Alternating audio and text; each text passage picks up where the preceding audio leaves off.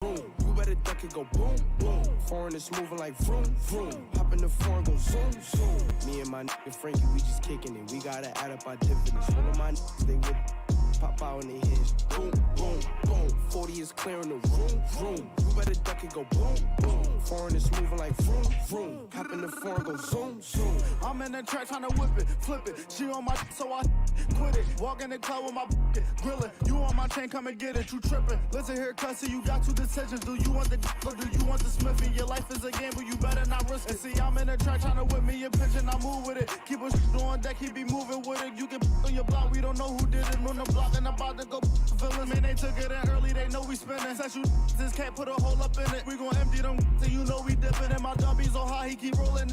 Gang. Me and my nigga Frankie, we just kicking it. We gotta add up our dividends. All of my they with pop out in their head. Boom, boom, boom. 40 is clearing the room, room. You better duck it, go boom, boom. Foreign is moving like vroom, vroom. Hop in the foreign, go zoom, zoom. Me and my nigga Frankie, we just kicking it. We gotta add up our dividends. All of my they with pop out in their head. Boom, boom, boom. 40 is clearing the room, room. You better duck it, go boom, boom. Foreign is moving like vroom, vroom. Hop in the foreign, go zoom, zoom.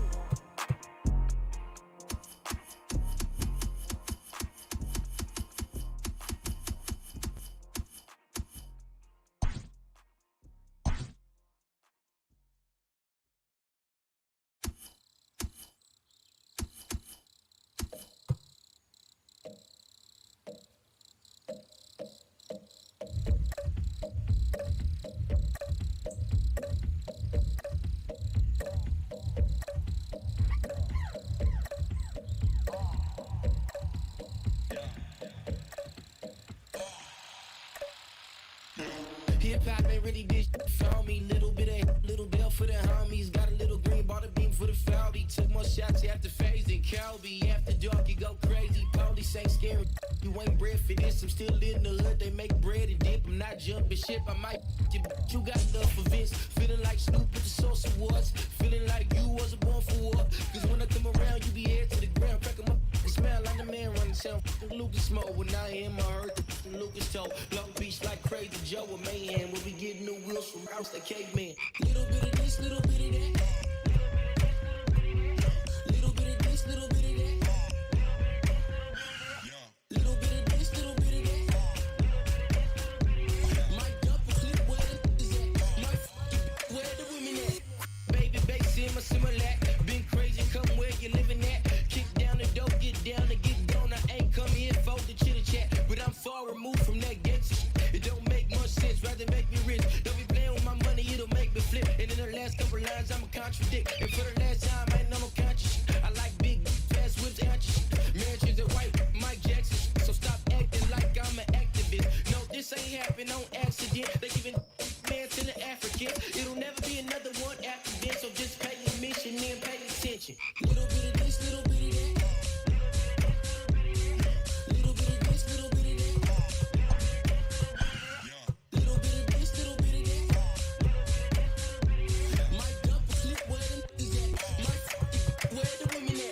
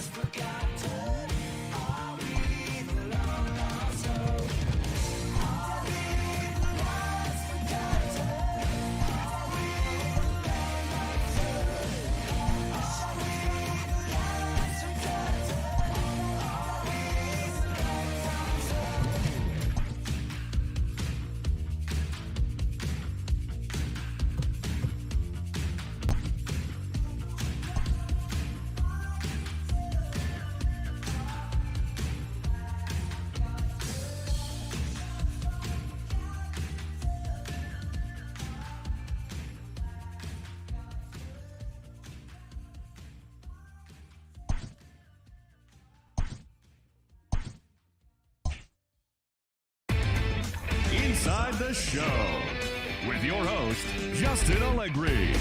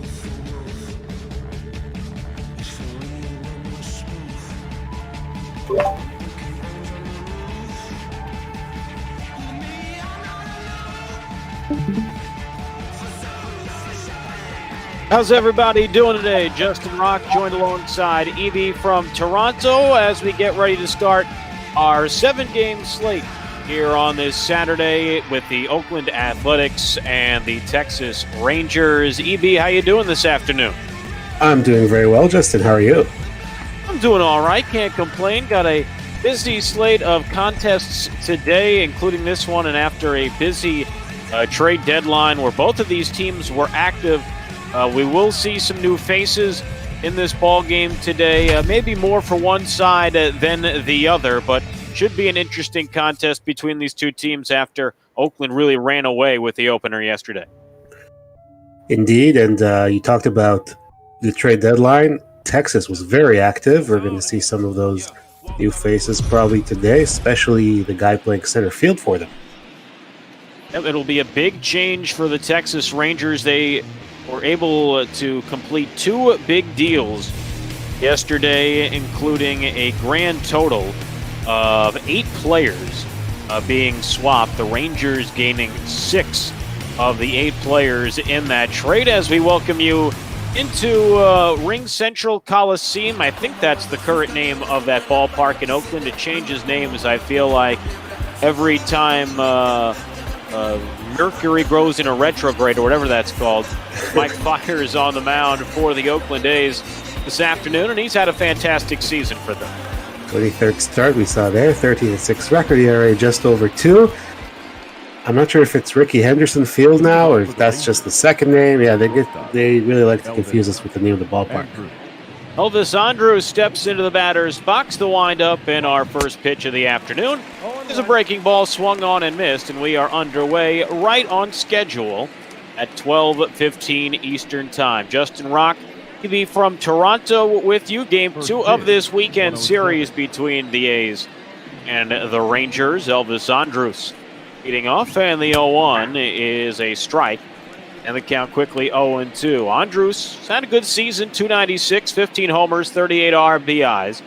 Drove in a run in the opener yesterday, which Oakland bruised to an 11-3 win thanks to a 7-run bottom half of the 5th inning. As the 0-2 pitch coming from Fiers. Swung on and missed, got him strike 3, and an ugly at-bat EV from Elvis Andrews to start us off. Yeah, 3 pitches, and he's out of there. Andrews, with all the moves they've made, he's the one guy who's been there the longest since 2009. He's the veteran on this team, but not a veteran at bat there. It was an ugly sequence as Danny Santana will step up. 234, 14 homers, 45 RBIs, and that one outside, ball 1. Santana last night 0 for 4 with 3 strikeouts in that ball game. Oakland led by Jesus Luzardo, who struck out 11 over 6 innings, as the 1-0 pitch from Fiers is fouled away. And it is 1-1. And the Rangers actually got a pretty good start last night. When you look at the numbers, EV, from Jordan Lyles, only give up 1 run over 4 innings, but it was the bullpen that turned that game from a tight contest into a laugher, as Santana takes outside for ball 2. Looks like a nice day out there at the Coliseum. I still like to call it the Coliseum. It's usually the easy answer for anything that happens in Oakland. The swing and a miss, the count now 2-2, as you see the umpires. Darryl Parker calling the balls and strikes today. The one constant is always Coliseum is in the name. But whatever the prefix is always seems to change every other year. As Santana can't hold up, and Allen will throw down at first to complete the strikeouts. So go away now in the first, and back-to-back strikeouts begin the day for Mike Fiers. Good start from there, and here's Joey Gallo, another possible strikeout victim. We have that command in the chat. You put in exclamation point Joey Gallo, and it's going to try to predict if he strikes out or hits a home run. Usually one of the two, and you see the lifetime numbers against Mike Fiers, 3 for 21. All 3 hits, as you would surmise. A home run as he falls behind 0-2. See if the Twitch bot is correct, and indeed it is, as Fiers strikes out the side in order. Here to start off our ball game. We're through a half in Oakland. Rangers nothing, and the A's coming to bat.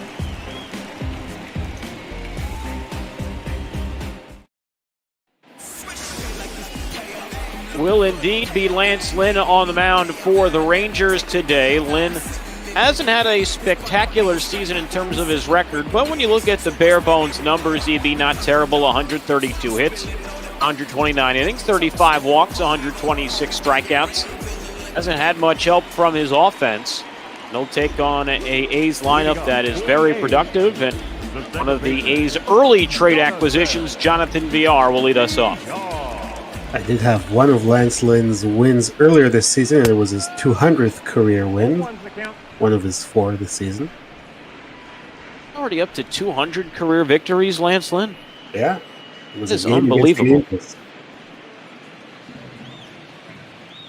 It is unbelievable. I didn't realize he's been around that long. Remember, he had a cup of coffee on the Yankees a couple years ago, as that's outside. And now 1-1 on VR. He was acquired by Oakland back on July the 14th from Miami. That was a 4-player deal, which the A's also got minor league closer Dylan Lee, chipping off Sheldon Noisy and Jorge Mateo to Miami, as VR takes a strike 1-2. You know what? I added 100 wins on his record. It was this 100th win that I did, not the 200th. Sorry about that. That makes a little more sense. Yeah. There's a strikeout. And there's the first out here in this ball game. So all 4 outs in this game and all 4 batters in this game have struck out. Welcome to 2020 baseball. As Marcus Semien digs in, he's been in a little bit of a slump. 5 for his last 24, although he did drive in a run with a double last night.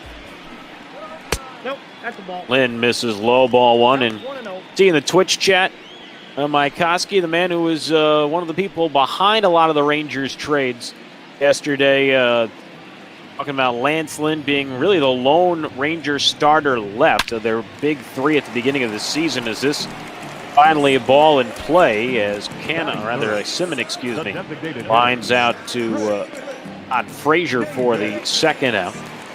But yeah, Mike Minor, Corey Kluber, both traded yesterday by the Rangers, and we'll delve a little bit into those deals when the Rangers come up to bat in the second inning. But it'll be very interesting to see how those trades work out. And there are definitely 2 trades, EB, that I bet Rangers fans weren't expecting at the beginning of the season as Chris Davis jumps ahead 2-0.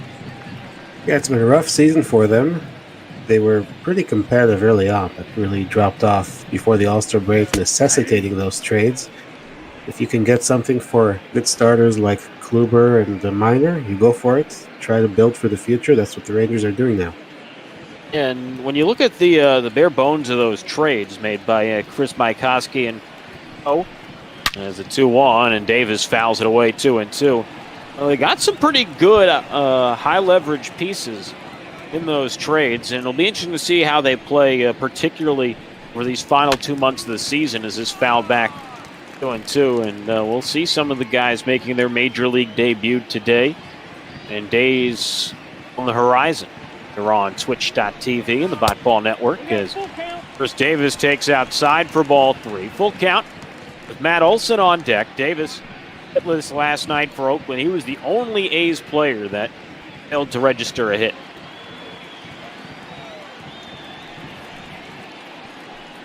A payoff pitch, and Davis fouls it back to stay alive. Davis leading the team, 30 homers, 65 RBIs. It's bounce back season for Chris after finally hitting below 247 last year. But he'll take strike 3 called. 97-mile-an-hour fastball to end the inning. 5 of the first 6 batters in this ball game have struck out. Lynn has 2 of those Ks. We're through 1, no score.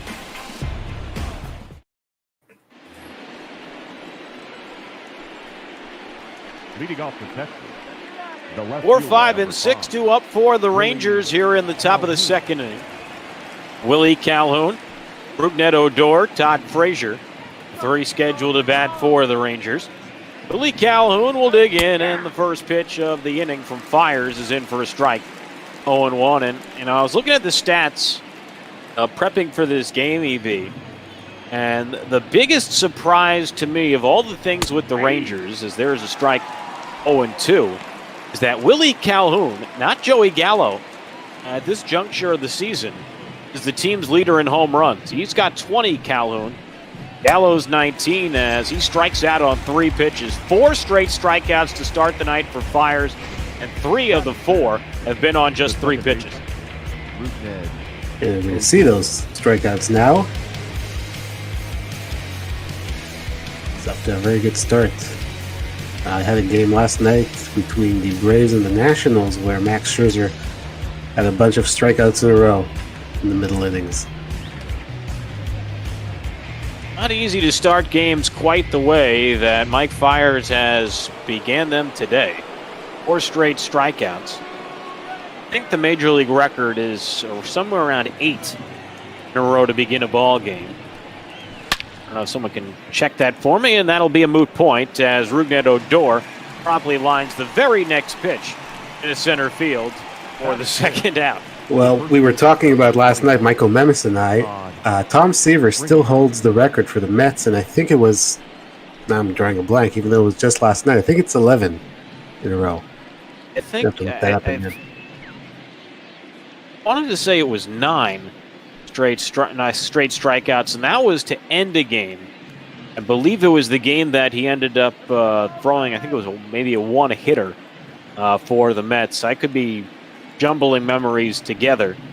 from stories I've been told by my mom and dad growing up, Outside, as that's the ball. Todd Frazier takes outside for ball one. Frazier, a fellow Jersey boy, League World Series guy. I feel like that's a rule of thumb for any Todd Frazier broadcast is the Little League World Series must be mentioned. I'm pretty sure that's Major League protocol.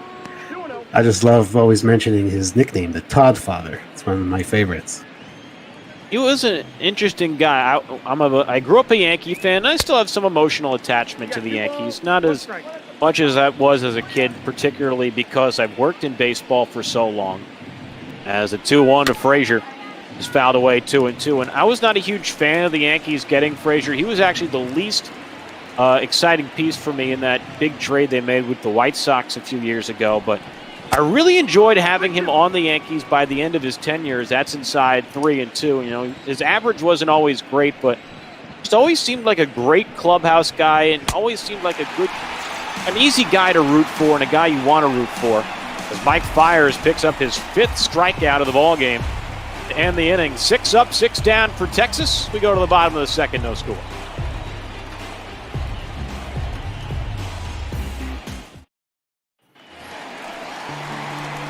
We're 5 and 6, 2 up for Oakland here in the bottom of the second inning. Rangers and A's scoreless in game 1 of our 7-game slate today. Wilson, Chapman, and Canna, the 3 scheduled to bat against Lance Lynn, who struck out 2 in the opening inning. And the first pitch to Olsen is outside for ball 1. I don't know if you got that impression, EB, but I really liked, just everything about Todd Frazier's demeanor and the way he plays the game. I really enjoyed that short time he was with the Yankees, as that one fouled away 1-1. Yeah, he seems like a leader in the clubhouse. Like you said, he won't hit for average. He can hit for power, but other players seem to take to him. So that's a good quality to have. What I remember from his stint with the Yankees, and I think I mentioned this in the chat in your broadcast the other day, is when Ryan Goins pulled a hidden ball trick on him with the Blue Jays. Yeah, I had totally forgotten about that. But I definitely believe that as this one fouled away. Yeah, 2-2 now on Matt Olson. Now, we were talking about the hidden ball trick, and Google had come out and spit out saying it was like last it happened in 2005 as Olson strikes out on the Heat. So now we've got count them up 10 outs in this ball game, and I do believe 8 of them, or 8 of the outs have been via strikeout. Yeah, 8 of the 10 outs have been strikeouts in this ball game. As Chapman takes outside for ball 1. It didn't seem right that it had been that long. And then you came straight in there into the chest, and I remember Ryan Goins going for it. Yeah, it was a game against the Yankees, obviously. Jacoby Ellsbury hit a rocket. There's another rocket. This one will drop in front of Willie Calhoun for a base hit. And the A's have the game's first base knock. Matt Chapman delivers it here in the second. Yeah, it was a rocket hit by Jacoby Ellsbury right to Jose Bautista, and then he threw the ball back to second. Ryan Goins pretended like he was throwing it back to the pitcher, but he was actually still in possession of the ball. Todd Frazier took a little step off the second base bag, and he tagged him out. See Stompy getting involved in the shenanigans here in Oakland as Mark Canna digs in. And he'll take low for ball 1.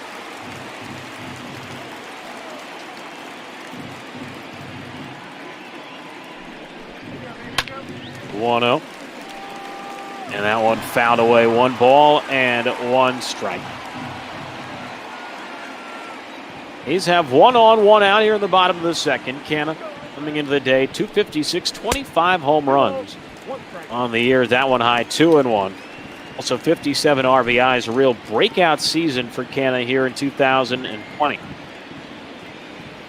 They used to refer to him as a platoon player, but he's shown that he can hit righties very well. Certainly, with the numbers he's put up, deserved to be in the lineup every day, and that's what Oakland has done. They have firmly placed themselves atop the American League West standings as Canna faces, but fouls off the pitch to stay alive. Remain 2 balls and 2 strikes.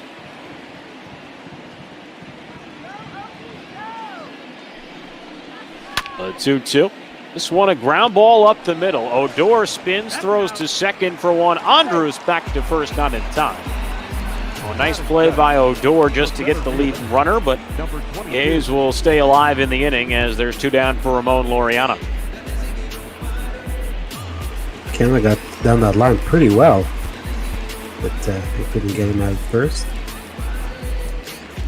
Bring up Laureano, a guy who really has burst on the scene for the Oakland A's. He was never viewed as a guy who could really hit all that well when he was an Astros prospect, as this gets past Lance Lynn, throwing on the run, Andrews, and they get Laureano by a step.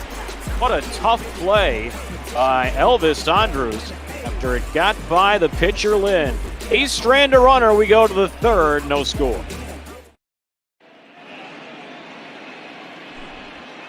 Eddie Watney welcoming us back here in the top of the third inning as you look at what the Oakland A's have done on the pitching mound throughout the course of the season with some of the best pitching numbers in the entire league, not just the American League, but all of Major League Baseball, as you see where they stand at this point in the campaign. And it's also a reminder that we are doing this all for charity. I'm not getting paid. EB isn't getting paid. Either are the people behind the scenes. And in lieu of us getting paid, we'd like you to donate to charity as Drew Waters digs in for his first Major League at-bat. And this was one of the trades we were talking about earlier as Waters takes outside ball one. Waters, one of the Braves' top farmhands, coming over in a deal with Tucker Davidson. Johan Camargo, who is also due up in the inning, as the 1-0 in for a strike, 1-1. Corey Kluber, who the Rangers made that big move to acquire from the Indians this offseason, going to Atlanta in that trade as Waters fouls it back 1-2. And Waters, a former high draft pick by Atlanta, second-round pick in 2017, as the 1-0 fouled away.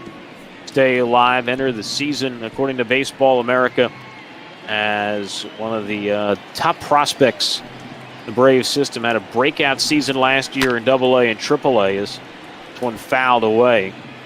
And the count stays 1 ball and 2 strikes. Waters was the number 2 prospect as of now in the Braves system. The 1-2 on the inside corner got him looking. 6 strikeouts already for Fiers to begin the day. As once again, just to finish up what we were talking about before with our charity of choice this week is Meals on Wheels, which supports more than 5,000 community-based programs across the country dedicated to addressing senior isolation and hunger. The network serves virtually every community in America and enables America's seniors to live nourished lives with independence and dignity. As Robinson Chirinos tries to hold up and does. Count 1-0, but EB, that was a huge trade that went down yesterday just before the deadline, 3:45. That's inside 2-0. And a big surprise, especially if you told someone at the beginning of the season that the Rangers were going to go and deal Corey Kluber at the deadline. Chirinos hits a high fly ball in a right, and Scotty will make the catch for the second out. Yeah, it was quite surprising. I think he's under control for another year. But obviously the Rangers weren't doing well this season, so if you can get something for the future, and Drew Waters is a pretty good pickup. I look forward to seeing what he can do in the majors. Obviously a tough assignment for his first game facing Mike Fiers. Especially considering the way Fiers has pitched this year. As another part of that trade, Johan Camargo will dig in as he swings and misses 0-1. Camargo spent some time in the majors earlier this season with Atlanta as he takes a strike.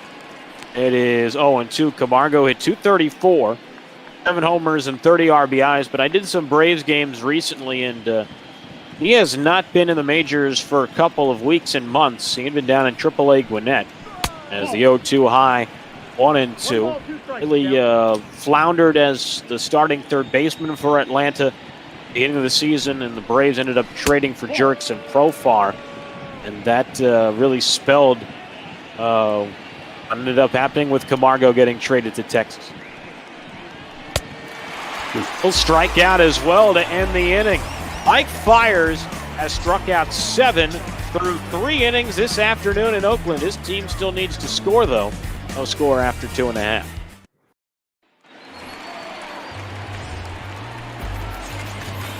Even Piscotti to lead off, but it sounded like you were about to say something before I cut you off to end the inning. Yeah, I was going to say that the numbers there that we saw for Camargo 234, probably the reason he ended up getting sent down, but he's going to have an opportunity in Texas to play every day at third base. This is a ground ball to short on the first pitch of the frame by Stephen Piscotti, and Elvis Andrews makes the casual toss across. So 1 away in the bottom of the third, and that'll bring up the A's catcher Austin Allen. Allen played in his 69th game of the season for the A's yesterday. 257, 8 homers, 27 RBIs. Homered and doubled yesterday with 2 RBIs. Is that outside 1-0? And EB, I was looking at the box score from last night. The bottom of the A's order really delivered in that game yesterday. They were about as volatile as any part of the order. Is that one low, ball 2? It's always important when the bottom of the order gets on base and drives and runs. Means you have a complete offense. And the A's certainly do up and down the lineup. It's a dangerous lineup now, especially with VR now at the top. There's a strike, 2-1 to Austin Allen. As Lance Lynn fires, and that fastball pumped by him. Count now 2-2. But when we're talking about the trades, is this one out in the air, third base side, but with the shift on, not a chance for Camargo to get there. So it's 2-2. The Rangers, we mentioned the deal they made yesterday that acquired Waters, Camargo, also Tucker Davidson, who I believe will be in the rotation. EB, you can correct me if I'm wrong. Same for Chris in the Twitch chat. Just fouled away. He's 3-2, but I believe Tucker Davidson, the lefty, they got in that deal from Atlanta, will stay in the Major League rotation to fill one of the missing rotation spots as Allen walks with 1 out here in the 3rd inning. Yeah, Davidson is going to be in one of those spots. Should be making his debut in a few days.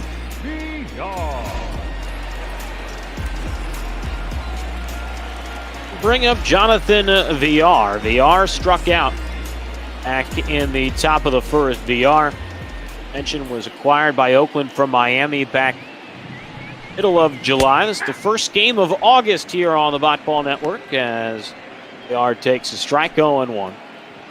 It called one of his last games for Miami, which, ironically enough, was in Oakland against the A's, as that one high and inside. And the count 1-1. They must have liked what they saw. They went and acquired him after that game. That one low. 2 balls and 1 strike, and he's an interesting guy, VR. He's developed more power as he's grown older. As there's the strike, 2-2. You know, you look at his numbers when he first came up with Houston, and I believe also Milwaukee, and the numbers were more like a slap hitter. But this year he was leading, I think, the Marlins in home runs at the time of the trade, as the catch made out and left by Calhoun, 2 away. That'll bring up the shortstop Marcus Semien. But that addition of power has to be one of the big reasons also that made him attractive to Oakland. Yeah, he can hit for power. He can run the bases. He hit for the cycle last year while he was with the Baltimore Orioles or against the Yankees. So he can do a lot of things on the base paths. Mentioning the Yankees, as there's a strike going on. You saw Chris Maikoski in the Twist chat saying that the 2 pitcher additions go in the rotation to replace Minor and Kluber, and we only mentioned Kluber getting moved. We haven't mentioned the other deal, as this a line drive to left for a base hit. Calhoun will fire into third base, so Semien pitches with a 2-out single. And the A's now have 2 on, 2 out, and that'll bring up Chris Davis. But the Rangers also trade. This was before the Kluber deal. This was closer to about 2 o'clock yesterday afternoon. As there's a strike 0-1. But Mike Minor was traded by the Rangers to the Yankees in exchange for Albert Abreu, who the Yankees had got from Houston in the Brian McCann deal a few years ago. Is that high 1-1. Mike Ford, who is on the bench for the Rangers tonight, active and available in this ball game. And the minor league infielder Hoy Jun Park is that high and away 2-1. Abreu will also be in the rotation. He'll make his major league debut rather soon for Texas. Ford has major league experience each of the last 2 years. That was also an interesting deal and a really big pickup for the Yankees to add to their rotation. That's one of their biggest weak spots. Yeah, Minor's a good addition. I think he was having a pretty solid year in Texas before the trade. And looking again there. Robinson Chirinos in no hurry. I guess had a little bit too much of the pregame spread in the visiting locker room. Was a little lethargic coming out from behind the plate to field that baseball. I don't know if he and Lance Lynn couldn't get on the same page as who was going to field it, but I guess that goes down as an infield single. That was gross. Yeah, it looks like they had a miscommunication. Somebody has to make that play. Olsen takes a strike. Feel bad for Lance Lynn there. Any runs come across in this inning. Those will be earned runs on what was just like that kid too lazy to get out of bed as the 0-1 line foul. And quickly ahead 0-2.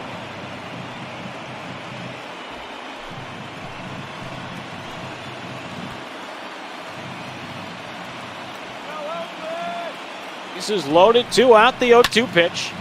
And Olsen fouls it away, stays alive. Shout out to Beardy Buddha, also in the Twitch chat here early on a Saturday afternoon. Sean getting back to work, but we thank you for popping in as well. The 0-2 pitch, high 1-2. Beardy was on the late night call yesterday, which started after dark, the Twins and the Astros. This one in a dirt, good block, throw down to third, and Allen will get back in time.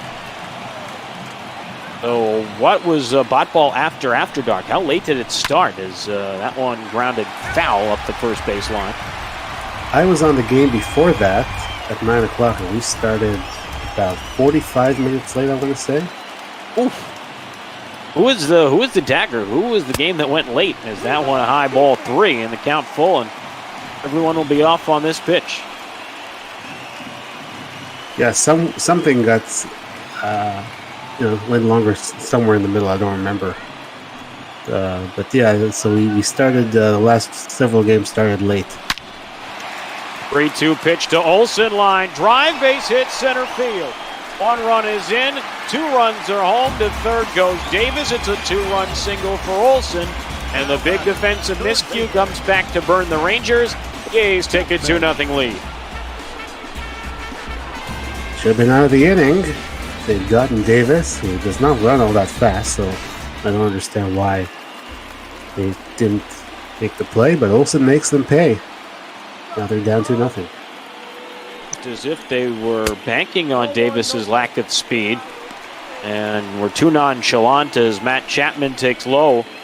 Ball 1. Lance Lynn already at 57 pitches here in this bottom of the third inning. Lynn and just 28 through 2, so this will be the 30th pitch of the inning for him as Chapman fouls it off 1-1.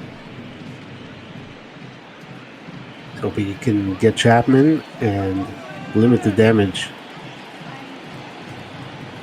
Davis at third, Olsen at first as Lynn misses low. 2 balls and 1 strike. He's in the inning. 2 runs on 3 hits. All 3 of those hits have come with 2 out. 2-1. I'm going to miss 2-2.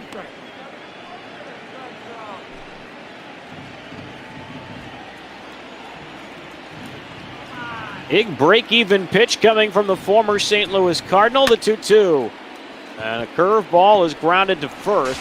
Underhand flip to Lynn, and he's able to pirouette step on the bag and end the inning. But not before the Rangers seed 2 runs in the inning on 3 hits, no errors, and 2 men left after 3. A's lead it 2-0.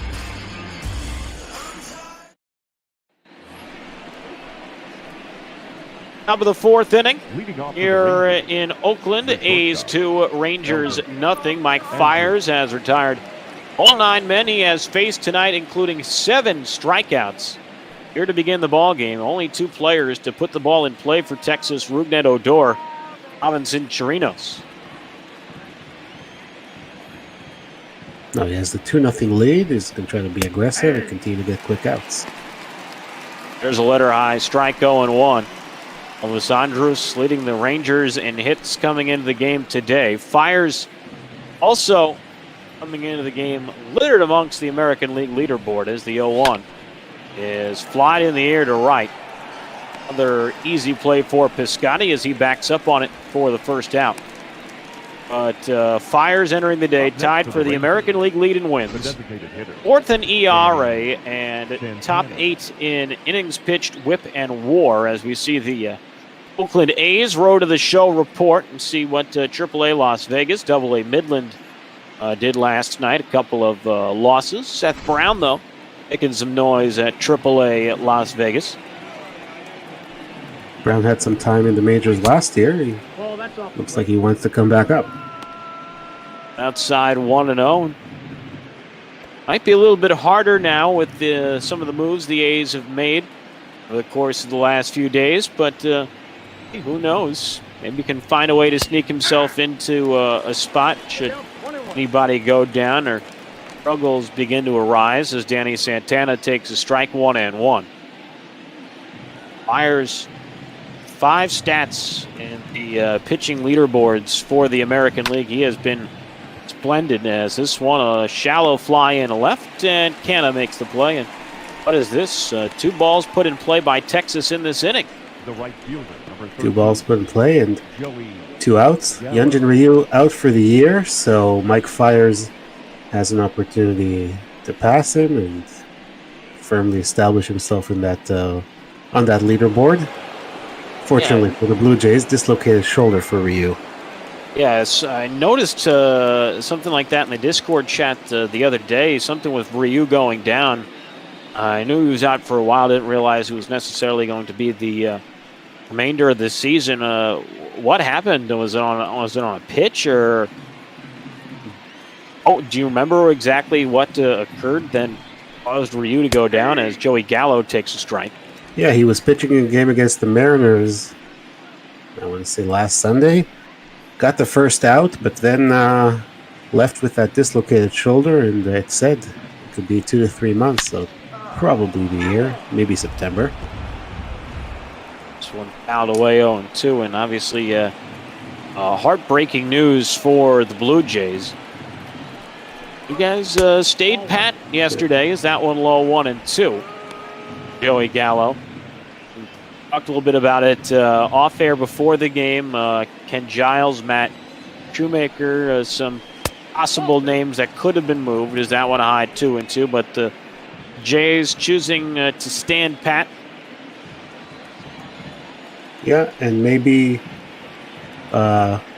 looking at some of the minor leaguers that we have to see who can contribute this year in the majors. For now, it's going to be Trent Thornton taking the spot of Hyunjin Ryu in the rotation. We'll see how he does.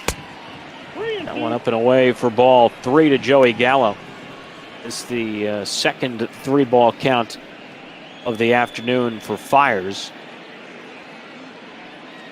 We were talking it's been a rough year for Buffalo, so there's not a lot down there that can contribute in the majors right away.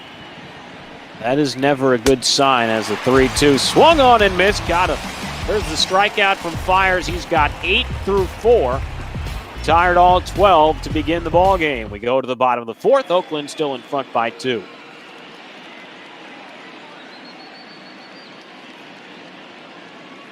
Eddie Watney has the mic cord cut as it'll be just me and Evie. Justin Rock, Evie from Toronto with you here on this Saturday afternoon. Game 1 of 7 here on the Bot Ball Network. Got a Busy slate of games coming up. It'll be the White Sox and the Indians coming up after us. It'll be Alice Keuchel and Shane Bieber. Doug Opie, Mr. 3, on the call for that one. Rays and Reds will be at 3:45. Eddie McCarthy, Tim Moore on the call. Charlie Morton against Luis Castillo. That'll be a good one. Interleague contest as Mark Canna takes outside 1-0. At 5:30, Cubs and Brewers. Brandon Woodruff against Hugh Darvish is that one low 2-0. Hines A.S. and J.D. Gregory will have the play-by-play for that one as the 2-0. The ground ball to short. Andrews charge and a throw to first in time for the first out.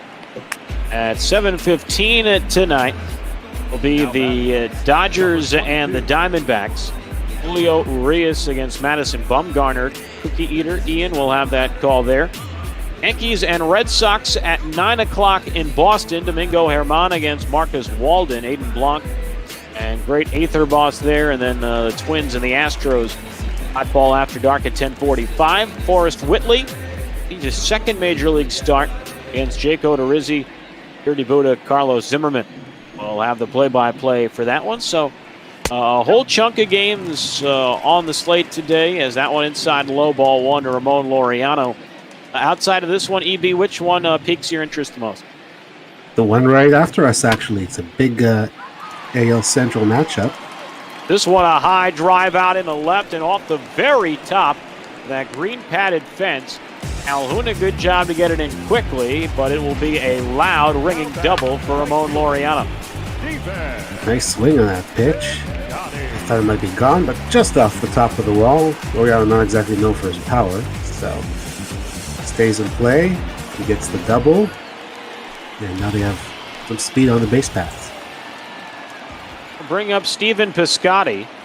0 for 1, grounded out to short his first time as this is a ground ball foul. It is 0-1, and yeah, great point to be that White Sox-Indians game coming up next. Those two teams in the middle of the wild card hunt in the American League. The Indians a 2-game lead over the White Sox for the top AL wild card spot. Is that inside 1-1? Indians a 1.5 back of Minnesota in the Central. White Sox 3.5 back, and it'd be looks like the White Sox have been a little bit of a slump lately. They had been neck and neck with the Twins for the longest time, but now they're the third team in that race. As Piscotty takes a close pitch for a ball 2-1. Yeah, I think they've sort of had a streaky couple of weeks when they win a few, then they lose a few, but the Twins have actually struggled a little bit in recent days. They lost last night, that game I was talking about, against the Astros, and they lost the day before, or on Wednesday actually, 17-7 to the Dodgers. 17-7, I guess it was the Vikings and the Rams as opposed to the Dodgers and the Twins. As the count now full on Piscotty. Man at second, one out. Is a 2-0 lead. And Piscotty pops it up into shallow center. Rookie Waters coming on to make the catch, and there's 2 down. I believe the first putout of Waters' Major League career.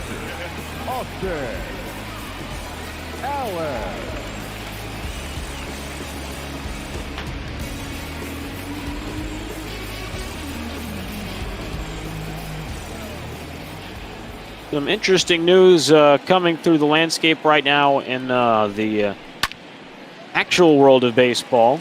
As this one, a deep drive in his center for Austin Allen, and the play made by Waters to retire the side. So side retired here in the 4th. We go to the 5th inning in Oakland, 2-0 ace.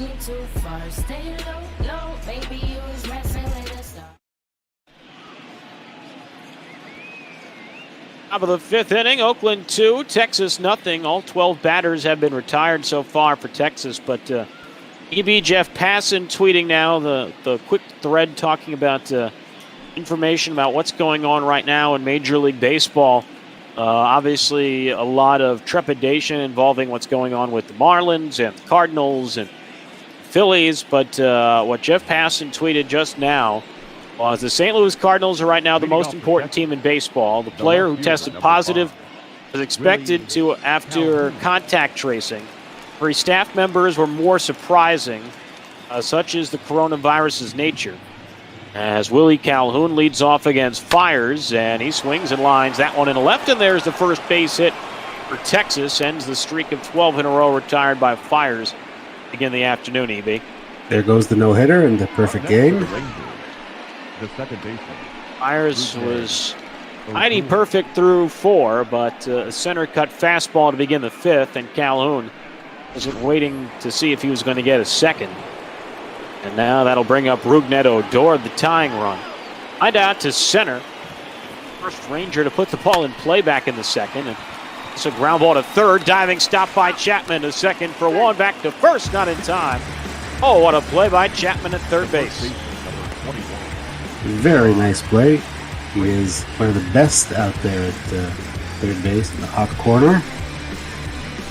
Odor running down the line, so they couldn't get him there, but excellent play. 1 on, 1 out for Todd Frazier. But Passan added that the Cardinals doubleheader against Milwaukee is almost certain to be canceled tomorrow. The positives from Friday came via rapid tests. Once the more sensitive saliva tests from the results, games would be called as Frazier fouls it back 0-1. Passan added that the Cardinals are simply hoping the spread is contained.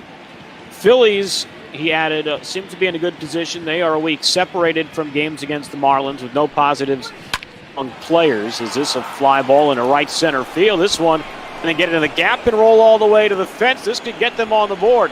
Rounding third, heading home Odor. The relay by VR will be bluffed. It's an RBI double for Todd Frazier. There goes the shutout.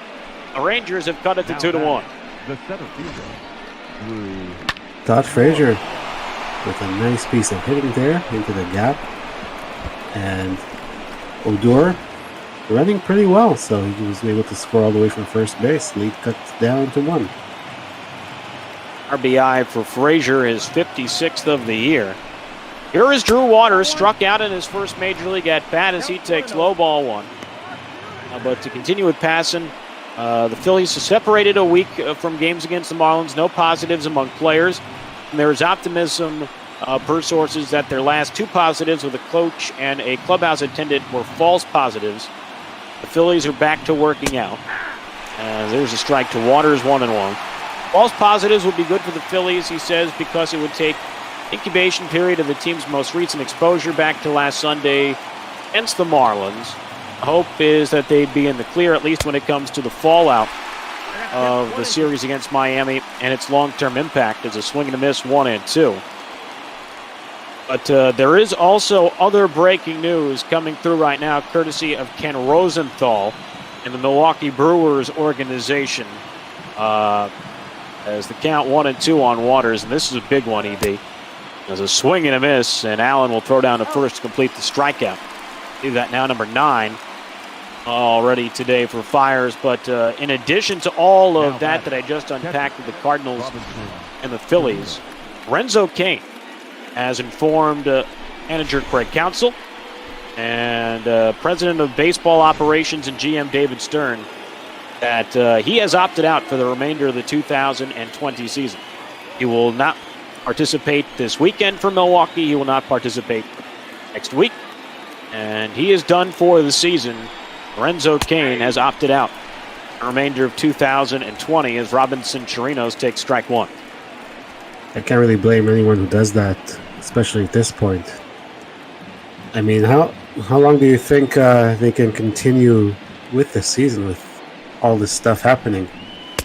I think it's going to depend a lot on what happens with the Cardinals, as that's outside 1-1 at Chirinos. And today and tomorrow are going to be huge for Major League Baseball. And if the cases continue to rise and if anything else pops up elsewhere as Chirinos takes strike 2, I don't know how many more games they're going to be able to get in. And I was joking with my dad last night. The Yankees played their home opener last night against the Red Sox as Chirinos strikes out in the inning. Rangers get on the board, though, thanks to an RBI double by Todd Frazier. Perfect game and shutout are gone, but Mike Fiers still has double-digit strikeouts and a 2-1 lead.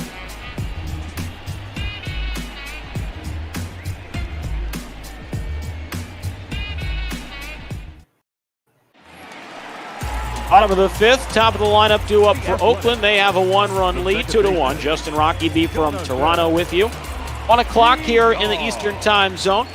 On the first day of August 2020 is that one a high ball one. But EB, Dad and I were joking last night. The Yankees had their home opener yesterday against the Red Sox. And if things got worse with the coronavirus in Major League Baseball over the weekend, they could have their home finale on Sunday. That one's inside 2-1. I caught a bit of that game. It looks so strange to see Yankee Stadium empty and those seats behind home plate covered. And, I'm surprised that they haven't done anything with the Twins yet, because that's where the Cardinals played before news came out of this positive test that they had. Yeah, that was a big question yesterday. What was going to happen with the Twins, because they were the team that played the Cardinals most recently. And that's another story to watch. Is this a line drive from VR? And it'll stay fair on the left field line, hooking into the corner. Quickly firing it back in is Calhoun, but VR will scoot in a second with a leadoff double. 23rd double of the year. Went the other way there, batting left-handed. We see some action in the bullpen. A couple of long men for Texas getting loose. Marcus Semien will dig in. Semien singled and scored for Oakland back in the third. And, now with Lorenzo Cain opting out, I'm very curious as to what will happen going forward. And if any other guys begin to opt out starting as soon as this afternoon, that news has become official. As Semien fouls it away 0-1. Now, Cain is a pretty big name, but maybe not the biggest name out there. I'm thinking if one of the big stars, like, Trout, who's on paternity leave now, right, or Yelich, or whoever it is, says, I don't want to continue, what they would do in that case. Now 1-1 on Semien. This one popped in the air.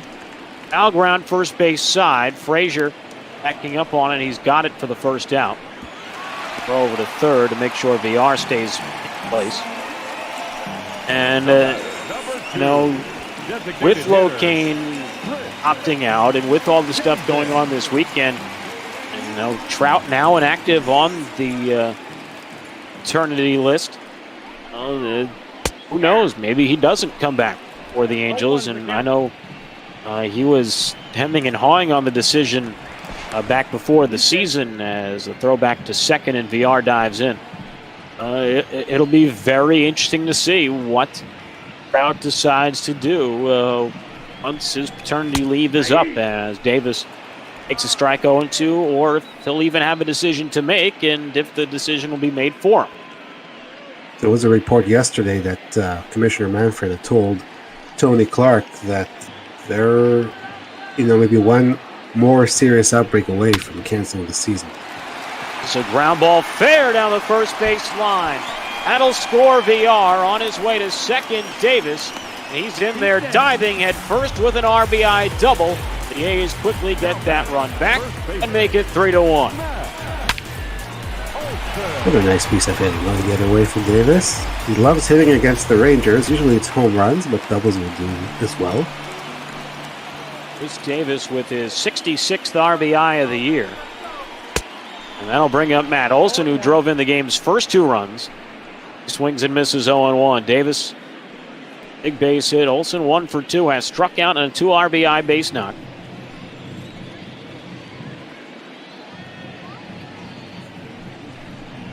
And the 0-1. This is down and away. It is 1 ball and 1 strike, and the next few days will be big. And as you mentioned, what Manfred said to Tony Clark in the Players Association yesterday in regards to the fate of the season. That's when fouled away 1 and 2. I thought it was interesting. There was a line in there saying, the players need to get their, basically their act together. And, guys, certain players need to start taking things more seriously. Olson fouls another one away, 1 and 2, or the season could be canceled. But I found it interesting because even though he said that, as Allen Lowe 2-2, have to change or the season could be canceled.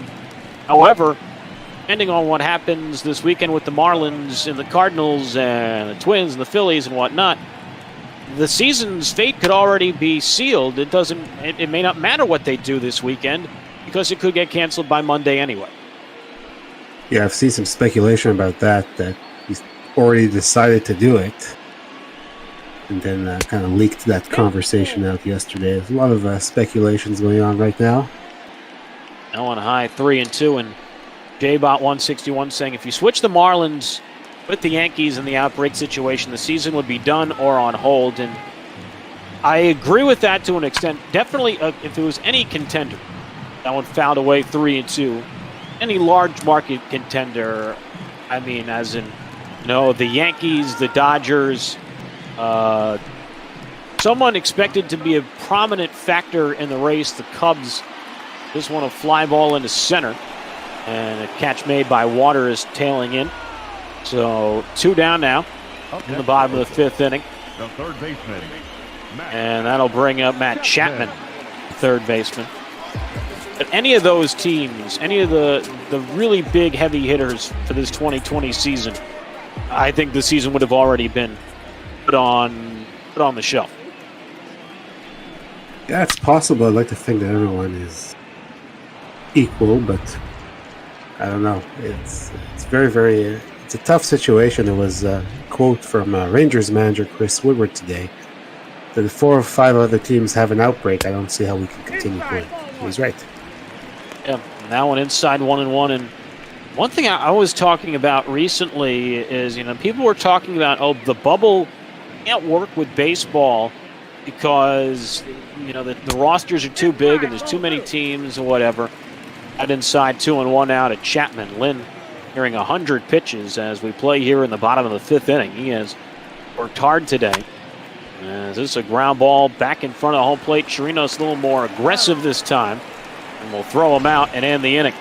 But not before the A's add an insurance run on a Chris Davis RBI double. After 5 in Oakland, A's 3, Rangers 1.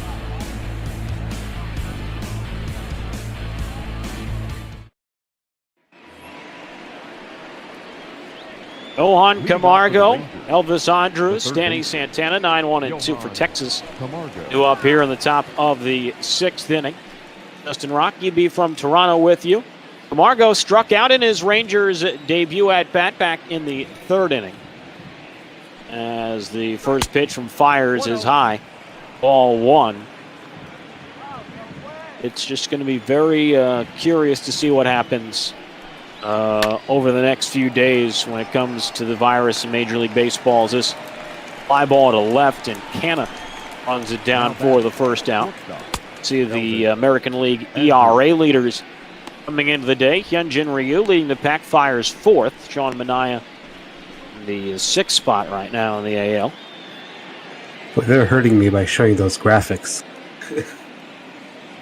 Hyunjin Ryu, as EB mentioned earlier, out for the remainder of the season with a dislocated shoulder, or likely out for the remainder of the season, as Andrus takes outside ball 1. As the righty swings and misses 1-1. Had a trivia question in the chat via the Big Guy 73. As the 1-1 inside 2-1. Question was, name the top 10 home run hitters to play for 2 or more teams in the American League. Never played for a team in the National League. The tough one is there's a strike 2-2. I always like to think about the 2 teams playing. We have Oakland, Texas. Alex Rodriguez has to be one of them.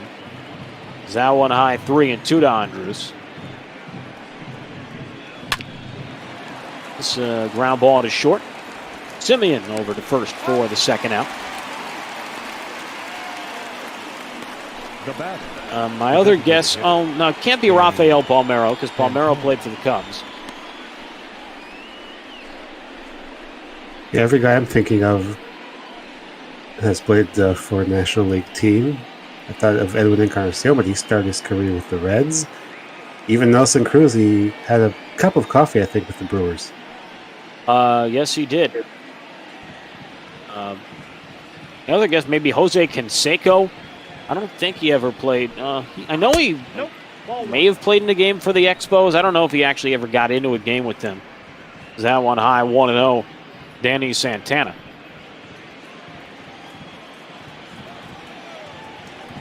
Jimmy Fox, I think, is another possible answer. Played for the A's and the Red Sox. Is that one out of play, 1-1? Yeah, you got it. Aaron Canseco. Good job. Oda Fox. I guess Fox was in the NL at some point. Is this one fouled away, 1-2?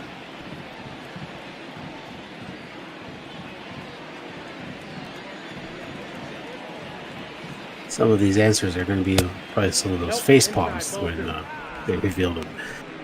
One inside, 2-2. Maybe Juan Gonzalez. I don't know where he ranks on the home run list, but I'm fairly certain he only played for American League teams: the Rangers, Indians, the Tigers. 2-2.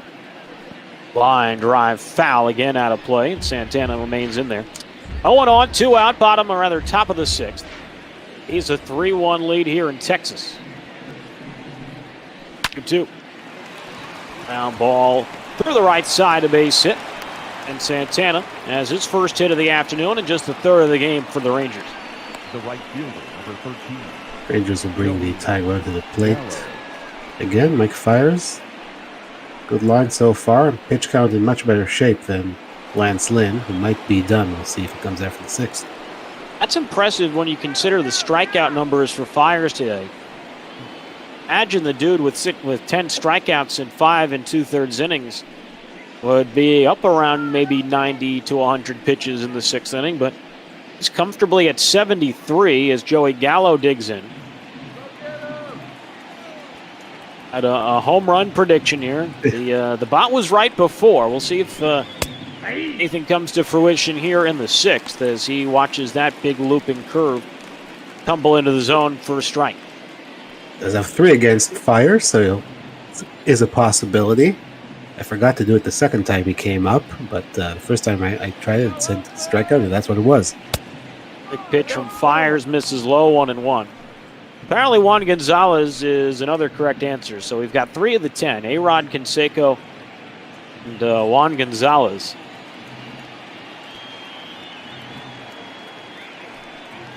One pitch out, and Odorizzi Santana stays put at first. Interesting move there by Allen and Fiers. 2-run game here in the 6th. Wonder if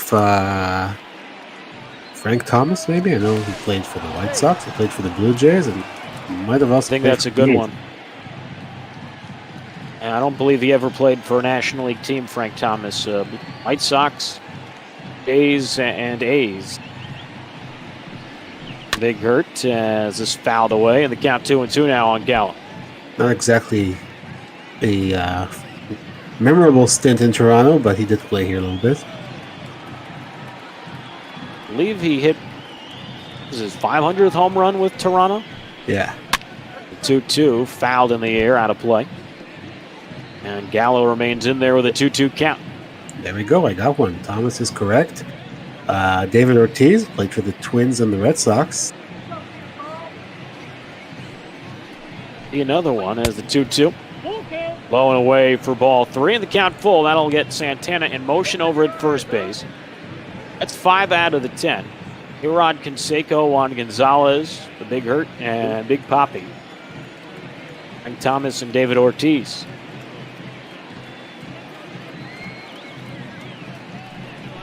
Payoff pitch from Fiers, and Gallo banks that a play.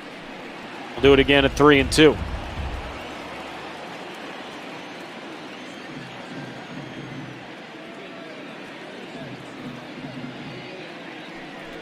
Payoff pitch. Gallo spoils another to stay alive. Good at bat from Joey Gallo. Just as I said, the pitch count was in good shape for Fiers. Joey Gallo putting up a good bat here. The 9th pitch. Fiers to Gallo, the 3-2 offering, and we'll go 10.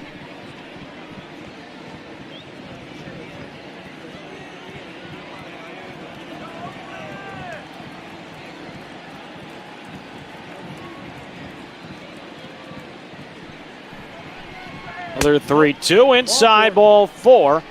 Here's the first walk issued by Fiers this afternoon. You see Fiers had to work much harder in this inning than any other he's had. 24 pitches here in the 6th inning. His previous high in a frame coming into this inning had been 14. So the balk was wrong. Not a home run, not a strikeout, a walk. The third true outcome for Gallo.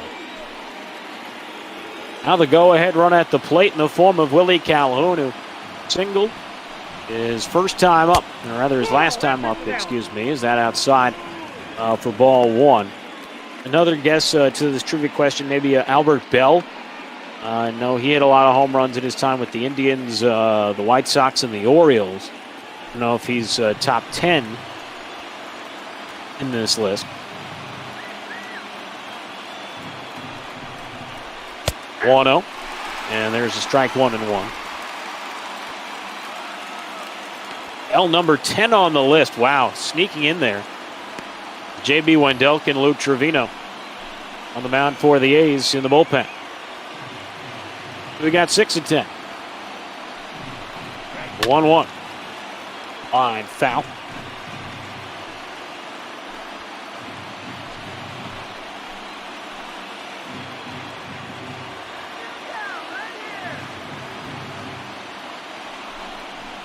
One-two pitch, inside ball 2, and Fiers are nearing 90 pitches as we play here in the 6th inning.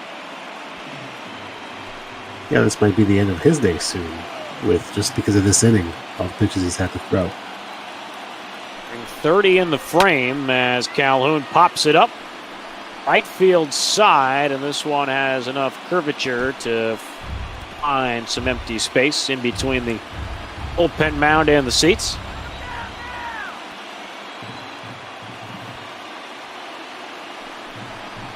Two. Other pop-up. Foul behind home plate, and this one, Souvenir, and Austin Allen didn't even bother getting out of his crouch. I liked in the previous pitch that Piscotty ran towards that bullpen area after the ball had already gone into the seats. And argue the hustle as this one low, blocked by Allen, ball 3. That was the 31st pitch of the inning for Mike Fiers. Came in with 59. Will be his 91st of the ball game. Hunters go 3-2. And this little tapper right side. Fiers on the run, throws to Olsen, and the side is retired. Oakland hits out of dodge. Fiers throws a lot of pitches, but these 2 aboard. We go to the bottom of the 6th, 3-1 A's.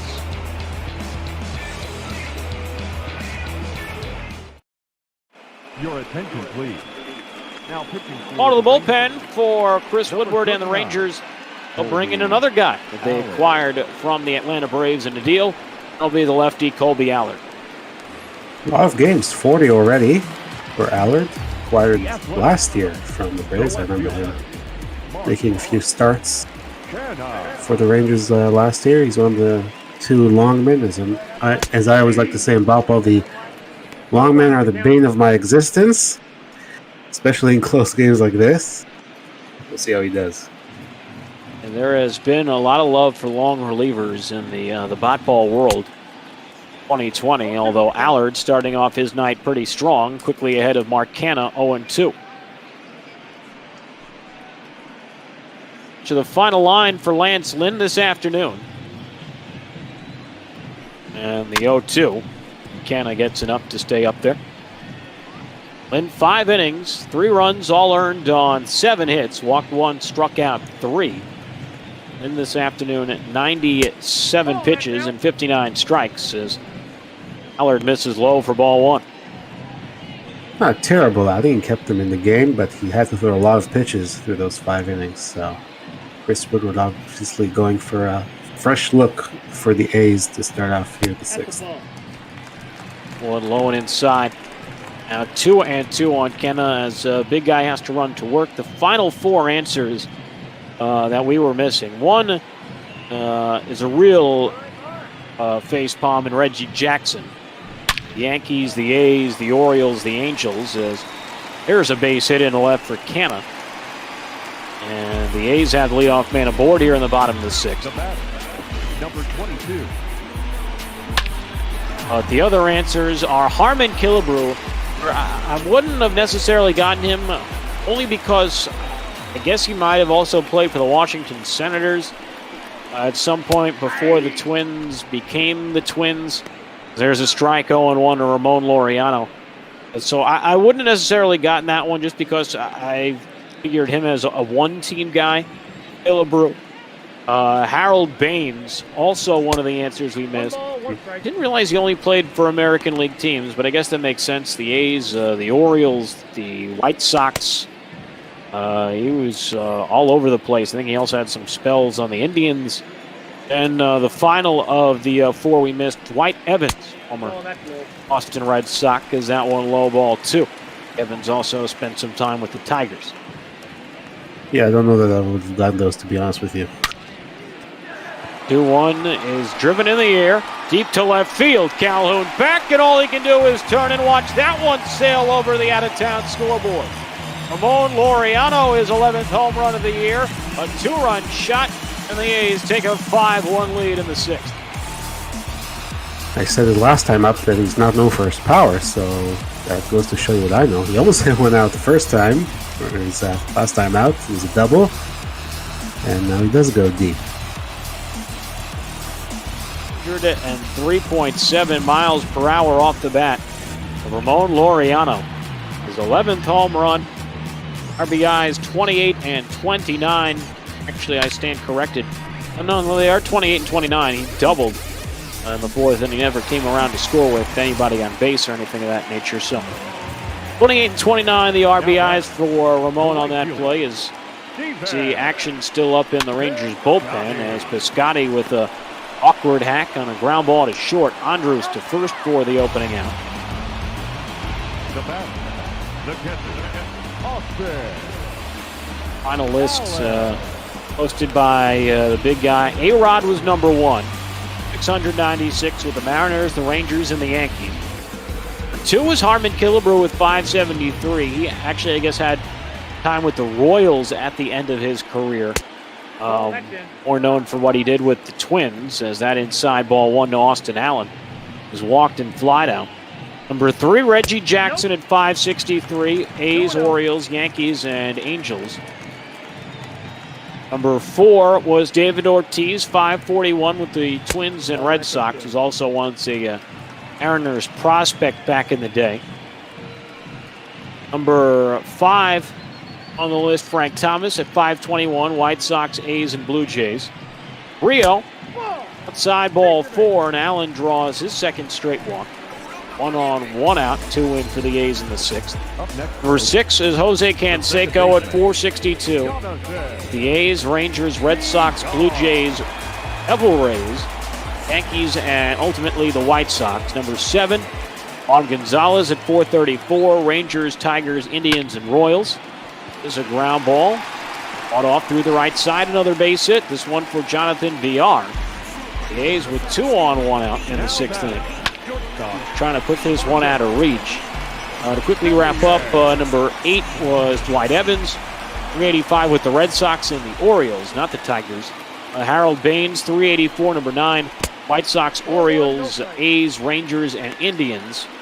That one low, 1-0 to Marcus Semien, and Albert Bell at number 10. 381 lifetime home runs with the Indians, White Sox, and Orioles. A lot of teams for Canseco there on the list. He did play here in Toronto 1 year. I think it was 98, if I want to say. But he's probably most remembered for what he did against Toronto in the playoffs. That monster home run, fifth deck at Skydome. It was off of Mike Flanagan, I believe. Speaking of former Orioles, is this one fouled away? It is 2 balls and 1 strike. Canseco, towards the end of his career, bounced around quite a bit as that one high 3-1. Many people forget this. He was actually on the Yankees when they won the 2000 World Series against the Mets. It was a late waiver trade deadline addition for the Yankees that year. As that one outside ball 4, and Simeon walks, and now the bases are loaded as Colby Allard has poured plenty of gasoline on the embers here in Oakland. Chris Davis will have a chance to light the match, set it all ablaze. He's 2 for 3 with a double and a single. And Canseco was briefly on the Yankees in 2000. Part of that World Series team. The Yankees have a ton of those guys that just like random Major League veterans, Hall of Famers, just really, really good players, former All-Stars that just somehow end up on the Yankees by the end of their career. I think I saw a video, I think John Boy did a video of Canseco's short time with the Yankees, and I want to say that he was a waiver claim, and they tried to stop another team from claiming him, and that's how he ended up on the Yankees. I do believe that is correct. As a swing and a miss. Strike 3, huge strikeout for Colby Allard. That's his first of the night. And bases will remain loaded for Matt Olson. There's a 2-run single to his name. Yeah, people forget this because the Yankees were so dominant, winning their third of 3 titles in a row that year in their 4th in 5 years. The Yankees in 2000 were not a juggernaut as this fouled away. Had to make a trade for David Justice to really give themselves a chance. That 2000 Yankee team only won 89 games and really had to claw to get themselves into the postseason. That one high, 1-1, set the scene for you. Simeon at first, VR at second, Allen at third. 2 runs in for Oakland here in the bottom of the 6th already. 1-1. One inside, 2-1. Yankees finished that season 87-74. 2000. Only 2.5 games ahead of the Red Sox in the American League East.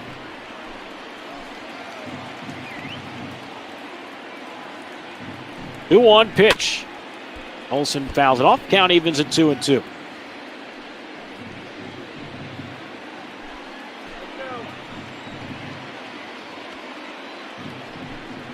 Break even from Allard, and Olson pops it in the air to shallow right. Coming on is Gallo.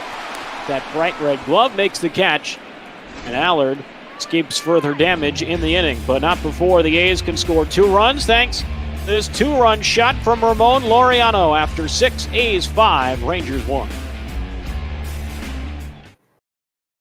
Ladies and gentlemen, your attention please. Interesting decision here for Oakland. It's Chris Bassett, who picked up the save last night after throwing 3 innings of relief. Come on and pitch again today in relief of Mike Fiers, who had struck out 10 batters through 6 innings. And really outside of that rocky inning in the 6th, that pitched great, as the first pitch from Bassett is low for ball 1. Now the long man coming out of the bullpen, both sides using the long reliever.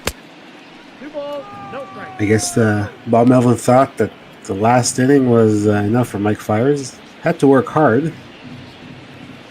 I find it interesting you go to Bassett. He's the only reliever you used yesterday. There's a strike 2-1. Why use a guy that you worked hard the night before with 3 innings and run him back out there the very next day? That's Bob Melvin bet the Rangers on the money line. Somewhere before the ball game. Still a fairly close game, too, so you think he might want to go to one of the higher leverage relievers, 4-run lead, but... Especially in the 7th inning or later. Yeah. There's strike 3 called. Odor down looking. Bassett battles back from 3-1 to strike out the first man he faces today. Now batting, the first baseman, Todd.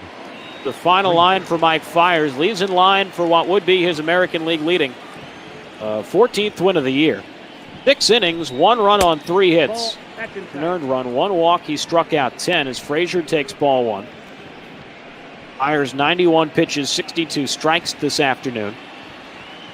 Frazier doubled home the Rangers' only run back in the 5th, and he'll take strike 1. Down even. Pretty good day for Fiers, as you said, in line to take over the lead in wins in the American League. 1-1 pitch is skied out to right. Much air underneath it as Piscotti makes the play under the right California sun. Up next for the Rangers. Now here is the center fielder, Drew Waters, making his major league debut today. Waters acquired as a part of that deal from the Rangers yesterday afternoon. The deal had sent Corey Kluber to Atlanta.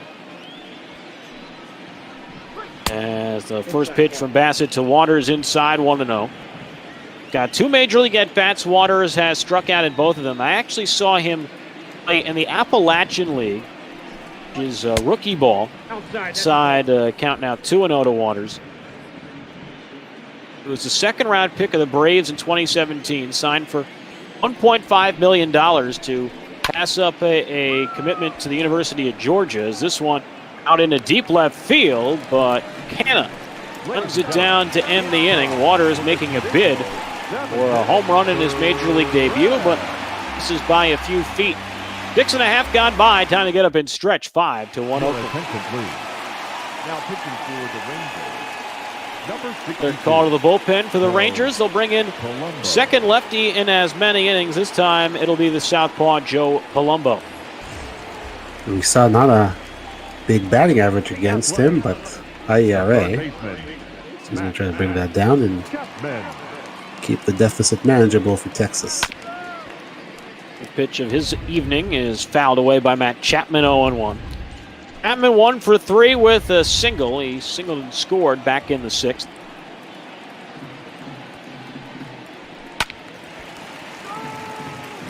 Out of the way, 0-2. Actually, excuse me. Chapman grounded out to the catcher's last time up in the 5th. Singled his first time up back in the 2nd. 0-2 pitch. Out of the way, remains 0-2. Palumbo, a New York boy, went to St. John the Baptist High School in West Islip, which is out in Long Island. And the Rangers took a flyer on him. He was a 30th round pick in 2013 out of high school, as he strikes out Chapman on 4 pitches to begin his day. And a guy that rose through the Rangers system, always had a lively fastball. Command has been a big issue for him throughout his career. We saw that in the numbers throughout the course of the season. He was the guy that lit up for the Rangers last night and turned what was a 2-1 Texas lead into a 8-2 Oakland advantage as Canada takes a strike 0-1. Palumbo yesterday took the loss. Texas EB gave up 5 runs on 4 hits and a walk in 2/3 of an inning. He struggled so far in the majors, but like you said, does have the stuff, so they're going to continue to give him opportunities and hope that he figures it out, because this is the kind of arm you want to have on your major league team. The 0-2 from Palumbo. High ball 1. On a line for Colby Allard this afternoon. Southpaw comes on, gives up 2 runs on 3 hits in an inning. Walk 2, struck out 1. Allard, 29 pitches and 15 strikes. Another guy the Rangers running out there after throwing yesterday as Palumbo strikes Canna out looking. Back-to-back punch-outs begin the night for the Southpaw. Number 22. Good start for him, and even with Allard, it looks like Canada didn't like that call, but I think a lot of the plates. Even with Allard, I mean, he loaded the bases, he gave up 2 runs, and to this guy, Ramon Laureano, but other than that, I mean, he got out of what could have been major damage. So Texas is still in this game. They still have 6 outs to play with. Laureano, now that pitch off 0-1. Laureano doubled and homered tonight. 2-run shot his last time up as this fouled away 0-2, but Allard, rough outing after yesterday. He came in after Palumbo and didn't do all too good either. Pitched an inning and a third, gave up 2 runs on 4 hits. So this Woodward is really wearing out those 2 lefties in Palumbo and Allard. See if Jesse Chavez is the next guy to come out and pitch the 8th. The love for the long reliever. Strikes again. On low 1-2. I don't get that. I don't understand why the usage of the long reliever has become so prominent in the game. Is this a line drive base hit Oriano now a triple shy of the cycle.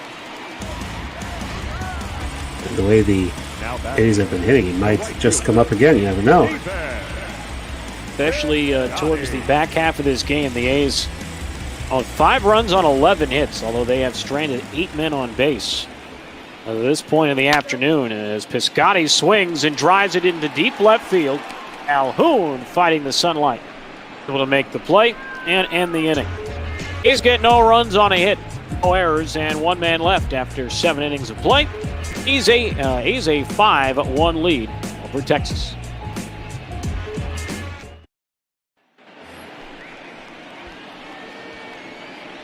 Leading off for Texas, the catcher, Robinson Chirinos, Johan Camargo, Elvis Andrus. 9-1 due up for Texas here in the top of the 8th inning. Chris Bassett on for his 5th inning already in this series. He takes low, ball 1. As I don't know if you remember the name Scott Proctor, EB. We're getting a lot of the Scott Proctor effect with these bullpen arms, it feels like, as the ground ball to short and Chirinos grounds out for the opening out of the 8th inning. The name is familiar. Is he the guy who gave up the walk-off home run to Evan Longoria last day of 2011? He is, and before that tenure with the Yankees, he was on the Yankees back when Joe Torre was the manager. That was Joe Girardi as the skipper in 2011 when he gave up that homer to Longoria in Game 162. As Camargo digs in 0 for 2 with a strikeout and fly out. He takes low, outside ball 1. But Proctor, in his first run with the Yankees, it seemed like Joe Torre got him up in the bullpen every single game, sometimes multiple times in a game, as there's a line drive base hit for Camargo, and there's the first base hit in his Texas Rangers career. I wonder if he wants the baseball back here. Not his first major league hit, but his first hit with a new team. Mookie Betts, when he got his first hit with the Dodgers, wanted the baseball back. And to answer 671 Sports question in the Twitch chat, I'm talking about last night's game in which Palumbo and Allard pitched as Andrus flies out to right. First offering from Bassett. 2 away now here in the top half of the 8th inning. Designated hitter, Danny Santana. Lost my train of thought there for a second. Forgot what I was...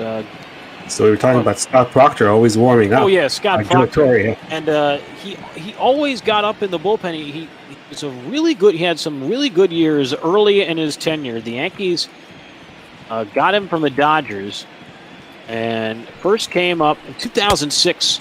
He was really good for the Yankees as Danny Santana takes inside ball 1 at a 3.52 ERA through 83 games, which was the most in baseball. Is this a line drive from Santana? Base hit down the right field line. And Camargo not hustling around second base. Stops at second. Thought for sure he should have gone to third on that line drive that got to the wall. Yeah, I thought so too. He definitely got an opportunity to go third. Let's see the replay. We're not going to see it. Yeah, once the ball gets past Piscotty, you'd think he'd be at third. That's going to end the day for Bassett. Joaquin Soria now coming on. Bassett done after an inning and 2/3. He's thrown 4 2/3 innings in this series already, and now Soria coming on. He's had a good season. Back end of the Oakland bullpen, and he'll try and tangle with Joey Gallo. Tying run on deck for the Rangers. Gallo 0 for 2 with a walk this afternoon. Proctor threw 83 games for the Yankees in 06. Then next year threw another 83 games between the Yankees and the Dodgers. He threw 166 games in a span of 2 years with the Yankees. And that did not include the countless amount of times he got up in the bullpen, sat down in the bullpen. I mean, he probably threw close to about 120 games in reality that season for the Yankees. And he just blew out his arm. He was never able to really pitch again because of overuse, getting up, sitting down, and being put into ball games out of the bullpen. Yeah, 2-0 in there for a strike 2 and 1. Yeah, I don't know if people realize that just getting up to warm up is, it takes the toll on the arm. It's not just whether you got into the game or not. There's a lot that goes into that.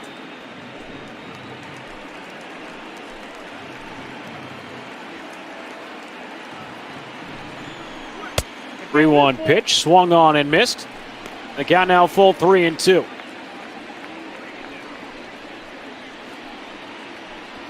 See if the bot is right again. It's a strikeout. Will be off on this pitch. Payoff delivery. Gallo spoils it, stays alive.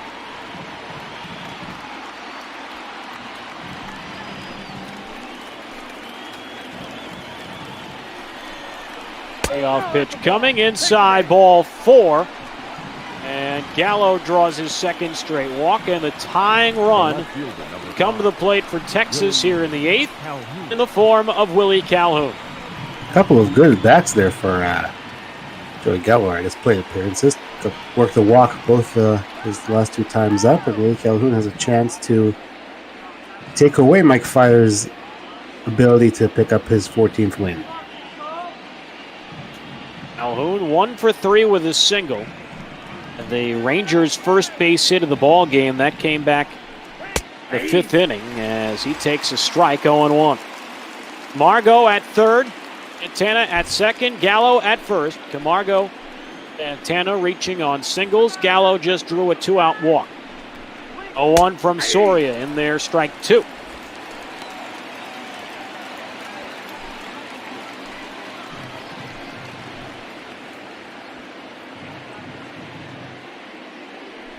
Go-to pitch from Soria. And Calhoun hits one high in the air to left. Playable for Canna over to his left. He's got it. And the Rangers leave him loaded here in the 8th inning. Last chance for Oakland to add some insurance. 9-1 and 2 due up. They have a 5-1 lead.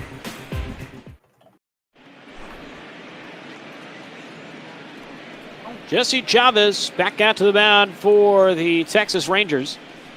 As Chris Woodward really has enjoyed throwing out guys multiple times.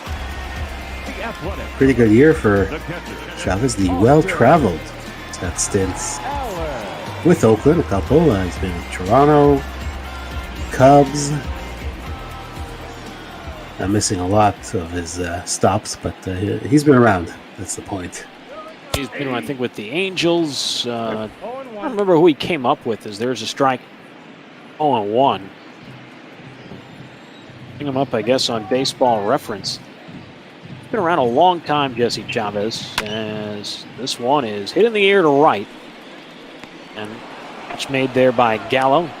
Gallen with that pitch a little bit inside off the plate. Number 3, second baseman. I remember Chavez well from his 2 stints in Toronto. That's obviously for me. Chavez has been around so long, he was drafted in the 42nd round by the Texas Rangers back in 2002. How long ago is that? 42nd round does not exist anymore. As there's a strike to VR, 0-1. Prior to this year, the draft was at 40 rounds. It was a 42nd round pick at a Riverside Community College in 2002. Made his major league debut with the Pirates in 2008. As VR skies one, right field side. Will it stay in play? No, it will not. It is 0-2 now. But pitched with the Pirates, the Braves, the Royals. Blue Jays, was then with Oakland for a number of years as a starter. And was back with the Blue Jays, the Dodgers, the Angels, the Rangers, the Cubs, and then the Rangers again. As VR skies one to right, and Gallo put outs in the inning. 2 outs. The 8th, and now here's Marcus Semien. Right. Second time he was here was in 2016, I think, and then traded to the Dodgers at the deadline. He has been all around Jesse Chavez in his major league career. As the first pitch to Marcus Semien, low for ball 1. Look at his transaction log on Baseball Reference. Was originally drafted by the Cubs high school in the 39th round, then was drafted the next year by the Rangers in the 42nd round. Outside 2-0. Traded by the Rangers for Kip Wells to the Pirates in 2006. This one lifted Left center field, long run for Waters on the run, and this one has enough height to get up on and out of here. Marcus Simeon's 25th home run of the year sneaks on over the fence. I didn't think that one was going to get out. I thought that might be a double off the wall, but just clears the fence. His 25th of the year, 410 feet. Is Simeon's 25th home run of the season. RBI number 77, or one of the leading candidates for MVP in the American League last year. Simeon able to give the A's a 5-run lead. It's now 6-1. The replay was a better look at that home run. See exactly where it went. Designated hitter. As Chris Davis comes in and he takes outside ball 1. So, mentioned Chavez was traded once. He was traded in November of 09 from the Pirates to the Rays for Akinori Iwamura. He traded next month from the Rays to the Braves for Rafael Soriano. And went high and inside 2-0. He's then traded in July of 2010 by Atlanta, Gregor Blanco and Tim Collins to the Royals for Rick Ankiel and Kyle Farnsworth. 2-0, out away 2-1. And was claimed by the Blue Jays off waivers from the Royals in October of 2011. Purchased by the A's from the Blue Jays in August of 2014. Traded by Oakland to Toronto. Now on outside 3-1. November of 2015 for Liam Hendricks. So that's a trade that the Blue Jays would like back now. Oh boy. And in August of 2016 was dealt by Toronto to the Dodgers for Mike Bolsinger. Right-handed pitcher, as that's inside ball 4, and Davis walks. Then a free agent, signed with the Angels. Free agent again, signed with the Rangers in February of 18. Traded in July of 18 to the Cubs for a minor leaguer. And re-signed again with the Rangers in November of 18 and has been there ever since. So he is a journeyman in every sense of the word. And you mentioned some big names there, Justin. What was it? Rick Ankiel and Rafael Soriano. So, yeah, a lot of teams have been interested in Chavez for, I think the reason is that he's a durable guy. He can give you innings if it's out of the bullpen, if it's as a starter. So he's a very valuable arm to have in your bullpen. 1-0 to Matt Olson. Change up, pulled the string on him 1-1.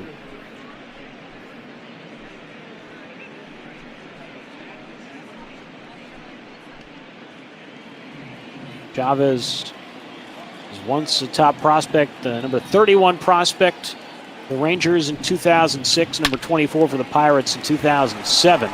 It's knocked down to the right by Andrus, and he's not going to have a play anywhere. See how they scored that. It'll be a base hit for Matt Olson. Inning beginning to unravel for Chavez after really getting through the first 2 batters with no problem. Home run, then the walk, and now another single. And the A's need to have the next 2 guys get on in order for Laureano to have a shot at that cycle. Laureano in the hole right now. Chapman up, Canna on deck. A's have won 5 in a row coming into this afternoon.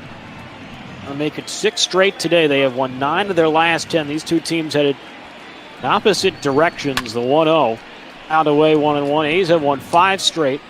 9 of their last 10. Rangers have lost 3 in a row coming into today. They've lost 9 of their last 10. The antithesis of what Oakland is right now. 1-1 high, ball 2. Tough season indeed for the Rangers. And Oakland before this the series against Texas, they were in Houston. They swept the Astros and put a little bit of distance between them and Houston in the standings. 1 pitch. Swing and a miss. Change up from Chavez. Works the count even 2-2. Rangers in the top of the 9th will have 5, 6, and 7. 2 up as this is a ground ball to third, and Camargo will take it to the bag with a force and end the inning. Not before the A's can add another run on this home run by Marcus Simeon. Go to the ninth inning by the Bay. A's 3 outs away from a series win. They lead 6-1. Ladies and gentlemen, your attention please. Out of the bullpen for Bob Melvin, and he will bring in the right-hander J.B. Wendelken. Try and finish this one off. Wendelken. Pretty good numbers there. You see 43 innings, 55 strikeouts, and just 9 walks.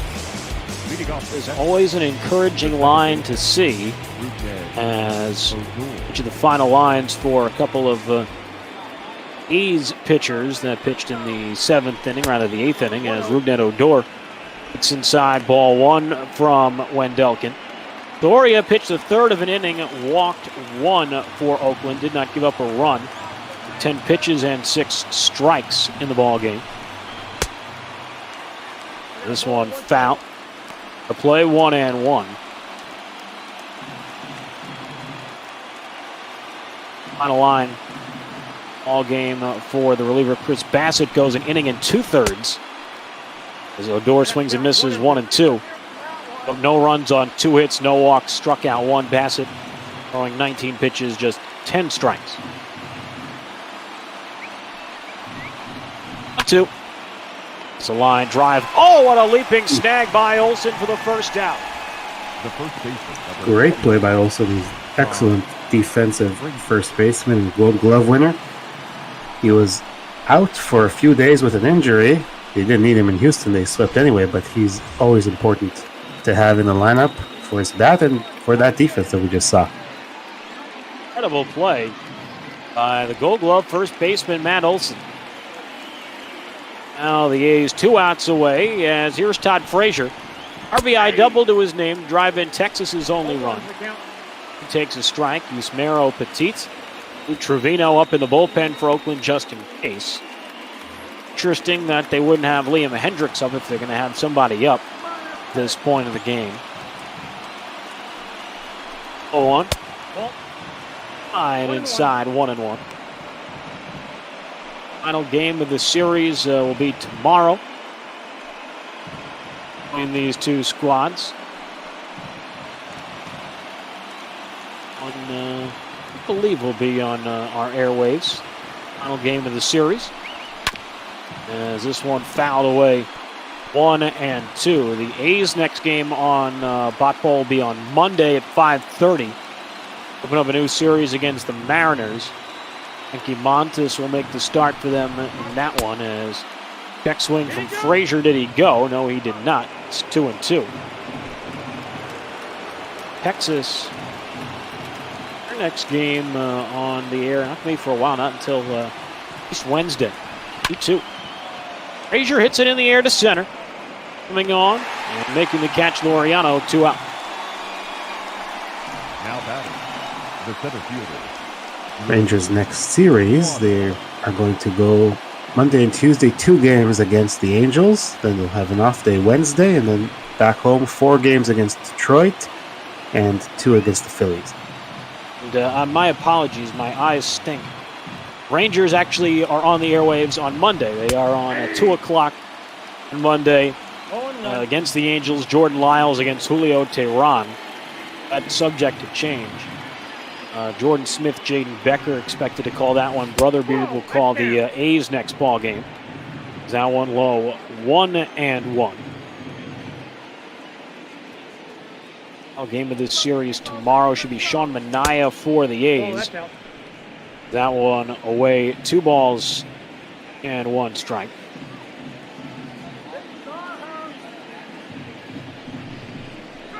Ball that side. On high now, 3-1 on Drew Waters.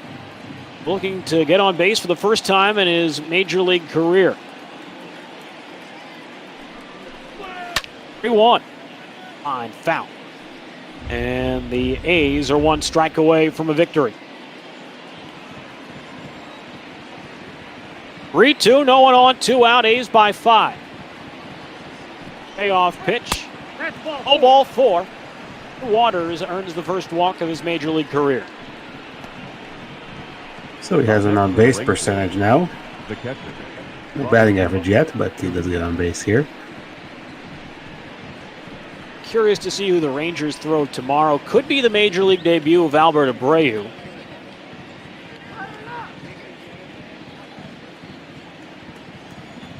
Yeah, I think it might be. I'm not 100% sure. All the moves that were made, some of the rotations have been 0-1, no strike. changed around. On outside 1-0. My guess is Kyle Gibson went yesterday. Yeah. And obviously going today, right-hander Lance Lynn, the other 3 arms in that rotation. Now Albert Abreu and Tucker Davidson, 2 guys they acquired yesterday in trades, one from Atlanta and one from the Yankees, as Chirinos fouls it off 1-1 out of the count. Just the other option for Texas would potentially be Jordan Lyles, but he threw recently, so my guess it's going to be either Abreu or Davidson to make their debut as Chirinos swings and misses, and once again, the A's are a strike away. Hope they don't throw one of these long men for a start after they both pitch today. Anything is possible. I wouldn't run it past Chris Woodward as Dilkin runs that fastball by Chirinos. All game over. It's an A's victory as they have taken each of the first 3 games of this series from the Rangers. They have now won 6 in a row as they take this one by a final of 6-1. They'll go for the sweep tomorrow, and they continue to roll right along. Like Fiers picking up that 14th win. I'm going to guess he'll be our player of the game. He will pick up the win this afternoon, and my guess it'll be either him or Ramon Laureano. I'm going to go bet for Laureano on this one, only because Fiers went 6, but Eck picks up the victory, the loss going to Lance Lynn in this contest, and dropping to 4-11 on the season, but EB wins the bet. Mike Fiers, our player of the game, 6 innings, 1 run, 3 hits, 1 walk. He struck out 10 in this ball game. A marvelous performance as we take you through the game that was in Oakland today. It was scoreless going to the bottom of the 3rd. The Rangers, the defensive miscue, they couldn't throw out Matt Chapman at first base. Actually, I believe it was Marcus Semien, or Chris Davis, at first base. And Olsen got a 2-run single as the benefit of that. And the Rangers had a chance in the 4th, and boy, Mike Fiers was dealing today. Excellent day for Mike Fiers. Well-deserved the player of the game. That strikeout of Gallo was 12th of 12 in a row. He retired to begin the game. Calhoun's single broke up the no-hit bid. Then Matt Chapman really turned a double play on this beautiful diving stop to his left. Unable to throw out Rougned Odor at first base, and it kept the window open for Texas because the very next batter, Todd Frazier, drove in the Rangers' only run, cut it to a 1-run game at the time. Yeah, you mentioned Odor running pretty well down the line to get to first, and then scooting around all the way from first base to score on that double. Looked like the Rangers were close, but the A's kept piling on. The Rangers had a chance to tie, but Fiers would strike out Chirinos to end the inning, and that would really be the piece de resistance for the Rangers as Chris Davis, the very next half inning, followed up a Ramon Laureano double with a double of his own. That drove home one, made it a 3-1 game, and then in the 6th inning, Laureano came up. He punished one over the left field seats to make it a 4-run contest.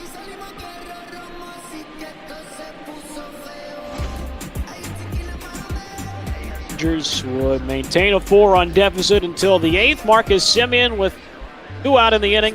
His solo shot made it 6-1, and that really put the final bow on it for Oakland as J.B. Wendelken would come on in the top of the 9th and give up just 1 base runner, would strike out Chirinos swinging to end the ball game as the A's win their 6th in a row. They beat the Rangers 6-1. Our final line scores today: Rangers 1 run on 5 hits, no errors, they left 7. The A's 6 runs on 13 hits, no errors, they left 11. Our final time of game this afternoon, 1 hour and 40 minutes, as the A's improved to 66 and 45. Rangers drop to 47 and 65. And before we begin our transition into game number 2 of 7 today, AB, any final thoughts on what was a rather one-sided affair between the A's and the Rangers today?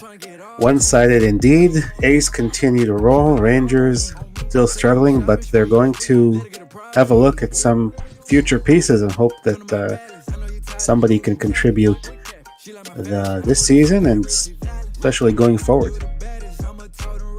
Well, that'll do it for us as the A's beat the Rangers 6-1. EB's next broadcast will be tomorrow afternoon, 12:15. It'll be the Dodgers and the Diamondbacks. Clayton Kershaw, Luke Weaver. He'll be on the call with Duggo, so not going to want to miss that one to start your day. And then I will be on with you tomorrow night to lead you into Bot Ball After Dark at 9 o'clock. Special Effects and I will have the Yankees and the Red Sox. Mike Minor's Yankees debut against Eduardo Rodriguez of Boston. But that'll do it for us. The A's beat the Rangers 6-1. So for EB, I'm Justin Rock. It is now time to send it out to Progressive Field in Cleveland, Ohio. Dallas Keuchel for the White Sox. Shane Bieber for the Indians. Chicago, Cleveland. The AL wild card race is on. Duggo and P-Mister, have some fun and take it away.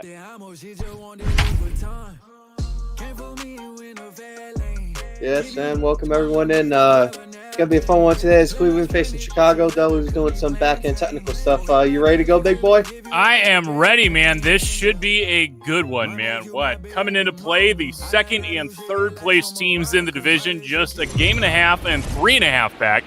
Both teams currently sitting in the lead for that American League wild card. Yeah, and again, basically the wild card's going to come out of the AL Central, so if you can't win the division, you want to try to get second place that week and have the home field advantage for that game. Should be good here today, though. Two solid guys going today. Going to be Shane Bieber for the Indians. Guy is just a stud. Everything said he was going to break out last year, and that he did. Finished 4th in Cy Young voting. 214 innings pitched, 259 strikeouts. This kid is just nuts. Yeah, no, that is nuts. Seems like having a bit rougher year this year. 9-7 record. ERA sitting a little bit below 4. So, but that could be sometimes teams pick up film on you and they see you breaking stuff a bit better over the course of the year. See what happens, as it will be a little bit of a shakeup here for the White Sox with an injury to Yohan Moncada. Going to see a couple, I think, starting debuts here for the White Sox. Garcia batting first here, going to be playing out in center field, the typical second baseman, as he swings through that 1-1. Yeah, sorry. No, go ahead, man. I got plenty of time to talk. No, I was going to say, it's going to be real rough, especially because Moncada was one of the key linchpins in this entire White Sox offense. So it's going to be a lot of shuffling around today to try to cover that hole more or less. No, man, it should be good, especially since yesterday was the trade deadline, and the White Sox were no strangers to making moves, whether it be yesterday or just throughout the month in general. So two big new pieces coming in here today. We're going to see one of them this inning for sure. That will be batter number 3, second baseman today, Jonathan Scope, acquired from the Detroit Tigers, as Garcia lines out to left for the first out of the game. Yep. Detroit's getting Luis Gonzalez, a right fielder, back in that trade. So again, just a little shuffling of some back end pieces to try to balance out the teams a bit more. And again, with the Tigers kind of long out of it, they're just looking to try to build for the future. I mean, that's the kind of stuff I really have expected them to do. My brother, a homegrown Tigers fan, was definitely big about it as well. It's like, why in these rebuilding years do you not just bite on some of these, fringe free agents, sign them to a 1-year deal, a 2-year deal, and at the deadline flip them? And that's exactly what we saw the Tigers do, another AL Central foe, with CJ Cron, Jonathan Scope, and Cameron Maybin. 2-1 the count here, now 3-1 to Tim Anderson. As you see there, Scope stands on deck, waiting to make his White Sox debut.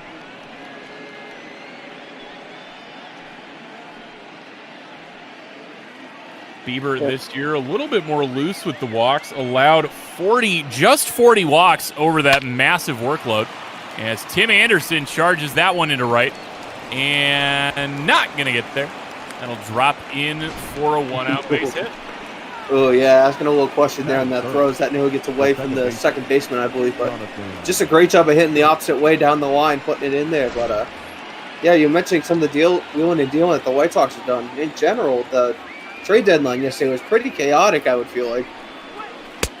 Oh, man, it was wonderful. Were you key to any of the wheeling and dealing? Were you one of the trade reps for anybody?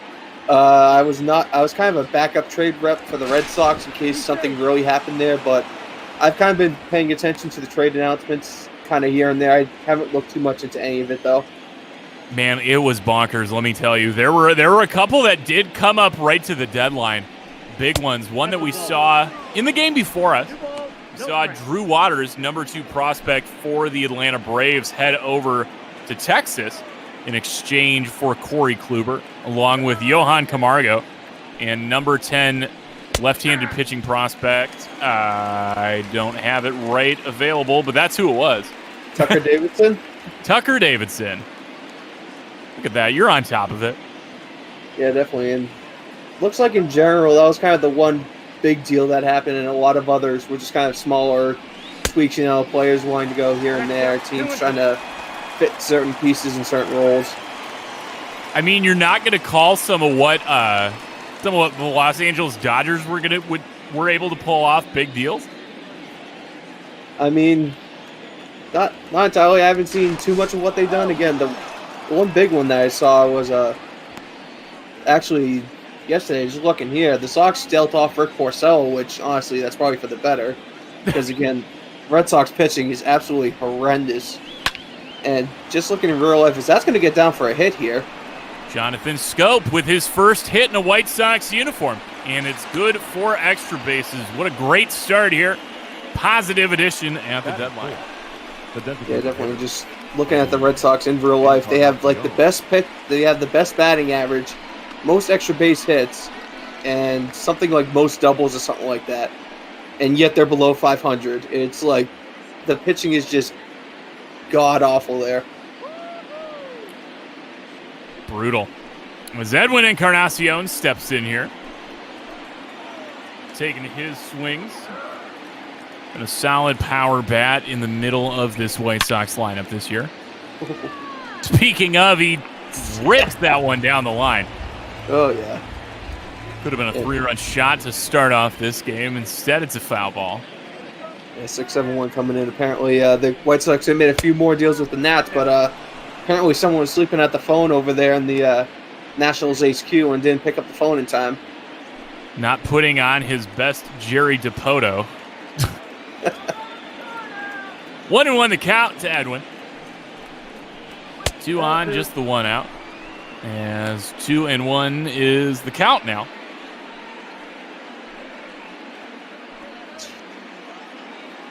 Looking at some of the other deals that got made involving these two teams. Earlier on in the month, we saw James McCann head to Arizona in a 3-team trade. And swing and a miss, strike 2. Yeah, 3-team trade that seemed to go much smoother than the previous 3-team trade before the season IRL. That was a good one, man. James McCann heads to Arizona. The New York Mets got a young piece in Domingo Leyba, infielder from Arizona. And Chicago White Sox got Eduardo Nunez, something that they had been kind of a hole they'd been trying to fill. A stopgap for Nick Madrigal while he develops a little bit more. Yeah, and I think the White Sox kind of got caught a little off guard with this run of play they've had all season. They were probably thinking they were 2 or 3 years out from the playoffs, but as of right now, they're right in the thick of the playoff hunt. So they're trying to just piece something together that maybe make a deep run in the playoffs this year. I'm a little bit surprised we didn't see the White Sox go after any more starting pitching. You know, there were some big. I feel like I heard some big names floating around, and some impact names, and surprised to see the White Sox not jumping on anything. Yeah, definitely. But at the same time, the White Sox, they do have a decent 1-2-3 starter, and again, with the lead they have essentially on the rest of the wild card, they are basically just fighting for the division at this point. And once you get into the playoffs, you really only need 2, maybe 3 stellar starters to get you through the playoffs completely. Well, I mean, the thing ideally is that's a walk to load the bases, bringing up Eloy Jimenez. I mean, they're close enough, and they've been in, the conversation enough that, given the right run, they're taking the division. They don't have to worry about a wild card game, man. Yeah, definitely. And that's kind of the one thing here in the AL Central is that the top 3 teams are so close, and since both second and third control the wild card, you kind of have to play 2 different types of games here. You have to try to play for the division to get the automatic series, but at the same time, you got to be prepared for that 1-game playoff at any time. Ugh. Hey man, I will say I'll take a 1-game playoff versus this 16-team nonsense. Oh god, are they doing like best of 5 in the first round and then like best of 3?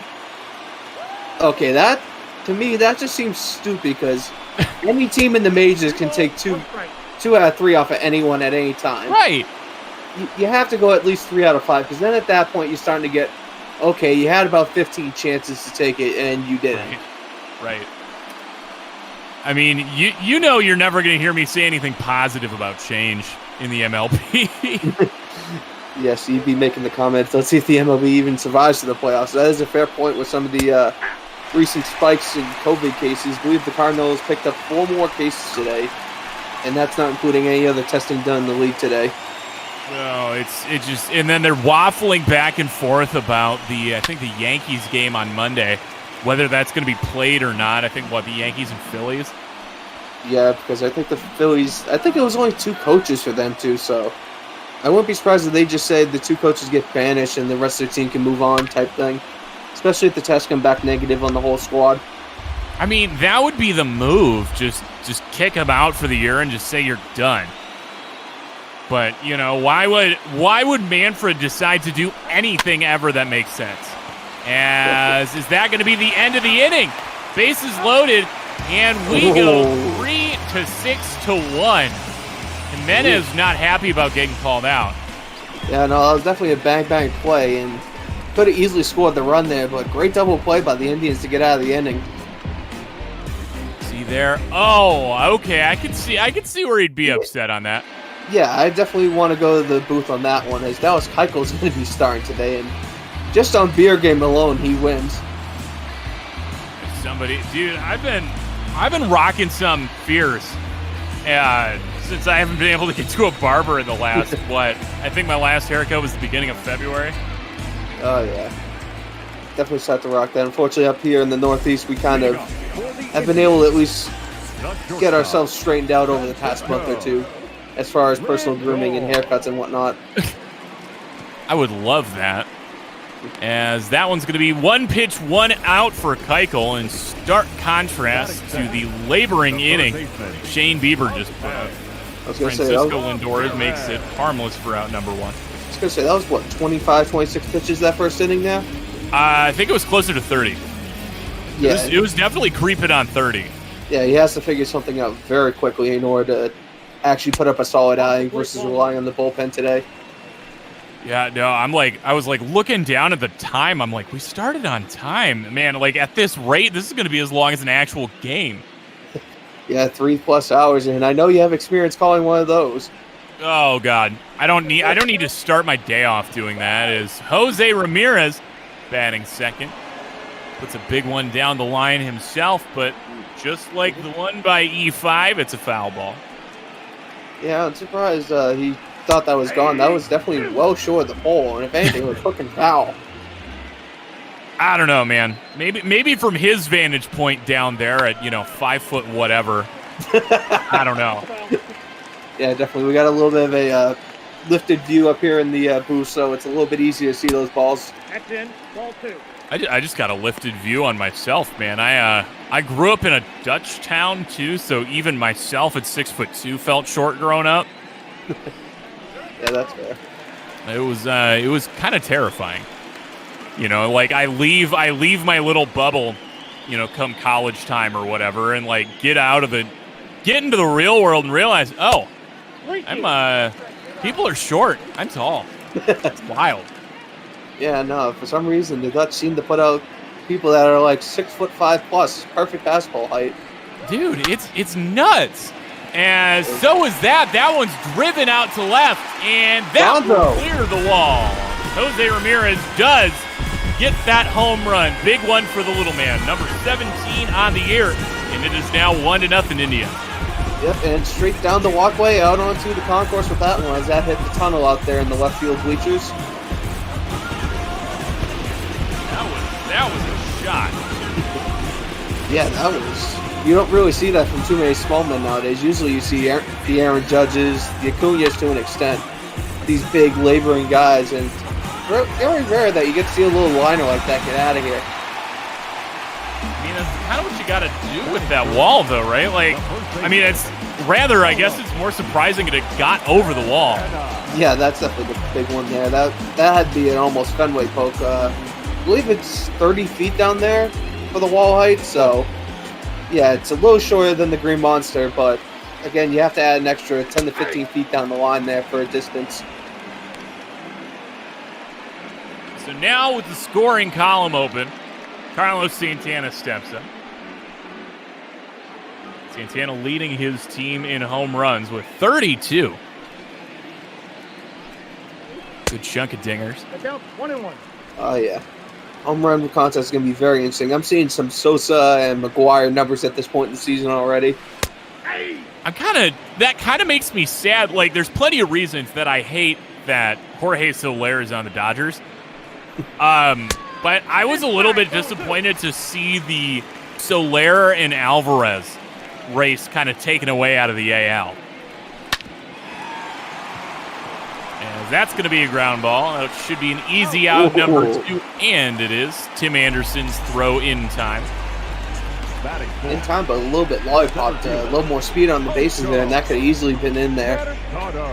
Tim Anderson not entirely known for his fielding. Yes, sir. Brings up Oscar Mercado, rocking a 9-game hitting streak, looking to make it 10 today. See if that gets in his head at all. Yeah, and sometimes that can just really mess with your swing. You know, you're trying to extend this streak any way possible, and then you start breaking down your form, and you're just fouling pitches off, and it can go downhill very quickly. No, man. Like, even if I'm sitting playing the show, I know that kind of stuff's happening, man. You know, I start striking out too much, start chasing a little bit too much, and then I just start getting antsy, looking for my first hit. You know, everything just breaks down, both physically and mentally, and I'm just shot. That's kind of like me in MLB The Show when I played Diamond Dynasty. Way too frequently. That's why I haven't gotten too many of those broadcaster league games in, because I'm like, all right, this is not going to be a good day. I pick and choose when I know I'm going to be in peak performance, because, like, I'm going to go into that first game, get tilted, and get, like, mercy ruled. And I'm just like, nope, not going to happen. Yep, not today. And speaking of the broadcaster league, we're going to be showcasing some of those teams and players coming up this Monday and Tuesday in the 7 through 10 slot, basically, if I remember the timings correctly. Pull it up and see what we got here. Yep, starting about 7:15 as Mercado goes down swinging. First strikeout of the day for Keuchel. Cleveland able to get on the board. It is 1-0 off the bat of Jose Ramirez.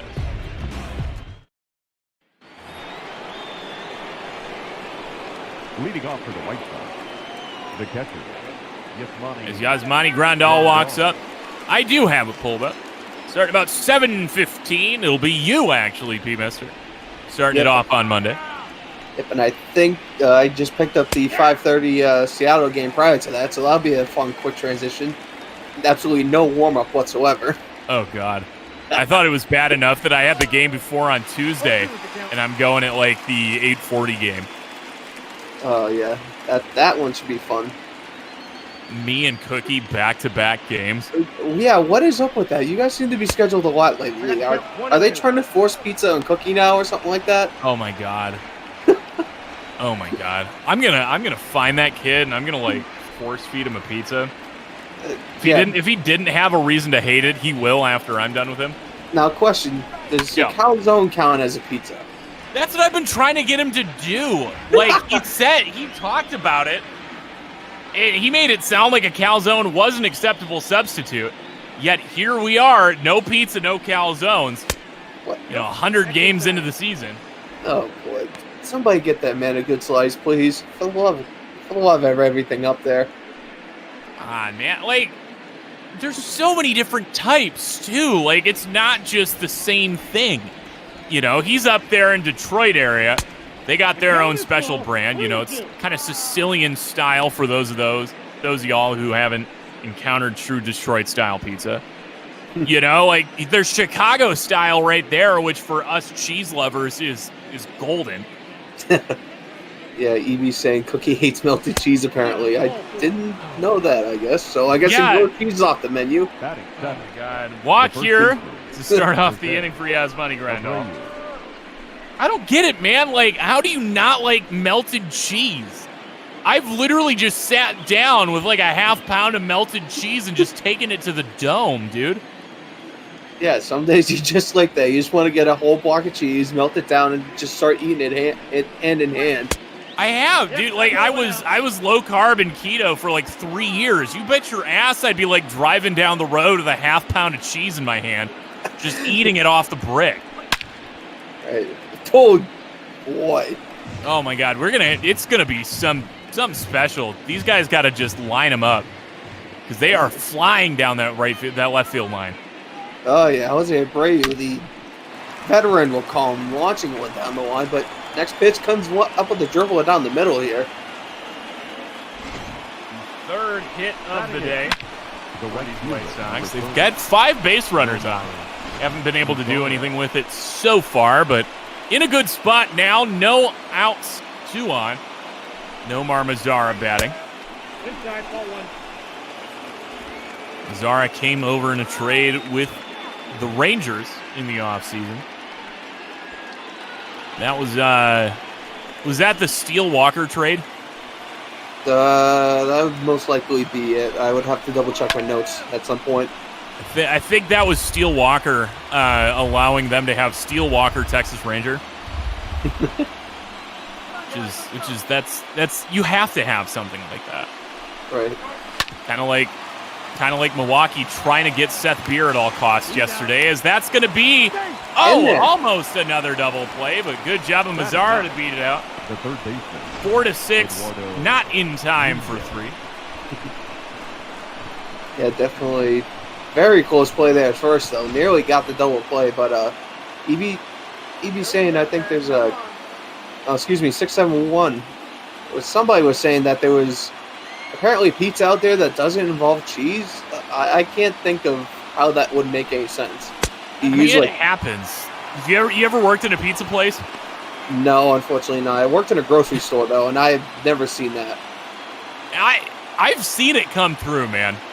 You know, pizza, no cheese. I'm not a fan. I don't get it. You know, there was a period in my life where I did no sauce, so it was just a big cheesy mess. But never could I, in all of my lactose intolerance, say no cheese. No way.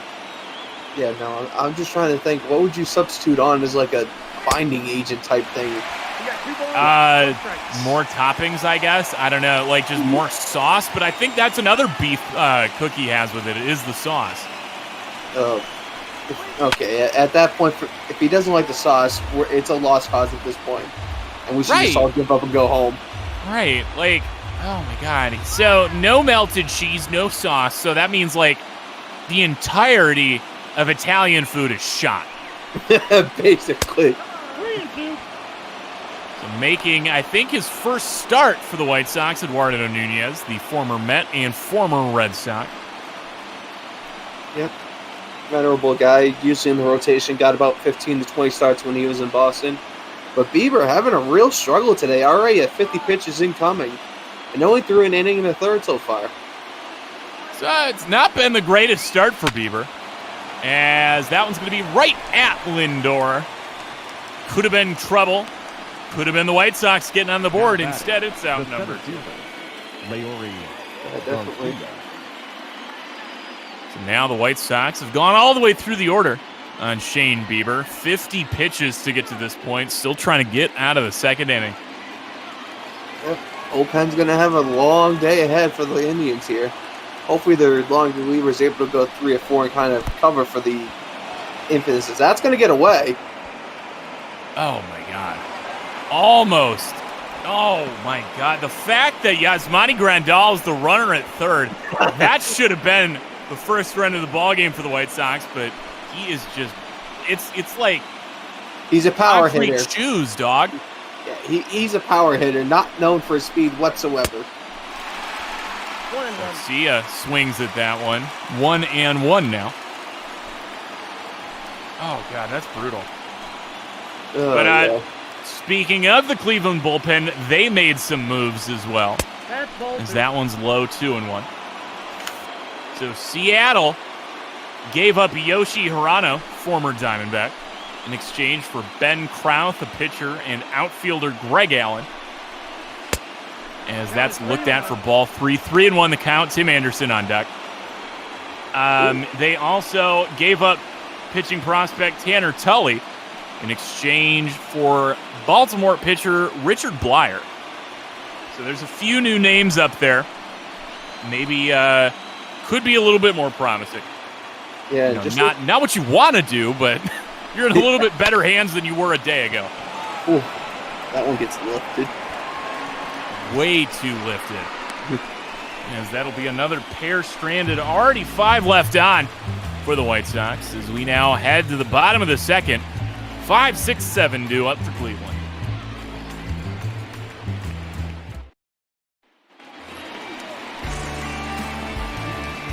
Leading off for the Indians, the second baseman. Yeah, and you mentioned some of the pitching prospects in the wheeling and dealing for Cleveland yesterday. Doing one with Seattle to get Yoshihina Hirano, and that's a big arm for Cleveland here. He was a number 3, number 4 starter out in Seattle.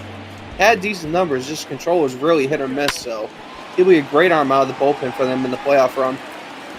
Yoshi Hirano? Yeah. He was, stretching that one into a double. Whoa. Cesar Hello. Hernandez. Very risky His there. hitting streak. That's what, 17 games now? Yep, there it is. Yeah, that was a very risky double that could have easily gotten him out if defense had been paying attention a little bit. As Tardis says, Philly legend Cesar Hernandez Of course. coming in, and that's a runner in scoring position now. But no, are you thinking of Taiwan Walker? 'Cause Yoshi's the he was a setup guy for Arizona last year. Right, and then Seattle picked him up. And I think he got a couple maybe spot starts in addition to going some long relief. Where's Brother Beard when you need him? But yeah, he was going some long innings and he was doing pretty good at it. Just control was an issue and he would give up a couple 2-May runs. So Cleveland definitely picking up a nice arm there in whatever role he's going to play. No, I think Yoshi is going to fall into that middle relief, but Richard Blyer, that one's going to be a good piece for them too. He slots immediately into their setup roles. Oh my God, go light on sauce and light on cheese, EB. What's wrong with you? That's like, oh no, go light on the sauce and then extra cheese. Got it. Okay, that makes sense, yeah. I was like, what? Are you just going to get rid of the 2 best parts? You just want extra crust? Like, what are you, a monster? Well, I mean, depending on what type of style pizza it is, because I know up here in Boston, occasionally they put a little bit too much sauce on it and not enough cheese. So Right. that's a fairly common thing up here where you ask for a little bit less sauce. That's fair, man. I enjoy myself a nice extra saucy pizza. You know, only when it starts to, like, really affect the integrity of the pie. As that one's driven out to right, retreating back as Mazzara does not make the jumping catch. That's going to be extra bases. See if they wave the runner. They don't. Nope. As Cesar Hernandez only able to advance 90 feet on a double by Jordan Luplow. Yeah, he had to wait to make sure that one was going to get down there. That was a very tight play there. So only able to advance to 90, not getting a good jump there. Brings up the Franmil Reyes. In for a strike. Keuchel still looking for his first out of the inning. Back-to-back doubles have not been his friend. Dallas Keuchel mostly a pitch-to-contact guy, and that is going to be Out. 3 straight? Oh, it won't be 3 straight, but it'll plate 2. As Cleveland, 3-0 lead here already in the bottom of the second. Yeah, Cleveland coming out guns blazing. The 1 homer earlier, and now just a couple small ball hits to bring 2 in, and all of a sudden they're starting to put Chicago in a big hole. That's the dangerous thing, man. Dallas Keuchel has made his living as a pitch-to-contact guy, a soft contact, able to induce that. Never been a big strikeout guy, as that one's another one off the wall. All right. That another one should have been a double. So everything that's come off the bat today should have or could have been extra bases. As Dallas Keuchel, that's where I was trying to lead that into. Was Keuchel is trying to pitch contact and it's not working today. Yep, no, all right, time to bring in the lefty. He's just about cooked here. Although he's only at 30 pitches, 3 runs already. Not looking good. Oh, God, come on.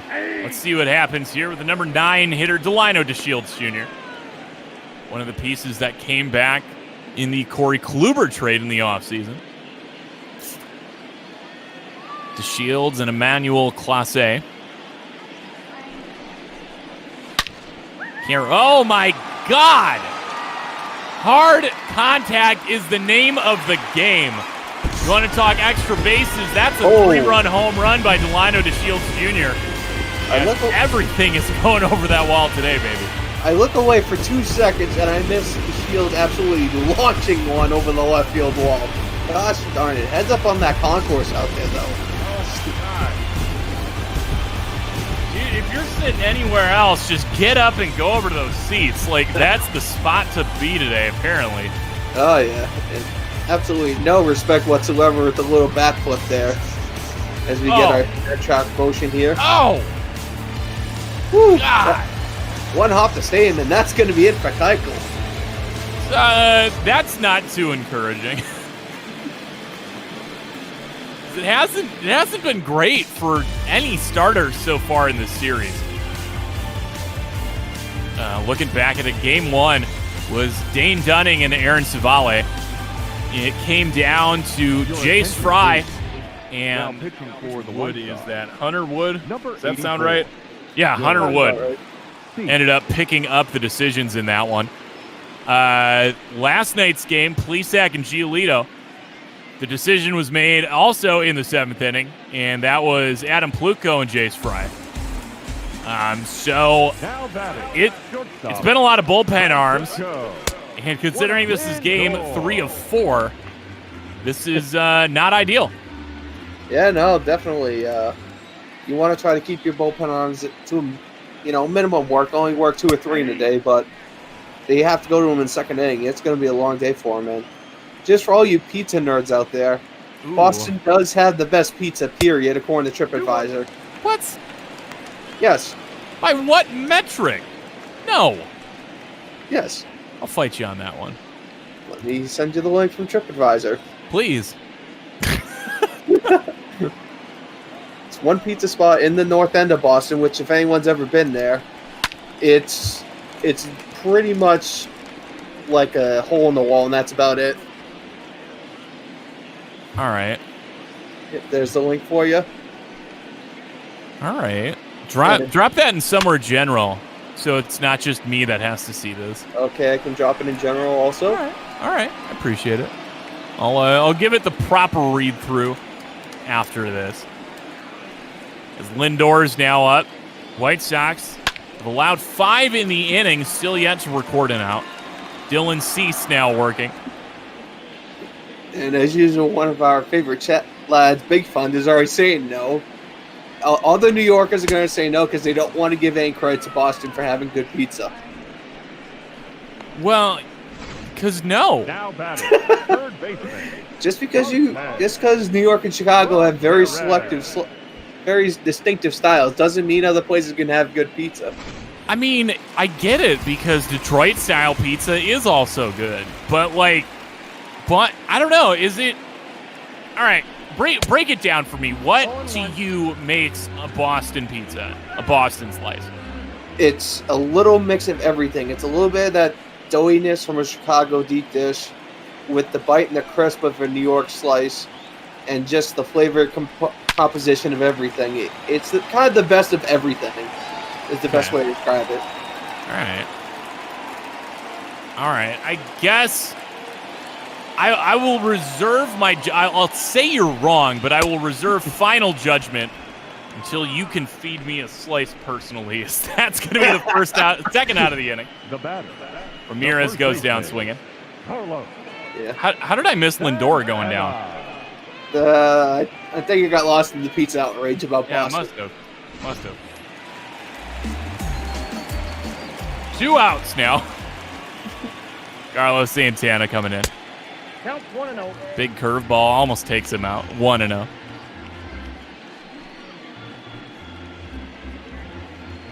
Fundy's there with a good point. TripAdvisor, not entirely the most reliable source. Up there with Yelp as far as gameable. That's ball 2. Hey, I'm just telling you what I know, and I know that's a dang good slice. All right. Problem is, you have to go to the North End location, and really, you might be waiting half hour, 45 minutes outside to get in the door. Trust me, man. The tattoo I got, Hot Doug's over there in Chicago, that was routinely, if I didn't go on a weekday morning, that was easily an hour to 2 line outside. Yeah, definitely. That's when you know it's a good place is when they start lining around the building for the food. Oh, man, it's really about to start. Fundy's now dropping in a nice New York-style pizza, and that looks awful to me, dude. Yeah, no, that looks like it's cold for about 2 weeks. Right. That just looks like garbage. You know, and I know it's going to be sitting under a hot lamp for God knows how long, too. Just getting worse. As Dylan Cease works the walk here. 2-out walk for Carlos Santana brings up Oscar Mercado. Yes, and ladies and gentlemen, if you want to get in on this wonderful pizza talk, you can join us in our Discord to start debating with all the other people that are around. Links in the chat now. As that one's going to plunk him. Yeah. Nobody's got... Oh, my God. This is going to be like 3 hours, isn't it?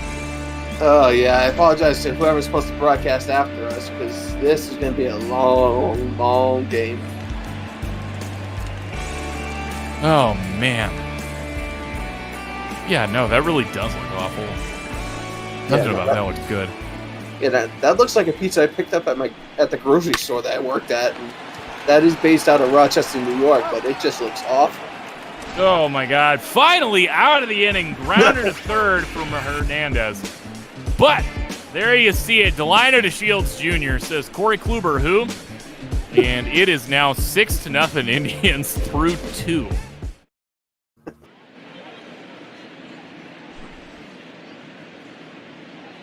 Speaking of food, speaking of Heidi Watney, it's about that time we remind you why we do this. Right now, everything we get from your donations and your bits, subscriptions, anything that involves money goes directly to charity. That charity at the moment is Meals on Wheels, delivering food to seniors and those in need all over the country. As we are in the worst economic quarter in modern history, it's going to be even more valuable, not to just those seniors living on a fixed income, but to all those affected now with UI issues and, you know, now that the CARES Act unemployment insurance bonus has run out. It's going to be fun. Right here on August 1st, rent day, it's about to be fun. So if you've got it, folks, there are millions, literally millions, of folks that could use the assistance. So whether it's to charity here or charity wherever you can, it's appreciated. Tim Anderson lines out for the first out of the inning. And just looking at that general chat, the one Carl Zimmerman posted, that pizza can't be good. No pizza that size can be, like, actually good. All right, man, like, hear me out. Costco's big pizzas. I don't have a Costco around here. Oh, my God. No. Welcome to New England. Not many big national chains up here. I mean, I like that. That's one thing I can't stand about Arizona. Is it's basically just a giant strip mall. It feels like everything is big national chains, and it's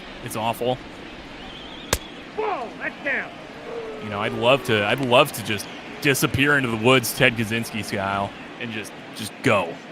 Then one suggestion for vacation is Maine, because there's several places up there where you can just get lost for a week and a half, no problem. Literally as far as I can get from here.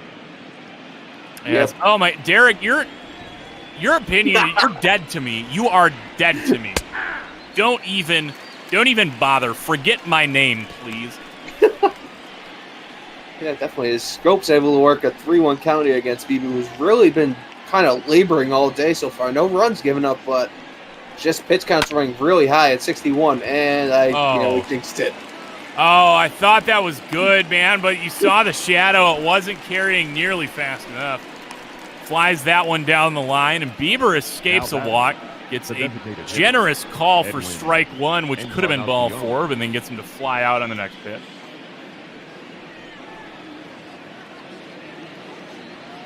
Brings up Edwin Encarnacion. And a nice little walk to keep the inning going. To start it off. Was unfortunately erased by Jimenez on an extremely close double play call. Yes, basically a bang-bang play that could have gone either way depending on how the umpire was. And that's the thing, man. Like, no matter how it gets called, that's how it was going to stay.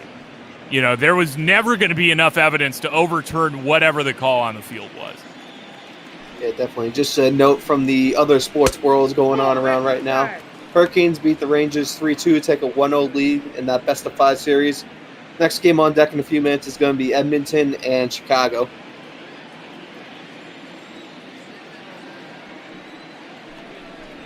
I almost just called them the Black Sox. I mean, they do play in the same city practically, so it makes sense. Trust, I lived there, man. I lived there for a handful of years. That's a walk there to Encarnacion. Second walk issued up to him. That's a third walk of the day for Bieber. That one was just a terrible ball for it. Fastball straight in the dirt. You got to throw a fastball better than that in order to survive being in the majors. Oh man, that Detroit style that SFX dropped in there, man, with the what is it, bold pepperoni cups. Oh, that's what Detroit style is. I never actually knew what that was. Detroit styles, it's your like kind of raised deep dish or like pan style like that. 1-1. A little bit crispier. But generally also one of the big things is that it's square. It's square like that. Yeah, I think we have a place, at least where I am in Boston. I think there's like an Italian-style bakery down the street that does pizza similar to that. And that's why I said, too, like, it's very similar in style to Sicilian style. Sicilian style is going to be your sauce on top, but that same, square raised dough style. As man, there's apparently a ball game on, but this is the fun of having me in the booth. Does it ever make sense? Does it ever make sense when I'm here? No, and especially with Cleveland taking a 6-0 lead here in the top of the third. Really not much of a ball game to call here, as unless Chicago really finds the magic sauce to put it together, this game's already over. So here's the thing. I had a really fun fact I was going to save, and I'll try to save it at the bottom of this inning. As there we go. That'll do it. Jimenez has just got robbed now twice. Gets called out on strikes on easily ball 4. Gets thrown out at first on a play he was safe. It is no good for Eloy today. But that's the first strikeout for Bieber today. Hey. That alone will tell you how his day has gone. Yes, it's been a real rough day for Bieber. Somehow, by minor miracles or whatever you want to call it, still hasn't given up a run. But pitch count's already up around 70, so Franco has got a very tough decision coming up soon. Leading off for the Indians, the right fielder. So now Jordan Luplow coming in. Luplow. 1-for-1 with that run-scoring double. Or with a double and a run scored, excuse me. Slightly different.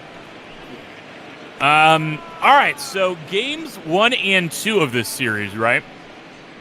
The game was won by a team having a 5-run 7th inning, both games. So what I'm hearing is we might be in for some fireworks later on. That's what I'm talking about, man. Like, it was a 5-run 7th inning for the White Sox in Game 1. As that one's going to be out number 1 of the inning. Tim Anderson's throw in time. That allowed the White Sox to take that one. Final score Thursday was 8-5. And Hunter Wood picking up the loss. Jace Fry getting the win. And yesterday, I remember looking in top of the 7th. Start of the top of the 7th. Tied ball game, 2-2. I look back, top of the 8th. Nope, It's that's 3-7. Count 1 Yeah. And there's only one way to describe that: baseball. That's what I'm saying, man. You know, and it was Jace Fry giving up the loss, but this time it was Cleveland having that big 5-run inning. So maybe we're gonna have something special again, man. Yeah, It happened twice. Can we see it 3 times? Yeah, definitely. And as we all know, anything can happen in baseball. As there have been many cases where teams have been basically down and out and somehow fought back to win. But I think I'm going to spark off another debate that might get me thrown out of the booth permanently. Ooh, what do we got? It's pineapple and pizza, yay or nay? Swing and a miss for out number 2 here. Franmil Reyes goes down swinging. The catcher. I'm not crazy about it, but there was a period of my life when I was a child. Okay, this sounds backwards, but when I was a kid, I was definitely into pineapple, and Hawaiian pizza was in my wheelhouse when I was a kid, man. So I can't knock it nearly as much as everybody else.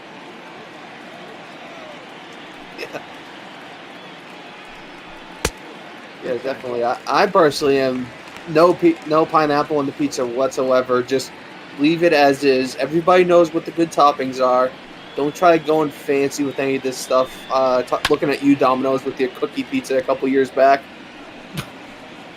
The only kind of pizza that Cookie would get into. Yeah, I think it was crumpled up Oreos, like Hershey chocolate over the top, and then like actual Oreo bits as like a topping.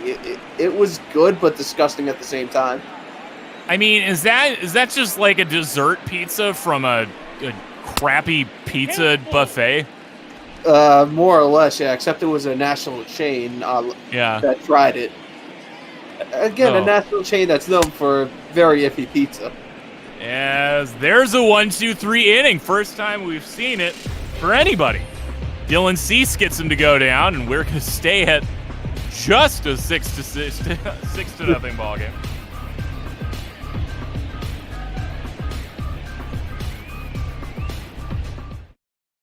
Third of the way through it, man. It only took us 45 minutes. Leading off for the White Yep. Sox. So we're still on pace for a halfway decent time today, but again, hopefully the teams can pick it up a little bit now that one starter is completely out of the game, and the other one should be out of the game either this inning or next inning. As Bieber already has surpassed the nice pitch mark. I missed that somewhere in there. Can't really blame myself there much, or like I'm not surprised, I guess, seeing as how it's just been ever since it's been a one-sided offensive blowout. It's kind of stopped paying attention to the little things I should. Yeah, Goes for a lot of things in life. Exactly, yeah, and especially if anybody watched the Big Boy broadcast, typically when it's a blowout at this point, they just kind of give up and go on whatever ramblings they feel that day. Great, man. That's what I'm here for. I'm here to ramble. You know, especially now with actual baseball on for who knows how long. Exactly. You know, if you want the real baseball experience, you know, go watch like a San Francisco Giants broadcast. Those guys are some of the best in the game. But if you want the simulated Gary, Keith, and Ron all put into one person, I got you. Grandal works the leadoff walk. Yeah, and we're just going to see the pitch sequencing here. Tried to mix it up north, south, east, west, the four corners. just wasn't working really, as some of those later pitches got really outside the zone there. There we go. Man on. Fourth walk issued up by, oh my God, I almost called him Justin Bieber. I can't believe it. There is no relation between Justin Bieber and Shane Bieber that we know of. No, I mean, his Players Weekend jersey the last while has been not Justin. I can't believe that, man. I know, it's bad, but now there's only one broadcasting duo that I can think of that could go on a half-hour tirade in a game about a guy throwing a pizza at a player.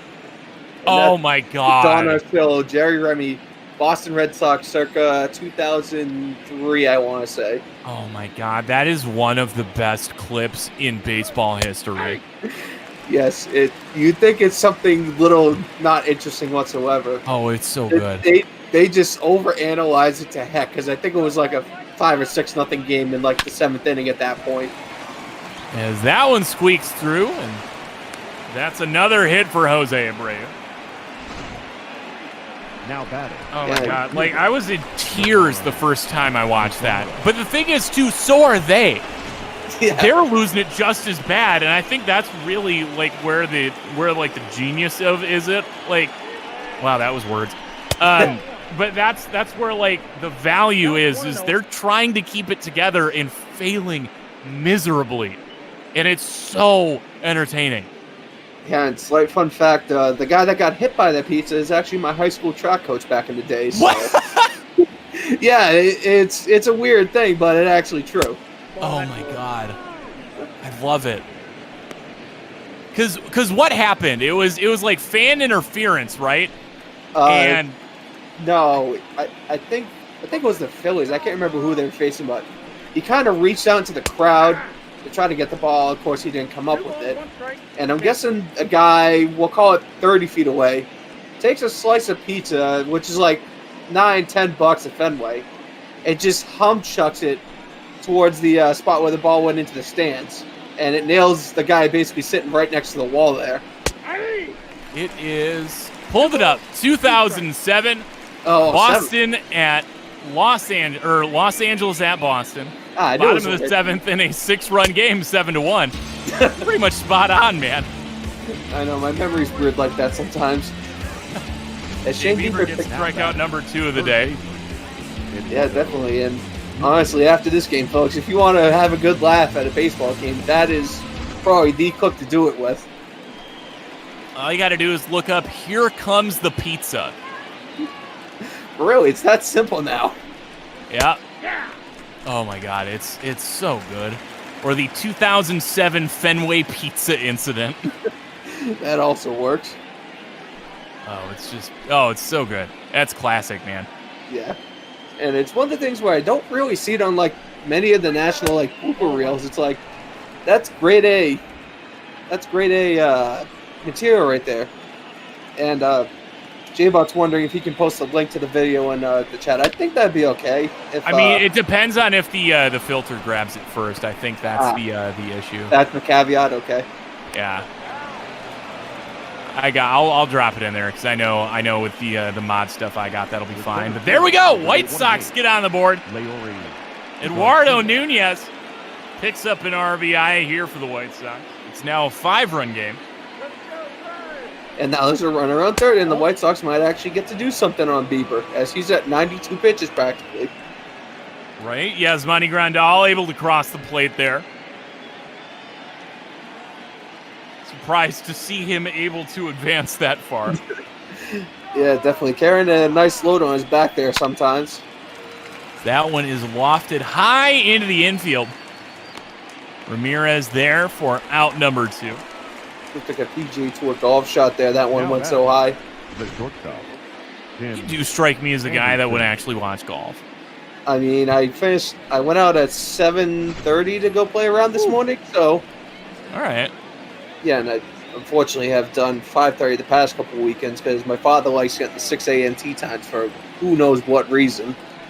Well, he'd fit in perfect here, where if you're not up by 6 o'clock to try to do it, it's 110 degrees. Exactly. And especially once you get to the winter time down there, I'm pretty sure like 10 to 4 is absolutely slam because that's when it's nice weather out there. Yep. But the thing that bugs me about it down here, right, is the fact that we are in the middle of a desert, and yet we have so many lush golf courses. Like, are you kidding me? Yeah, I wonder how much it costs to water those things. Right, there's only so much potable water as Tim Anderson goes down swinging, and I'm about to rant about trying to save the planet, so thanks, Justin Bieber, for stopping me there. Strikeout number 3 for Bieber. His day is probably getting close to done. But we now head to the bottom of the 4th. Cleveland now up 6-1 as the White Sox have pushed one across. Leading off for the Indians, the left fielder, Delino. Shields up at bat. Really broke the game open with that 3-run homer last time up. That's really when things started to get off the rails, so I'm going to blame him entirely for this. I'm going to take no culpability for myself in true American fashion. It's never my fault. It's always somebody else's. Yeah, and definitely Zimmerman's coming in early morning training camp for football. Luckily, mine started at about 8 a.m. when I played in high school, so it wasn't terrible, but it was still rough sometimes because the one thing you would hate is doubleheader days because you go from 8 to noon for practice, go inside, rest up a little bit, then you go from like 2 to 5 for football practice. And it's just constant beating and banging in. Up here in New England, last year I did it, I think we had about 2 weeks of 2 practices a day, so your body's just absolutely cooked at the end of it all. Ooh. Yeah, no thank you on that, man. I've had my fair share of working outside in the Arizona summer, and if I can avoid it, I'd like to. Yeah, no, I think one year the average temperature during the 2 weeks was 95, and we had just installed AstroTurf at the school. Ooh. So it's all those black rubber pellets. Yep. So the actual turf was more like 120. Ooh. Yeah, no thank you on that, man. I can understand, like, my Arizonan just wanted to scream there as that's a screamer down the line. And, Mazzara botches it. That should be an easy triple, if not an inside the Parker. They'll keep him at 3. Oh, my God, another almost throwing error. Allows Delino DeShields. He's got the tough ones out of the way, folks. We are now, I'm going to call it Cycle Watch. Do you think that's fair? Yeah, definitely. As I'm not even sure the right fielder is just does a somersault into the wall there, crashing in there. Yeah, we are definitely on Cycle Watch at this point. Home run in a triple now for Delino DeShields Jr. Got the hard ones out of the way, especially that triple, man. So all he needs is a double and a single, and we can have some lovely time here. But now Lindor coming up 0 for 2 today. Flew out and zoned out on his second out. I don't know. It just says out in that box. Yeah, that's fine. And out's an out, no matter how it comes, whether it's a little dribbler or fly ball or anything. Speaking of little dribblers, there's one that's going to keep DeShields at third. Out number 1 is made as he goes 1 to 3. Now batting, third baseman. No, I mean, it's fun, though, when you look down and you're like, oh, there hasn't been a ball hit to the left side, or, like, nothing's gotten past the infield. And now I just feel like an idiot because I got this blank box here that just says out. Hey, sometimes the blank box that just says out is all the info you need. That's fair. Especially in a game like this where Chicago got a little bit rolling last inning, but you don't really see a path for them too much, especially as we head towards the 5th, 6th, 7th innings. You mean the impending 5-run 7th? Come on, man. That's what you think. I think we're going to break that streak today. The negative man over there. How cute is that? I just called somebody else negative. It's unfortunately a side effect of living in Boston. You're always Mr. Negative no matter what's going on. No matter what's actually happening. Exactly. Trust me, Boston people are very nice. You ask them a question, they'll tell you where to go. Just don't try pissing them off, because they will come back at you, no problem. As that should plate another one. A little dribbler to Tim Anderson is thrown out. What? The line over to Shields, able to cross the plate, and it is now 7-1 Cleveland. Yep, just did enough there to get the run home. So now 2 outs, bases empty. Carlos Santana.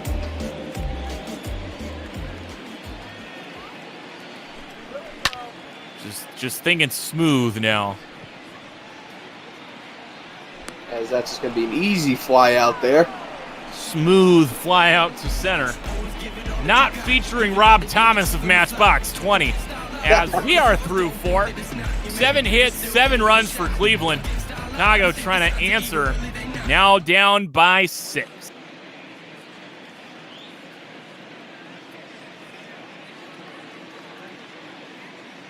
I just want to play smooth on repeat now in my headphones. No, screw it. I'll just put it on through the stream, right? We might get flagged for that, unfortunately. That's true. Twitch is a big doo-doo head sometimes. It was wigging out hard, man. A lot of last night got cut short because all the menu music that was going on. Yeah, I was watching a stat video the other day, and like 2/3 of it was cut out. I'm like, okay, thanks, I guess, guys. I mean, to be fair, I mostly mute that anyway, seeing as how I've got it at like half speed, so I don't really want to listen to half speed music. You know, it's just really kind of annoying. Yeah, that's fair. You know, but I did enjoy watching the late night moves last night, and I had it on like 150%. So everybody's talking really fast. All the music sounds like breakbeat in the background. Yeah, as we see up there in Cleveland bullpen, Keuchel's up there getting warmed up because Bieber's at 97 already, and I'm expecting the hook fairly soon here. Again, not really pitching for much now. Hey, man, I'm happy he's made it into the 5th inning. I didn't think he was getting anywhere close. You know, he was, 50 pitches through 2? Or something along those lines. Yeah, he's really settled down. Oh, that might be it. That one's going back to the wall and gone.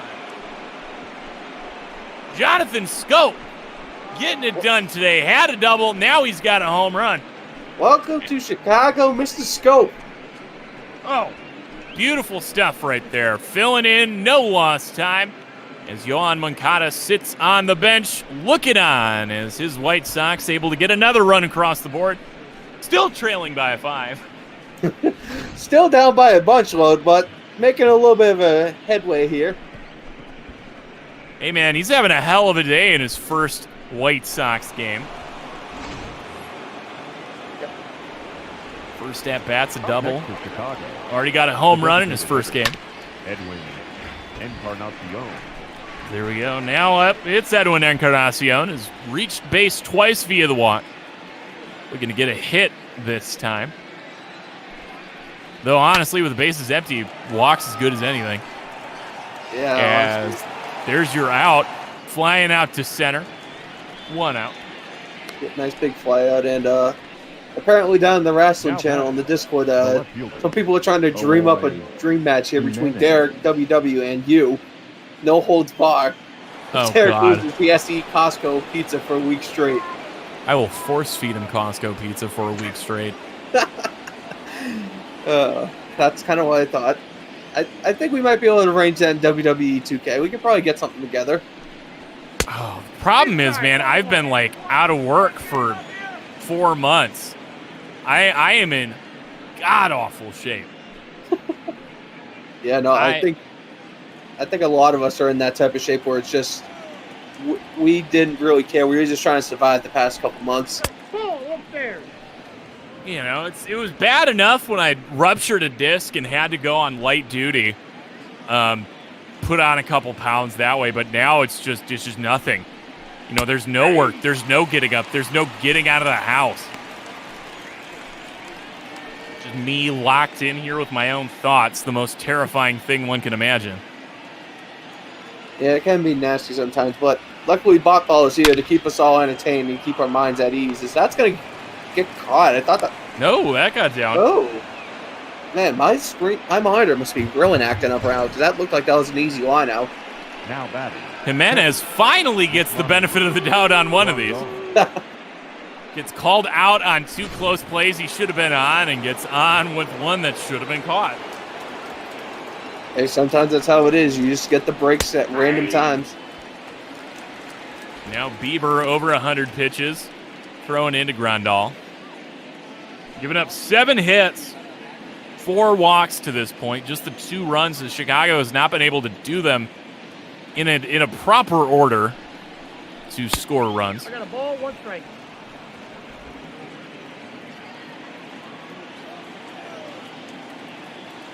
Very good point. I forgot that everything off with the website means all the fantasy picks end up getting borked. So I apologize to any fantasy players out there, but them's the breaks. Ain't that the truth? 1-2 to Grandal. When was the last time I said anything about balls and strikes? Good questions. That one might get out here. Or, okay. It was at the wall. Could have been something trouble. Instead, able to grab that back against the walls. Mercado. 2 away. Yeah, not sure if he misread that off the bat or something, but he was setting up to like jump over the wall and then took like 5 steps in for some reason. Way she goes. Yep. Baseball, folks. Baseball. It's just baseball, baby. Jose Abreu, 2 outs. Takes strike 1. Shane Bieber up at 110 pitches. I just saw that. I'm like, oh, why is Bieber still in? I thought for sure he would have gotten subbed out by now. Trying to take it off Plitko, probably. Ooh. What is that? Abreu, baby, what are you doing? I mean, I know you've been in the league a while, but I think you could swing a bit better than that. One would hope. See what he does now. Down 0-2. Takes one. Off the shoulder. Gotta be the day for Bieber. That has to be. If it's not, I am going down there and throwing Francona out of the dugout personally. Right. Saying the 04 and 07 World Series don't count anymore. Tito, what are you doing, baby? Thank you. There we go. Tito finally lumbers out of the dugout and takes the ball from Shane Bieber after giving up 7 hits, 4 walks, just 3 strikeouts, excuse me. Over 110 pitches, man. Now 111. Yeah, maybe Frank Ron was trying to avoid another situation when the pitcher would throw the ball with the center field wall. That was such a great moment for baseball. Yes, and then he got dealt away the next day. So, kids, don't do that. Oh, come on. It's fun, though. Yeah, it's fun until you get benched for the rest of the season. Whatever. I don't know. Like, there's so many mixed opinions on Trevor Bauer. Like, there's so many times, personally, that I get really excited about what he does. Is that will end the inning. Nomar Mazara grounds out 3-1. Goes out number 3. But Jonathan Scope picks up his first Chicago home run. Wyatt just trying to bring this game any bit closer. It's 7-2 Indians heading to the bottom of the 5th. Leading up for the Indians. What was I on there? I had something really stupid. Oh, Trevor Bauer. Trevor Bauer, there's so many things he says that get me, like, really excited about the guy, where I'm like, man, he's right. That's great. But then there's so many other times you just look, like, in the next breath from Bauer, and, like, the next action from Bauer, and you're just like, bro, like, stop. Just stop. So kind of on that vein, what are your thoughts on the Joe Kelly Astros tiff from the other day? Oh, I'm pretty sure you know exactly where I stand on that. I have an idea, but please enlighten us. Oh, God. As Carlos is sitting here watching us, you're going to make me say that Joe Kelly is my hero? That's what I thought. Joe Kelly is still a legend in Boston. Doesn't have to pay drinks at half the bars in town for some of the shenanigans he had up here. Mercado flies out for out number 1. Dylan Cease now up to 50 pitches. See there, Dallas Keuchel got yanked after just an inning plus pitch. 6 runs, 6 hits. 1 strikeout, no walks. It was not a great time. No. And probably buried his team, although they're starting to fight a little bit now, trying to claw back in, but it just may be too little too late already. See what happens. Both these bullpens are not the greatest, not known for their confidence. Rather, don't inspire much confidence. Put this way, they're better than the Red Sox bullpen, that's for sure.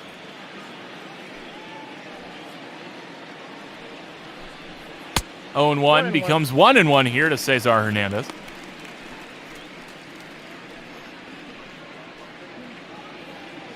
And let me just put it this way as my opinion as a Red Sox guy who got caught for a very similar issue the very next year. Astros, they kind of gotten their grief already, and everyone should just bury it and move on. Obviously, there's going to be flare-ups as teams come through, Joe Kelly being one. So it's just going to be one of those nagging issues now, but I feel like everyone should just bury the main portion of it. Oh, great. Now you're going to dig it up. You can leave it. We can leave it, and that's good. All right. Oh, it's so hard. You know I don't back down from this kind of shit. Oh. I know. As Don't See works a 2-2 count on Cesar Hernandez here. 1 out here in the bottom of the 5th. Hernandez just trying to get something cooking here for Cleveland. Fouls it off again, staying alive here. Count will hold. I'm like literally biting my tongue. Like, if you need to take a 5er outside the booth, go grab a snack or something. You're more than welcome to.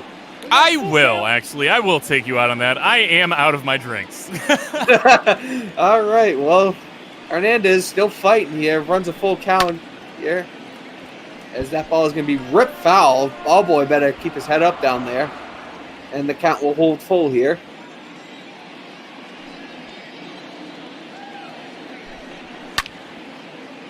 That one's going to get lifted against the shift down the left field line. That's going to get down for a hit, and that's probably 2, maybe 3, depending on the wheels. Hernandez is just going to hold up a second as the throw's a little bit offline. And Cleveland with the chance here to tack on a couple more runs as Cesar Hernandez rips his double against the shift here. Kind of seeing the left fielder playing a lot more towards center than what he normally would be. And again, with the dimensions here in Cleveland, it's a little funky down that left field corner. As Jordan Luplow is going to step in. 1 for 2 on the day so far. Has a double earlier and came around to score. Insert Philly Fanatic mascot number here.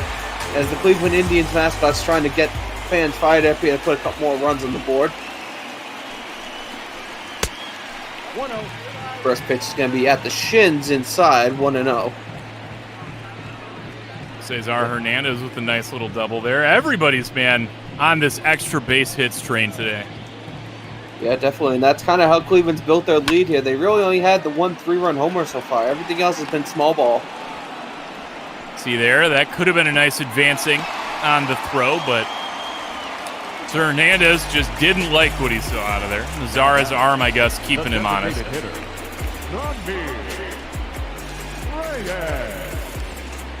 Brings up the Franimal.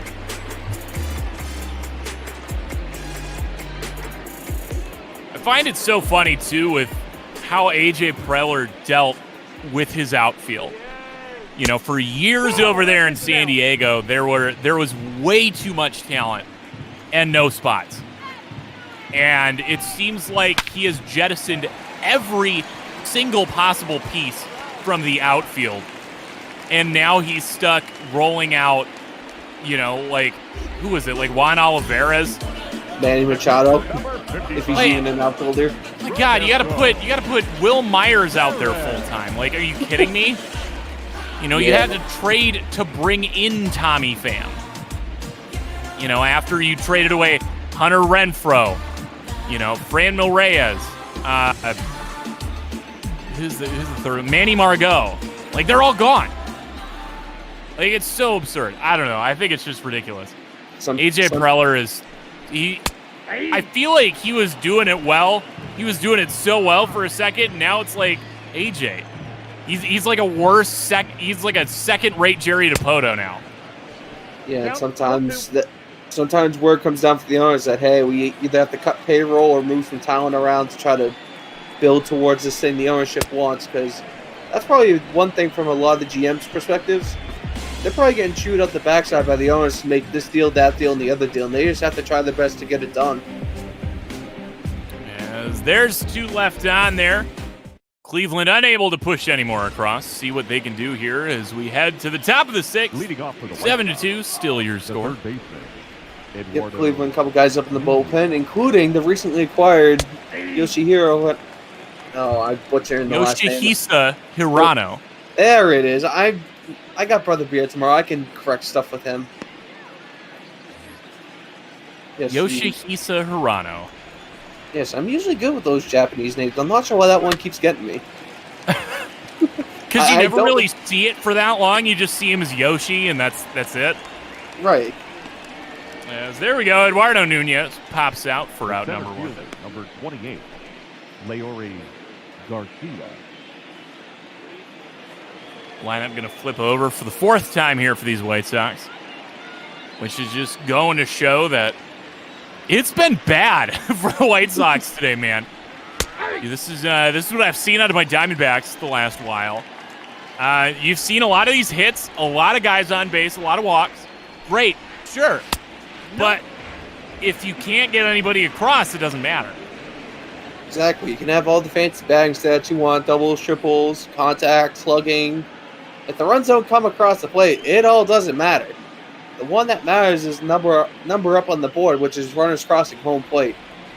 Right. Like, you can give me 16 hits in a ball game, but if you're leaving all 16 on, you ain't going to win the ball game. As there we go. There's another single, which we'll see what happens with it. So far, it's not looking good. $10 says it gets left on base. That's the thing, man. See what happens. Garcia is first time aboard, so maybe a little bit of life out of the top of the order gets something going here for these White Sox. If my count is right, they're up to 10 left on base. It's going to be one of those days. Oh, let's see here. That's going to be... What? Oh, no! my God. No! Great diving stop out there by Jordan Luplow. Oh, man, that could have been extra bases, and if he would have missed that dive, the speed of Tim Anderson, we could have been seeing it inside the Parker, but, laying out here. Jordan Luplow. Forget you, Clark Kent and Superman. Jordan Luplow is your new Superman, ladies and gentlemen, with that dive. Easily having to dive 2-3 feet to even have a play on it. Jonathan Scope having a day. Doubling a home run in his White Sox debut. Is it his White? Okay, so this one bugs me because I never know the answer. Maybe as somebody who follows the Red Sox, you got an idea. Is it more so in his White Sox debut or his White Sox debut? Is he a White Sox or is he a White Sox? White Sox, usually. Usually you put the F on the end there. Okay. Just because technically it is plural since you're referring to a lot of the players, but I can see the argument the other way around also. Right. It's like when I think of somebody like David Peralta is a Diamondback. He is not a Diamondbacks. I could say, in his Diamondbacks debut, that makes sense. In his White Sox debut, sure, I'll give him that. But is Jonathan Scope a White Sox? Yes, he is, as he hits a big strikeout there. And I'll call it the Philly Fanatic ripoff. I don't know what you would call it. It is the same guy. It was designed by the same guy. Yeah, so you're not wrong. I think it's Philly Fanatic, the Indians mascot, and then the one down in Atlanta. All have to be like cousins or brothers or some type of relation somehow. Oh, that Atlanta mascot, man, he gets me. Izzy is something fun. Wait, no, that was the Olympics mascot. Never mind. No, Atlanta Brave. I think it's Blooper, I think is the name. Whoa, why is that? Well, yeah, Blooper. Give me Blooper. Braves. Apparently hard to find. I got to count 1 and 2. Yeah, not exactly. I think it's a fairly new mascot, so not too much info out on him. Created at Chop Fest 2018, so he is new. I like him, man. Yeah, I can dig it. Exactly. It's a little bit of a cleaned up Philly Fanatic, not as crazy. But why have the cleaned up Philly Fanatic when you can have the dumpster diving Philly Fanatic in the form of Gritty? I didn't know Gritty was going to come up somehow in this whole conversation. Because there's no way you bring up the Philly Fanatic and all the knockoffs and this, that, and the other without bringing up Gritty. The PG-13 rated Philly Fanatic, we'll call it. Oh my god, not even, dude. He's like wonderful. I love him. Yeah, definitely. I don't know of any other mascot that would go streaking in the middle of arguably the team's biggest game of the year. Oh my god. And people, you can look that up on YouTube yourself, so I'm not putting a link in chat for that. Oh my god, he's so beautiful. Just running around with no clothes on. I love it. My eyes are still a little scorned from that image, but it was a fun time, definitely. As that one's hit against the shift, but Jimenez is there for out number 2. Yeah, so being lucky enough to go to a Winter Classic, the whole spectacle is a event in of itself. Oh my god, he's so lovely. Just in his helmet and his boots. Yes. I love it too because I've always seen it with the caption, which is like one of the first images I see is that's popped up. Another 1-2-3 inning for Dylan Cease, looking great in long relief today. Yeah, 73 pitches already, so now might be the time where Chicago bullpen comes out and does some work. See what happens. Hey, look at what inning it's about to be. 5-run 7th inning time. Let's go. Fat next to doubt, but we'll see what happens here. Oh, but the Gritty streaking picture I always think of is when you ask your dog what they have in their mouth, and it's just Gritty running away. Yep, that's about right. That's so good. Yeah, apparently the Flyers decided to buy the billboard up in Toronto where the Eastern Conference bubble is for the NHL, and the Flyers in the playoffs, and it's just Gritty on the board saying, "I'm always watching you." Oh my god, that's so good. I'm pretty sure this photo is somewhere out there, and I'm freaking a little bit, but I got it's ripping off the police's. Oh yeah, every breath you take. Right, it's just somewhere, just on the outskirts of Toronto for some reason. It's so beautiful. Every shot you take, every save you make, I'll be watching you. It's just Gritty. I love it. It's so beautiful. Why can't everything just be like that? Why can't everything just be like the terrifying, existence that America's become? Like, tell me Gritty is not America personified. Like modern America personified. More or less, yeah. Some of the more unique characteristics of America are personified in Gritty. He's terrifying. He's radical. He's fiery. Like chaotic. He's like ready to burn down his opponent's locker room at like the first mention. Exactly. I'm sure if I told Gritty to like, hey, you want to like go step out to the protest or something, he'd be like there with a leaf blower and like a shield in like 2 seconds. He'd be like handing out gas masks. He's like, let's go. Oh god. Yeah, that definitely would be the Gritty I know, at least up here in Boston, where we just have a fairly nonchalant bear as our mascot. That's just boring. Oh, I mean, that'll happen. It is an original 6 team, man. Yeah, it's an original 6. Unfortunately, you have to go with the history there. Somebody who, up until age 25, my entire life was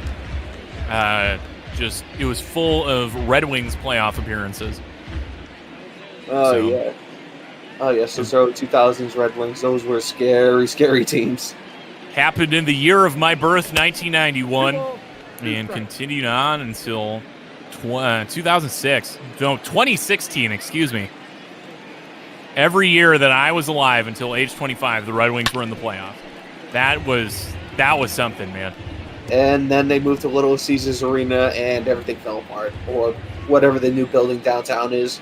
Yeah, it's Little Caesars Arena. The Illich family owns the team. They also own Little Caesars. And that one's lofted into right. Easy out number 1. Yeah, I'm just trying to remember if the Pistons move in there. Are they still out in the suburbs up there? Because I thought they were doing a stadium share with that whole thing. I think so.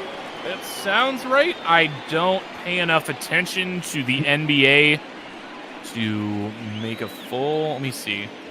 LCA Detroit is home to the Red Wings and the Pistons. Yep. Okay. Yeah, because I think that's kind of the centerpiece of a whole, like, well, this is going to be awkward for Detroit, a whole revitalization of the area. So hopefully it doesn't end up like the White Sox homestand where it's just kind of in the middle of a ghetto, more or less. No, it's nice that they're all kind of all in the same spot. And swing and a miss and a Grandal, he goes down. And is Grandal's makes him 0 for 2 today. They're trying to do the Cleveland model where the baseball stadium's here, and then if like a 700-foot home run was hit, it might crack off the Quicken Loans Arena across the street. I mean, it was kind of like that anyway when they put Ford Field downtown. You know, Comerica Park been there for a minute, and Ford Field they put in there, and that was a gorgeous place when they first built that. I loved the first time I went there. Oh my God. I don't know. I think it's just wild. I don't know. It makes sense to do, and it's probably how they all do it. But to me, my mind was like blown when I walk in at street level, and that's like the upper part of the concourse. So yeah. like everything's below ground. I don't know why that like astounded me, because that should be, you know, common sense. But like to like 9-year-old me or something, I was like, oh my God. Yeah, I've only ever had maybe 1 or 2 places where that was the case, where you just walk in and it's like the main concourse and the bowl's built in. But that's Right. probably because New England has so many hills, it's really tough to do that. Right. Whereas I think out in the Midwest, it's a bit more flat and you can build down a little bit. Oh yeah, it's definitely much flatter here, let me tell you. Yeah, but the Vegas Raiders, that's got to be an exciting thing coming up next year. I'm pretty much a one-sport guy as that one gets through the infield. A little bit of magic here. Probably not going to be a 5-run 7th, but weirder things have happened. Yeah, As definitely. Jose Abreu's got his third hit today, his third single. Yeah, and honestly, if even just scoring the 3 runs on base, it would go a lot towards getting this game out of the way for getting back into this game. Excuse me, for Chicago. Where is my words right now? Somewhere. I don't know. About the same place all mine went. Yeah, and apparently Mo's rooting for the Coyotes now. First off, I am sorry for you. Oh. Second off, who actually rooted for the Coyotes? I don't know. Like I got like an old school Kachina Coyote jersey in my closet, but you know I got that when I was like 7 or something like that. Or no, I had to be older than that because I fit into it still. But you know, like just because it looked cool. Yeah. But that was somewhere in like the Keith Kachuk era of the Coyotes. Yeah, no, the Coyotes basically, for anyone that doesn't know, they're kind of the retirement home of the NHL. Guys go there for the last year or 2 of their contracts and just kind of ride it out in the Arizona's heat, basically. Well, everything's getting weird, man. Have you followed along what's going on down here at all? I've been kind of keeping tabs. I know the GM, according to the owners, up and quit. The GM supposed to resign. Yeah, no, John Chaika out of nowhere is gone, and there's like bad blood, and it's wild. But right now, it is the 7th inning stretch, folks. Ladies and gentlemen, your attention please. Now pitching for the White Sox, number 43. Evan. No, yeah, so the John Chaika thing is just, it's nuts. Like, reportedly, they were, so you follow hockey? Yeah, you're a Boston guy. Of course you follow hockey. By default, unfortunately. Yeah, who's like the big cat down here? Who's like the big name for the Yotes? Oh, you just got him last year. Give me 30 seconds and I'll find it. Or who was the cat that was supposed to like re-sign? Who was like the big cat, like the big name down here? No, it's not Taylor Hall. Give me 30 seconds and I can figure it out. Either way, whoever it was, like the young stud that left somewhere on the East Coast, I think, to come here. And you know they had the like the re-signing talks or whatever the agents met with the team, and Chaika wasn't even there. He was just like done. I'm out. Right. So it's been real weird down in Arizona, as that one's going to pop out. Evan Marshall on the mound for the White Sox, coming in with his over 5 ERA. Taylor Hall, that's the name I was looking for. It was Taylor Hall. It was the first name you threw out, so you had it. Believe in yourself. But yeah, no, like Taylor Hall had his meeting with, it was just like the president and the owner. Nobody that was hockey-minded, which apparently was like his big beef with where he left, was that nothing was, done with people that actually knew hockey. And, and then boom, he goes into this meeting and Chaika's nowhere to be found. He's just gone. Sometimes that's ownership giving you the bad time, but yeah, if I remember correctly, Taylor Hall coming from New Jersey, I think. Okay.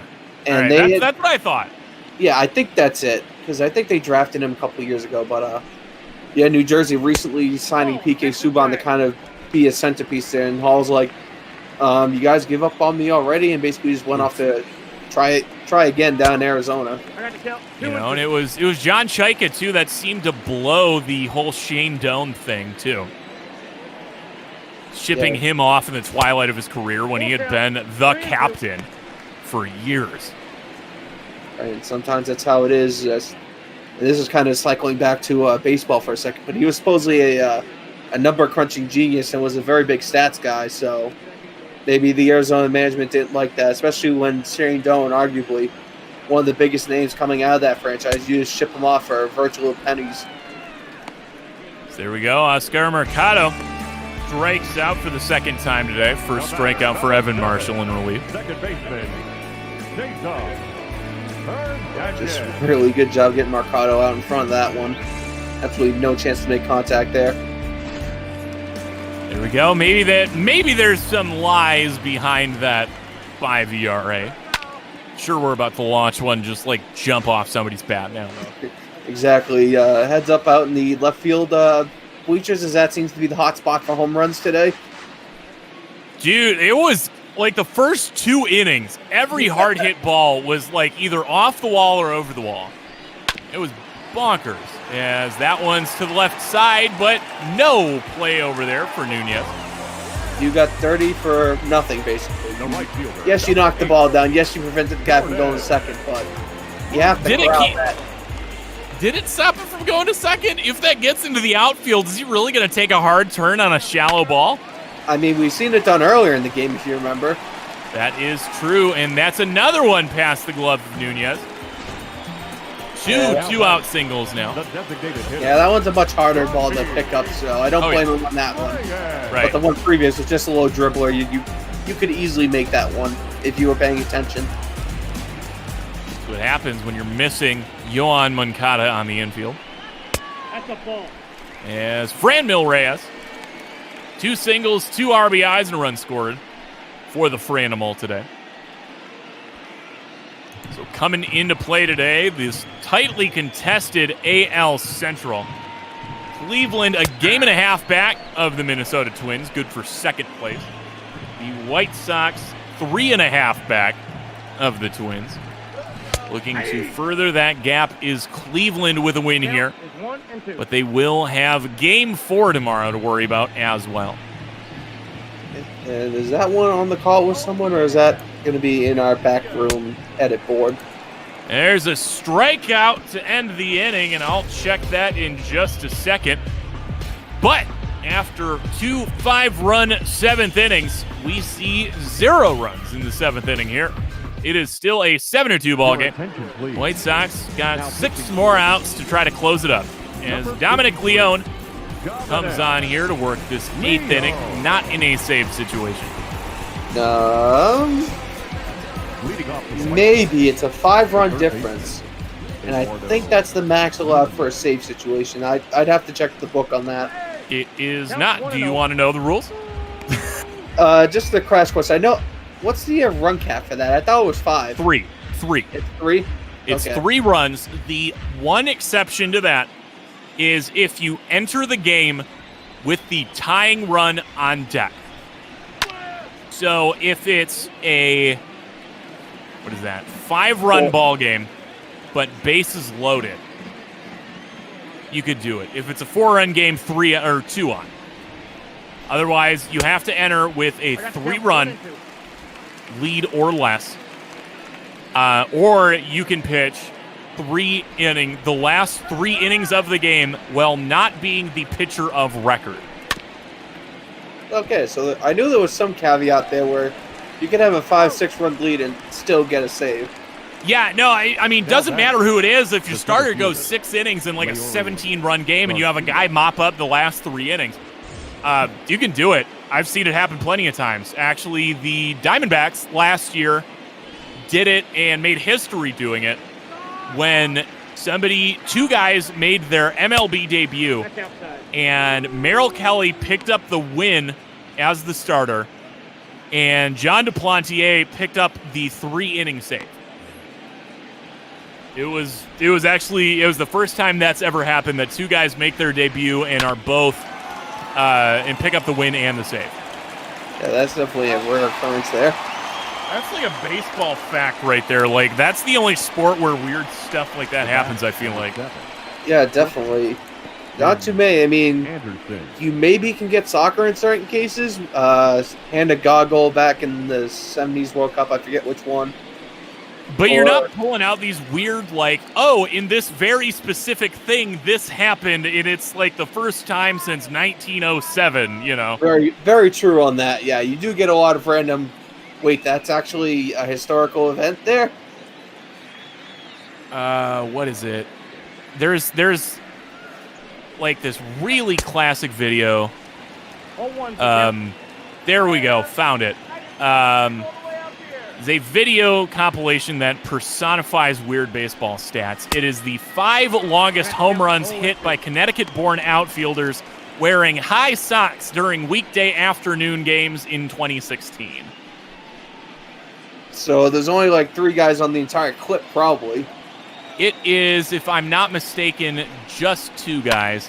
It's George Springer and... Let's see, George Springer, Rajai Davis. Right. Nice. I think it's just those 2 guys. But the inning is over. Chicago will now be down to 3 outs in the top of the ninth to make up whatever deficit the Indians decide to leave it at here. Jimmy Cordero coming in, trying to keep it just a 5-run game. Yep, the numbers say he will. Yeah, definitely. Rice only hit 160 against some lefties 230, so there's a little bit heavy righty lineup here from the Indians so far today. Has a good chance to just get 1, 2, 3 and get out of here. The 8-9-1 here. Guys that have been, some of which have been held silent. The one in the middle has been very loud. Unfortunately, looks like we are not going to see the cycle unless something magical happens. I mean, you never know. Magic can happen at any time. Cleveland could extend the game here. Just bat around here. Basically. Just to ensure DeShields can get the cycle. I've seen it before. Yeah, it's fair. We did see the... it was the 2nd inning. And Cleveland did bat around in that inning. Sent 10 men to the plate. Yeah, then again, Dallas Keuchel was in there, and as we all know, he gives up a few hits, we'll call it. Dude, so he comes in to start off the 2nd inning after giving up that home run to Jose Ramirez in the first, right? So it's fly out, home run, ground out, strikeout. Not as bad as it could be. Right. Really not bad, actually, considering it's a dangerous Cleveland lineup. Comes out to start that 2nd inning, though. And that's when the train fell off the track. As this will be a pop-up here on a 3-1 count. Wasted opportunity by Roberto Perez for out number 1. But he comes out to start that 2nd inning. Double, 2-run single, 3-run home run. And that was the end of it. Just absolutely no chance to fight back whatsoever. It just absolutely had nothing in that 2nd inning. So I would definitely check his water bottle because maybe Cleveland put some of the water in there. That one is going to be fair. Oh my God, that is like the perfect bunt that stopped like on the chalk and just died. Yeah, I thought for sure that was rolling foul. When it died, I'm like, oh wait, that's actually staying fair. The heck? No, that is beautiful. Ball one, no strike. So the liner to Shields will end today a double short of the cycle. Bunting for a hit here and what's likely his last at bat. Yeah, unfortunate, but sometimes that's how it is. Manager gives you a job and you have to go do it. It do be like that sometimes. Francisco Lindor, though, talking about a bad day. 0 for 4. Flew out, zoned out, grounded out, and flew out. 2 balls, no strike. Still have no idea what that out was. I've got every other box filled in on this lineup, or on this scorecard. And I still have no idea what happened to Francisco Lindor back in the second. Yeah, Fouls that one off, 2-1. Honestly, at this point, ladies and gentlemen, you don't need to know little nitpick sacks. It's nice for the next day, scorecard, but you just need to know Cleveland came out and just destroyed Keuchel in this second, and that's basically the game so far. I love it, man. I've got every game that I've called here. Nope. I know, and trust me, the sheets you send me for the pregame every time help out a lot, especially when trying to get to know how the teams are going, especially over the past few games. Dude, that's probably the best part of it. Maybe I'm not referencing everybody's specific on-base percentage and, like how many caught stealings and this, all the little stuff. Right. But, like, the game-by-game stuff where you can see the changes, it's been a month since I've called a White Sox game. I can still pull up those numbers, and I can see, here's the overall trends. All of a sudden, Leury Garcia hitting, like, 20 points better than he was a month ago. Right. We see things like Luis Robert not getting any better. Watching Yasmani Grandal continue to struggle, watching his slugging percentage drop even further. It's those little changes, and that kind of helps me when I'm gathering up like an hour's worth of data every game. Yeah, definitely no, and that's the one thing about baseball. You can really do a deep dive into the stats and really kind of get lost in it, especially when you want to go slugging percentage, OVP, WAR, D-WAR, all that fun little numbers that I can never wrap my head around because I'm not much of a math guy. And see, meanwhile, I'm the opposite. Like, I'm the guy that can sit there and out of the park baseball and basically just stare at spreadsheets and make a championship out of it. Yes, ladies and gentlemen, out of the park baseball, whatever year, spreadsheet simulator, 2K, whatever. Yeah, it's EVE Online for sports people. I thought I would never hear that name again of EVE Online in any reference, let alone a sports broadcast. Oh, come on, dude. White Sox homeboy Franco's big in it. I know that. I've never played EVE Online. Let me just leave it at that. I've actually, if I look now, it's showing Franco online on EVE Online. So, perfect. I love it. I'm sure I'll get a kick out of that. Hopefully he's listening as I'm taking care of his White Sox today, even though it's been a pretty sad day for the Southsiders. Oh, yeah.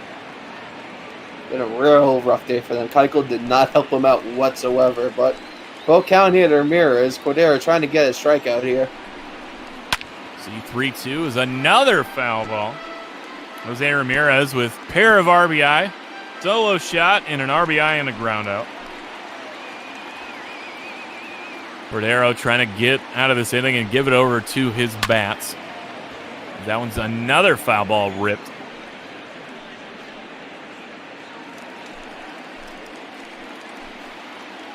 See what he can do. It's been a full count for a hot minute.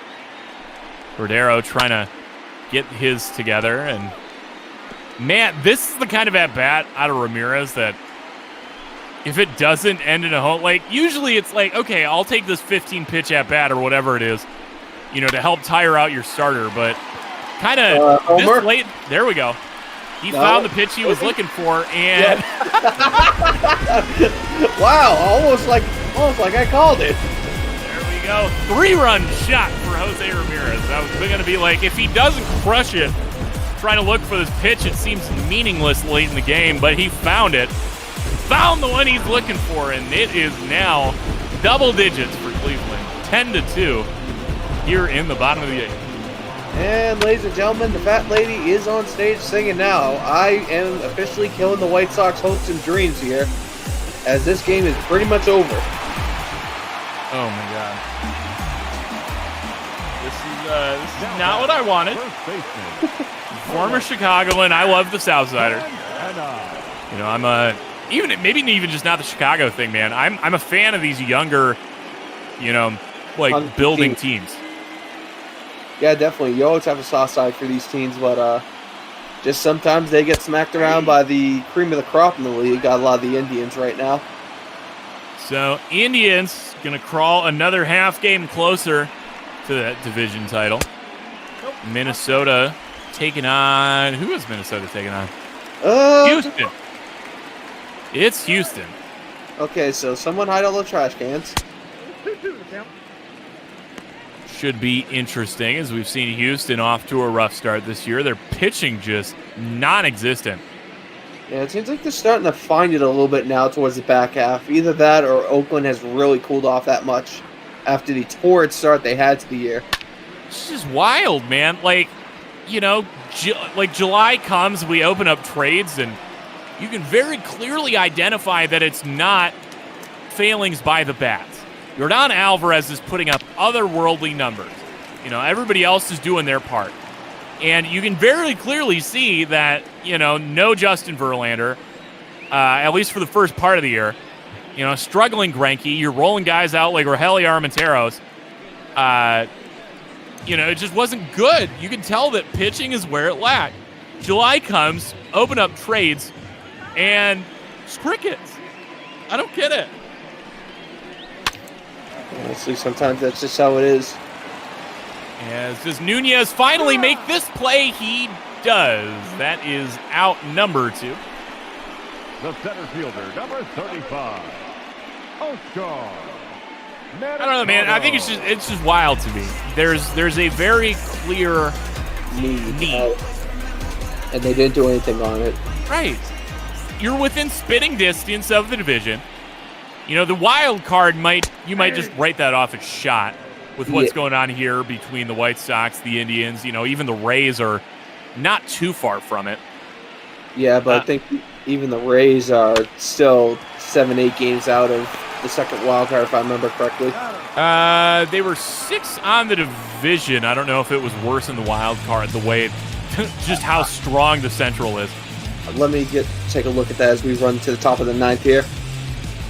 White Sox down to their last 3 outs. It's now 8 runs they need to make up after a 3-run shot by Jose Ramirez. Leading off for the White Sox, the second baseman, Jonathan Schoop. Started off on a strong note here.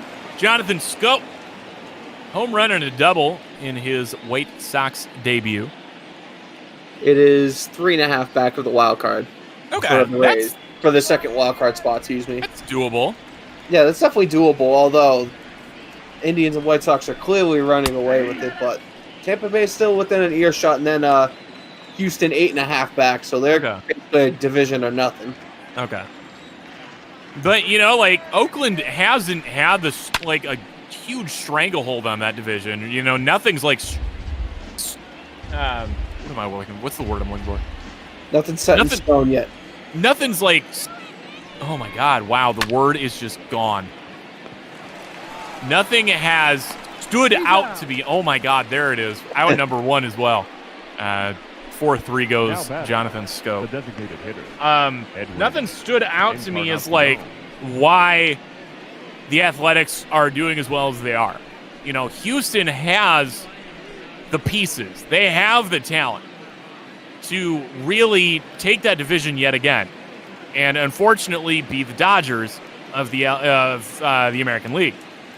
I hate it. I hate saying it. I hate both teams as much. It's great. You know, but like they can clearly see there's pitching missing. The bats are there. They can support the team. You just need to have starting pitching that's worth a damn. And, you know, you've got the pieces. You can deal your Kyle Tuckers. You know, guys that you might not be high on. You know, you can deal some of these pieces, and there's there's talent available. 2 strikes. And, you know, like real, you know, there were available guys. I just didn't. I was very curious to see how they went at the deadline. There we go. Ooh. Edwin Encarnacion puts one over the fence. And it is now a 7-run ball game. So, still a large mountain to climb, but White Sox aren't dead yet. Hey, man. It's stat padding. It's morale. It's something. All right. As there we go. The Parrot makes it 3-10. A little bit of one-out magic. Yep, again, just nice piece of hitting. Maybe got a little bit too under it, but just enough to drive it over the wall. Doesn't matter, man. All that matters is it clears the fence. Exactly, especially in this park where it's a little bit more hitter-friendly than most. Now batting, left field. Brings up Eloy Jimenez. Jimenez. Gone 2 for 12 so far in the season. One of those, or this series. One of those hits coming in the 5th. I was gonna say, was he on the bench most of the year if he's only 2 for 12 at this point? Oh yeah, of course. The guy over here batting, 253 with 16 home runs. He's just 2 for 12 on the season. No big deal. Just phantom home runs. Exactly. 1-1 here. Oh, if we had tried counting all the home runs these guys hit in BP, everybody would be at like 70, if not more. There we go. Oh, there's a fun one we can get with these last 5 minutes of the game. Did you? It was one of the Cubs boys. It was either Great Ether Boss or Hines that set it out there. So you're staring a scenario. It is Ken Griffey Jr. on a tee versus a team of Little Leaguers. Anything that is not, what was it? Let me find it. I think it was anything that's not a homer is an out. I think that sounds right. I couldn't remember if that was the case. Well, it has to be. If it's just him, he can't be on base and swinging the bat. So everything that's not a home run is an out. How many run? What is the final score of the game? 38-2, I'll say. Because, you've got to break it down as the swing breaking down here for Yasmani Grandal. That is the ball game. We'll get into the fun stuff later. But maybe you have to save it for another day, unfortunately. Yeah, but this one's over here in the AL Central. The Cleveland Indians move a half game closer to the division lead and put a full game between them and these White Sox in that tightly contested race, both for the AL Central title and or the AL wild card. Final score here going to be 10-3. Winning pitcher Adam Plutko, losing pitcher Dallas Keuchel. Yeah, there's absolutely no doubt from that second inning on that this game was going to be over. It's just how many they were going to attack on. Chicago come to life a little bit later on, but just not nearly enough to get the job done. For our ball game tonight, for the victorious Cleveland See Indians, there, Jose Ramirez picking up player of the game honors They left 6 with men on those base. 2 home runs. For the White Sox, Yeah, 3 runs, I could 11 see it. hits, no It was errors. that They first left run of the 13 game men that on he was base. able to push across, is we're, I'm sure, about to see. Time of the Right ball there, game, everything 3 was hours going and into that left 34 field minutes. corner, and Ramirez finally got one over the wall. Joining us here this evening. Yeah, that over the wall and down the tunnel there in the stands, as that one is a real nice liner over that tall wall out there in left. As you see there, it continued in the bottom of the second. Franmil Reyes able to plate 2 on a single down the line. And further in the inning, finally chased Dallas Keuchel as DeShields goes over the wall here for a 3-run home run. Yeah, over the wall and onto the concourse. Dallas Keuchel's day was done there. Was unable to get an out in the second inning at all. Gave up 5 straight hits and 5 runs when it made it 6-0. See the White Sox getting on the board there with an Eduardo Nunez single, making it 6-1. But, just not to be held silent, or not to be outdone, I guess. Cleveland tacks on another one, makes it 7-1 in the bottom of the 4th there. And it was ugly, man. It was out of control after Keuchel had that just god-awful bottom of the second. Yeah, definitely. Keuchel just really gave the game away to Cleveland. Basically handed it to him on silver platter. Said, "Hey, I'll spot you 6 runs. Good luck, guys." See there, Tim Anderson. You know, they were able to get a couple things going, but it was things like that. It was that amazing dive by Jordan Luplow out there and right that shut down any chance they had. You know, I gave up counting at a certain point, but the White Sox left 10 men on through 6. Or something like that, yeah. And I know we won't show it here, but kind of the exact opposite of that Superman dive is whoever the White Sox right fielder was today, doing a somersault, crashing into the wall to let Cleveland get a runner all the way around the third. Oh, Mazzara botching that and allowing the DeShields triple. Yeah, I'm just like, that perfectly personifies the game today. They were able to get the basics done, but anything beyond that, they just fell apart. Which is not ideal for the White Sox, but they will have one more game tomorrow to try to at least even up the series and leave the standings where they were when they came into play. It will be Carlos Rodon making his first start of 2020, making his first major league appearance of 2020, going up against Sunshine Mike Clevenger. Should be a solid matchup. Yeah, definitely. Next matchup here on Bot Ball Network, we have the wild card chasing Tampa Bay Rays with some interleague action going up against the Cincinnati Reds, chasing that NL Central wild card. So that should be a real smash of a match after Cincinnati making the trip down after their games in Atlanta over the past couple days. Should be a good one. Eddie's going to be taking you away with that one. You know, should be a solid day ahead. It's definitely, as we're kind of flashing through some of the scores here real quick.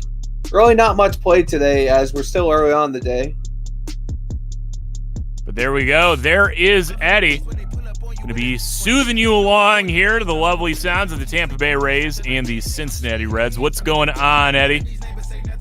Not too much, guys. That's a good one. I haven't heard that one before. Soothing along. I might have to steal that one from you there, Duggo. Here we go. Just take all of my broken sayings, man. Like I'm really, God, you're gonna be too young for this.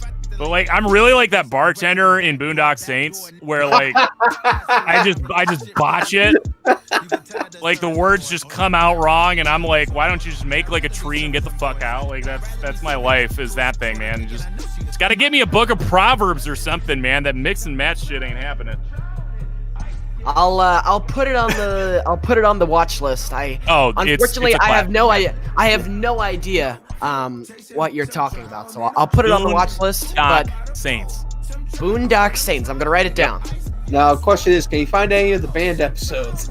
Because I think there's 5 of them out of the 30 or 40 they have. No, not the Boondocks, not the animated. The Boondock Saints. Come on, you're a Boston guy. Listen, I didn't know about Cheers till about 6 months ago, okay? Oh, my God. All right, Boondock Saints, both of you need to go and watch it. Don't care if you've seen it. Watch it again. Anybody who's listening, watch it again. But here we go. It's going to be Cincinnati. It's Tampa Bay. Eddie's going to be taking you away tonight. Eddie, have yourself a good one. P-Mister, I will catch you soon. Should be great. Same here. Have fun, Eddie. Thank you, Duggo. Thank you, P-Mister. Great job, as always. I had the pleasure of introducing Duggo and Cookie for their call yesterday. And today, Duggo returns the favor. Did a terrific job, as usual. What we've come to expect from him, and P-Mister as well. As we'll switch gears now, Duggo and P-Mister had the series that I had 2 days in a row. That was the White Sox and Indians. Looks like, by the looks of the end of the game, which I caught, that one got away from Chicago a little bit. The Indians take a 2-1 lead on that series. They'll have Game 4 tomorrow, which we'll have for you on Major League Ball on Twitch.tv. But now we'll switch gears and we're going to go to Cincinnati. So we're going to stay in Ohio, Great American Ballpark, with the Tampa Bay Rays in town to play the Cincinnati Reds. And although this is an interleague series, that does not mean it's not a big series. This is a monumental series for both of these teams who are looking for wild card position. Cincinnati coming in 64-46 this year, playing their 111th game today. They are 7 games back of the streaking Chicago Cubs for the lead in the NL Central. However, they do occupy the number 1 wild card spot. They have, I believe, a game-and-a-half lead over the Dodgers, who have the 2 seed. The Braves are half a game out. They are at 62-48. They're knocking on the door in the wild card. That's in the NL. Over in the American League, it's a similar story.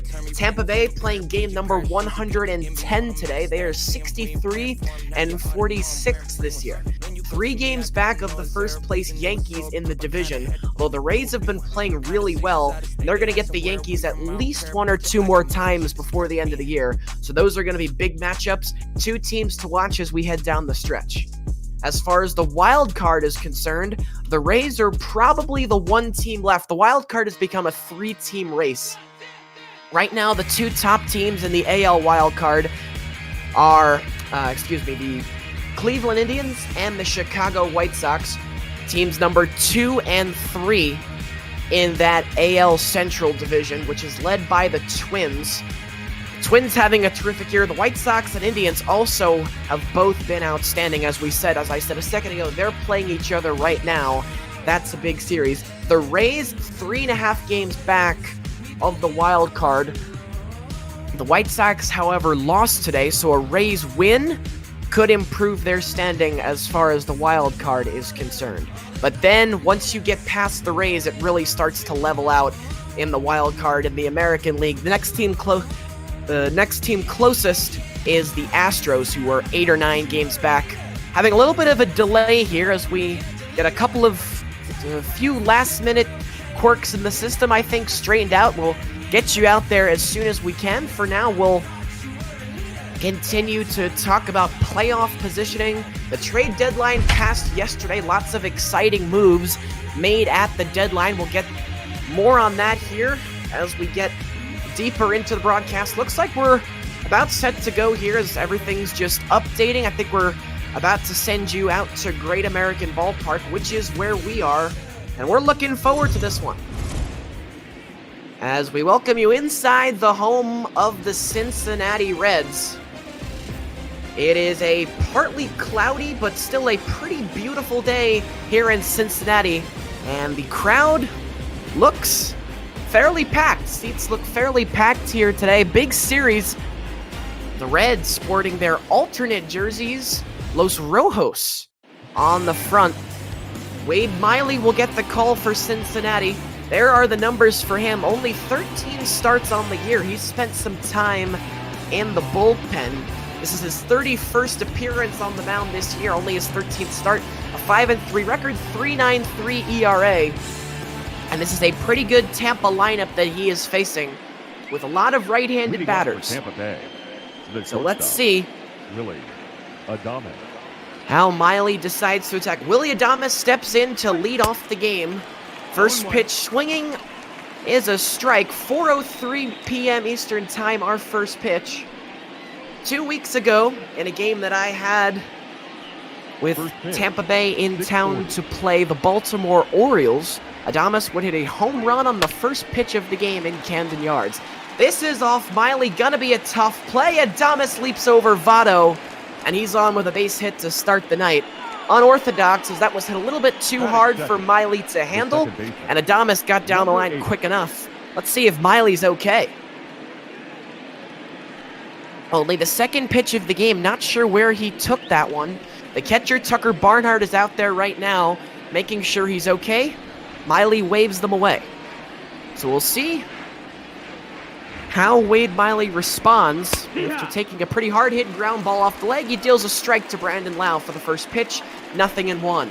Miley's defense behind him From left to right in the outfield, Nick Castellanos, Shogo Akiyama, the rookie in the middle, and then Jesse Winker plays right. As one strike to Lau, fouled away, 0-2. Eugenio Suarez at third. Freddie Galvis, or beg your pardon, Eugenio Suarez gets the start at shortstop. He's a late change in the lineup. Nick Senzel plays second. He'll turn it with Suarez, Joey Votto at first. Tucker Barnhart does the catching. He'll call the pitches for Wade Miley, who seems to be okay after taking that one from Adames off the shin.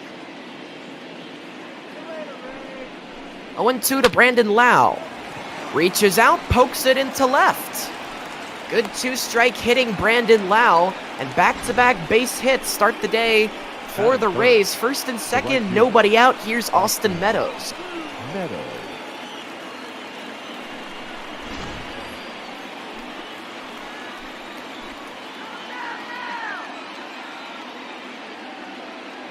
Austin Meadows hitting .231 this year.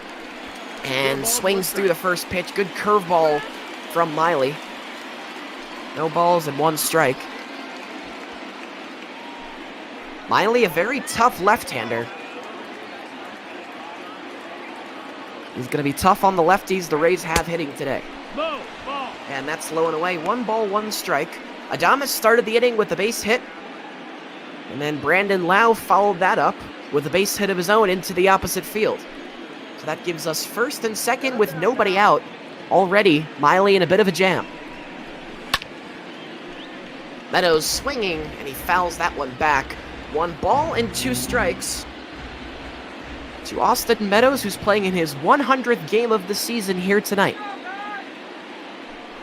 The 1-2. Swung on and missed, strike 3. First strikeout of the day, Wade Miley, and it's a big one. Meadows goes down, he's retired. That brings up Hunter Renfroe, and now Miley can get out of the inning with the ground ball.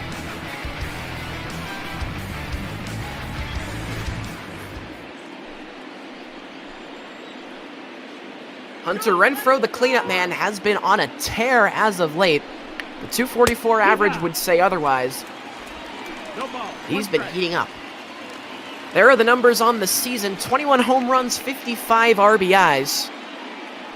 Looking to add RBI number 56. The Rays would love even more right here.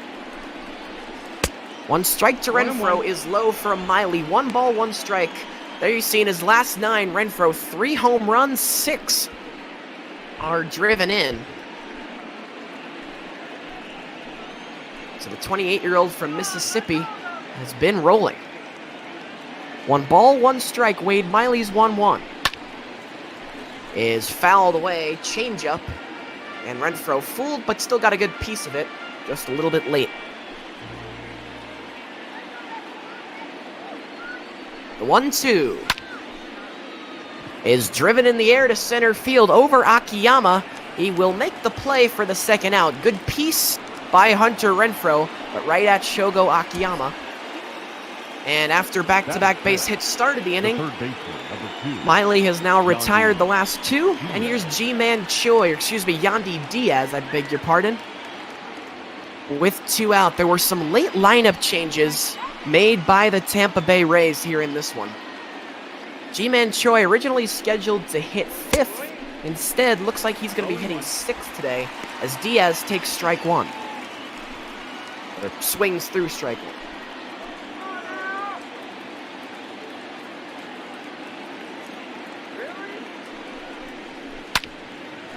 That is ripped but foul, and it's 0-2, so Wade Miley is 1 pitch away from getting out of this inning. This will be pitch number 16 of the inning for the Reds left-hander. Here it comes. On the ground to short, they will go the easy way for the force out, and Wade Miley gets around 2 base hits, but the Rays do not score. They strand 2. Cincinnati to bat for the first time when we come back. No score after half a frame.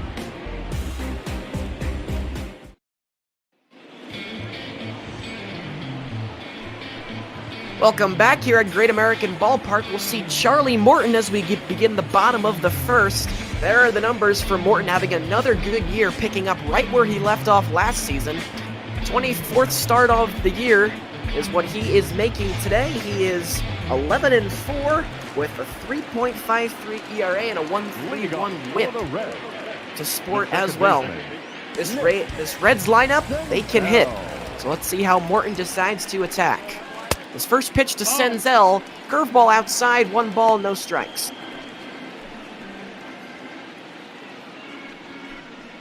There's Yandy Diaz. He plays third today. We'll give you the infield defense first for the Rays. Diaz at third. Willie Adames, Brandon Lau, they turn it up the middle. G-Man Choi plays first. Austin Romine behind the plate. He's catching. As this is in the air, they'll check on Meadows, who is in right field today. He's equal to the task. Meadows in right. Kevin Kiermaier plays center. And Hunter Renfroe hangs out in left field. With, of course, Charlie Morton on the mound, taking care of the pitching, as here's Nick Castellanos with 1 out.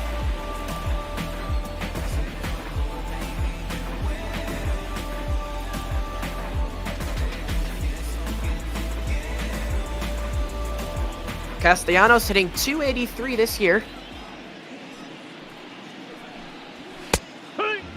In the second year of a 4-year deal with the Reds, which he signed back before the 2019 season began.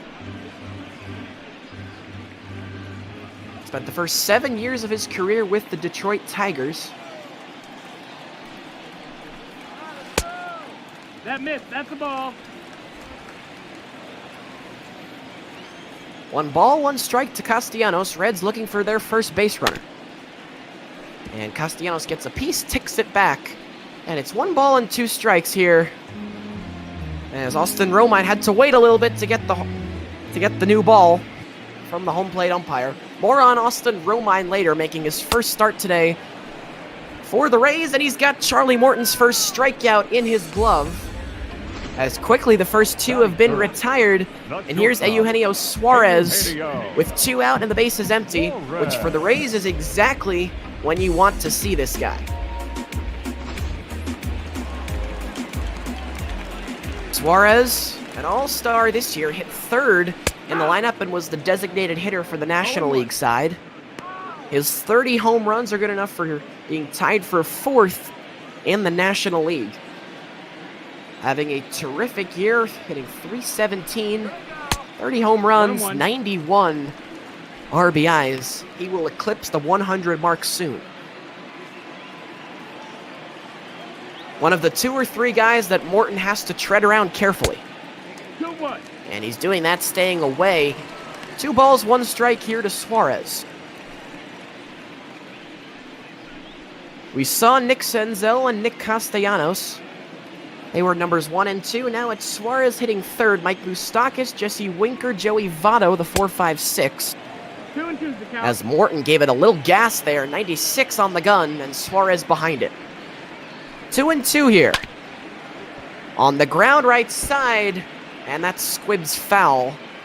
Not too much going on over there on the right side. Everybody shifted over for Suarez, who likes to pull the ball. 2 balls, 2 strikes. Morton strikes out Suarez, and that's how we end the bottom of the first. 2 strikeouts for Charlie Morton, and both starters have pitched a scoreless first inning. 0-0 here in Cincinnati. Second inning rolls in here on a beautiful Saturday afternoon. G-Man Choi leads it off here for Tampa Bay. It'll be 6, 7, and 8 for the Rays. That's Choi, the new catcher Austin Romine, and Kevin Kiermaier. Charlie Morton, the pitcher, bats 9th. They'll be due up 4th if they get that far. I have not seen G-Man Choi bat from the right side before. Didn't know he could do that. In fact, going back to my notes from the last game I saw with Tampa Bay, he was listed as just a left-handed hitter. Perhaps this is something new for Choi. It's the first time I've seen it from him.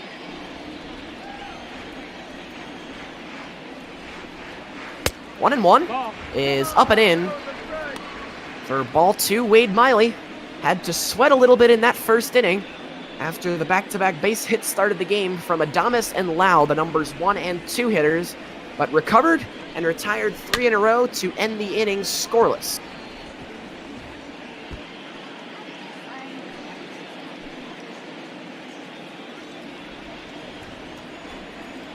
2 balls, 2 strikes to G-Man Choi. And that is in there for strike 3 on the inside corner. So Choi's first adventure hitting from the right side ends in a strikeout, the second of the day for Wade Miley. Now we'll see Austin Romine for the first time in a Tampa Bay jersey.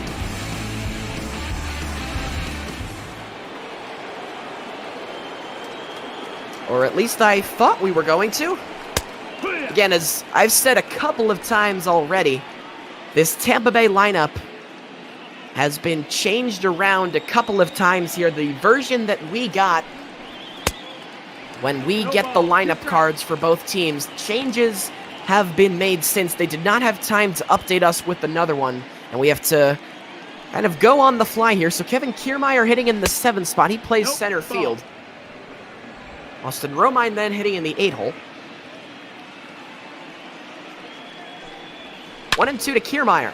That is lined and caught in right field. Nice play by Jesse Winker, who read that perfectly and came on to make the play.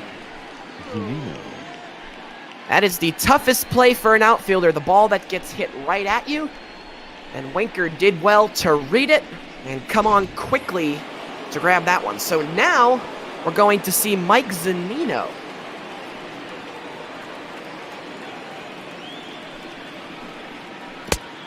One ball, no strike. So ladies and gentlemen, I apologize. This has been... Austin Romine was just acquired yesterday from Detroit. 1 ball, 1 strike. And what we were told was that he was going to be in the lineup and hitting 7th. Instead, Kevin Kiermaier hits 7th. And now Mike Zunino, who apparently will get the start in Romine's stead, will hit 8th today. So we apologize again for the confusion. Mike Zunino batting in the 8th spot behind 1 and 2. And he strikes out as Miley ties him up on the fastball. So a 1-2-3 inning for Wade Miley with 2 strikeouts sprinkled in. Bottom of the 2nd coming up. No score here in Cincinnati.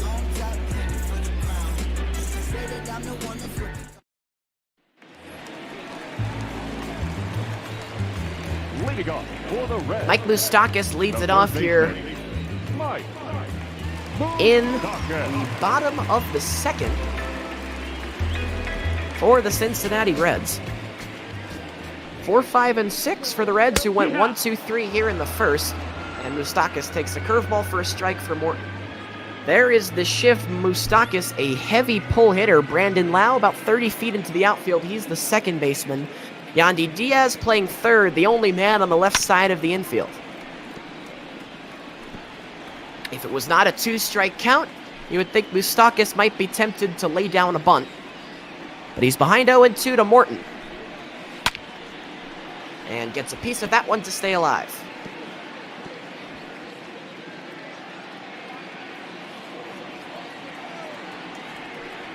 Here's another 0-2 from Charlie Morton. That is grounded. There's nobody there. This is going to get to the wall. Moustakas should have extra bases. Mike Moustakas, the veteran, goes against the shifts and makes the Rays pay. Double number 21 for him on the year. And that is not just good hitting, that is smart hitting. Should have been a ground ball to the 3rd baseman easily. Instead, there's nobody there on the left side of the infield, and it rolls all the way to the wall with the outfielder shifted over as well.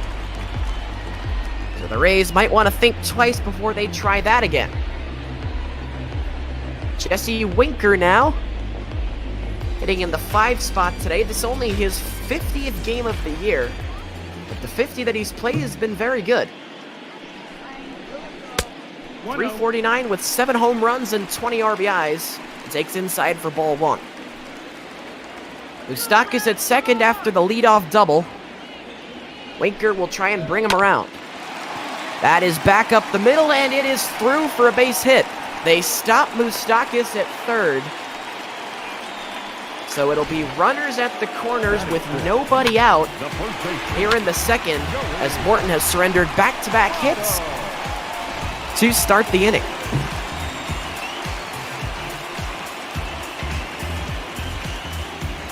So here's Joey Votto, who hit 6 today, gets the start.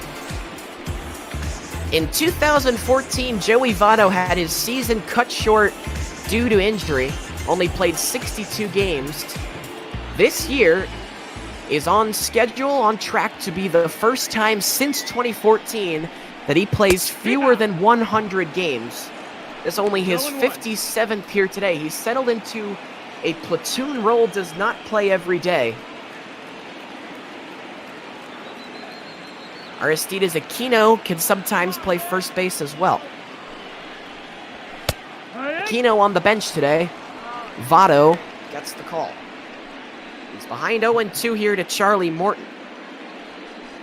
Morton, who worked through the first with ease, 3 up, 3 down with 2 strikeouts, is now allowed back-to-back hits to start the second. Moustakas at third after the double. Winker's single slid him over. 0-2 is inside. Gassed it up 96 miles an hour. And Votto lays off.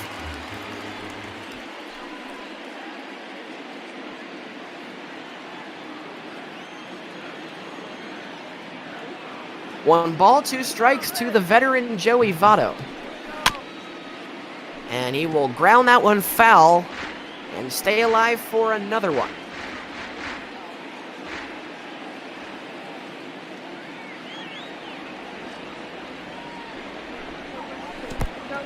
This time he strikes out.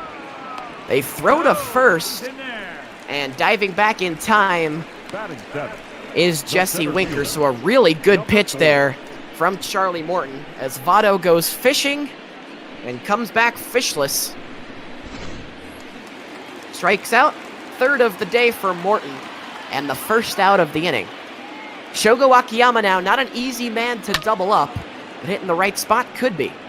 This is crushed into right, but it'll be foul, as Akiyama nearly had himself a double. Akiyama, 31 years of age from Japan. He is a major league rookie, but a 5-time All-Star in the NPB in Japan. 1 strike pitch is inside. Good stop, Zunino. The runners will hold. He's made a couple so far.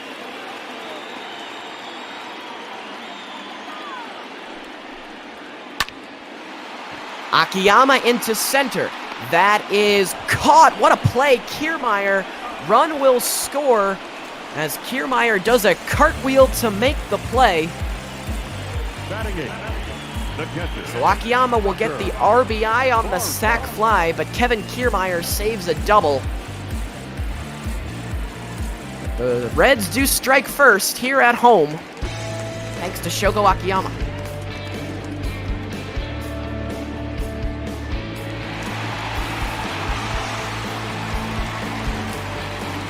So 2 outs now for Tucker Barnhart, who does the catching today for Cincinnati. Barnhart hitting .232 on the year, switch hitting catcher today from the left side. First pitch outside off the plate, ball 1. Barnhart's been cooking in his last 4. 2 home runs and 4 runs driven in.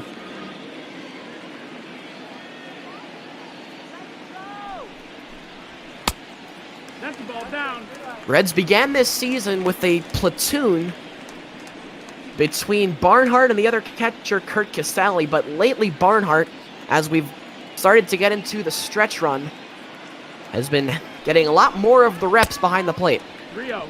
And he's ahead 3-0 here, doing a good job laying off against Morton.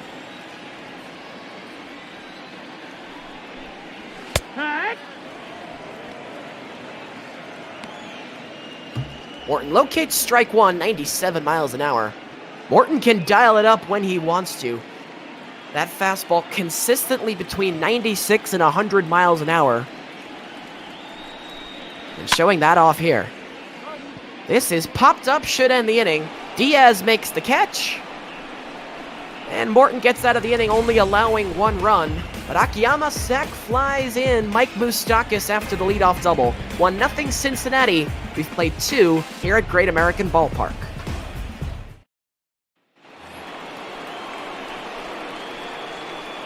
Charlie Morton, the pitcher, leads it off for the Rays in the top of the 3rd. 9, 1, and 2. That's Morton, Adames, and Brandon Lau. As after Morton, the lineup will turn over.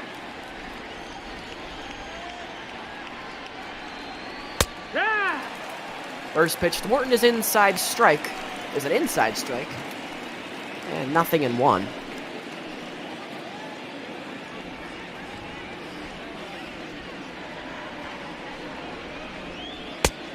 That's the ball. That is outside. 1 ball, 1 strike as Wade Miley starts his 3rd inning of work. Dating back to the 1st inning, he's retired 6 in a row. And make it 7 as Morton grounds it over to the right side. And Miley will take care of the cover for the first out of the 3rd inning. Take a look at our NL Central standings, which we talked about in the pregame. Cincinnati 64 and 46. They are 7 games back of Chicago, who is having a terrific year. And for a little while, it looked like the Reds might have a shot at making a run for the division. And not to completely discount them, they still could, but it would require Chicago to go on a really, really bad slump, which is not something that they've shown any signs of them doing. 1-0 here to Adames. That is line. That is caught. Nice play over at third base by Moustakis. Took a double away from Willie Adames, and that's the 2nd out of the inning. That's 8 in a row now for Wade Miley.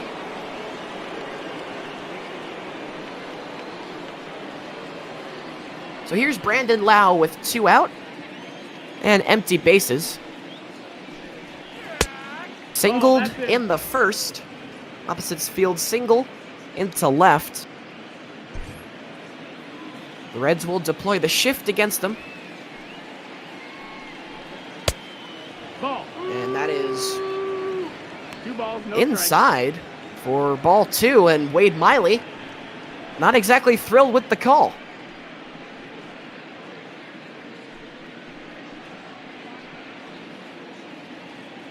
So 2 balls and no strikes here to Brandon Lau. In the top of the 3rd, Cincinnati leading it 1-0 here at home against the Rays. In this 2nd game of 3 that these 2 teams will play. Rip foul. Down the first base line, it is 2-2. Wade Miley is for back-to-back 1-2-3 innings. He will induce a ground ball. This is handled by Senzel, and that's 9 in a row retired for Wade Miley, who is through the 3rd inning with flying colors. Cincinnati to bat for the 3rd time when we come back. They lead it 1-0 here at home.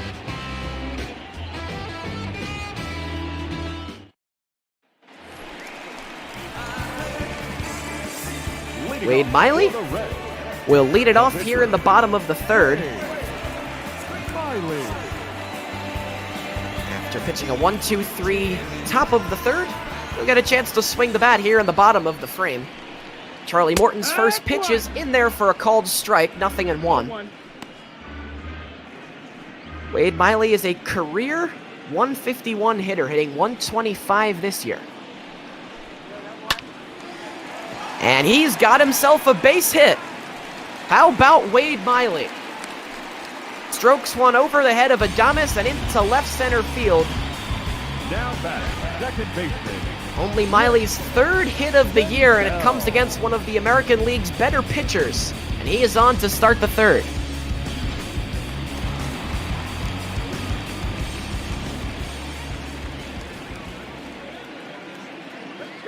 We'll see Nick Senzel for the 2nd time. Flied to right his first time up. Good stop by Zunino. Miley is running. Throw down is not in time. So Wade Miley heads up base running. He'll advance on the wild pitch and get that jacket a little bit dirty. Mike Zunino did well to knock it down. Probably not expecting Miley to take the extra base, but heads up from the pitcher. He's in scoring position for Senzel. 1-1. Swung on and missed, 1-1. 3 home runs in his last 5 games for the Rays leadoff man.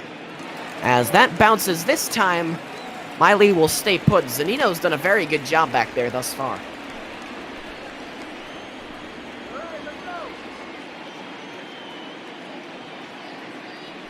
Two balls, 1 strike. Senzel He'll foul that one away. It's 2-2.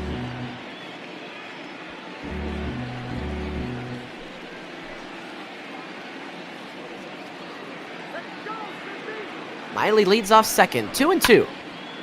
Is grounded left side and foul. Senzel a little bit out in front, and he'll get another shot.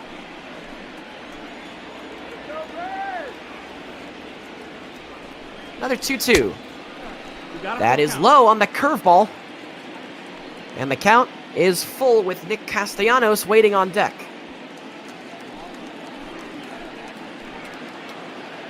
This will be pitch number 40 of Charlie Morton's outing. And it's a payoff pitch. And it's high for ball 4. The first walk handed out by Charlie Morton. And once again, Morton is in a little bit of trouble. 2 men on here in the third. First and second, nobody out. This time he has to deal with the top of the order. In the second inning, Morton would allow hitters 4 and 5 to reach base, but was able to get out of it pitching to the bottom half of the order. Now he's going to go right into the teeth of the Reds lineup. And we'll see how he fares. 1 ball, no strikes to Castellanos, who was fanned his first time. And that is low. 2 balls, no strikes. Morton may be getting squeezed a little bit here. If you see the left side of the screen, you'll see I was supposed to be doing this game with Tim Moore, but unfortunately his Wi-Fi went kaput about 2 hours before first pitch and was unable to get it restarted.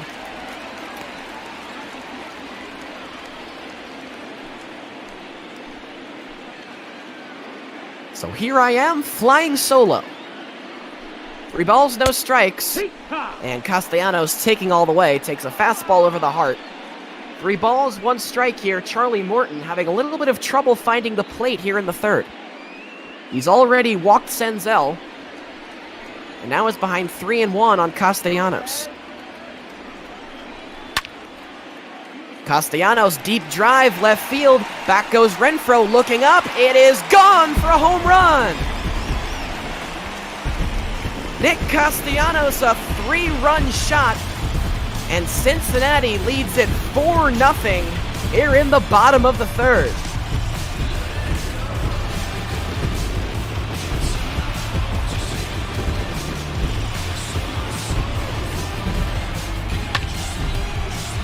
The 19th home run of the year for Nick Castellanos. And that one just got out of here over the left field wall. Great American Ballpark here in Cincinnati. Not one of the larger ones in baseball. And Castellanos helped out by the dimensions of his home field.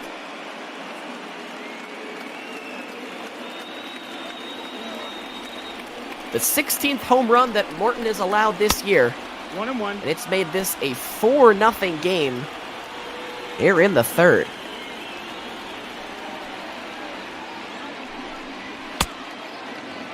One, two.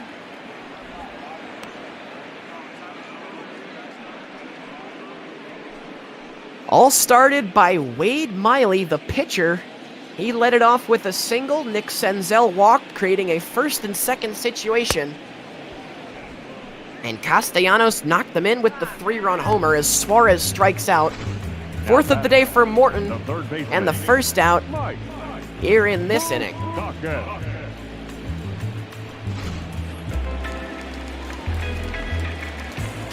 So now Mike Moustakas playing third base, batting 4th here today.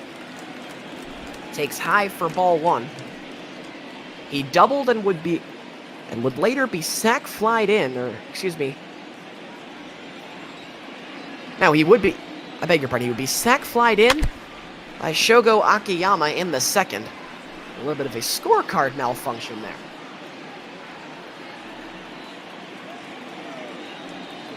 One ball, one strike to Moustakas. High fly ball, left center field. Back is Renfroe, still back.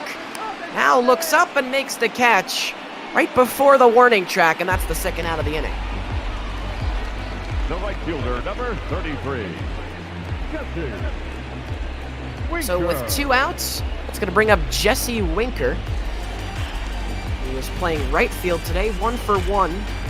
Singled back in the second, right up the middle.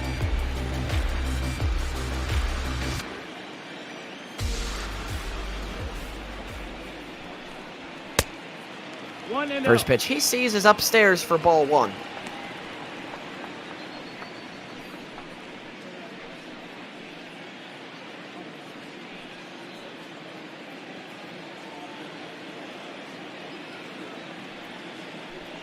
Here comes a 1-0.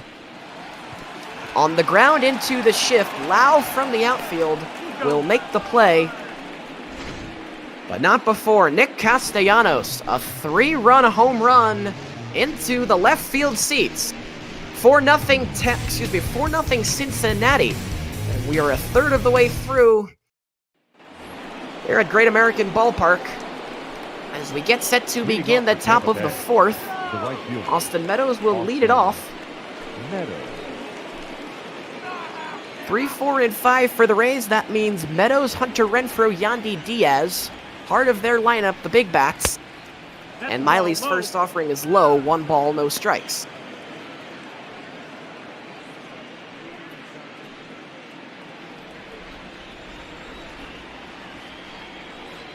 Wade Miley beginning his 4th inning of work. He's pitched 3 scoreless so far. And he's got a streak of 9 straight retired.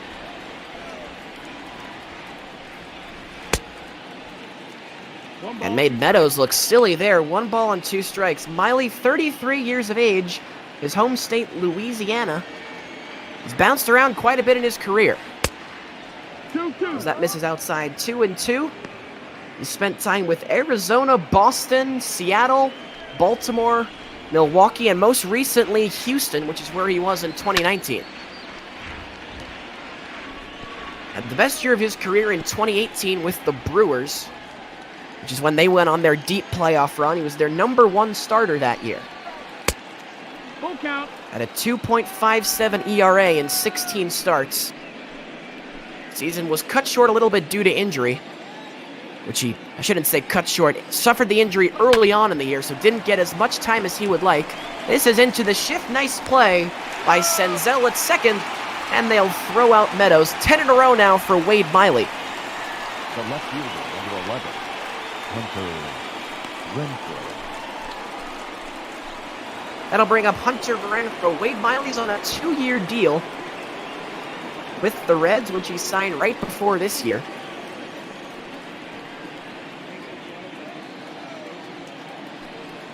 Split his time between the starting rotation and the bullpen. And making the start today. So far, David Bell can't have much to complain about. Miley's only allowed 2 hits, and has not allowed one since the first 2 batters of the game.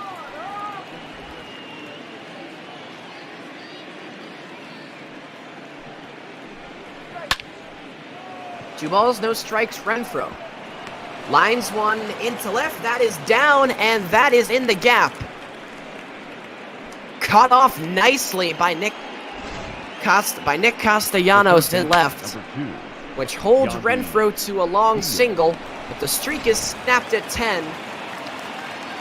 And the Rays have their first base runner since the first inning. Here's Yandy Diaz, takes up and away for ball 1. Diaz flied out to right his first time up.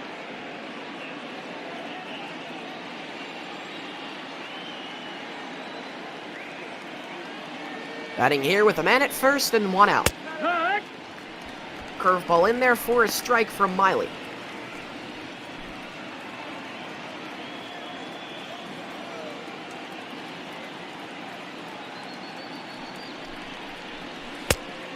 Ball. That is inside. 2 balls, 1 strike. Well, we talked about how the Rays are in the hunt for a wild card. 3.5 games behind the White Sox, who currently occupy the 2nd spot. The Indians have the number 1. Ball.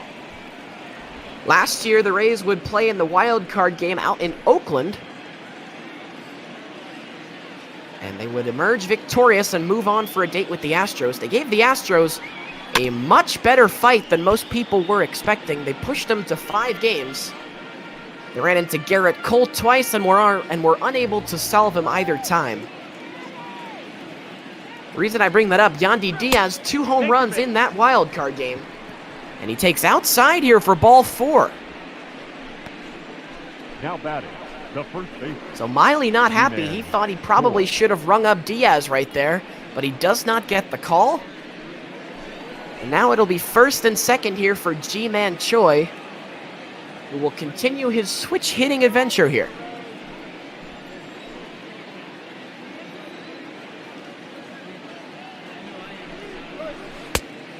No, that missed. First That's pitch the to ball. Choi is outside, 1 ball and no strikes. And Miley not getting that outside corner on that off-speed pitch here this inning.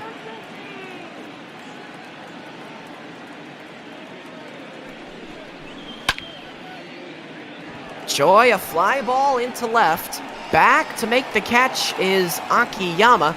No tag by either runner. And that's the second out of the inning, recorded by Miley. The center fielder. And now, the Rays' last hope here in the 4th is Kevin Kiermaier.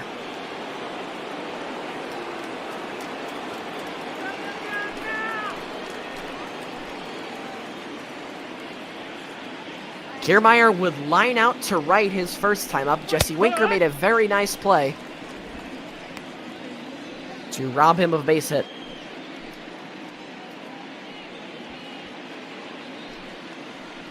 Good speed at second. Hunter Renfroe should be able to score on something hit to the outfield.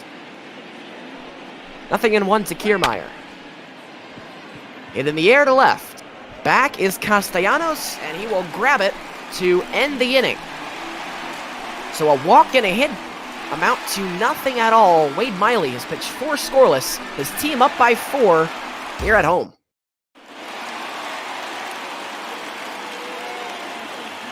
Back here for the bottom of the 4th inning at Great American Ballpark in Cincinnati. Heidi Watney reminding us to please donate to Meals on Wheels. Should find a link in the Twitch stream. If you can't find it, please drop a comment in the chat. I'm sure someone from the ML Botball community would be glad to help you out and point you in the right direction. Joey Votto leads it off here for the Reds. It'll be 6, 7, and 8 for Cincinnati this inning. That's Votto, Shogo Akiyama, and Tucker Barnhart, the catcher.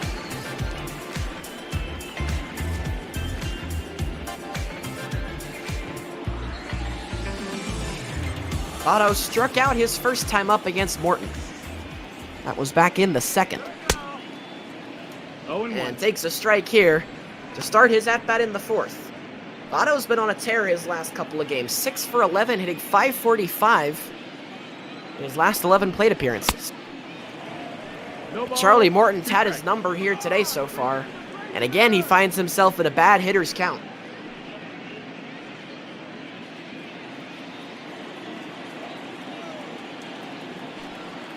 Nothing in 2 to Votto. And that misses inside. 1 ball and 2 strikes. Charlie Morton, 36 years of age. He's also bounced around quite a bit in his career. Longest stretch for Morton, he spent 2009 to 2015 with Pittsburgh. But other than that, he's been on a lot of one-year deals. 1 year with the Braves, he came up with them in 2008. A year with the Phillies in 2016. 2 years with the Astros, he'd win a World Series with Houston in 2017 and remained with them in their 18 campaign. Signed in free agency by Tampa Bay prior to last season, and he would have a terrific year last year. He was voted to his 2nd straight All-Star game, and overall the best year of his career. 16-6, 3.05 ERA last year. Had a career-high 240 strikeouts.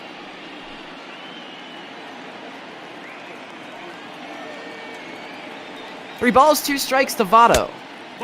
And it's low. Good at bat by Joey Votto. Was down 0-2 and fouled off some pitches and works out a leadoff walk. And here's Akiyama, who drove in the first run of the game with the sac fly back in the 2nd. Nope, ball. 1 ball, no strike.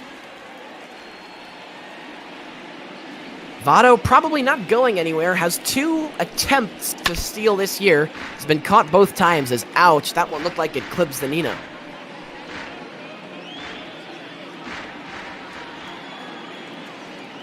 Seems to be okay as here comes a 1-1. 2-1 Is count. eye level for ball 2. 2 balls, 1 strike. Here to Shogo Akiyama, who is a career 300 hitter in the NPB in Japan. 102 home runs, 1,276 hits, and was a 5-time NPB All-Star. There goes the runner. Votto is called out at second as Adames applies the tag. Well, we said we didn't expect Votto to be running, and yet there he goes. And he's caught for the 3rd time this year, yet to record a stolen base. What a play by Adames to pick that and slap it down. And Morton's got himself the first out of the inning. Looking for the second right here. That's the ball. And Akiyama does a good job to lay off the off-speed. And it's another full count.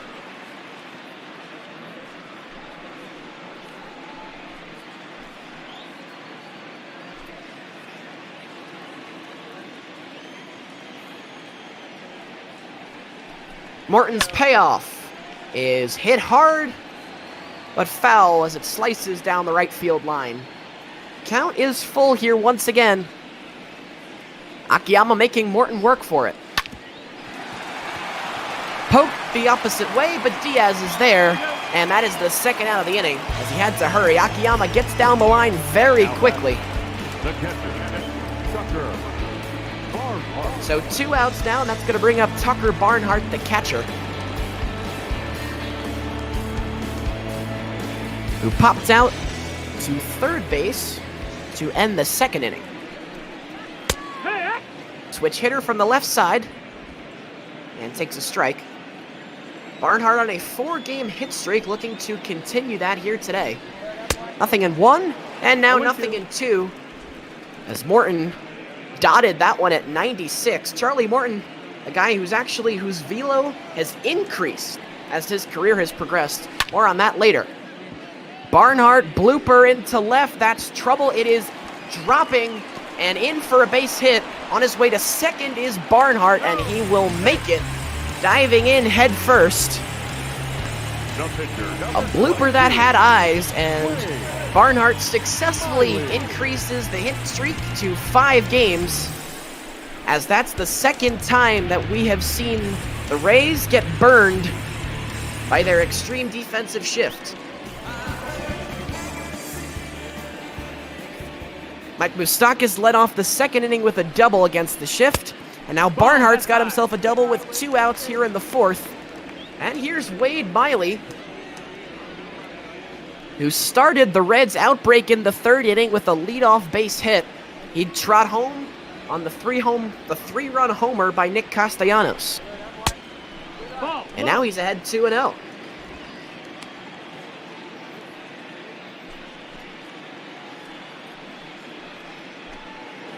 So Charlie Morton having some trouble here with the Reds hitters. It's 2-0 to his opposite. Miley hard hit, but foul. So that's going to get into the seats on the left side. Barnhart at second after the double. He is a catcher. Going to take a pretty deep ball for him to score. That's not going to do it. Who wants it? It's going to be Diaz who takes charge, and that'll do it for the 4th inning. So Morton gets around a 2-out double, and at the end of 4, Cincinnati leads it 4-0 over Tampa Bay as we go to the 5th here at Great American Ballpark.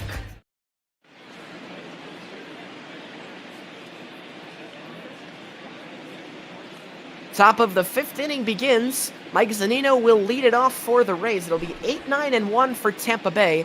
We'll see if Charlie Morton is going to stay in this game. He is due up second. And as we get a look in at the Rays dugout, Kevin Cash, who's been this team's manager since 2015, that's probably exactly what they are discussing. Leading off for Tampa Bay, the catcher, Mike Zunino. Rays trail by 4 if you're wondering how we got here. Cincinnati would score 3 runs in the 3rd inning after they got 1 in the 2nd. Nick Castellanos hit a 3-run home run that just squeaked over the left field wall. And that is the big hit in this ballgame as it stands right now. 1-1. Mike Zunino's 0 for 1. He struck out back in the 2nd. 1-1 here against Wade Miley. 2-1. And that's outside 2 balls and 1 strike.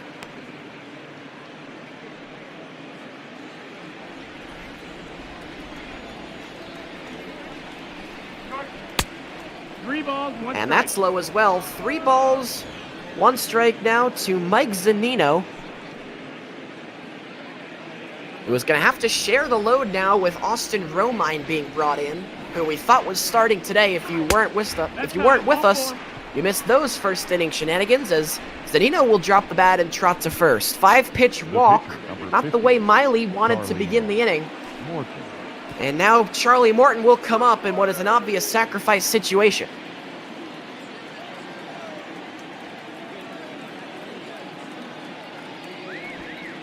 Morton squares. It is bunted up the right side. Votto will go to second, and they get the out at second, but not at first. The bat. To an unsuccessful sacrifice from Charlie Morton. Adames. I'll tell you, I thought that ball was a little bit too far up the line for Votto to still safely get an out, but a strong arm, and the catcher Zunino running. He just beat him to the bag. So it goes down as a fielder's choice, but Zunino is erased. And Miley's got his first out, so here's Adames. Led off the game with a base hit, lined out to third in the top of the 3rd. He's robbed of a double by Mike Moustakas.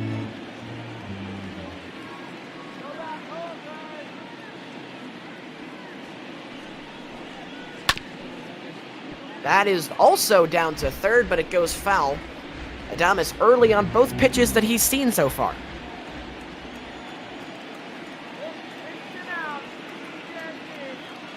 Comes an 0-2. Froze him. Changeup completely buckles Adames. It's the 4th strikeout of the day for Wade Miley. And with 2 outs here in the 5th inning, and Charlie Morton at first, here's Brandon Lau. 1 for 2. Opposite field base hit in the 1st. A ground out into the shift in the 3rd, and they'll put the shift on once again for Lau.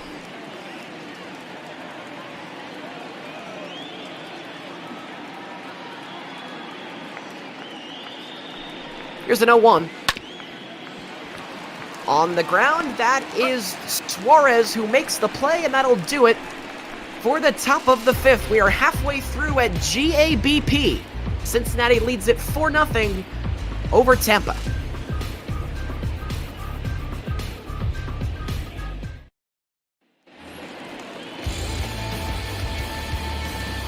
Leading off for the Reds, the second baseman. Nick Senzel leads it off at the bottom of the 5th. Charlie Morton is back out there for inning number 5. 1-0. Senzel, the leadoff man, batting for the 3rd time today. He has flown out to right and walked in the 3rd. 1-0 is on the outside corner for a strike. 1 ball and 1 strike. 2. Senzel, the second overall pick in the 2016 draft by the Reds. Last year, his first full-time year of the big leagues. Hit .256 with 12 home runs, and now he's got his second base hit of the day. As he is aboard to start the 5th. Now With a shot back up the middle.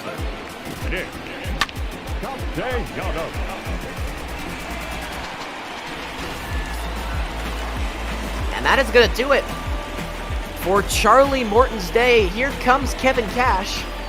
So Morton starts the 5th inning but cannot record an out. He leaves after 4 and 1 batter, giving up 4 runs, although we cannot close the book on him just yet. Still responsible for the runner at first. Let's take our first look at Taijuan Walker. Taijuan Walker, as I'm being corrected. Walker was acquired yesterday at 1:30 p.m. from the Seattle Mariners. Walker was sent to Tampa Bay. The Rays would ship off pitcher Paul Campbell out to Seattle. And Walker gets his first action here as a member of the Rays. Was a starter with the Mariners. 22 starts on the year so far, 6-10 record, a 4.23 ERA. Castellanos 2 for 6 in his career with a home run against Walker. He's already homered today.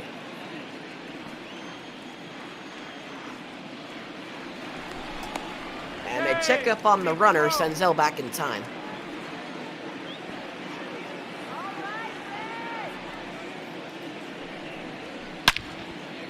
That is back up the middle. That's a base hit. Back-to-back base hits. Senzel off Morton, and now Castellanos off Walker. And they're at first and second with nobody out here in the 5th, and here's Eugenio Suarez.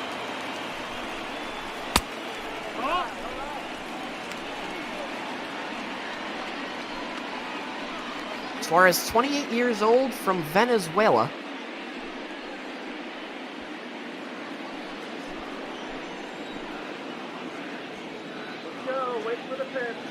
Was traded to Cincinnati in exchange for Alfredo Simon from Detroit, and he's got himself a base hit. Rounding third and coming to the plate is Senzel. Throw is cut off. It's 5-0 Cincinnati here in the 5th. Up next is Cincinnati, the third baseman. 3 straight hits for the Reds. And with that run, we can officially close the book on Charlie Morton. He goes 4 innings and 1 batter and allows 5 runs on the day. And unless Tampa Bay can pull out some offense, which so far they've shown no signs of doing, he's going to be handed a loss here today.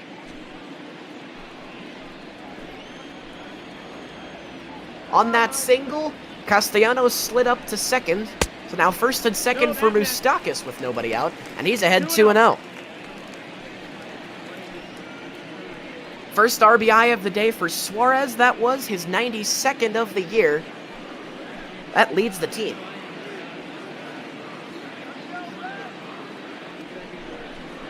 .20 pitch is outside 3-0, and Walker is really struggling here in his first appearance.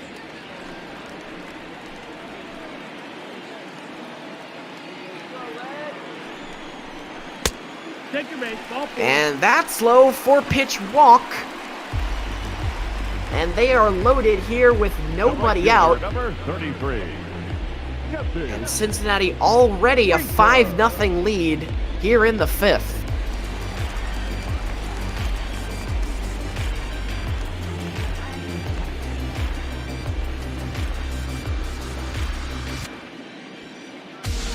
So here is Jesse Winker, who has a chance. This game is already kind of blown open. But a base hit, or especially a gap shot or something more, could open the floodgates in this one. First pitch swinging, fouled away, 0-1. 3 home runs in his last 8 games for Jesse Winker, the 26-year-old from Buffalo, New York.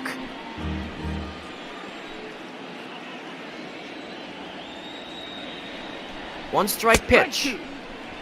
And now it's 0-2. Good job by Walker, as he's rebounding from the walk nicely. Ahead 0-2 here on Winker with the infield in. 1-2. Inside, 1 ball, 2 strikes.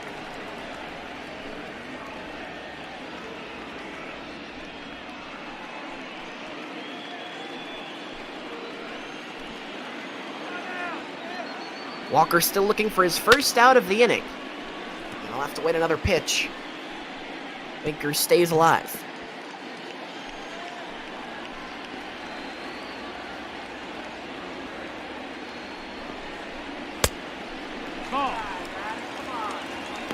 And that's outside 2 balls and 2 strikes now. So Winker, once down 0-2, has now worked it back to a much more even 2-2 count. With the bases loaded here in the bottom of the 5th. Already Cincinnati up 5-0. That missed. That's the ball. Now the count is full. Full count. No place to put Winker. Walker has to come right to him. The 3-2. Take your base. Inside ball 4, he walked in a run. The first baseman, number 19, Joey. Castellanos will come home. Everybody else moves up a base. We've already seen 5 men sent to the plate. This is number 6, Joey Votto. And the Rays still have not recorded an out. Votto into left. It'll slice foul. 0-1.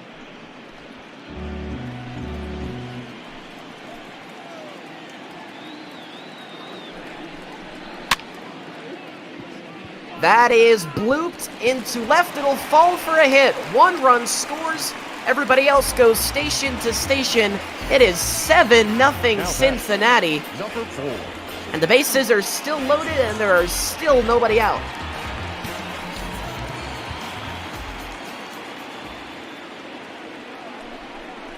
Yeehaw. Shogo Akiyama takes a strike. He's already driven in 1 run. In position to drive in a lot more. The Rays just needing to get an out. Should get one here. Akiyama. But they go to second. They get him.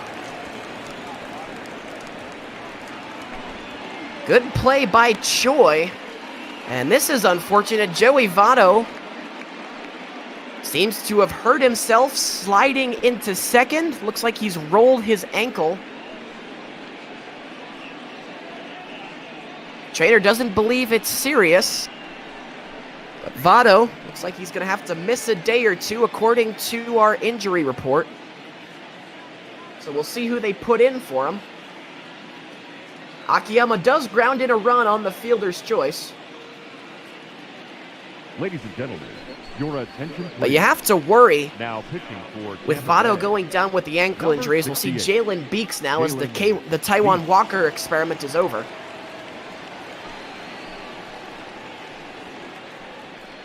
But always have to worry with those ankle injuries that they never properly heal unless you have a lot of time to Now kind of batting, stay off catcher, them, which is Tucker. certainly not a luxury that Votto can afford. His team's in the middle of a pennant race.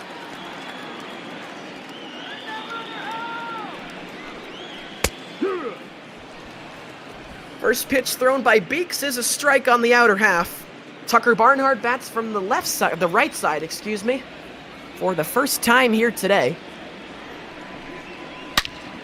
4 runs already home in the inning. There could be more.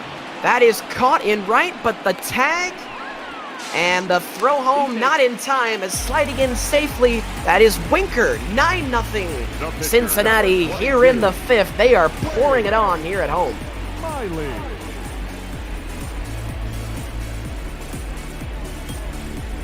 That is another run that is charged. The Taiwan Walker still responsible for the runner at first, but he's now allowed 4 runs in his first appearance with the Rays. Wood. So I'm sure Tampa Bay fans having their doubts about whether bringing in Walker was the right move.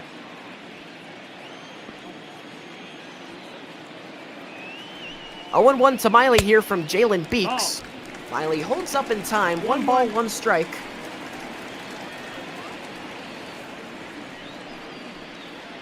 Miley, the 9th man that the Reds have sent to the plate here this inning. Nick Senzel, the leadoff man who started this whole inning, is on deck if Miley can continue.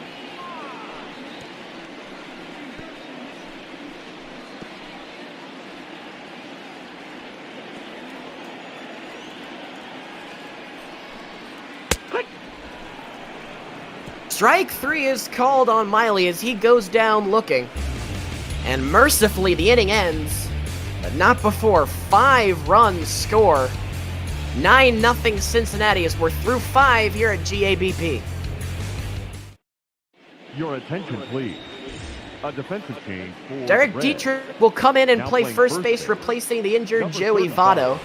If you're just Derek. joining us, Votto rolled his ankle sliding into second in last inning's offensive Leading off onslaught. for the Reds, the right fielder, Austin Meadows. Medical staff does not believe that it is serious, but they are going to take Votto out of this game, and the estimation is he's going to miss at least a day or two.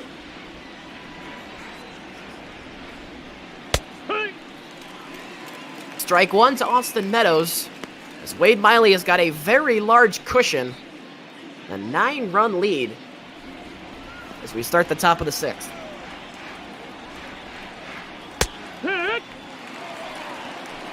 Cincinnati would score 1 in the 2nd, 3 in the 3rd, and they blew it open last inning, 5 in the 5th. Everybody station to station, nothing more than a single. Runs scored. A combination of singles, sacrifice flies, and there was one bases loaded walk, which also brought in a run. 2-2 to Meadows.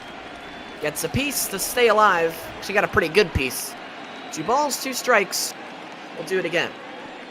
Pitch number 77 coming up for Wade Miley, who's been brilliant so far. That's the ball. Just missed on that one, 3-2. Down the full.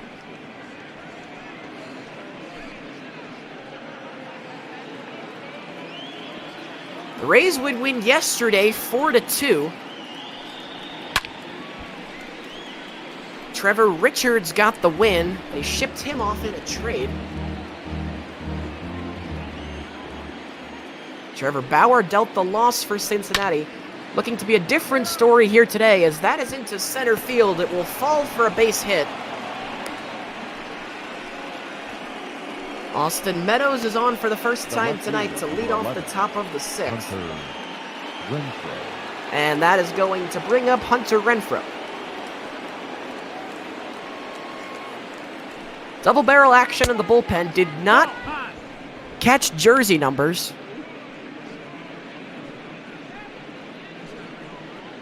Wade Miley only had 80 pitches. He's been pretty good so far. 1-0 to Renfroe. Is chopped foul. 1 ball, 1 strike. Renfroe was traded this offseason as part of the deal that sent Tommy Pham from the Rays to the Padres. A lot of people were surprised that the Rays wanted to part with him. Pham was terrific last year for Tampa, especially in their postseason run.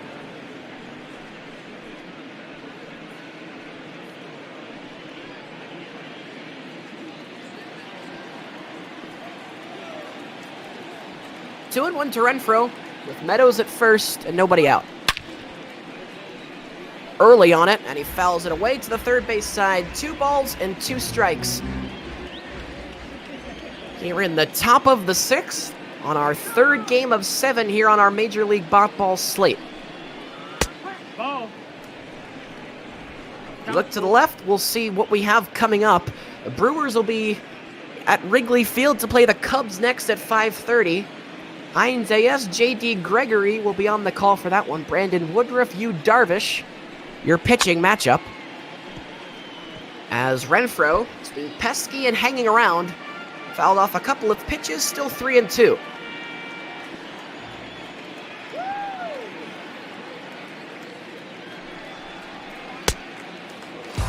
This time Miley gets him.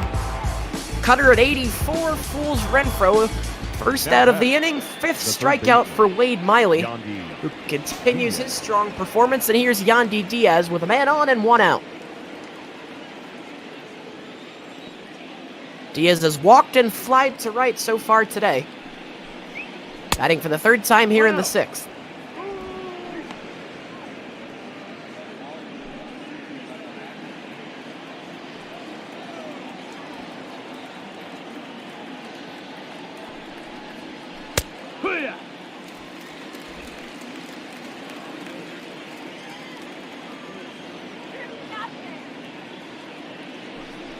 Here's a 1-1. On the ground, but foul to the left side of the third base bag. 1-2. 58 balls, 31 strikes. 58 strikes, 31 balls for Wade Miley, who has pounded the zone here today. Relied mainly on pitching to contact, but 5 strikeouts along the way. Not too shabby either. 2-2. Full count. And that's low. Diaz does a good job working the count, and it's full again. We mentioned the 5:30 Brewers and Cubs matchup. The Dodgers and D-backs at 7:15. That's a big one. Cookie Eater 45 on the call for that one.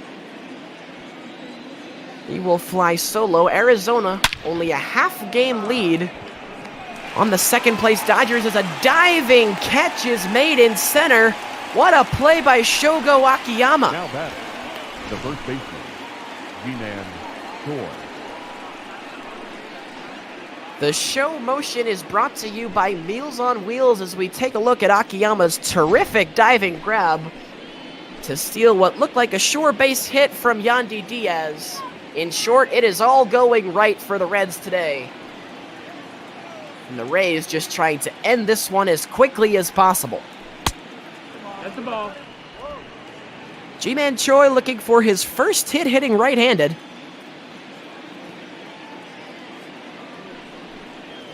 One 1-0 is flied in the air to center field. He won't have it here. Akiyama diving catch. This is an easier play. Made a diving catch just a play ago. Now we'll just take the routine fly ball. Middle of the 6th. Cincinnati up 9-0 here at GABP.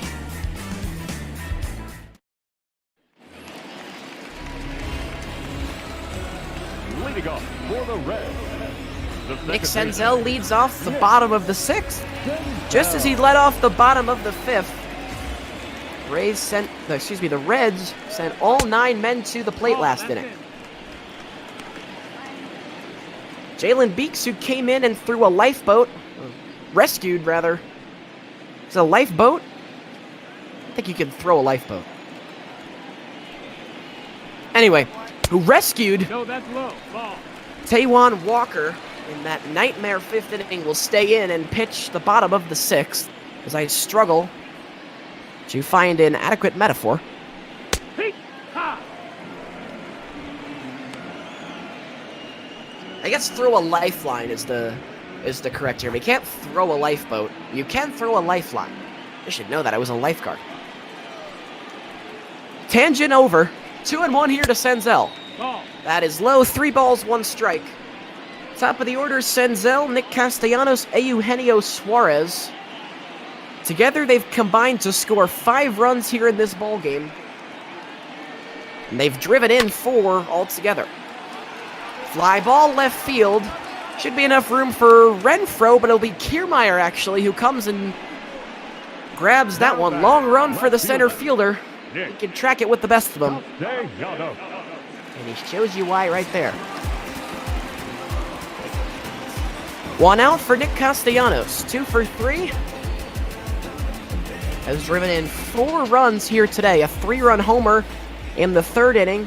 An RBI single, Nope. Ball. which plated the first of 5 runs that would come score in the 5th. Castellanos would then score himself. 1 ball, 1 strike. These 2 teams will meet one more time before going their separate ways. It will be tomorrow. The game is not going to be broadcast here on ML Botball. Unless, of course, something changes.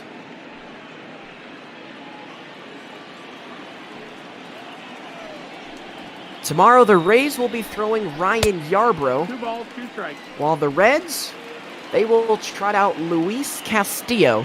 And I don't mean the Luis Castillo who famously dropped the pop-up at second base in the Mets-Yankee game. I think it was back in 2008 or 2009.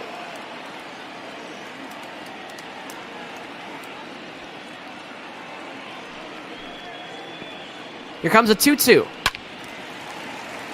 Castellanos, slicer, foul.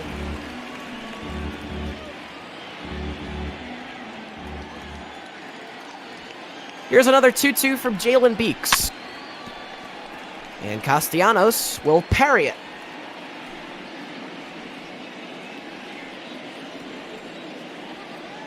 Goose eggs across the board for Wade Miley. He has faced the Rays 6 times over 6 innings and has yet to allow a run. We'll see if he comes out for the 7th.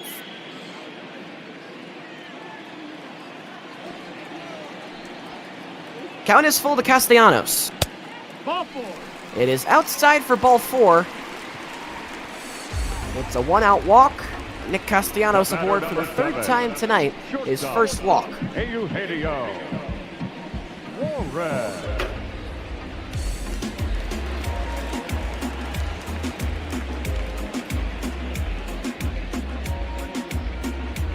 Eugenio Suarez with 1 out and 1 man on here in the bottom of the 6th will take his turn. 4th at-bat of the day for him. He has twice struck out, but also has singled in a run along the way. And behind that fastball, 1 ball, 1 strike.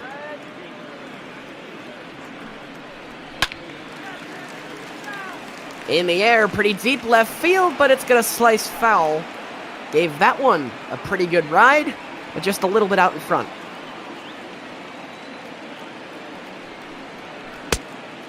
Two.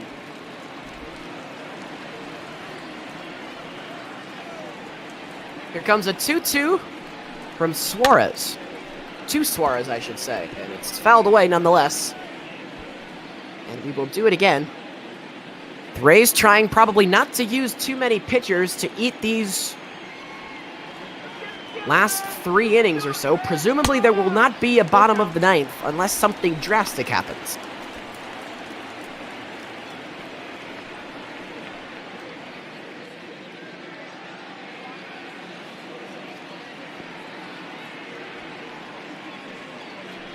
Three-2. Late, but he got a piece.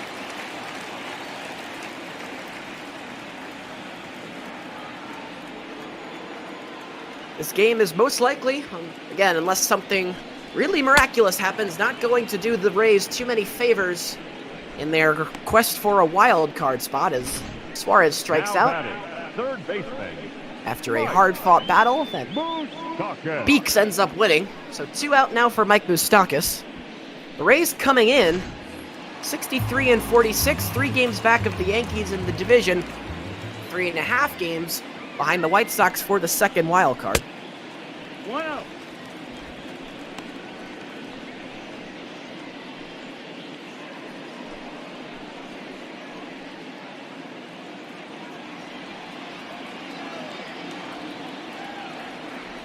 The Reds, meanwhile, they are the number 1 wild card heading into today. The Dodgers, a game and a half behind them, at least at the start of today.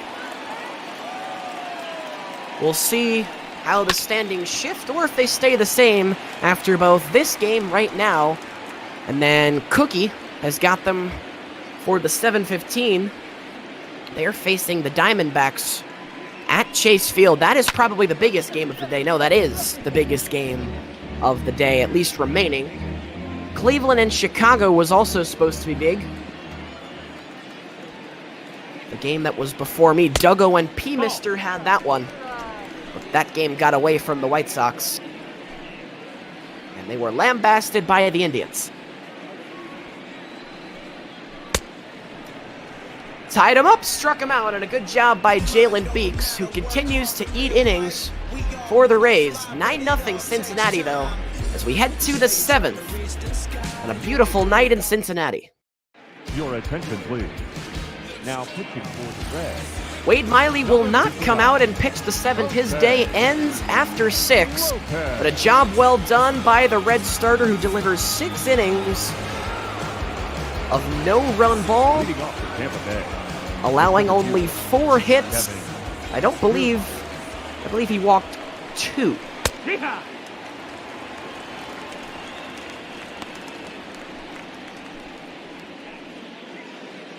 So Miley strikes out 5, walks 2 over 6 innings, a 4-hit, no-run ball. That is the final line.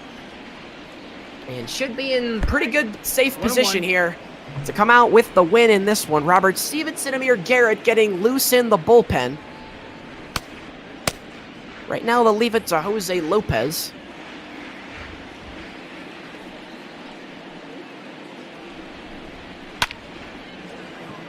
This is a fly ball into shallow left center. Catch is made by Akiyama for the first out of the inning as Kiermaier is gone. This is really just a confidence inning here for Jose Lopez, who is the most inexperienced in this Rays bullpen. 26 years old in his rookie season from the Dominican Republic. This is only his 8th appearance of the year. The record is not bad, only 0-1. He's only thrown 8 2/3 innings, but the ERA is a 9.35. As in those 8 2/3, he's given up 10 runs and 3 home runs as well. So David Bell just trying to get his young reliever back on steady ground, steady footing here, as he'll get the top of the 7th to work with his team up a pretty safe 9 runs.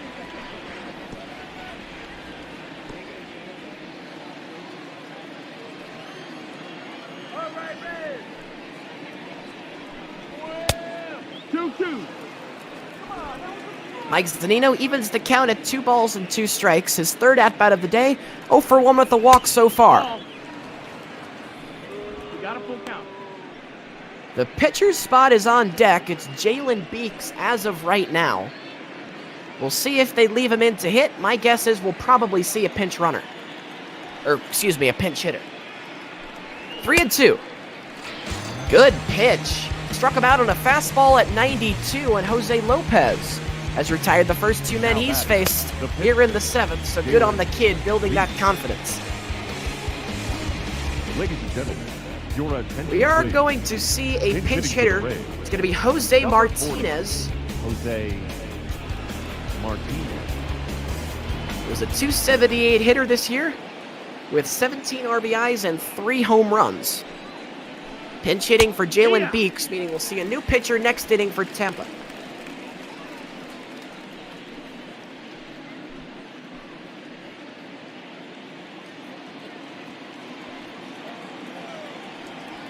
One strike, here's Lopez's 0-1. 1-1. And it's low, rattled around. They'll get a new ball. 1 ball and 1 strike as Martinez will try and extend to the top of the order with Willie Adames waiting on deck.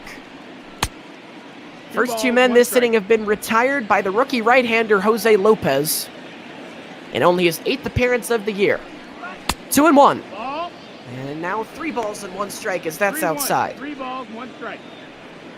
Like I said, Adames on deck, Martinez pinch hitting for Jalen Beeks, who was a very good soldier for Kevin Cash's Tampa Bay squad.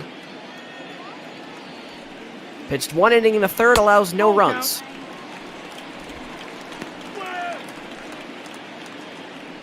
All the damage done by the Reds off of the starter, Charlie Morton. They got him for 5, and then Taijuan Walker, who was only in for 1/3 of an inning, but he still is charged with 4 runs.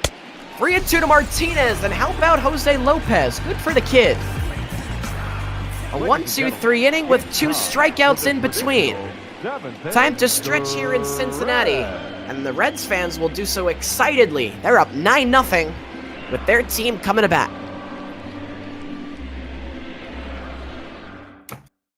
Your attention, please. Now, Jose Alvarado comes on to pitch the bottom of the 7th. No Shark Shavery today, unfortunately. Alvarado. Shark Shavery, for those of you who are relatively new to our Buckball community, is the best organist on Twitch. He comes on and plays the 7th inning stretch. Gives us a rendition of Take Me Out to the Ball Game on the organ. I say he's the best organist on Twitch. Then again, he is the only organist on Twitch that I have ever known. But I'm confident that any other Twitch organist out there, Shark will trump them all. So shout out Shark, who is pretty active in the Discord chat right now.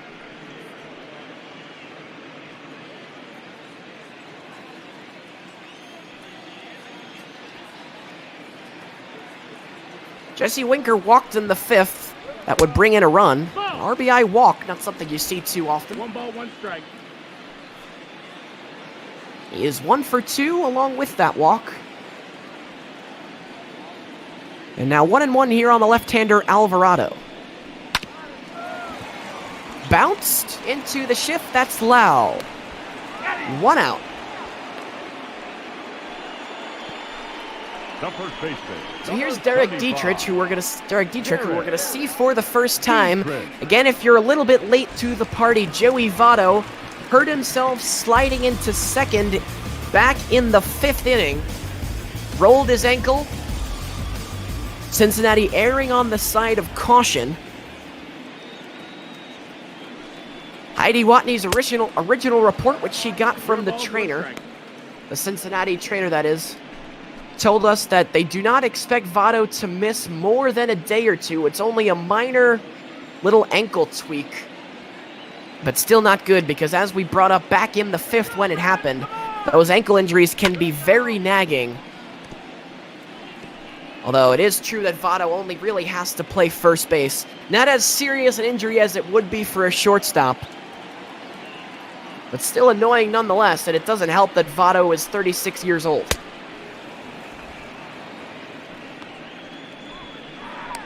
Derek Dietrich strikes out on his first at-bat of the game. First of the day for Jose Alvarado, as Dietrich is sat down rather quickly.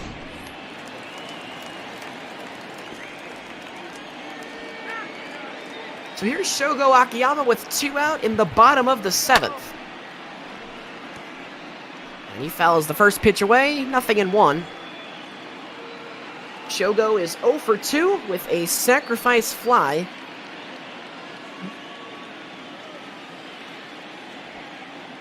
Which brought in the first run of the day back in the 2nd. 1 run in the 2nd for Cincinnati. Castellanos hit a 3-run home run in the 3rd. That made the score 4-0.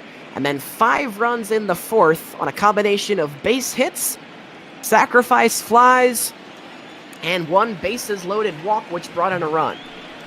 Nothing in 2 to Akiyama.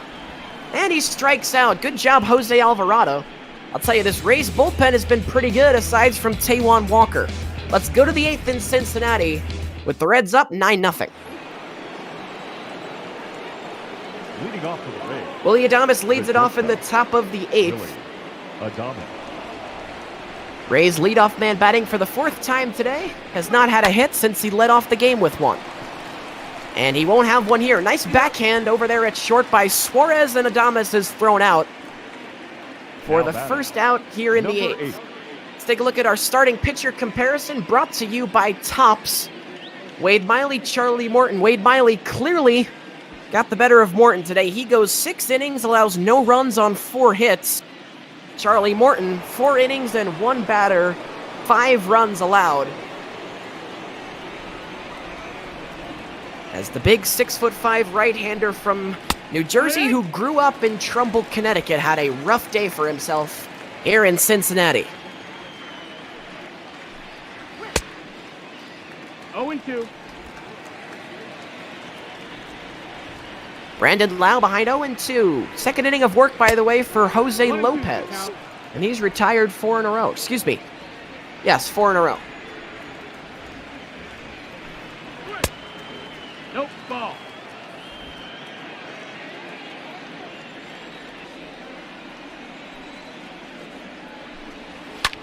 Two and 2 is flied in the air to left. This is slicing foul. Heavy shift again they use on Brandon Lau. And it's a 2-2 pitch. In there, strike 3 as Brandon Lau is way behind it. Only 90 miles an hour on the fastball, but Lopez blew it by him.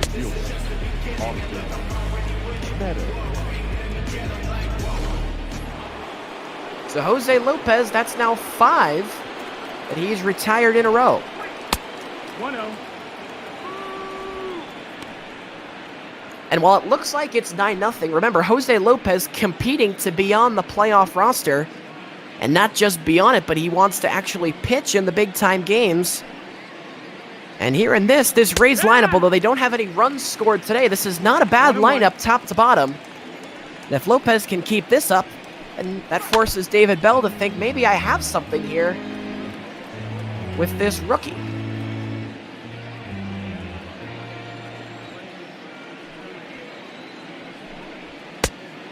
No, ball. Just misses inside. 2-2 now to Austin Meadows. If he can continue the inning, Hunter Renfroe is on deck. 2 balls and 2 strikes. Here's a 2-2. No, that missed. That's the ball. Is outside and off the plate. Count's full. And now 3-2.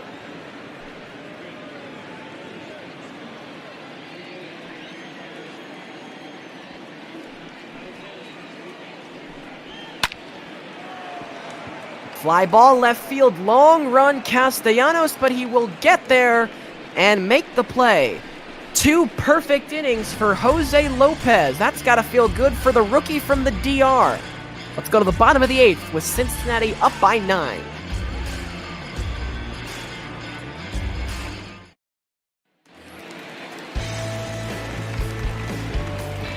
Jose Alvarado will stay in and pitch the bottom of the 8th.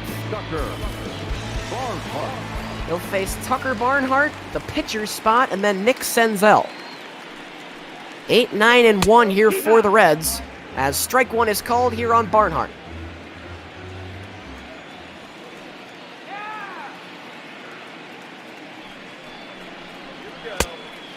One and one.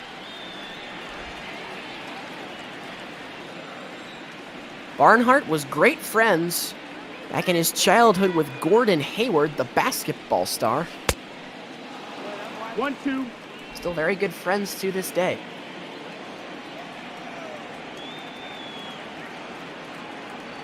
Of course, the NBA has just restarted in the real world as Barnhart strikes out here to start the 8th. The NBA's restarted. Hockey's getting going today. The Rangers in the first game of the day were defeated by the Carolina Hurricanes 3-2. For you hockey fans out there, it was a wild one. Something like 14 or 15 penalties combined between the two teams. It's 0-1. So hockey's back. Basketball is back. They're working on football, hopefully. Baseball is back as well. And you know baseball's back when the Mets are blowing 6-run leads, which is just what they did last night against the Atlanta Braves. They were up 8-2, but they would lose 11-10, and everything was all over. It was Kiermaier, by the way, who made that catch. The first 2 men in this inning are retired. And I'll tell you, you do have to give credit. I said at the end of last inning, but Charlie Morton and Taijuan Walker, Morton the starter, Walker the reliever they brought in right after, they gave up 9 runs between the two of them. Morton allowed 5, Walker allowed 4, but he only pitched a third of an inning. They had rough days, but the 2 guys they brought in behind them, Jalen Beeks and Jose Alvarado, you couldn't ask for much more if you're Kevin Cash.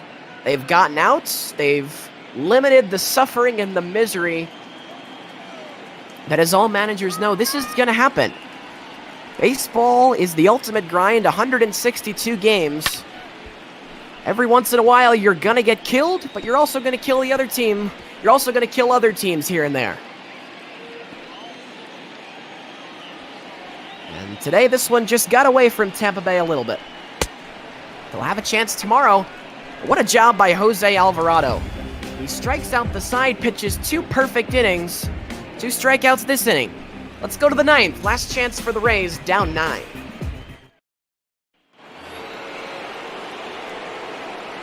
Leading off for Tampa Bay, Hunter Renfroe will lead it off. It'll be 4, 5, and 6. That's Renfroe, Yandy Diaz, G-Man Choi, as the Rays try to avoid being shut out here on the road in Game 2 of this 3-game series.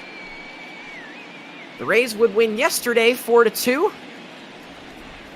Much different story here today. Jose Lopez will stay in the ballgame for his 3rd inning of work, and it looks like he's got the first out of the 9th. Derek Dietrichs makes the play on the outfield grass. 1 pitch and 1 out. And just as this Rays bullpen featuring Jalen Beeks, and Jose Alvarado They did a nice job mopping up. And there you can see David Bell. He's got to be thinking that Jose Lopez had a couple of rough goes of it to start his tenure with the club. This is his 8th appearance. He's got a 9.35 ERA over those first 7 games. But he's retired 8 in a row here today, and now getting the chance to try and close this one out. Not a save situation. It has to be, it's always a good feeling, especially for a young pitcher when they're on the mound when the game ends. I'll give up a hit here as that's Diaz into center. Only the 5th hit of the ball game for Tampa Bay, and it's the second time Diaz has been aboard. He is now 1 for 3 with a walk on the night. But still, Jose Lopez has been very good. Tomorrow, these teams will square off one more time. As of right now, this is not a televised game, or excuse me, not televised, a streamed game on ML Botball on Twitch. Things could change, things often do. The Rays are going to be throwing their stud, Ryan Yarbrough. He's been terrific this year. The Reds, Luis Castillo. He's been no slouch himself. 2-0. That'll wrap things up for both teams here in this one. I think this is the last interleague series that the Rays will play. I think it's the last interleague series both these teams will play. 3 balls, no strike. That's high to Choi, and now Lopez losing the zone a little bit. He's on a 3-ball, no strike count here. Kevin Kiermaier on deck. Ground ball probably ends the game. Tampa Bay, they do not get a day off on Monday. They go right to the road, and they'll head up to Toronto. They'll have 3 with the 3rd place Blue Jays, who are just hanging on right now in the wild card picture, though. Pretty soon, I imagine they're going to be out of it, as this is a fly ball into pretty deep right field. Back at the wall, leaping. It is gone for a home run. Ji-Man Choi, a 2-run shot. And the Rays are finally on the board here in the 9th.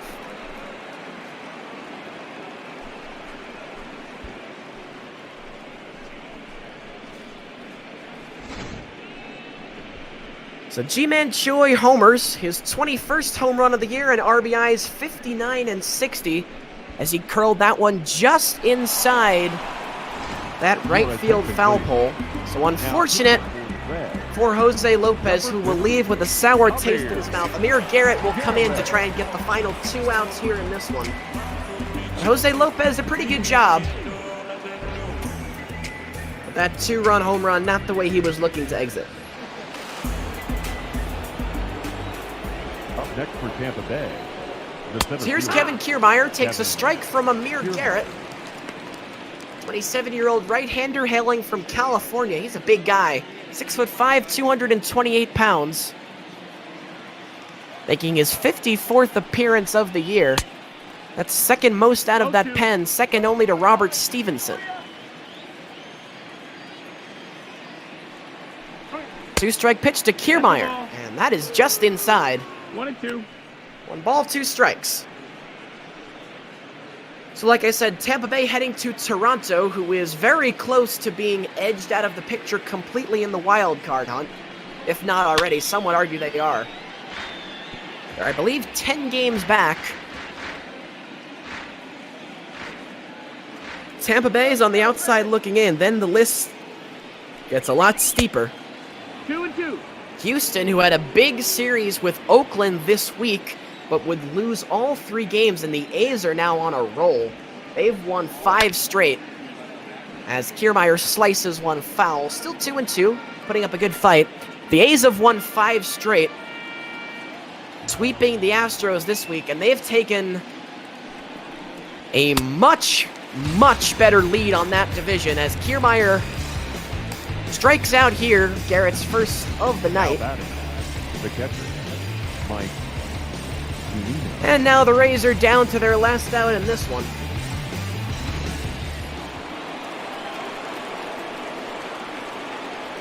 Robert Stevenson, Matt Bowman both getting loose, but probably just getting their throwing in for the day. Doubt they're going to have to come in and actually pitch. But yes, the Oakland A's have taken a much better lead on that division. They have a much better hold on that. They're now 6.5 in front of the Astros, who really needed to come up big. The series was even at home against the A's. They dropped all 3. They now trail by 6.5 in the division. Somewhere along the lines of 9 or 10 games. Don't know the exact number for sure in the wild card. They're on the verge of being rubbed out as well. Meanwhile, the Reds, like we said, they'll throw Luis Castillo tomorrow. Next up, they'll have a day off on Monday. Then they'll head to Citizens Bank Park in Philadelphia for 3 with the Phillies in a midweek series next week. That'll be Tuesday, Wednesday, and Thursday.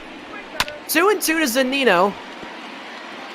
And he fouls that one away and delays the Rays from getting in the clubhouse at least 1 pitch longer. Down to their last strike. 2-2 from Garrett. Is low for ball 3, and it's a full count. On deck is the pitcher spot, Jose Alvarado, if we get that far. Have to imagine they'd probably pinch hit for him. Garrett's payoff. Struck him out, and that's the ball game. The Cincinnati Reds run away with this one. 9-2 is the final. The Reds get 1 in the second, 3 in the third, and then 5 in the fifth. They took a 9-0 lead. Ji-Man Choi makes it look a little bit more respectable with his 2-run home run in the ninth. Home run number 21 for him on the year. But the Reds leave comfortably ahead on this one. Again, they win it 9-2. The final, the wrap-up of this series will take place tomorrow, the rubber match. Luis Castillo, Ryan Yarbrough will be the pitching matchup tomorrow, not going to be streamed. Wade Miley picks up the win. He moves to 6-3 on the year. Charlie Morton will take the loss. He did not have it. Falls to 11-5. Let's take a look at our highlights. Starting the bottom of the second, Shogo Akiyama got us started. Great catch out in right center by Kevin Kiermaier, but it allows Mike Moustakas to come home after he led off the inning with a double. And that made it a 1-0 game. So 1 in the second for the Reds. They would then get 3 in the third. And 3 came right here. Nick Castellanos, the home run into left, just got out of here, sneaking over that left field wall. We talked about it. GABP is one of the more shallow parks in the majors, and then the Reds would really blow it open in the fifth. Eugenio Suarez would single in a run. That made it 5-0. Jesse Winker would walk with the bases loaded. That made it 6-0. Taijuan Walker was in at this point. He had a really rough time of it after 5 runs were charged to Charlie Morton. Joey Votto would not get a run with an opposite field single. He would then leave the game after rolling his ankle. Derek Dietrich would take over. Shogo Akiyama, this would make it 8-0. Fielder's choice, this is where Votto would hurt himself sliding into second. That made it 8-0. Jesse Winker would come home and score then on a Tucker Barnhart sac fly, which would make the game 9-0. That's what we're going to see right here.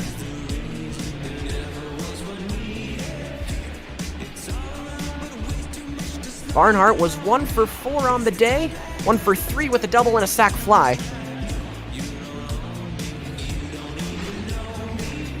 That would be all the scoring that the Reds would ever need. Top of the 6th, this was a terrific play in center by Shogo Akiyama. The Reds played some really good defense today. Akiyama, nice play in center. A couple of nice plays in the middle infield by Eugenio Suarez. Top of the 9th, this was off Jose Lopez. The 2 runs that the Rays would get in this ballgame came off of 1 swing. Ji-Man Choi hit it about the minimum distance that you can hit a home run in this ballpark. 332 feet, it got out of here. With a 9-2 lead, Amir Garrett came on and got Mike Zunino, and that's how we end things. Cincinnati wins it 9-2. Wade Miley is your player of the game. He pitches 6 innings, a 4-hit, no-run ball, walks 2 and struck out 5. A couple of other guys you have to point out. Nick Castellanos, he had a big day, 2 for 3 with a home run and 3 RBIs. Mike Moustakas also played well, 1 for 3 with a double. He scored 2 runs. Jesse Winker also had a nice day for himself. He was aboard twice, 1 for 3 with an RBI. And Tucker Barnhart, the catcher, was 1 for 3 with a double and an RBI sacrifice fly. That's going to do it for me here. Also, can't forget about G-Man Choi, who scored the only 2 runs of this one. With that 2-run shot in the 9th that just got over the right field wall. We took a brief look at our box score. Now we'll go to our exit screen. Wade Miley gets your player of the game honors. There are the numbers for him. He goes 6 innings, allows no runs on 4 hits. He moves up to 6-3 on the year. The loss goes to Charlie Morton, who had a rough day. He only lasted 4 innings, gave up 5 runs. Not a save situation, but Amir Garrett came in and got the last 2 outs. The Reds win it 9-2 to even up the series at a game of peace. We'll have game 3 and the final game, the rubber match, for you tomorrow. As of right now, not being televised, but be sure to tune into the stats video and you can check out how it goes. That's going to do it for myself. I'm Eddie McCarthy. Had a blast calling this one with you from Great American Ballpark in Cincinnati. Reds beat the Rays 9-2. Now I'm going to turn it over. Heinz AS, JD Gregory, Cubs and Brewers from Wrigley Field. Guys, all you. Thank you, Eddie, and welcome everyone to Wrigley Field. I'm JD Gregory along with Heinz AS, getting ready for Game 2 of this series this afternoon. Heinz, yesterday the Cubs came out with a win, but it wasn't easy. No, it got a little hairy in the 7th inning after getting a 4-1 lead on a grand slam from Chris Bryant, but Albert Alzolay ended up getting tagged with the runs in the 7th inning before the bottom half. The Cubs bats broke out with Hayward and Baez hitting homers, and even then it didn't always look safe in the last 2 innings. No, it didn't. It definitely looked like an adventure, but the Cubs came away with the win, and they were rewarded because with that win and with the fact that the Minnesota Twins lost last night, that gives the Cubs a game lead over the Twins with a 71-39 record for the best record in the ball universe. Well, we are getting ready for baseball here. It's the Cubs, it's the Brewers, and it's next. And welcome to Wrigley Field for this afternoon's action between the Chicago Cubs and the Milwaukee Brewers. Once again, I'm JD Gregory along with Heinz AS. Heinz, what are you looking for this afternoon? Well, I think it'll be interesting because we got Brandon Woodruff on the mound for the Brewers. He is their ace, and he's going to be trouble for this potent Cubs offense. And with you, Darvish, on the mound for the Cubs, his record might not show it, but he's certainly still one of the best pitchers in this Cubs pitching staff that's been so elite this year. So I think pitching is going to take it for me today. Leading off the afternoon. Absolutely, and he's going to have some weather to contend with as it is raining, and we are ready to go here at Wrigley Field. Here is the first pitch. That is a pie ball 1. Yu Darvish cutter fastball, 4-seam fastball slider, 2-seam fastball, and 12-6 curve. 120.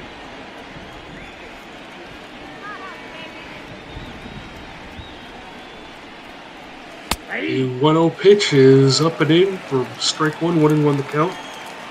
Darvish stands 6'5", 220 pounds. He is 33 years of age. He'll also have a birthday a little later on this month. You mentioned the pitches he throws. He's got 5 that you mentioned, and he'll tinker with all of them. So it adds up to plenty more sometimes based on the movement he gets. Absolutely. Well, here is the fly ball to left field. Schwarber takes care of it, and Lorenzo Cain is out, number 1.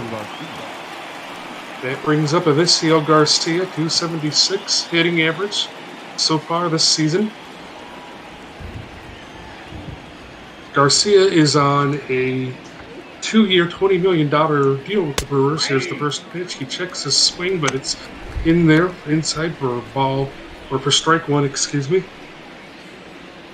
Last season was Garcia's lone all-star year. He hit 20 home runs. That's the most he's ever hit.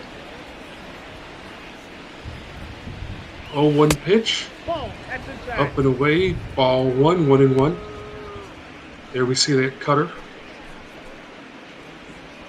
It's going to be a wet one this afternoon, so you can see Darvish cleaning off the spikes there. Got to be careful because it's very easy sometimes to slip on that mound with all the water draining into the dirt, and that can always be a danger for pitchers because if you tweak your knee or anything, that's going to be a major injury going down the stretch. Absolutely, and if it's going to rain like this, you got to wonder how much longer the umpiring staff is going to allow this game to go on. 1-2 the count to Garcia. There's a swing and a miss, strike 3, and there are quickly 2 away here in the top half of the first. So Hines, this is a little bit different than what we saw out of Carlos Quintana yesterday. Yeah, yesterday, bit of an off game there from Quintana. Sort of really got worked a lot by the Brewers' bats. They were really taking their pitches and stuff, whereas with Yu Darvish, he's got so many pitches and he's such a strikeout dominant pitcher that they're going to have to be careful at the plate. Keston Hiura at the pitch. He swung at the plate. He swung and missed at the first pitch, so he is down to the count 0-1.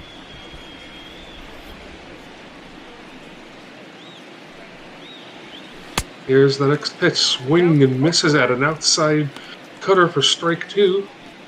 And Darvish is in strike away from a 1-2-3 first inning. Here's the next pitch. There is a swing and a grounder into center field for a base hit, so it's a 2-out hit for Keston Hiura. Well, we saw yesterday Brewers really going down quickly in the first inning. But here we've seen a lot of Ian Happ's range at second base, this time just unable to get it, and that'll bring up Yelich, so that's always a dangerous bat in the lineup when you got a guy on. Absolutely, especially considering the last 2 seasons that Christian Yelich has had.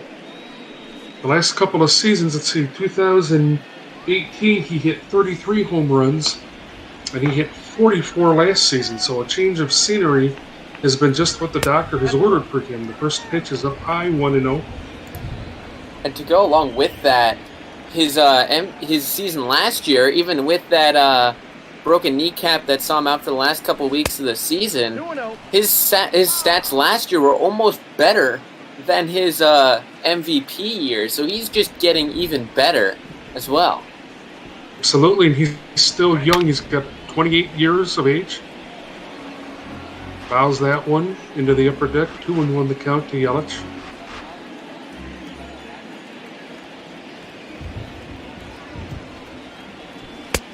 The next pitch, swing and a miss, strike 2. Runner on first, 2 out here, top of the first. Next pitch, the inside they're going to say. Justin Smoke is on deck. He is looking for career hit number 1,000 here at some point this weekend. It's a full count here to Yelich. Runner at first will be on the move, and if Yelich can find a gap here like he did yesterday, the Brewers could find themselves with a 1-0 lead early. Yelich definitely the guy the most capable. The next pitch, there is a swing and a fly ball to left center field. Albert Almora is coming over, and he will make the catch for out number 3. So the Brewers strand a runner, and after a half inning, there's no score. Cubs coming to bat.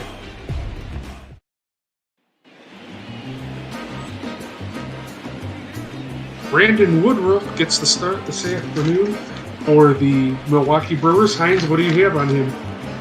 Oh, 6'4", age 27, so he's still a young guy, and he had a very good year last year, 11-3 with that ERA getting a little bit up there, but this season's only allowed 8 homers. That's the best by far in the National League, and against a home run potent lineup, This is exactly what Craig Counsell will want from him on the mound. Absolutely, he is definitely worthy of a number 1 starter position. Here's the first pitch to Bryant. Ball called below the knees, ball 1-1-0. Brandon Woodruff, 4-seam fastball, 2-seam fastball, slider, and change. And this guy throws the ball hard. Both the fastballs that he throws are in the upper 90s. The next pitch got him to chase down low. And it looks like Chris Bryant sustained an injury. Looks like this could be a very bad injury for him. So it looks like it sounded like they'll be needing to get some x-rays and some tests on that arm. This is a huge injury because looking at the Cubs bench, they've got some good players. It'll be David Bodie, I can only assume, who'd fill in for him at third base. Maybe even we see the start of Nico Horner back up at the majors, as we do see David Bodie now. But obviously, if you lose your star player and replacing him with David Bodie hitting .233, that's a severe downgrade on your lineup. It absolutely is, and it complicates it now that the trading deadline has come and gone. Here's a swing and a miss for strike 2. And the unfortunate part is you just made some trades to really complement that bench. The next pitch is way inside, and it hits Bodie, so he's going to get a free base here to start things off. So things are not starting well offensively for the Cubs here. Chris Bryant gets injured in his first at bat, and now Bodie is hit with a pitch. Yeah, and it obviously hurts a lot more when it's coming in at 97, 98 like that one from Woodruff. So that's going to be another one that's going to be not one that feels too well, let's just say, for David Bodie, but at least he's all right. But yeah, going forward, I don't know what the Cubs are going to do, because if this is a major injury, it's very possible he misses the rest of the regular season here, as we're already in August. Absolutely. Got to get in the minor league systems, I guess. Here's a ball to Anthony Rizzo. 2 for 11 in his career versus Brandon Woodruff.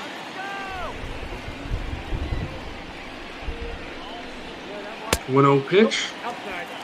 Outside ball 2. Woodruff was originally a 5th round pick of the Texas Rangers back in 2011.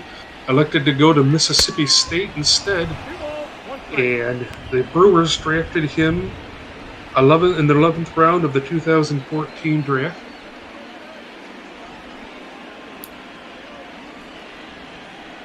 2-1 the count to Rizzo. This is exactly where Rizzo wants to be. Try to find a fastball on the inside part of the plate to try to drive and hit out into the right field seats. Absolutely, and having some fireworks would be a nice way to start here for the Cubs. With a guy like Woodruff on the mound, it's going to be hard. 3-1 the count. Here's the pitch. Up and away, ball 4. Rizzo walks, and the Cubs will have runners on first and second with none out. So it's about the worst type of start you could get off to if you're Woodruff. Yeah, exactly. You still got Javier Baez, Schwarber, and Contreras the next 3 up, so you're not out of the woods, even though you just faced, Anthony Rizzo. Well, Baez hit a 3-run shot yesterday in the bottom half of that 7th inning. That opened things up. Here's the pitch. This is a fly ball to right center field, but going back is Lorenzo Cain. He will make the catch. Both Rizzo and Bodie will stay where they are. Or no, Bodie will go to third. And so there's runners on the corner with one out. That brings up Kyle Schwarber. Good heads-up play from David Bodie at second base. Cain was running the other way, his momentum taking him away from a throw, so he got over to third easily. And you want to be careful with a guy like Cain in the outfield as well, because he is definitely known for his defense. 0-1 the count to Schwarber. Here's the next pitch. Foul to the upper deck, strike 2. But I don't think you're going to have to worry about Anthony Rizzo stealing bases, Hines. Usually not his MO by any means, I believe. Had 5 last year, surprisingly, actually. That is a surprise. Well, here's a strikeout by Schwarber here, so there's going to be 2 away to pitch that probably went low and out of the zone. So there's 2 out, runners on the corners for Wilson Contreras. Count 1-0. Woodruff's pitch is down low, ball 1.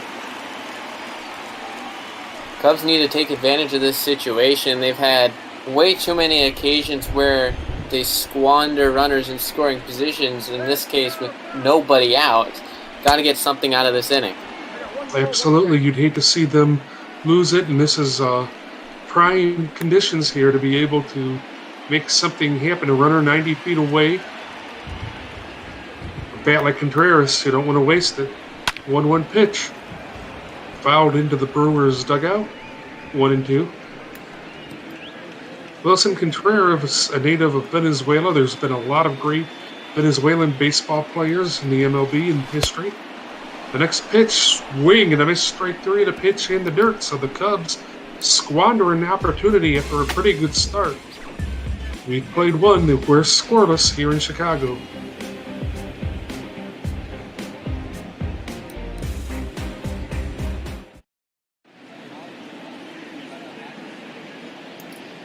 Welcome back to Wrigley Field on a gray, dreary day.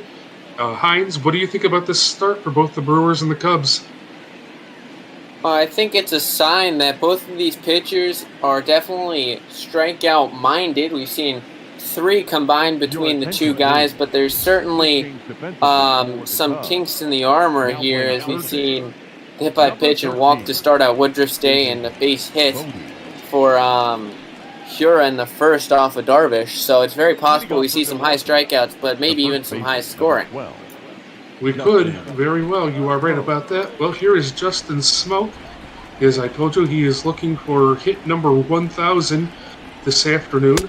The pitch is in there on the inside corner, strike 1. Yesterday, Smoke got his career 200 double, so either way, it'll be a historic weekend for him. Nothing in 1 count. Here's the pitch. He bounces it foul. We'll go to 0-2.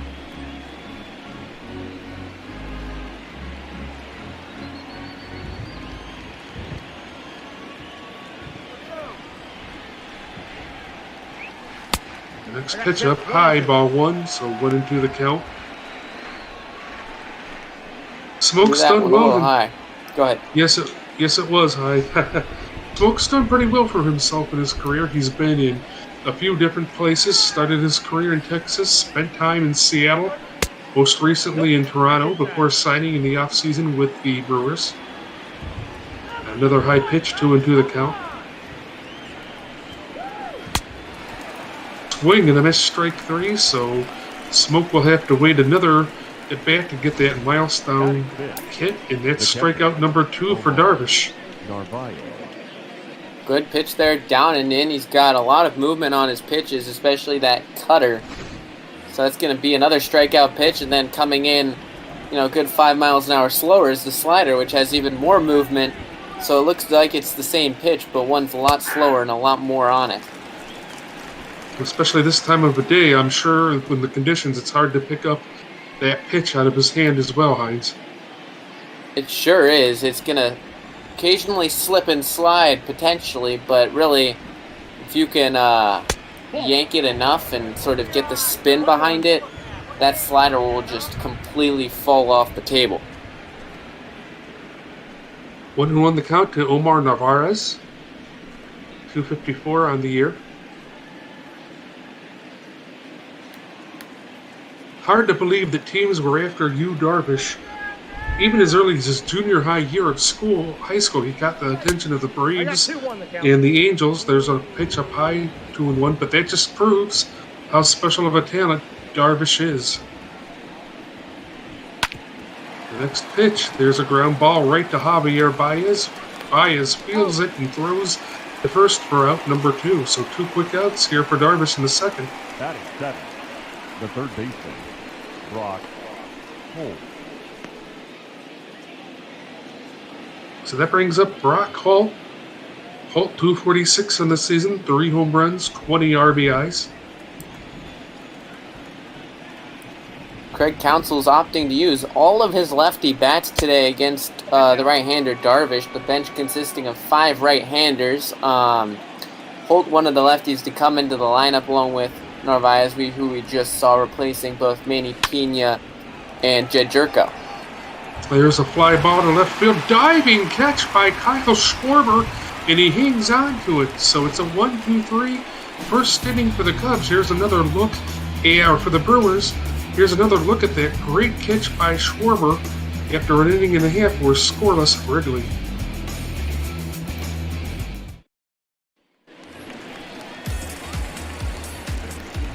Jason Hayward will lead things off for the Cubs here in the bottom half of the second. Hayward hit an absolute shot to left field to break a 4-4 tie yesterday. First pitch there is a swing and a drive to center field. Going back is Lorenzo Cain, still going back, but he'll make the catch for out number 1. So 1 pitch, 1 out for Brandon Woodruff. The second baseman, Looks like we haven't gotten our weather report yet besides the obvious rain, but I wouldn't be surprised if the wind's blowing in here at Wrigley, because he looks like Hayward got a pretty good wood on that ball, and you'd expect it to carry a lot further than it did. But it seemed to want to really hang up there, and eventually it just knocked it down. So here is Ian Happ. Brewers are going to play a shift on him. 1-0 pitch. Line foul down the third base side. Yesterday, the Brewers tried to play a shift on Ian Happ, and Happ hit out of it. So, or not Happ, it was Kyle Schwarber. So we'll see if Happ can do the same thing. Ball 2. Woodruff trying to work Happ away. The only issue with that is that that expedites the ability to hit it the other way. Yes, it does. It kind of makes the hitter want to pull the ball and hit into the shift. But we told you how hard that Woodruff throws his fastballs. He'll even throw his off-speed stuff a little hard, really hard too. His slider tops out at 88, and then his changeup at 85. Next pitch is up high, ball 3. So that definitely makes it easy for Woodruff to have some control problems. But even still, this is not going to be an easy task for the Cubs here this afternoon. No, you hit the nail on the head right there. It's definitely going to be a hard guy to get contact off of. You might be able to work a fair amount of walks. We've already seen 1 so far. But in terms of putting ball in play, it's going to be very hard, especially with the wind blowing in, and Woodruff is mainly known actually as a ground ball pitcher, which is sort of odd given the high velocity. Absolutely. He's had a couple of fly balls hit today, and he's going to lose half. So we'll have 1 on and 1 out, and HOU Darvish coming to the plate. Could you see him trying to bunt half over right here? I would think that would be the best case scenario. HOU Darvish, I think, is the weakest hitting pitcher of the Cubs staff, and you want to get a runner in scoring position, and Almora has done very well this year with runners on base.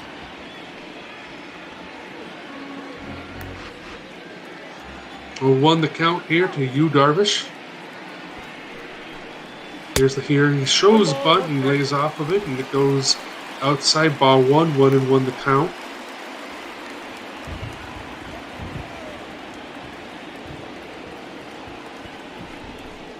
Next pitch, again, Darvish showing bunt, and he gets it down, but it's foul for strike 2.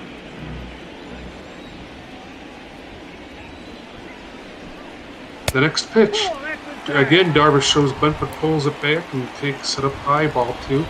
84-mile-an-hour changeup. The next pitch, again, Darvish showing bunt, and he gets it down, but it is in the air, and Justin Smoke makes the catch for out number 2. So, good idea, good try, but the Cubs just unable to execute right there. Yeah, that might be back to the drawing board for HOU Darvish. some bunting training incoming. Really, his bunts did not look very convincing. Popped one back, popped one up. In that case, you really got to focus on getting the ball at the bottom of the zone and trying to deaden it in the ground, because popping it up obviously does you nothing when you're trying to move the runner. It does not. Albert Almora Jr. at the plate now. 0-1 the count to him. The pitch. Up and away. Ball 1-1-1. Carlos Zimmerman is asking who the last catcher to hit for a cycle was. I have no idea who that was. Do you know, Heinz? I don't. I'm watching the guesses coming in our Discord. There have been a lot coming in fast and furious and still no answer, and I think he's about to give it up here. I have no clue. I think he said he did it for the Brewers, which would be the hint. And he's not an active player. Would it be Lucroy? I don't think it is. He's probably been guessed. I can't remember. Well, here's a ground ball to second base, picked up by Urias, and he throws across for the out. So the Cubs get a base runner and strand him again. We've played 2, no score here at Wrigley.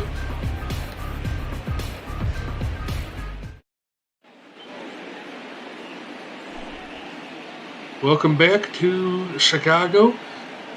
Heinz, here you see HOU Darvish's stats first in the National League and first in the MLB. He can still pitch even though he's in his early 30s. Yeah, and these Cubs as a whole have been very good. You can see where all their ranks are. It's amazing to see how in this day and age of, such high offense being the priority among, managers and coaches and even players as they come up. It's all about the home run ball, and sort of pitching gets pushed to the side. This Cubs team is showing that, you can still have amazing pitching that can completely stifle the other teams, and you don't have to rely on it being an absolute, 13-12 slugfest. Yeah, that is definitely the benchmark of a team that wins championships. You think about a lot of those Atlanta Braves teams, same type of pitching staff. Here is an outside pitch, 2-0 the count to Eric Sogard.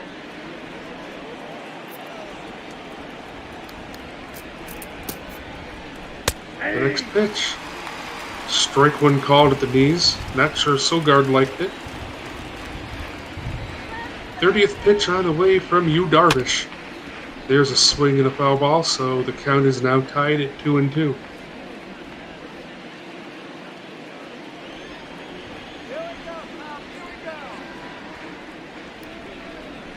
Here's the 2-2 pitch. Sogard checked the swing. He did not go around, so the count is now full at 3-2.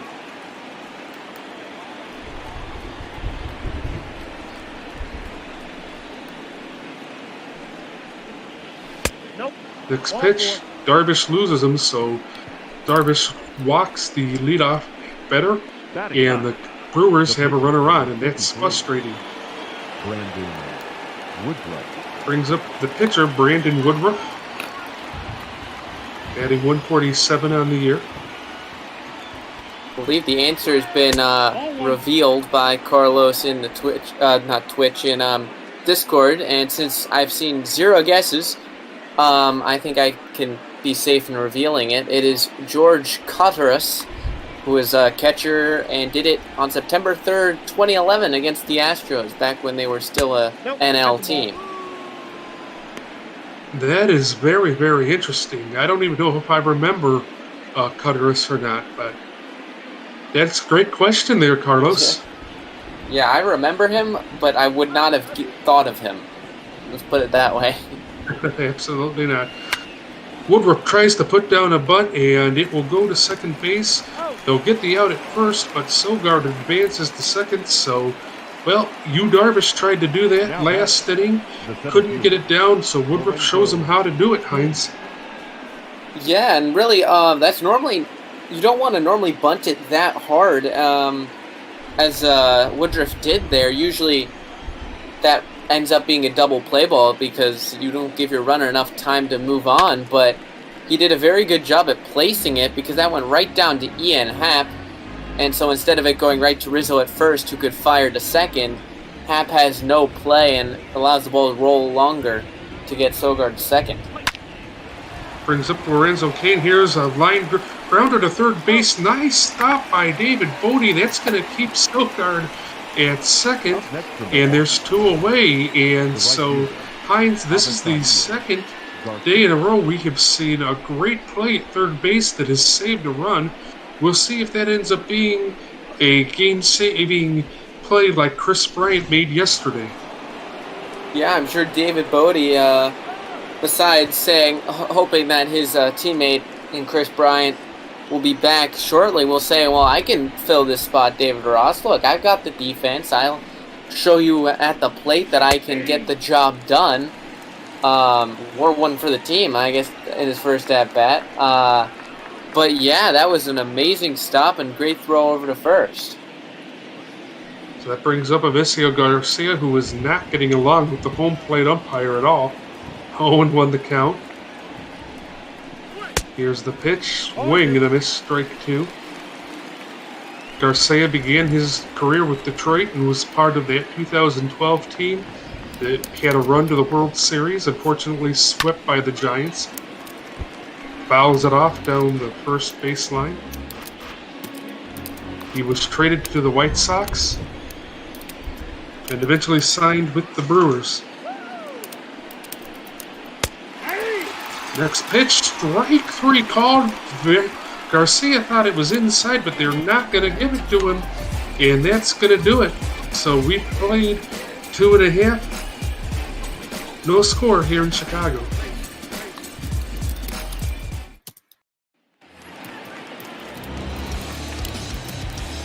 David Bodie will lead things off here in the top half of the third, or bottom half of the third, excuse me. He came on in a pinch hit appearance for Chris Bryant, who hurt himself in his first at bat. And then Bodie got hit by a pitch. Very, very weird way to have opened this one. 0-1 pitch. There's a liner, but it'll go fouled into the stands for strike 2. Hines, do we have any update that you know of at all on Chris Bryant? Not that I know of. Sounds like x-rays are going to be necessary. I know there's been some talk in the Cubs camp about replacements as in terms of at least the short term. Whether or not that means a call-up for Nico Horner, who it sounded like he was going to come up anyway, but now he has a full-on excuse to make the team, and we'll see who ends up being the third baseman for the next little while. But neither I nor anybody else in the Cubs camp seems to know how long he's going to be out for. No, definitely a devastating injury to what's otherwise been a great season so far by the Cubs. Here is a fly ball to right field. Charging after it is Garcia, and he can't get it. The ball goes to the wall. Over to make the play is Kane, and Bodie is in at second with a double. That's his 10th of the year. So Bodie probably giving an addition here to say, hey, I can take over this third base job if you need me to. Well, that was a nice hit there. I'm a little questionable in terms of Garcia charging that one, but I think either way, even if he took a different route, it probably would have been a double.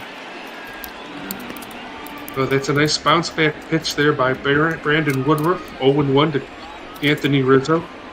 Rizzo, a very dangerous hitter. You want to be careful how you pitch to him. The next pitch outside, and Rizzo gets a hold of it, but he fouls it into the upper deck.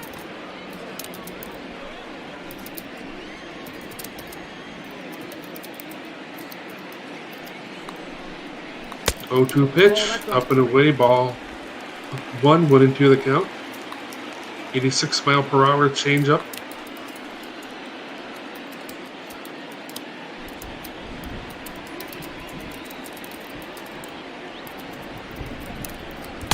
The next pitch. Low with the knees, ball 2, 2-2.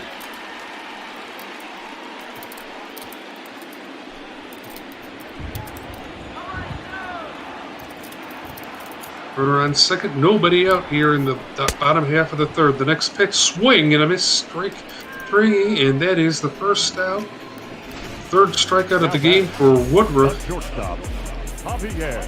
Rizzo just a little bit late on that swing. A good pitch there to get a good hitter. And after that leadoff double, to get Anthony Rizzo out is certainly big. And now you've got Javier Baez. We got to fly out, so we'll see if Woodruff can pitch himself out of this. Well, if he's going to be a number one starter, he's going to have to show that he can do that. 1-0 pitch to Baez, swings and fouls it into the upper deck, 1-1 the count. 5 RBIs in his last 3 games.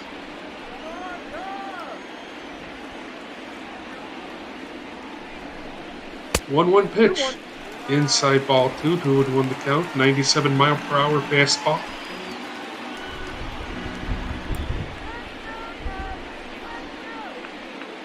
Woodruff checks second. Here's the delivery.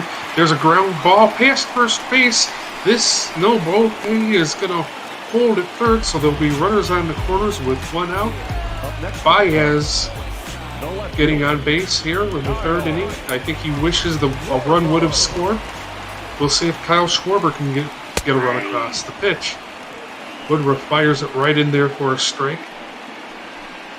Good hit there from Baez to go the other way. I think he just hit it a little too hard, unfortunately, with Garcia in far enough that Bodie had to hold. And now you have to avoid the double play. There's a shot to deep center field. This ball is gone, and the Cubs are going to take a 3-0 lead. You see the Cubs ecstatic to get on the board here in the bullpen.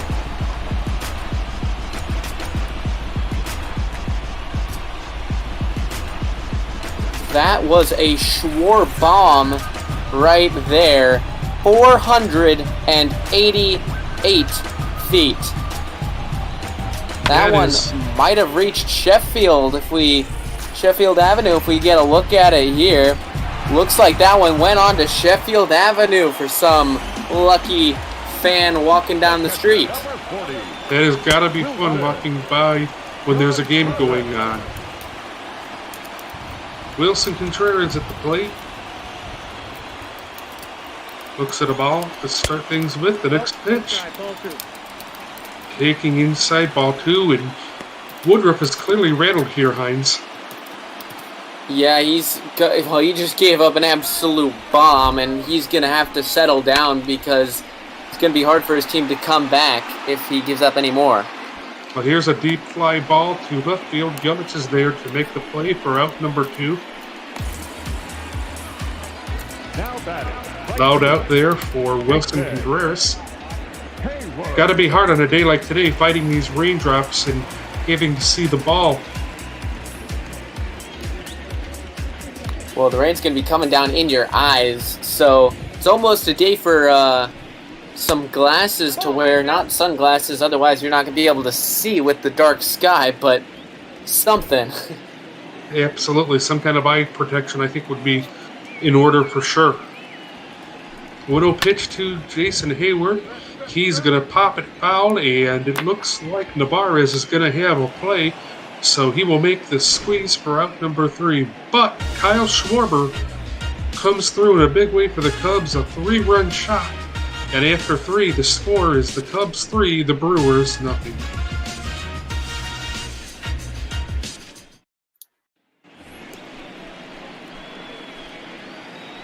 Leading off for the Brewers, the second baseman, Keston Hiura will lead things off for the Brewers here in the top half of the fourth inning, down 3-0.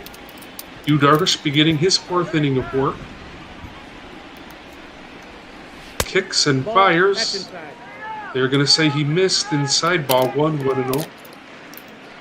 52 RBIs on the year for Aurora, and that is good for 3rd place on the Brewers roster.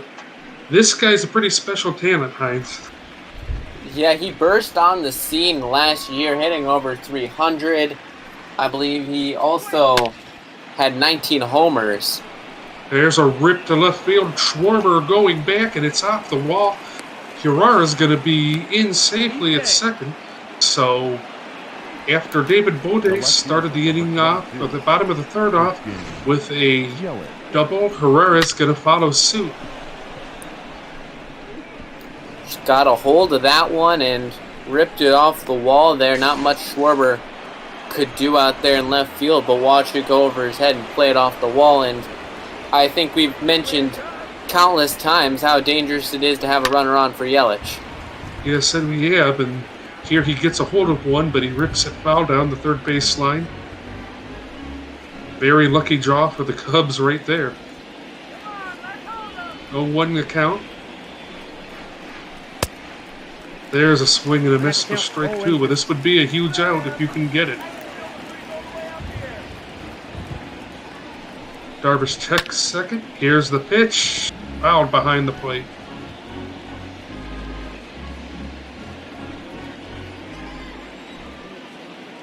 I'll do it again at 0-2. The pitch. Yelich wastes it one more time at 0-2.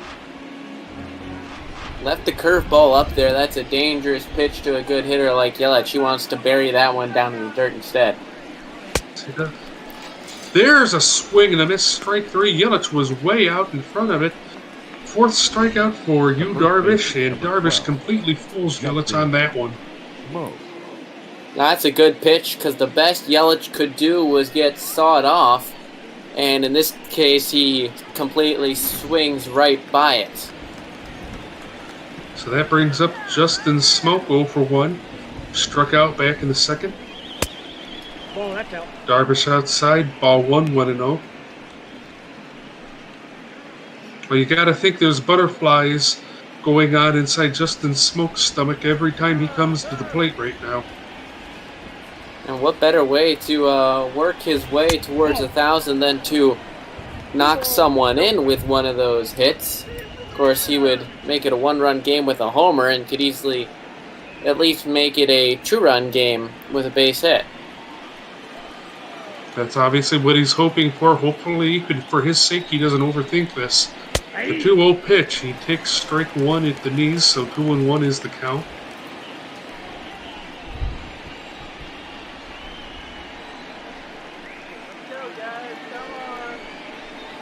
The next pitch, there's a swing and a miss, strike two.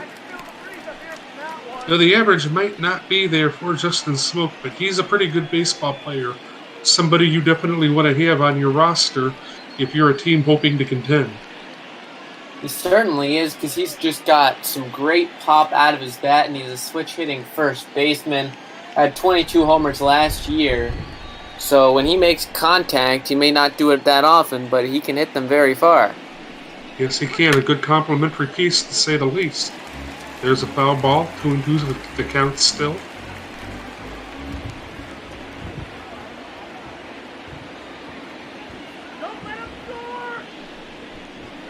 The next pitch, again fouled away, so again we will do it at 2-2. HOU Darvish, 55 pitches. Not quite halfway through this one yet. The next pitch, low and inside, ball three. So Smoke making Darvish throw a lot of pitches to him. We saw them do that a little bit to Quintana, and that got him out of the game early and brought in Alzolay, so if they can take him out in an earlier part of the game, they can try to bring in someone who they can beat a little more easily than those late inning relievers for the Cubs who've been absolutely dominant. Absolutely they have been. The next pitch, there is a fly ball to deep center field. Going back is Alberto O'Mara, and it's off the wall. Going to third is Urias. Smoke is just in there at second base, and congratulations, Justin Smoke. Hit number 1,000. Hit that one very well. I thought that might happen to just sneak its way into the basket, instead off the wall, but now two runners in scoring position, and Omar Narvaez at the plate, and still only one out. Well, I thought that for myself. That ball looked like it was going to go. But again, it's like you're talking about. Hines, maybe that wind blowing in and it's knocking balls down. You're going to have to really get after one if you're going to hit one out today. Yeah, I think I got a good look at the flags for the first time all game, and that does look like it's blowing right in from dead center. So Schwarber just has absolute pure power in that bat, so he somehow managed to muscle it out to right field. But if you're trying to aim towards that center field fence like Smoke did there, you're not going to have as much success. You're absolutely not going to. The 1-1 pitch. There's a swing and a ground ball. That'll sneak its way into center field. 1 run will score.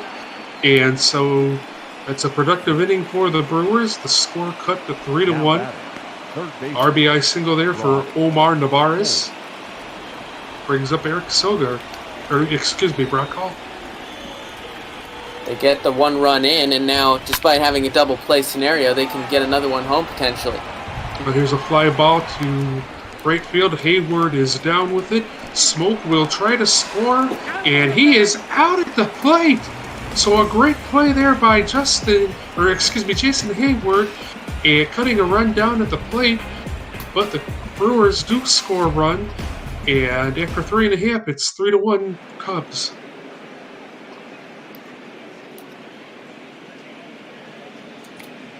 Welcome back to Wrigley Field. Bottom of the 4th inning, and folks, we want to remind you to donate to our charity, Meals on Wheels. If you've heard me talk before about how great of a job they did taking care of my great-grandmother when making sure she could eat when she couldn't cook for herself anymore. And they'll do the same things for you guys as well, so make sure that you give them a donation here this afternoon and throughout the day here on Bot Ball. Ian Happ will lead things off in the bottom half of the 4th.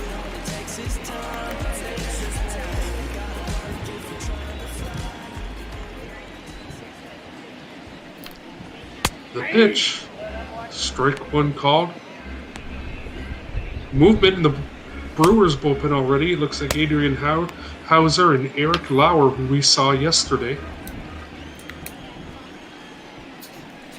0-1 pitch to Happ. Strike called again at the knees.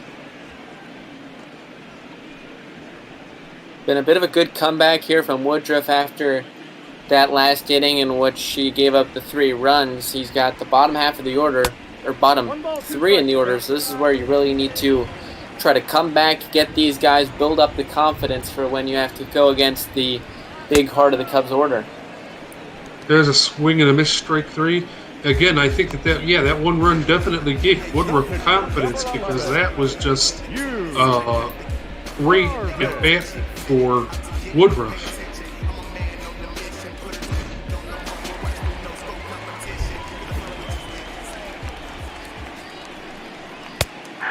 The next pitch to Darvish. Low and away ball 1. EB in Toronto wants to know what Justin Smoke was thinking about. EB, I'm not real sure. Trying to score on that pop fly.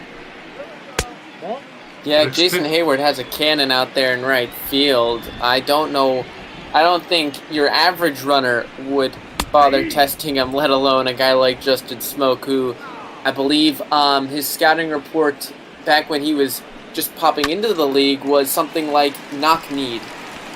But here's a drive to left field, and it will get down in front of Christian Yelich, so Darvish reaches base here to start the 4th inning. 1 out, actually. Well, here's the line so far on Brandon Woodruff. 3.5 innings pitched, 4 hits, 3 errors, 3 bases on balls, 2 strikeouts, 68 pitches. That is a lot. That's a full afternoon so far. The pitch down low. He's only through 3 1/3.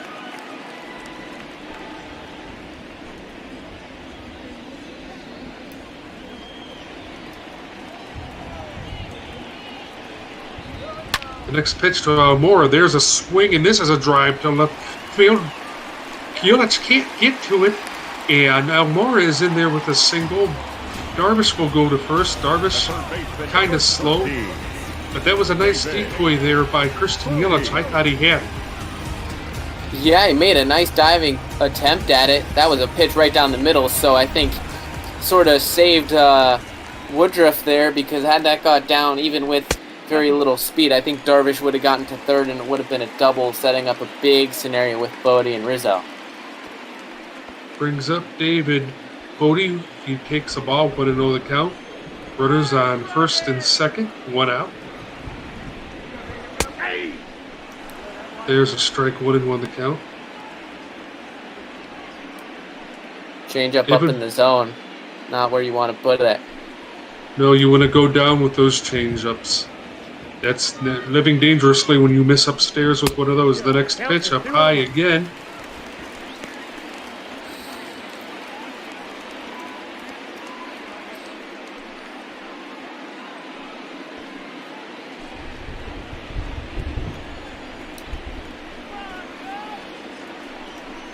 Two-one pitch. Up in the zone again, 3-1 the count. Anthony Rizzo is on deck. If you're just joining us and wondering why David Bodie is batting right now, playing third base, it's because Chris Bryant sustained an injury in his first at bat. Here's a swing and a foul ball for strike 2, 3-2 the count. Not sure what exactly happened to Chris Bryant or how long he's going to be going, or he's going to be gone. And again, Woodruff misses inside, and that is a walk, and he walks. The base is loaded for Anthony Rizzo with 1 out. Well, you bring up why people might be wondering why David Bodie is in this game, but man, it's a rainy day, but he's been doing very well. A hit by pitch after filling in for Bryant, taking one for the team, and a double and a walk. So, I mean, that's a very solid afternoon for a guy who didn't think he was going to get one at bat even. Here's a smash to right field. Back going is Garcia. It is off the wall. This is going to score 2, possibly even 3. Here comes another run across the plate, and the Cubs have a 5-1 lead. So Rizzo coming through with the 2-run double. Another situation where if there's no wind, that one's out of here. Nicely into that carom. Another situation where Garcia unable to get there and some confusion on the base pass lead. Still 2 runs scoring. It's a great day for the Cubs. Absolutely, and that is going to do it for Brandon Woodruff. Obviously a disappointing day. He would have loved to have gotten a win. He will be on the hook for the runners at second and third base, so he could still have some runs charged to him, and that's going to bring in Adrian Hauser. Number 37, Adrian. Well, Hauser came in yesterday for, I believe, an inning of work. Came over to the Brewers with Josh Hader, that trade that sent Carlos Gonzalez and Mike Fiers over to the Astros back in 2015. And he's going to be looking to try to solidify his place maybe in the rotation for next year. Absolutely. We'll have to see how things play out for that. Javier Baez at the plate now with 1 out and 2 runners in scoring position. Runners on second and third. Cubs up 5-1.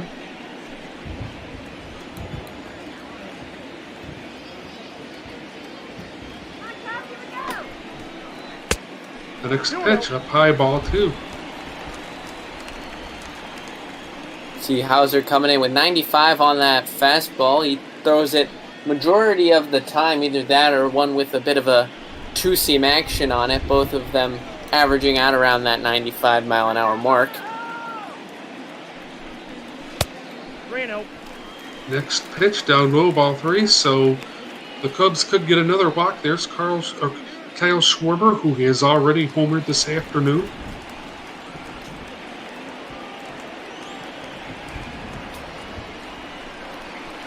The next pitch, low and away, almost gets away from Navarez. Hauser's going to try and come over and make a play on it. That's ball 4. So again, the bases are loaded, and the Brewers are in big trouble here. You mentioned Schwarber had a massive 3-run home run with the bases loaded. I mean, this is just the worst situation you could be putting Hauser in, and to start by walking the leadoff guy. You can see he's very unhappy that he's thrown 5 straight balls to start his outing. Absolutely. He's going to have to bear down here and get some kind of confidence back.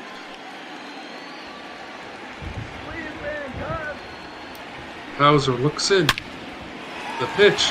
There's a ground ball into left field. That will score another run, and it's a 6-1 lead for the Cubs. So this barrage of hitting continuing for the Cubs here this afternoon. That's another one, as you said. That's RBI number 4 from Kyle Schwarber. We're only in the 4th inning. And also just a great job to hit the ball the other way. We've mentioned that several different occasions about just not trying to do too much and not trying to hit it 488 feet despite Kyle Schwarber's shown ability to do so. He just tries to go the other way with it. One run is better than getting another out, so you'll take that every day of the week. Absolutely, and we've talked about how good he is at that. We've seen him go the other way a couple of times this year. So bases loaded, 1 out for Wilson Contreras. A fly ball would score another run for sure. The next pitch is outside, but they'll say it got the corner of the plate for strike 1, 1-1 the count.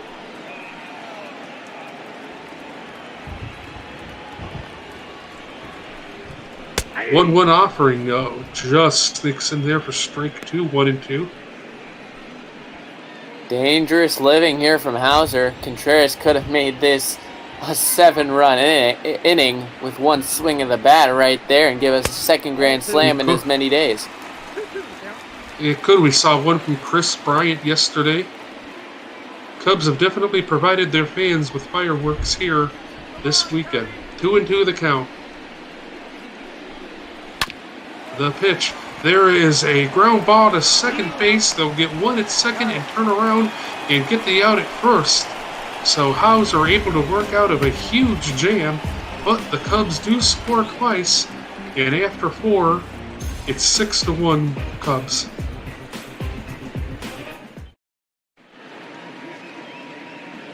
Back here at Wrigley, top half of the 5th, and we are so glad you could be along with us here today on ML Botball. JD Gregory along with Hines AS.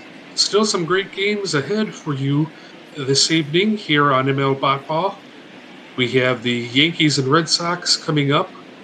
The Astros and Twins will be on Botball after dark. That's game 2 of that series. We'll see how the Twins bounce back from a loss last night.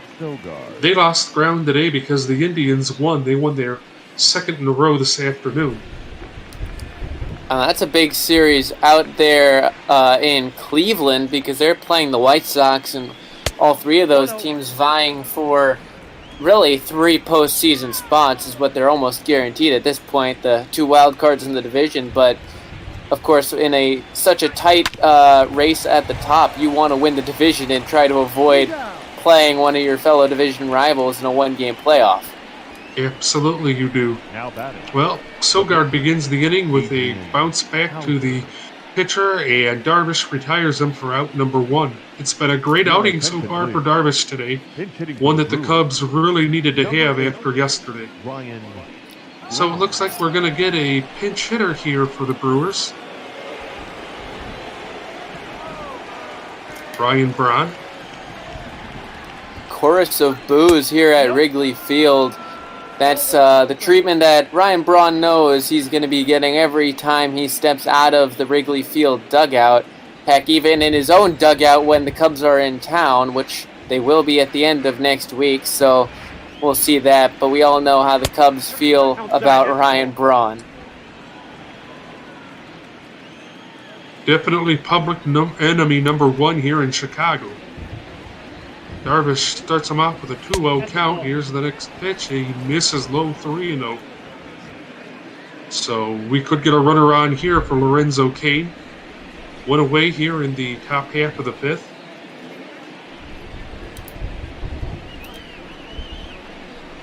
The 3-0 pitch is in there for a strike. Though Ryan Braun has gotten older really quickly. Not the player that he once was. Of course, he was involved with the PED scandal. That caused him a lot of embarrassment. And when you don't have Aaron Rodgers, who is a hero in your town, on your side, that's a big problem. Swing and a miss, strike 2. The count is full at 3-2. Yeah, that PED fiasco really stirred up a lot of extra hatred for a man who was already disliked very severely by his division rivals, just making it much, much worse. And now that he's gotten older, it's going to be harder for him to defend himself on the field. Here's a line drive into center field for a base hit. So there's a runner on, 1 out for Lorenzo Kane. Now batting, the center fielder, Lorenzo Kane. 0 for 2 this afternoon. Lorenzo Kane, here's the first pitch. Taking down low and away, ball 1. Lorenzo Kane was originally a draft pick of the Milwaukee Brewers back in the 17th round of 2004. And here's a trivia question for all of you. He was part of the Zach Greinke trade with the Kansas City Royals. And another player that was involved in that trade is currently an active roster on the Cubs. Do you know who it is? I, of course, will abstain, having figured this one out in our pregame. I was a little too eager to figure it out. So, EB, if you're out there, you're the only one that I know besides Carlos who's been active in the Twitch chat. Darvish is going to walk another guy, and there are runners on first and second with 1 out. But we'll have the answer for you coming up in the bottom half of the inning if neither of them get it. Brings up Avisail Garcia. He's struck out twice this afternoon.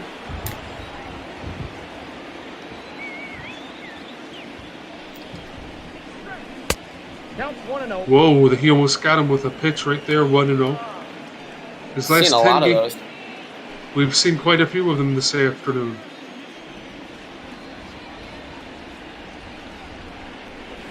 Here's the pitch. Up and in for strike 1, 1-1 to count.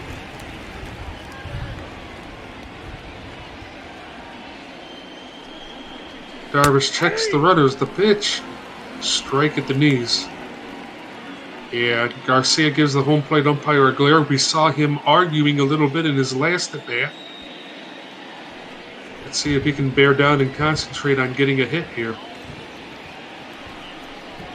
1-2 pitch. There's a swing and grounder foul down the first baseline.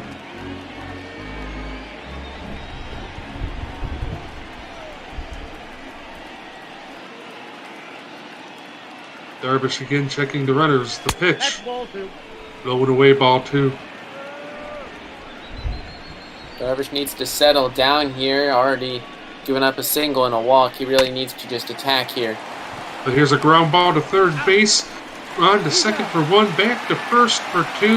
And that is a tailor-made double play turned right there by David Bodie.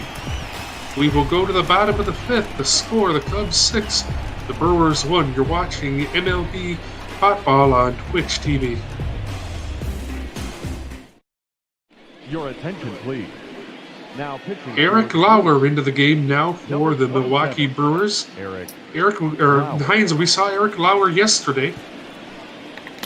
We did, I believe, if I remember correctly. He came in for an inning of work following the departure of Brett Anderson.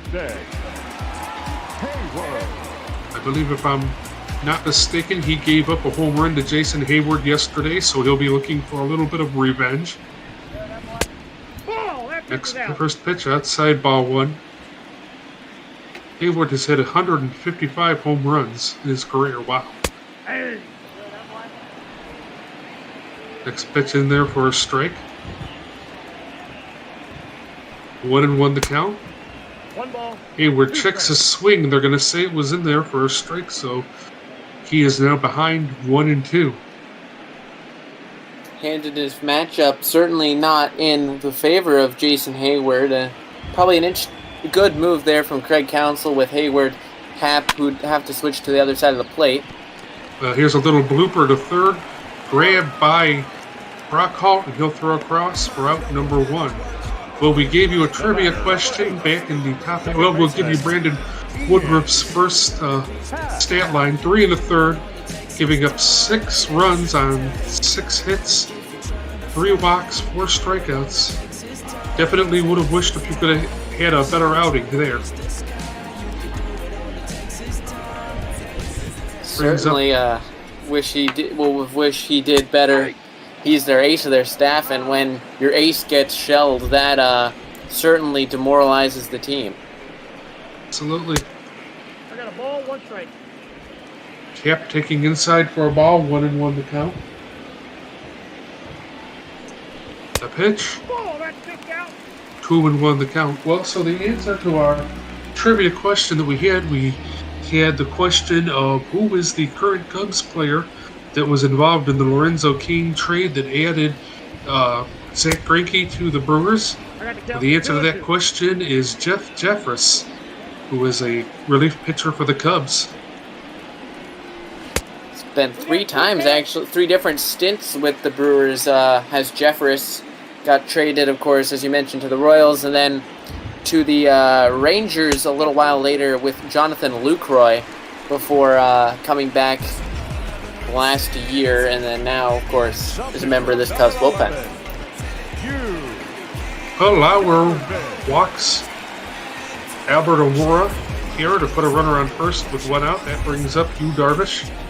1 for 2 this afternoon. We saw Darvish try to bunt the ball and fail on it. He's going to try and do it again and again. This is a better bunt, but they will go to second for 1, back to first for out number 2. And that does it for the Cubs in the 5th. We'll move to the 6th. Cubs on top, 6-1.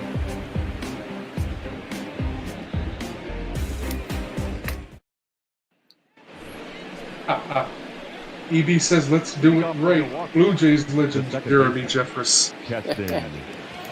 We're Taking sorry. a page out of Tardis's book right there. Absolutely. Keston Hirara leads things off in the top half of the 6th inning. The pitch. Strike 1 called at the knees. So there's Adbert Azalai and Eric Mills up in the Cubs bullpen. Of course, we saw Azalai yesterday. First time he ran into a little bit of trouble, but he worked his way through it. 0-1 the count to Hiraria. Checks his swing, but he went around for strike 2. Like to see Darvish get through this inning nicely. 83 pitches, sitting pretty right there, though. Hura has both a single and a double on the afternoon, so looking to keep that perfect line intact. Here is a ground ball into left field for a base hit, so Urias, who doubled once today, starts the Brewers off with a base hit. And this is when I know I should just close my mouth. Every time it's like, all right, well, maybe he's looking to get his perfect line intact, and there we go. He gets a base hit.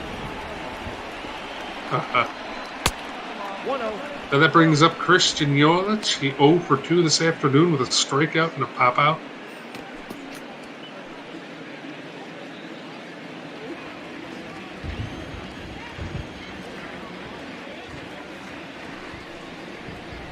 The count. There's a ball inside. Ball 2. We've talked about how dangerous of a player Yelich can be. He is the only player in Major League Baseball history to have 2 seasons with a batting average of .325, 30 home runs, and 20 stolen bases. That is quite something. And there's a drive to left field. That is going to get it out of here, and that cuts the Cubs' lead to 6-3. So we talk about how much power Yelich has there. He displays it for us right there. 421 feet. That is a monster shot. Yeah, it seems as though everything will pale in comparison compared to Schwarber's shot, but I think we've got to give him his due here, because that, at 431 feet and almost an even 100 off the bat, that's no small feat. Now batting, the first baseman. Well, we're talking about Jeff Jeffress. It looks like Azalai has sat down and he has gotten up to throw in the Cubs bullpen.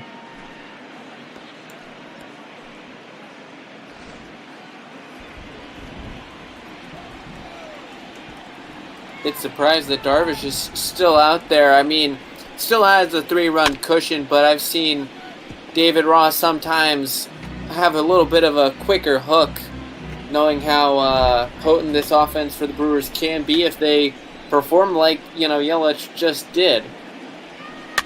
Absolutely. There's a foul. Strike 2 on Justin Smoke. 90 pitches so far for Darvish, so he won't be around too much longer, I don't imagine. 1-2 the count to Justin Smoke. Here's the pitch. Swing and a miss. Strike 3. That'll do it. That is the 5th strikeout for Darvish. And Smoke was not happy right there. Not Darvish many Ks for Darvish compared to what you're used to seeing from him. He hasn't gotten one since the 4th inning till now. Absolutely. So that brings up Omar Narvaez. Nobody on.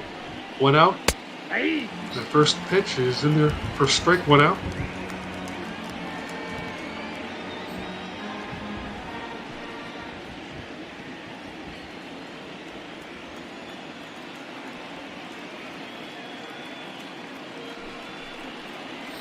The wind in the next pitch. There is a swing and a drive to right field. Back going is Hayward, but this ball is gone. So all of a sudden, this game has turned out to be a slugfest. 6-4. The lead is cut to 443 feet. So that's even more impressive a shot than what Yelich hit. Man, we're seeing some pure power on display. And that one looked like that's going to go right near the scoreboard, right near where Jason Hayward hit it yesterday, if I remember correctly. Let's see where this one lands. Looked like it might have skimmed the scoreboard or bounced off of it. It's hard to see a baseball when you have a ton of rain in the way, so credit to these outfielders for being able to make any catches at all. Absolutely. It's been very hard for us to see when that ball's gone up in the air today. This brings up Brock Hall. 0 for 2 with 2 flyouts. The wind and the pitch. There's a swing and a fly ball. This one will not get out. It'll stay in play as Ian Happ makes the catch for 2 away. The batter. Obviously, that wind's changed, Hines. Eric. Yeah, it's interesting. It's like it's very hard blowing in dead center, and then at the corners you're just in a wind tunnel or something because those balls are just flying. I mean, normally you'll see homers. They'll here at Wrigley even come out at about 370, 380, 390, 400. Maybe you get an occasional 450-foot shot off the bat of a guy like Schwarber, but to have 3, over 430 and have none go any shorter is absolutely ridiculous. It absolutely is. 2-0 the count to Eric Sogard. The pitch called strike at the knees, 2-1.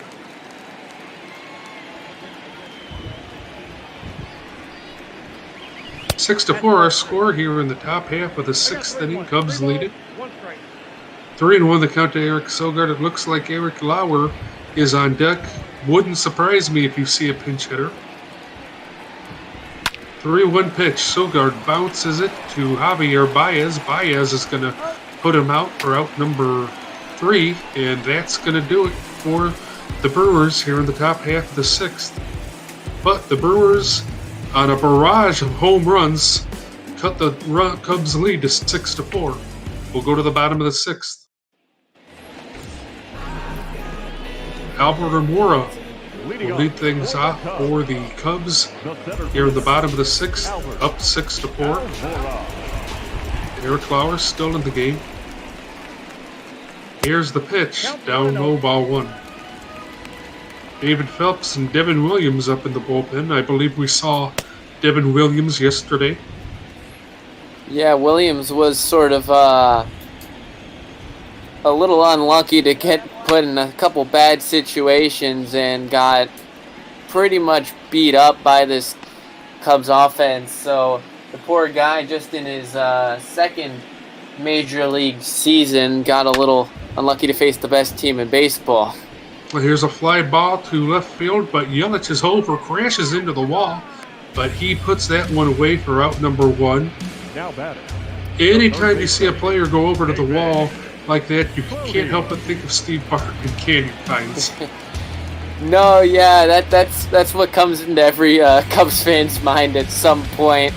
Sometimes better when it's the opposition rather than, any Cub, let alone Moises Alou. Well, here's a ground ball to third by Bote, and Brock Holt will put him away for out number 2, so Eric Lauer is on the verge of producing a very quick inning for the Brewers. Well, that's what they needed, a guy who can just put out the fire here while they mount what's looking to be a very solid comeback. It's sort of getting a bit of flashes to last night's affair in which Cubs came out to an early lead due to some big long ball and then fell silent until the Brewers equalized, and then they exploded late on. But we'll see if we see the Brewers draw even or if the Cubs pull further ahead. 0-2 the count to Anthony Rizzo.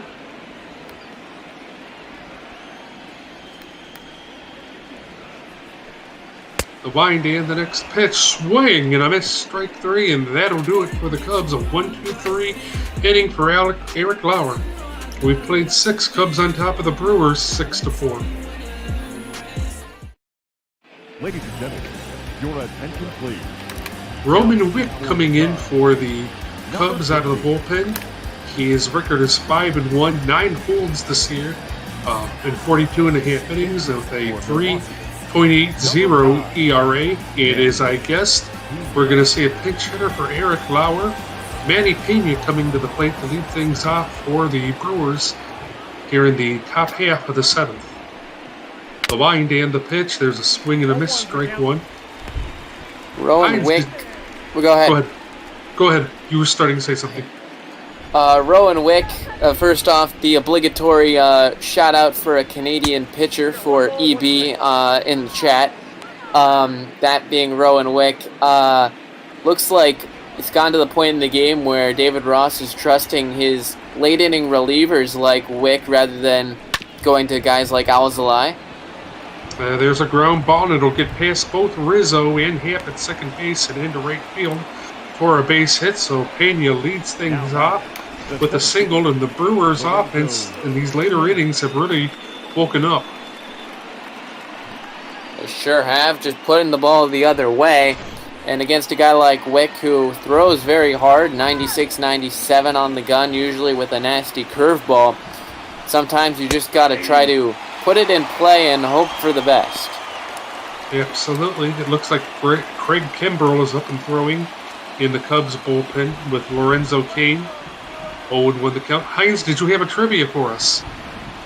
I did. It was about Brandon Woodruff, who didn't have enough at-bats to really prompt it in the moment, but here it is. So Woodruff became the third pitcher in relief to have a postseason home run. That came against the Dodgers, and his homer came off Kershaw in 2018, if I remember correctly. As we see, a wild pitch, getting the run over to second. So my question is, there have only been 3 relief pitchers to hit a homer in a postseason game. The first was back in 1924. The New York Giants' Rosie Ryan did one in the World Series. So I didn't expect anyone to guess that. But who was the last one before it? The second person to do it. If that makes any sense. I'm sorry for rambling on about it. Okay, we'll have the answer for that coming up in the bottom half of the second. The right fielder. And there is an out off the bat of Lorenzo Cain from David Bodie. So there is a runner on second, 1 out after the wild pitch from Roman Wick. That is Manny Pena standing on second base. This brings up Avisail Garcia, who has had a tough afternoon at the plate, 0 for 3. The pitch, there's a swing and the miss, strike 1. Garcia batting .200 with runners in scoring position.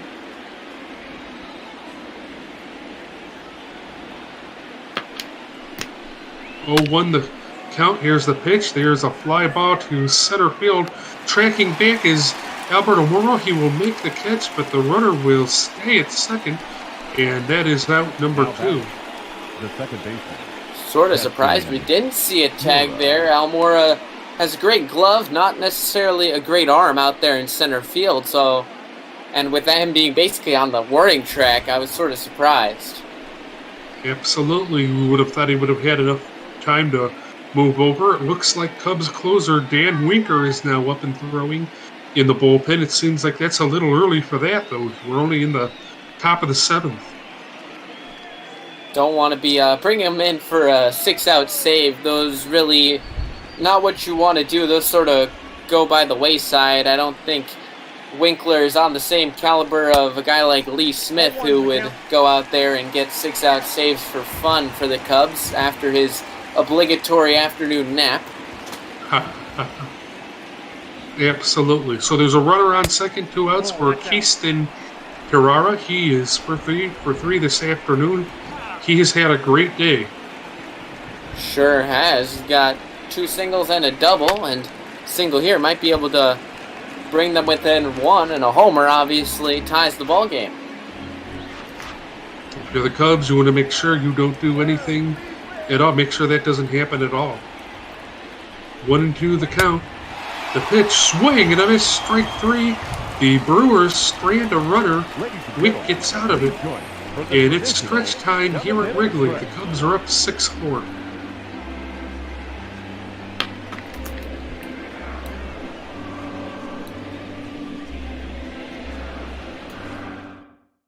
Your attention, please. Now pitching. David Phelps has come into the game here for the Brewers in the bottom half of the 7th. 2-2 with 7 holds and 4.5 innings. 5.44 ERA. That is really high. Same as pretty much almost everyone in that pen there, so it's not necessarily the greatest of options there for Craig Counsell. No, it is not, but you got to go with what you can get because he has had to empty out this Brewers bullpen this afternoon. So he faces Javier Baez to start things out. 1-1 the count as he takes a strike right down the middle. Baez 1 for 2 this afternoon. The pitch, here's a swing and a drive to left field. Giving pursuit is Yelich, won't get there as it bounces off the ivy, and Baez is going to be into second with a double. So that is his 21st double of the season.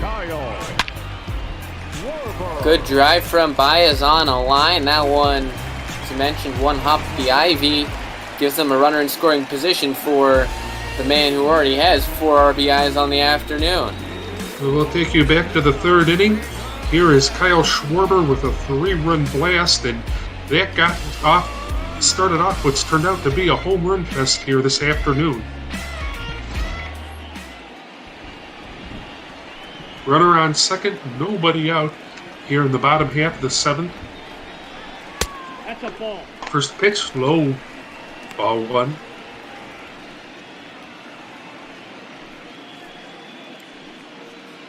David Phelps pitched for these Cubs for half a season to the end of last year, picked up by the Cubs at the deadline, and then decided to sign with the Brewers at the beginning of 2020.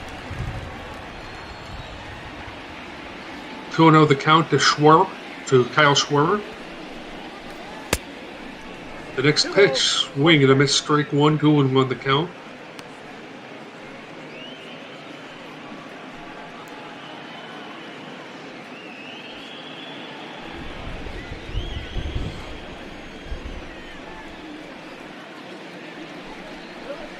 Two-one pitch. Inside ball 3. Schwarber thinking he's getting thrown at right there. You can see he's kind of mumbling. Well, we've seen a lot of balls slip out of the hand. There's the one hit by pitch earlier, and we've seen a couple going inside on hitters on both sides of this affair. Well, Phelps misses high for ball 4, so he puts a runner on. His runner's on first and second. Nobody out for Wilson Contreras. It would be a nice situation for him to chip in if he wanted to chip in with a couple of more runs. There's a ball that looked like that could have been called a strike. So Seen a lot of those of late. I don't know who has been umpiring some of these Cubs games, but there have certainly been some questionable calls in both directions recently. So why that is, I don't know, but that is the job of an umpire. absolutely. 2-0 the count. If you're just joining us, welcome. JD Gregory with Heinz AS. Cubs are up 6-4 in what's turned out to be a wild offensive contest this afternoon. 3-0 the count to Wilson Contreras.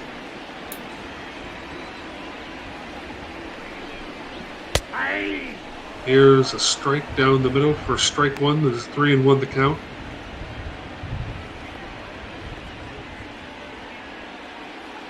This would be the third batter Phelps has faced, so should he walk Contreras, it's plausible for Counsell to go to the bullpen again. There's a swing and a miss, strike two. I would imagine you would see this because Phelps has not had a great outing so far.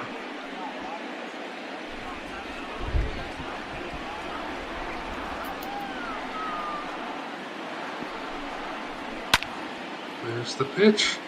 There is a fly ball in foul territory. Coming over to make the catch is Justin Smoke for out number one. Heinz, do you want to take this time to give the answer to your trivia?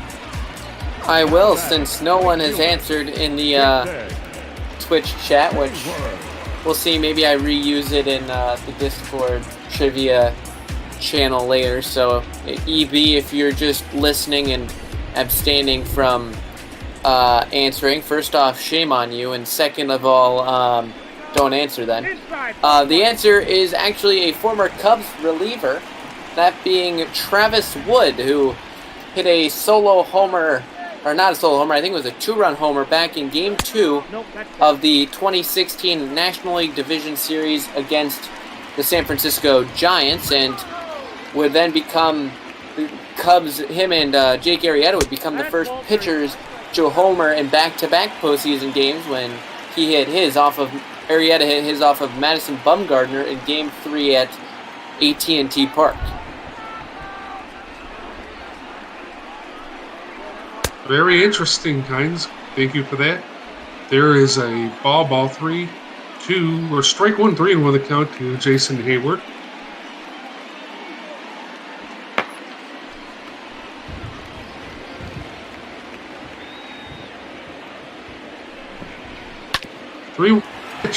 There is a ground ball right at Sogard. He'll pick it up and throw to second, back to first, and yet another double play. So we have played 7. Cubs lead the Brewers 6-4 here at Wrigley.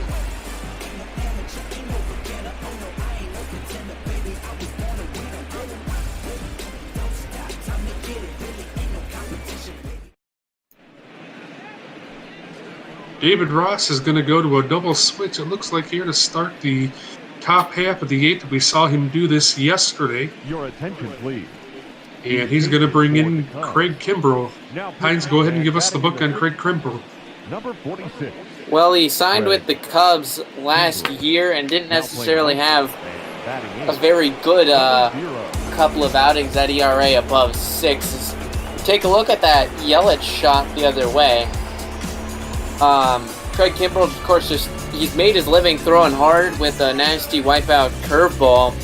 So look for some 98 on the fastball, a good curveball, in his attempts to continue this redemption season he's had. Absolutely. Both Kimbrell, there is a missing outside, 1-0. There's the attendance, 38,643 here this afternoon. Both Kimbrell and Dallas Keuchel were highly sought-after free agent pitchers, and both held out as long as they could last season for more money. Yelich swings and misses for strike one.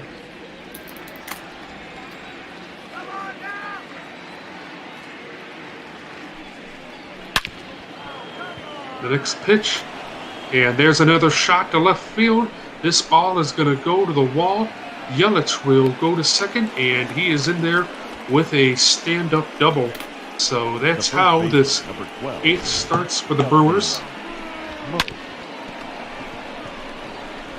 Just going against the shift like Schwarber did yesterday. And I'm sort of surprised the Cubs shifted. They're not normally known for being a team that shifts very often. And to do so against a guy like Yelich, who does pull the ball a fair amount, but at the same time, he's a professional who has been known to be able to hit the ball to all fields. I mean, that home run went the other way as well. Yes, it did, and he is pretty strong to be able to hit the ball that way. Brings up Justin Smoak as he fouls off for out or for strike number 2. Pretty good hitter with runners in scoring position, 347. He is 1 for 3 this afternoon, though. Next pitch up high, ball 1-2. Smoak tried to score. I believe it was in the 4th inning and got thrown out at the plate.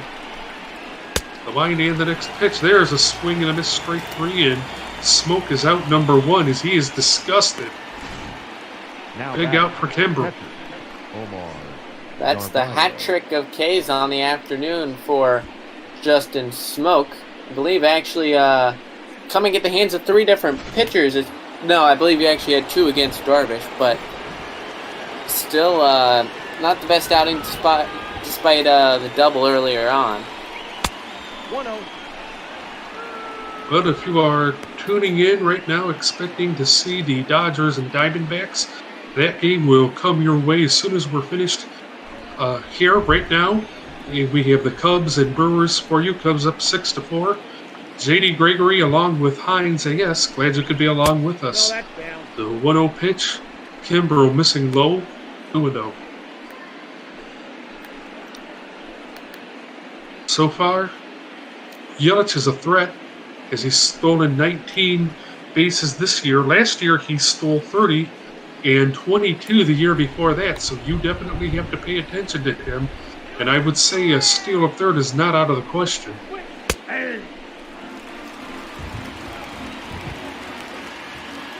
2-1 the count to Omar Narvaez. Interesting to go with a changeup there. It's a pitch that Kimbrough does not use very often. He's only recently started working on one as a third pitch to his repertoire. There's a strike in there up high. Still snuck it into the zone, so 2-2 the count.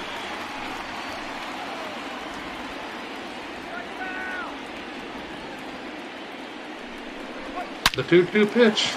There's a swing and a ground ball pass. Ian Hampton into right field. This is going to score Yelich. And standing at first is Omar Narvaez, so that is an RBI single. And the Brewers cut the Cubs' lead to 6-5. Unless that's considered an error, that will be his 3rd RBI in 3 separate occasions on this afternoon. So they're now within 1, and the Cubs really do need to try to get some offense. And quickly to add on the double switch, it's Billy Hamilton coming in to play right field to replace Jason Hayward. So Billy Hamilton, should be leading off the bottom of the inning. It should be good news for the Cubs because that'll mean speed on the base paths if he can get on.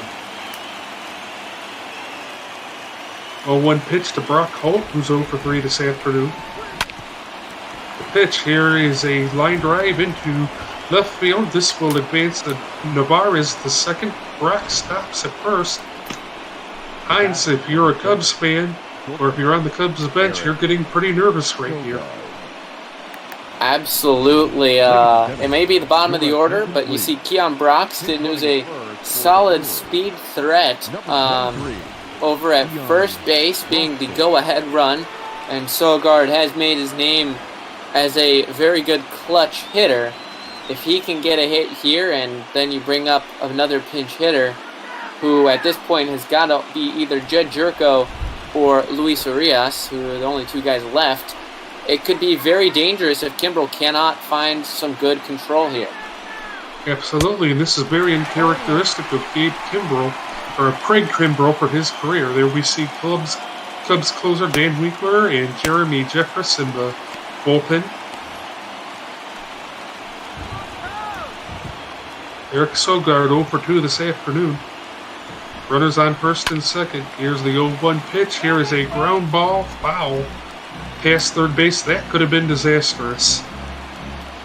Indeed, if that one got through, hit so slowly, the runner from second, Narvaez, not the fastest, would probably still score. Here's a pitch in the dirt, but Contreras keeps it in front of him, and that'll hold the runners on first and second. So the Cubs flirting with danger right now.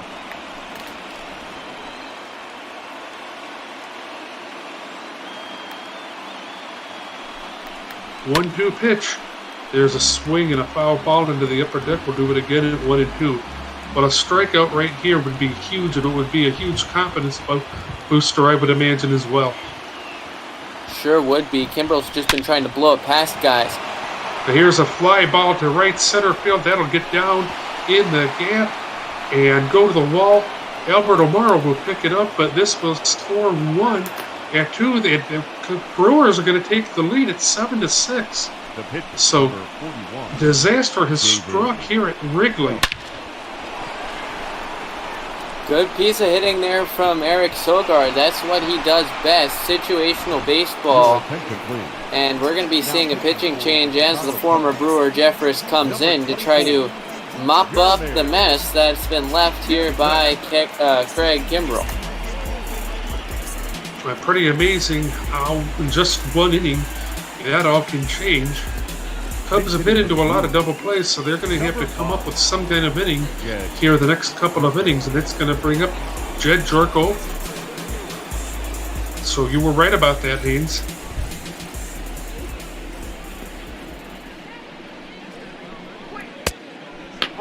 First pitch to Jerko, missing inside ball 1, 1-0 the count. Runner on first, only 1 out.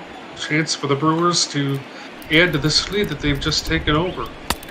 The next pitch got him on the corner of the plate for strike 1, 1-1 the count.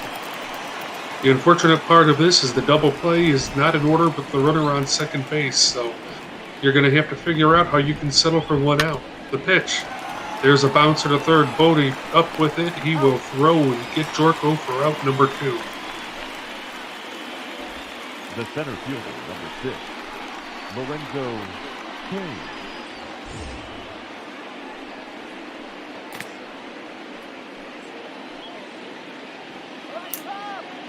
So that brings up Lorenzo Kane with 2 away and a runner on second. Here's the pitch. It's up high. Ball 1. Kane 368 with runners in scoring positions, so this will be no easy task for Jeremy Jeffress.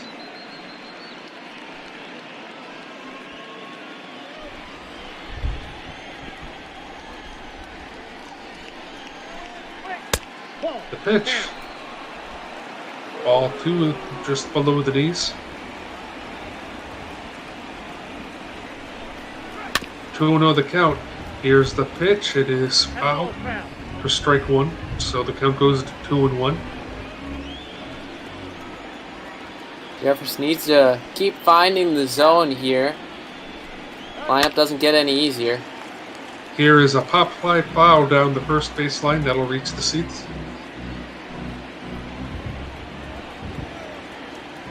2-2 the count to Lorenzo Kane here in the top of the 8th. Here's the pitch. Here's a fly ball to right field. Going back is the right fielder. He makes the catch for Billy Hamilton for out number 3. But it's a disastrous top of the 8th as Milwaukee takes the lead 7-6. Your attention, please. This change defensively. Keon Broxton stays in the game for the Brewers. He came on the pinch run in the top half of the 8th inning. He will play third base, and that'll bring on to pitch Alex Claudio. Well, it'll be interesting to see what happens if the Cubs pull the ball, because Keon Broxton is a natural outfielder. Could have probably stuck Jed Jerko over there in a double switch, or brought in Urias, a shortstop, to move over there, but Craig Counsell going with an interesting move. We'll see if it pans out or if it comes back to bite him. Absolutely. This Cubs team can strike quickly. So this is a very big risk. The 0-1 pitch to Ian Happ. Down low, ball 1-1 the count.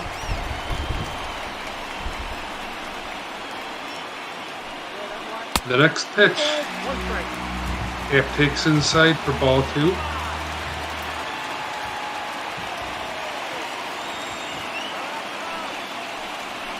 Two and 1 count. Sliced foul to the first base side. You see the unorthodox delivery from Alex Claudio. Got a little bit of a shimmy there with the hands, and then this sort of sidearm delivery from the left-hand side. There's a swing and a miss, strike 3, so Happ is down on strikes, and that is out number 1. So whatever it was Claudio was doing is worked. Hamilton. Thing with Claudio is he's an extreme ground ball pitcher. It's like up at the 60% rate, which is unheard of, really. A lot of success against left-handers, but righties hit almost 300 compared to the 200 that the lefties have against him. Very interesting. Well, we're going to get a pinch hitter here for Craig Kimbrell. Victor Caratini off of the Cubs bench. We saw him yesterday, trying to inject some life into this Cub offense is David Ross. The pitch, there's a swing and a foul behind the plate for strike 2. Having a hard time Go ahead. No, go ahead.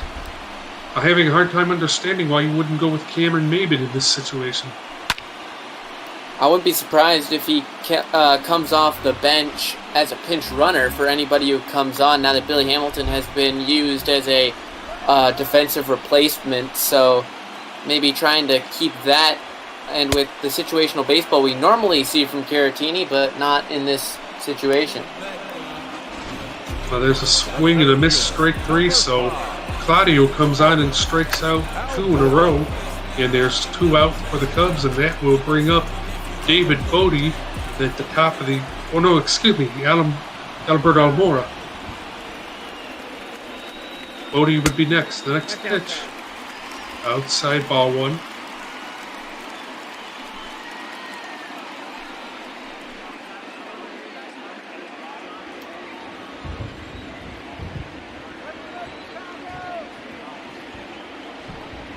Want to know the pitch? There is a ground ball right to Herrera at second base, and he throws across for the first out. So a 1-2-3 inning for Alex Claudio. We've played 8. The score, Milwaukee on top, 7-6.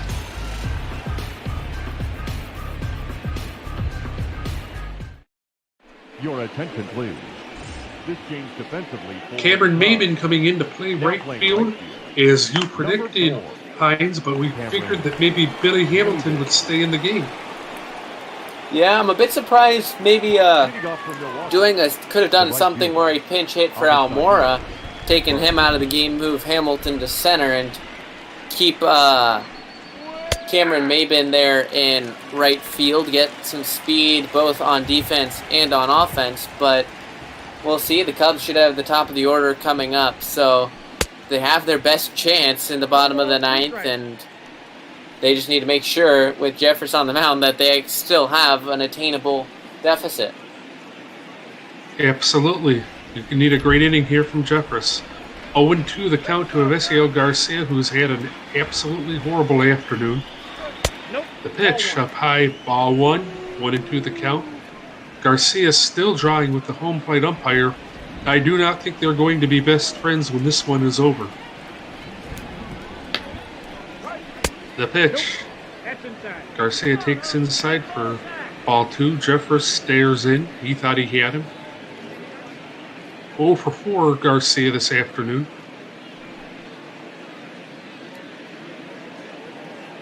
But he's been in a battle both with the pitcher and the home plate umpire, it seems, this afternoon, every time he's come to the plate.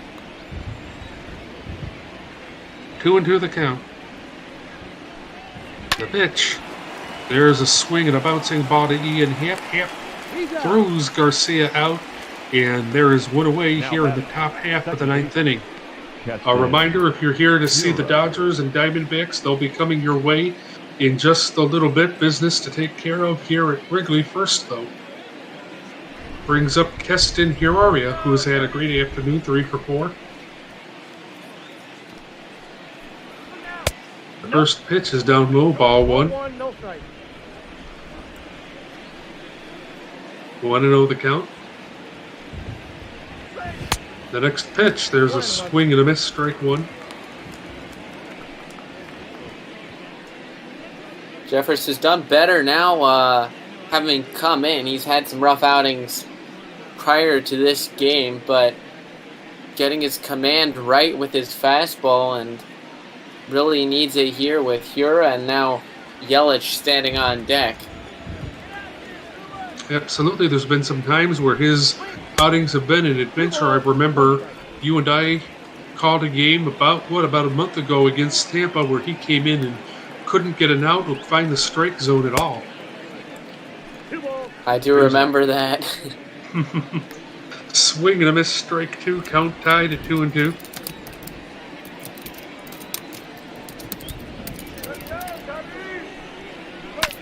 The pitch.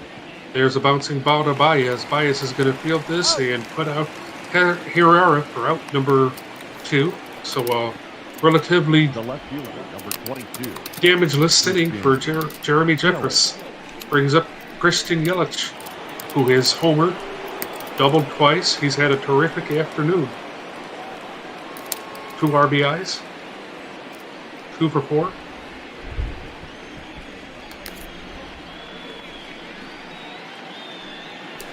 The pitch.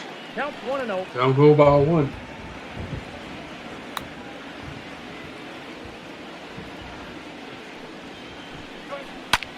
The next pitch, there is a pop-up over the infield. Incoming is David Bodie, and he will make the play.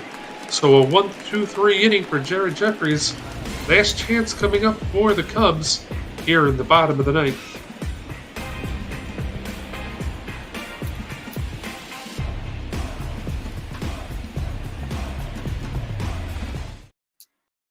Your attention, please. Now pitching for Milwaukee. Corey Newble will come in to pitch for the Brewers. This is his 39th appearance. He has not won any games yet so far. So, Hines, if you're going to do it, now's the time to do it. You're only down by a run. Cubs have definitely come back from worse deficits. They've had some high-scoring outbreaks in the later innings. They scored 5 to beat the Giants earlier in the week, in which they were down 4-3, and then ended up scoring 5 to win 8-4. So anything is possible with the way the ball's been flying, and with Bodie, Rizzo, and Baez, the scheduled hitters. Definitely the part of the lineup you want coming up if you're down in the bottom of the first. The 1-0 pitch to Bodie is down low for ball 2.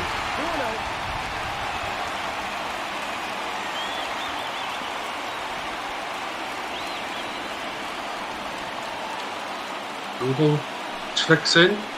2-0 pitch. Bodie checked his swing, didn't go around. Newble doesn't agree.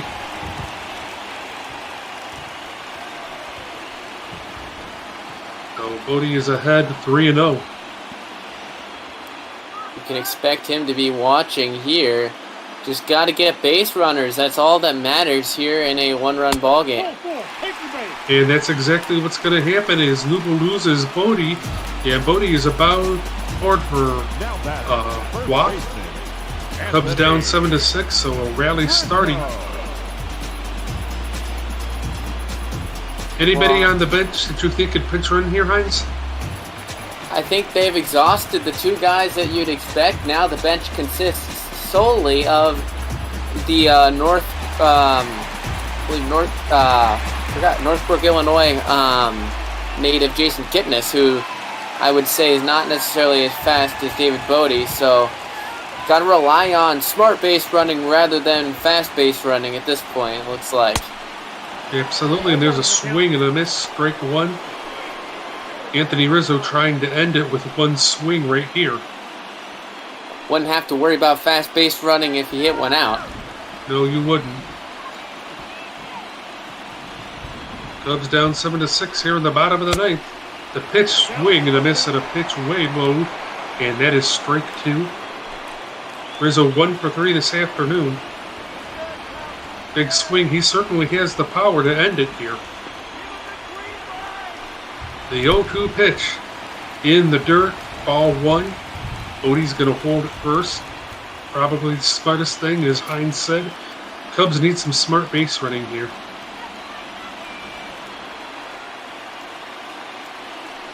The 1-2 pitch. Outside ball 2, 2-2 the count.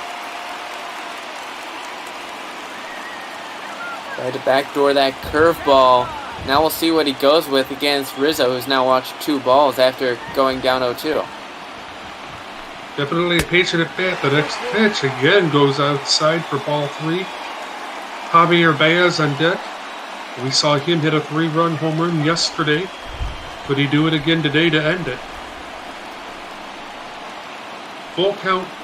1 on, nobody out, bottom of the 9th. The pitch, Rizzo fouls it behind the plate. The count goes full at 3-2. Well, he is lucky to be still there after those 2 backdoor curveballs, so good job to foul it away. The pitch fouled into the upper deck. We'll do it again at 3-2. Fans trying to energize Rizzo. They'd love to see him end it with a walk-off. And we would too. The pitch. Swing and a miss, strike 3. Rizzo's down on strikes, and there's 1 out here in the Cubs' bottom of the 9th. Just a well-executed curveball. Didn't get the call on the last 2 of those he threw, which were called balls. And now he's got to face Javi, who, again, everyone in this lineup has the power to end it, so he's got to have good location. There's a swing and a miss, strike 1 by Baez. Baez trying to end it with 1 swing of the bat. You do have a couple of outs to play with. You do not have to swing for the fences here. You've got Schwarber and Happ possibly coming up that can put the ball in play. The next pitch, swing and a miss, strike 2.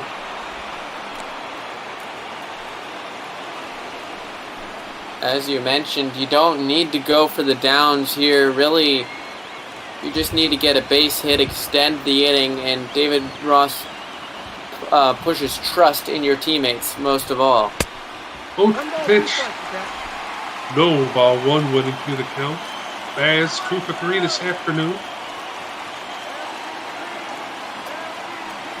Here's the 1-2 pitch. There's a swing and a fly ball to right field, not nearly deep enough. As Sogard will go back and make the catch in shallow right or left field, and the Cubs are going to be down to their last out, Hines. Well, it's the guy you want based on today with Kyle Schwarber, 4 RBIs. Just needs 2 more. It sounds that easy, but it obviously is not. Has a favorable matchup, though. Schwarber looks at a pitch high down the middle, strike 1. Schwarber has homered today, so we'll see if he's got another one in him. The pitch, up high, ball 1, 1-1. That was a 3-run shot that came, I believe, back in the 3rd inning. Gave the Cubs a 3-0 lead. The pitch, there's a swing and a miss, strike 2, so Schwarber is down to his final strike.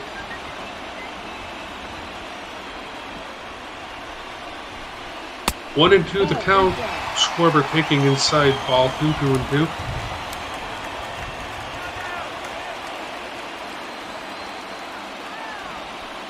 Payoff pitch. Swing and fouled into the upper deck. We'll do it again at 2-2. That is the 21st pitch of the inning for Corey Noble. Cubs fans on the end of their seat. The edge of their seats, 2-2 pitch. There's a ground ball. Great to Keston Ferrara. He will make the play for out number 3, and that'll do it. So, just a huge letdown here at Wrigley, Hines.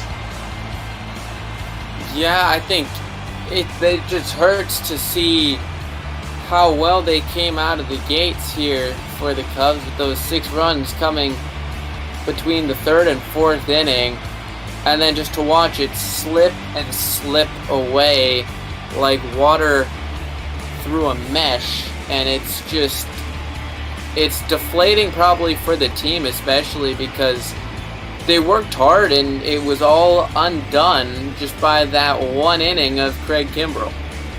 Absolutely, and the most heartbreaking part of it is you just spoil what was an otherwise really good outing this afternoon by Yu Darvish.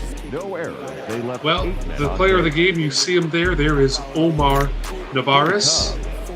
Win goes to David Phelps. Loss goes to Craig Kimbrell.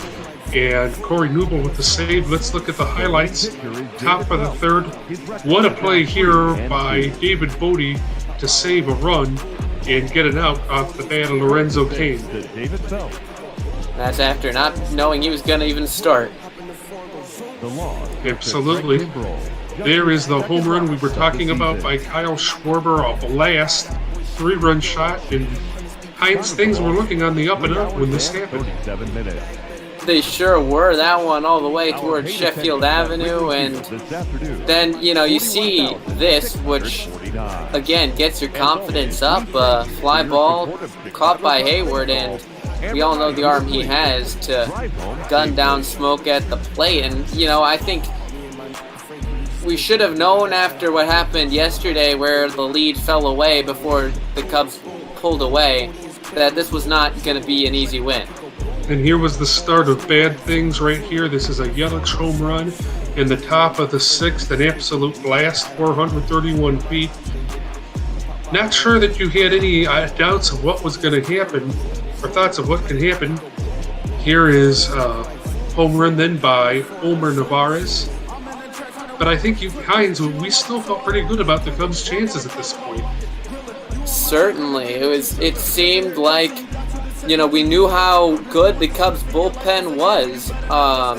That's one of their prides, how well Craig Kimbrell and Dan Winkler have been out of the pen. We didn't see Winkler today, but Craig Kimbrell, an implosion of galactic proportions. And here's where the meltdown absolutely starts. The Sogard double to center that scored 2 runs, and that was what put this one away for all intents and purposes.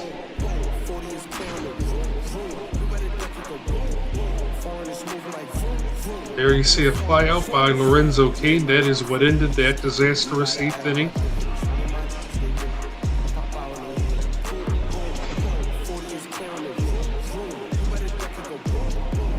There Rizzo strikes out. That was a big out in the bottom of the 9th. And there you see Kyle Schwarber ground out. And that's the end of this one this evening. Looked like a pitch, actually, that and the curveball, the pitch before, both of them could have seen their way 488 feet again from home plate, but deflating here for the Cubs to see that their offense just went silent after the 4th inning. So we'll see if David Ross has a bit of a team talk to try to get him up for the rubber match here tomorrow. Absolutely. Well, that's going to do it for Hines and I. I will be back tomorrow afternoon with Tyler Danberg for the final game of the series between the Indians and White Sox. And then Hines, and is Charlotte with you tomorrow, Hines? No, she is not. She was scheduled, and I actually filled in for her. She's out for a couple weeks on vacation, and I'll be joining by Great Ether Boss in the booth for that. We've called a few Cubs games together, and hopefully I don't jinx anything like I always seem to do with him. Well, hopefully we will not. We will look forward to that. For Hines AS, this is JD Gregory saying the final score from Wrigley Field, the Milwaukee Brewers 7, the Chicago Cubs 6. We now send things to Cookie Eater for the Diamondbacks and the Cubs. All right, thank you, JD Gregory, as we get ready for Diamondbacks and Dodgers. We got a quick roster move to handle. Dustin Mays coming up to start because we had some miscommunications trying to get everything all ready for the game today. So we'll have Dustin May coming up, and he will start. Andrew Heaney started the day he was traded, so he will not be starting for a while. May gets the start tonight. Julio Urias, the scheduled starter for today, would have been on 3 days rest. He'll start tomorrow. He'll be followed by Clayton Kershaw. Then Andrew Heaney will make his Dodgers debut. And then we'll have Walker Buehler and Alex Wood to round things out. So we're going to have to drop someone in the bullpen today. I guess we'll send Kolarek down for the night. He'll be back tomorrow. But we need to make room for Dustin May to make his start. Kolarek, we'll see you later, bud.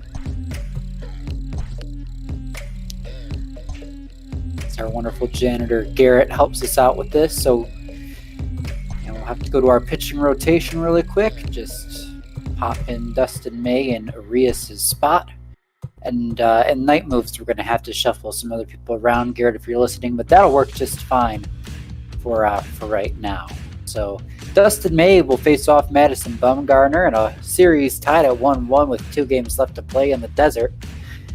Dodgers just a half game back of the Diamondbacks now for first place, and we're going to get ready to get this one underway in the desert. Arizona. Diamondbacks better average, better ERA, and up by just a half game on the Dodgers. We're going to be starting about a half hour late, 7:45 on the East Coast, 4:45 rather. Local time here in Arizona. Chase Field. So we'll go ahead and get this one going. Closing the roof.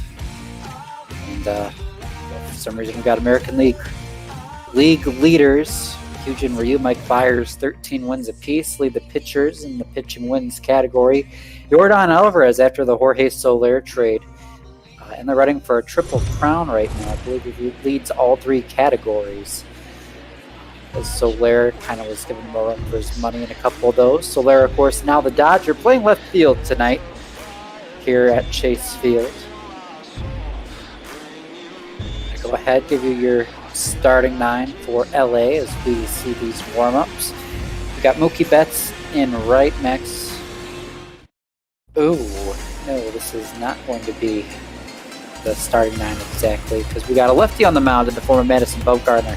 His 2.89 ERA, 12-5 record, 1.12 whip. One of the best pitchers in the National League this year. Had a bit of a clunker his last time out, and the Dodgers are going to hope that's more of a trend, and we're going to finally see some regression here from Madison Bumgarner after a scorching hot start. He will be facing a potent Dodgers lineup. We got Betts in right, Muncy at first, and Soler in left, your top 3. Cody Bellinger in center, Justin Turner at third base, and Chris Taylor at short. Your middle 3, bottom 3 of Lux at second, Will Smith catching, and Dustin May in the 9-hole pitching tonight for the Dodgers. It's 1-0 to Mookie Betts.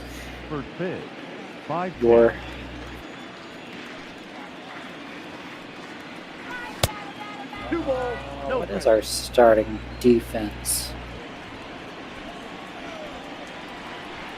I believe it looks something like this. Yeah, there's a 2-1 count now to Mookie Betts. Just reading my chicken scratch of the game day notes says that's a double down the line and left. There you go, Mookie. Leadoff double for the Dodgers, and they're out and rolling. Your defense today for Arizona in the outfield, left to right, you got Bieber, Marte, Starling Marte, and David Peralta, man in the right field. Infield, Escobar third, Ahmed at short, Keuchel Marte at second, and then Mr. Christian Walker at first base, and James McCann is catching Madison Bumgarner today. Next month, he's going to be getting his cuts with a runner on second, nobody out. Lefty on lefty matchup, a called strike on the outside part of the dish.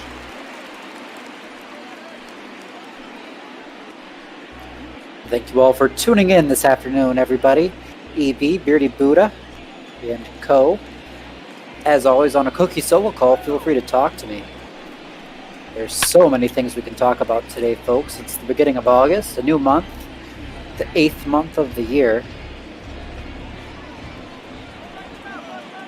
Poor Eugene Ryu going down with the injury. Hate to see that for the former Dodger, as that's going to be an ugly swing and a miss. Strikeout for Mookie Betts. Chase that one right out of the zone. My bad, that's Max Muncy. Batting third, the left fielder, Mighty Max. Jorge Soler. Nash and Muncy.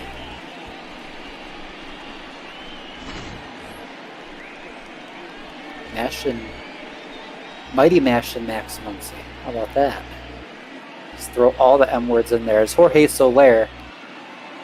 JS. So just saying, he's got the 326 average, 45 home runs, 105 RBI, an all-star for the American League, the lone representative from the Kansas City Royals, traded to the Dodgers. He takes a strike in the bottom part of the zone. See, Betts 10 stolen bases. He's got a 90% success rate. Don't know if we'll see him try and take third here, but clearly the production crew thinks there's a good chance. 0-1 to Soler, going to be inside.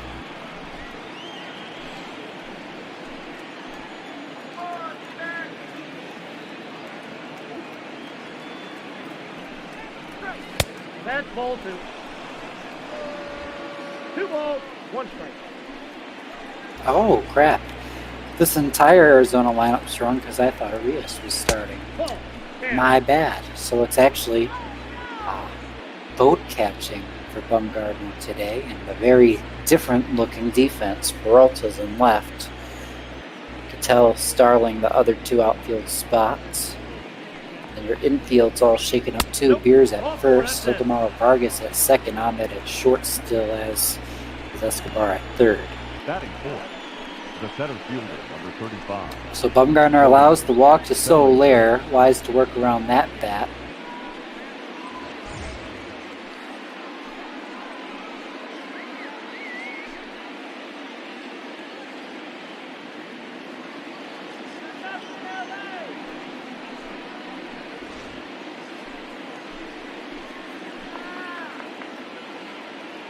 Oh no, it is right, but the side panel is wrong. That's what it is, because the side panel still thinks it's Urias. Oi. Yeah, and that screws up fantasy too, so sorry fantasy people, but I care more about getting this win than your fantasy points.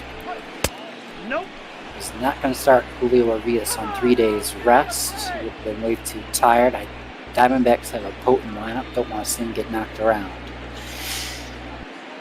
And that would have had a tumble over effect too. We would have had Kershaw starting on short rest tomorrow. That's going to be a 12-15 call, double and EB. Julio Urias will be getting the start tomorrow.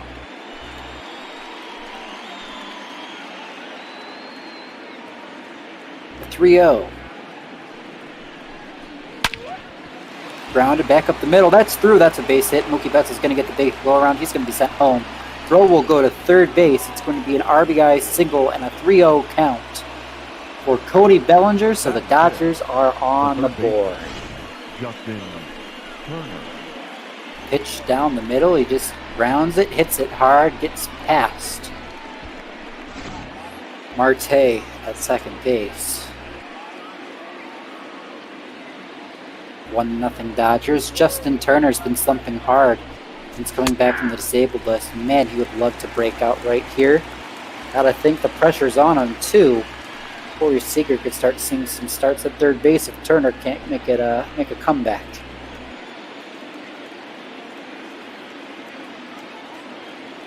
Burner sets the 0-1, missing outside, evens the count.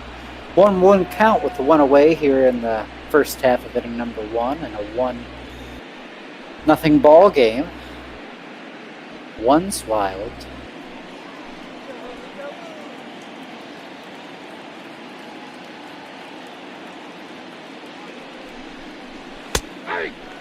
Nice fastball down outside corner. Makes it 1-2. Oh boy, look at that viewership. 11 people watching right now. That has to be an all-time low in this slot. for the first time in a long time. Sorry for boring you folks. Yeah. It's a 2-2 count, though, to Justin Turner. And he will foul one back to stay alive. Bumgarner already to 21 pitches here in the first inning. That's what you'd like to see if you're LA. Wear him down, work up that pitch count, give yourselves a chance, knock him out. Because like we mentioned, Bumgarner, top 3 starting pitcher in the league this year. And this is not going to look like a top 3 performance as that ball is down in the gap. They kind of held up the runners.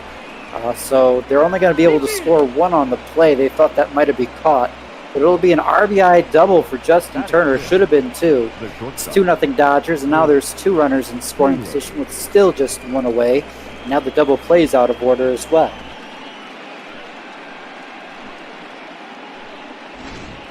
Love that majestic beard. Chris Taylor gets the start at shortstop today. So for those curious, when the Dodgers face left-handers like Bumgarner, it's Muncy at first, Lux at second, Taylor at short. When they face right-handers, it's Peterson at first, Muncy at second, Lux at short. So Max and Lux kind of shift around a little bit, and it's just dependent on kind of a platoon between Peterson at first and Taylor at short. And Chris Taylor cranks that one, and that is a 3-run bomb for Chris Taylor, his 7th on the season. He thought it might have went foul, but it didn't. So just like that, it is 5-0 LA here in the first inning. Bumgarner is not looking like himself. Oh yes, you can see him tracking it. That was inside center cut. He just got his bat on it. It was a line drive, and it was ripped maybe a little bit early on the timing, but it just stays inside that foul pole. Goes over the bullpens. The second baseman. I'm thinking Dodger Stadium. I don't know if there's bullpens there or not. But, yeah, so a 5-0 ball game. Ball 1 to Gavin Lux. If you're Torey Lovello, you got to start thinking about getting your pen up. Bumgarner's thrown 26 pitches, given up 5 runs, only gotten the 1 out. He'll throw a strike to Gavin Lux to even them at 1.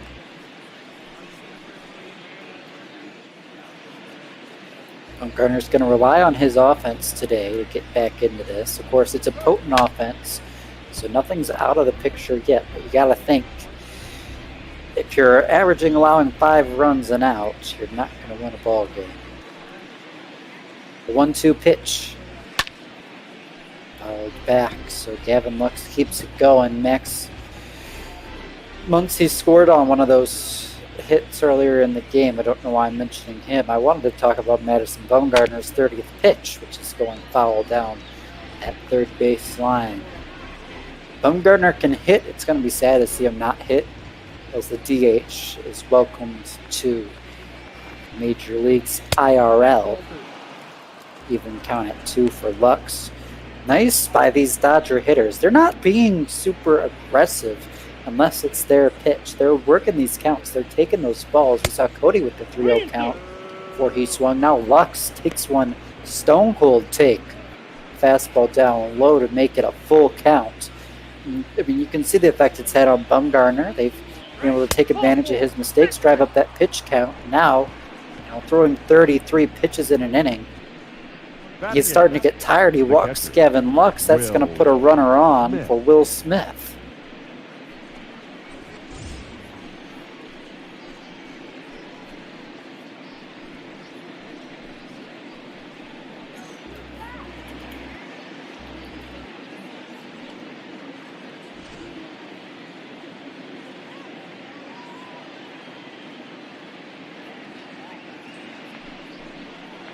Smith's batting 221. He'll take a pitch inside.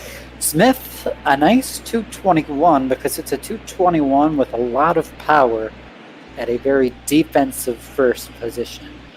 He's hit, I believe, 23 home runs on the season now, and he hits his fair share of doubles as well.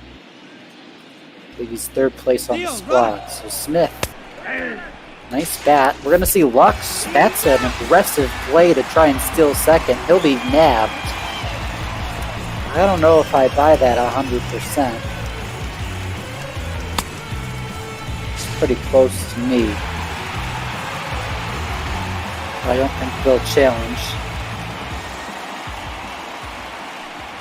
So, an aggressive play. Not sure I understand already up by 5. We just went away. Sure, the double play is in order and the pitcher's coming up, but you know, an RBI chance for Smith isn't something I would take away from a bat of this caliber. He'll work the count to 2-2.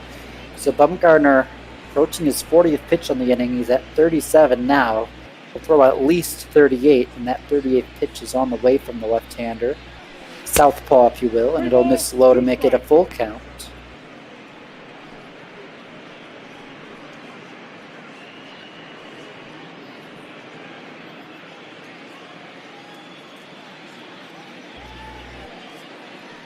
Will Smith with the full count pitch. Grounds it foul.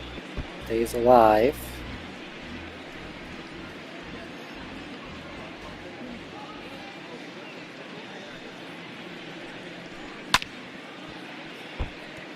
Another one ripped foul. So there's pitch number 40 for Bumgarner.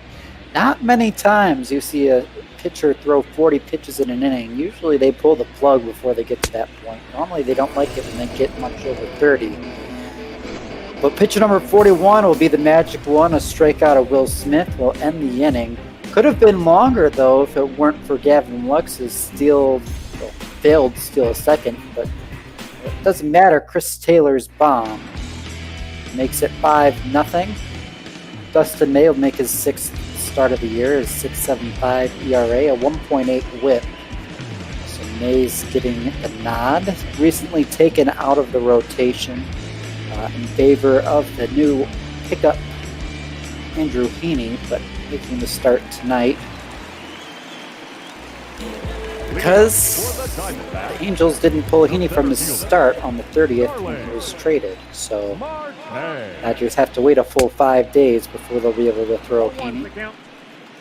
And as such, that means we'll see Dustin May get one last nod, maybe a chance to earn his spot. Send Wood or Urias packing instead. Oh, one will be ripped foul by Starling Marte, leading it off. Then 254. He was stone cold for a while, but he started to bounce back a little bit. We'll swing and miss at the 0-2 curve, a power curve by May for out number 1.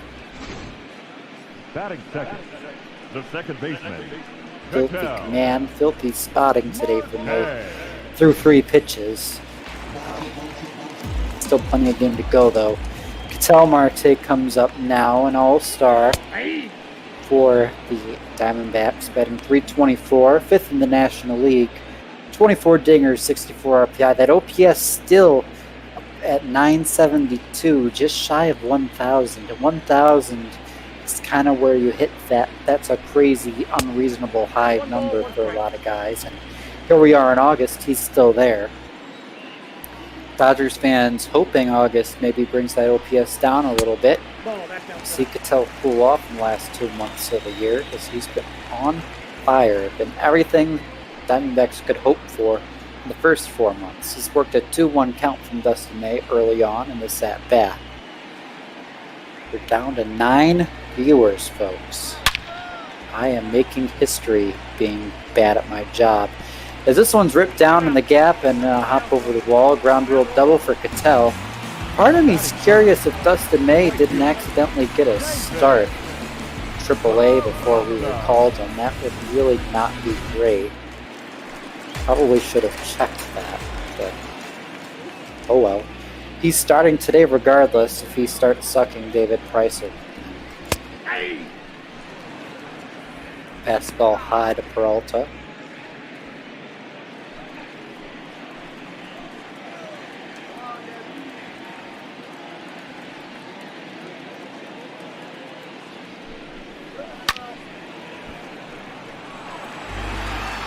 So as we mentioned, we've been talking about it this whole series.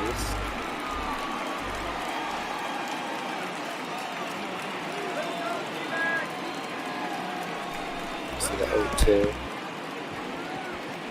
Throw down the first, out number 2. But coming into this series, these teams were a neck and neck in the National League West race. Dodgers were a half game back. Diamondbacks took game 1, Dodgers took game 2, so they're back at a half game difference. Dodgers back.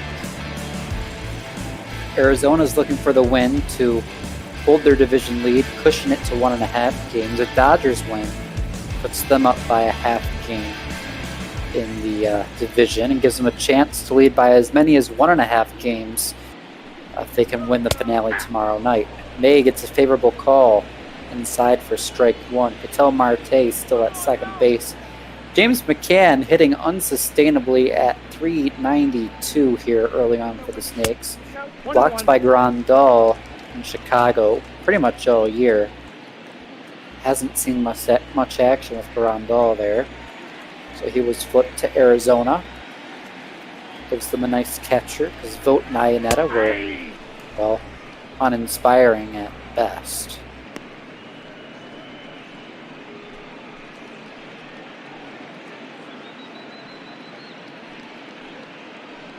I have to think the way Mays looked today, he didn't start in AAA.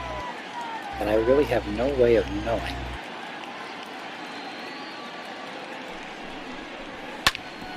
1-2 is going to be grounded to second base. Wux will flip to Muncy, and that will be out number 3. So a double is all the Diamondbacks get. They still trail by 5, and it could be more. May bets Muncy here in the top of the second on ML Botball, Twitch TV. Cookie Eater on the call. Pleasure having you all with me tonight. Dustin May's batting .500 on the year. We'll see what he does off Madison Bumgarner here. Bumgarner, a 41 pitch first inning, cut back out for the second, starts with the ball high. He made the 3rd round pick in 2016 for the Dodgers. They think he's something special. They shipped out Josiah Gray, Brewster Gatterall, and there's a 3rd G prospect they shipped out. The G last name. But yeah, 4 of their top 6 prospects were starting pitchers. 3 of them are gone. Dustin May is the lone one they held on to. He's right up there with Keibert Ruiz and Gavin Lux as kind of those 3 of the top 6 still in the system post-trade deadline. Obviously, Lux is in line to be Rookie of the Year. Ruiz has been the starting catcher in AAA, probably waiting for Austin Barnes to hit free agency or to be used in a trade down the line.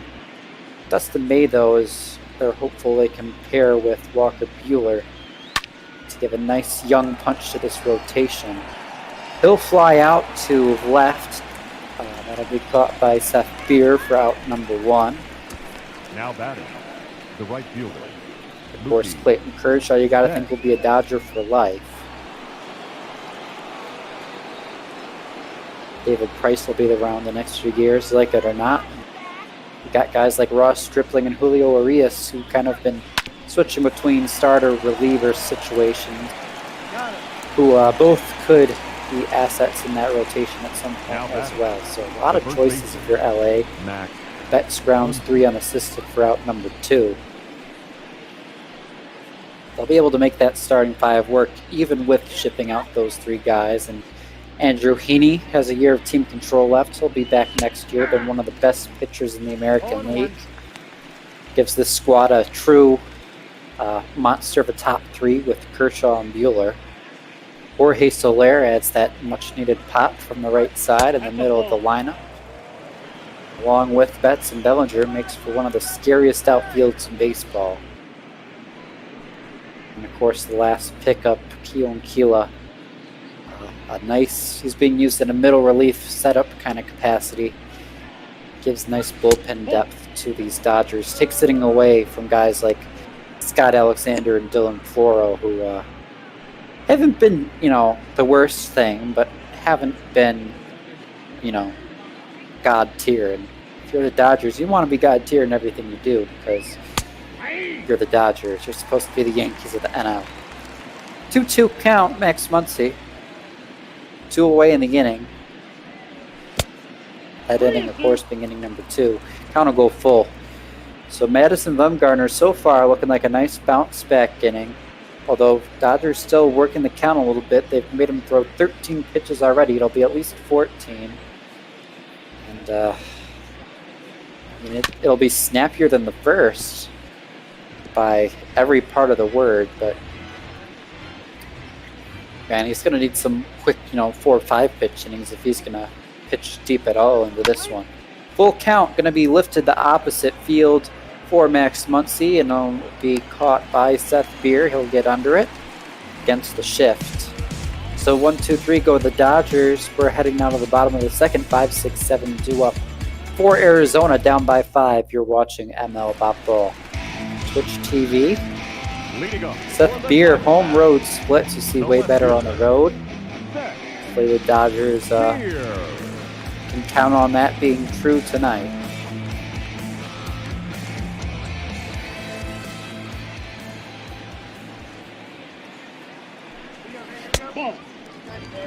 Inside the Seth Beer from Dustin May. It's 1-0.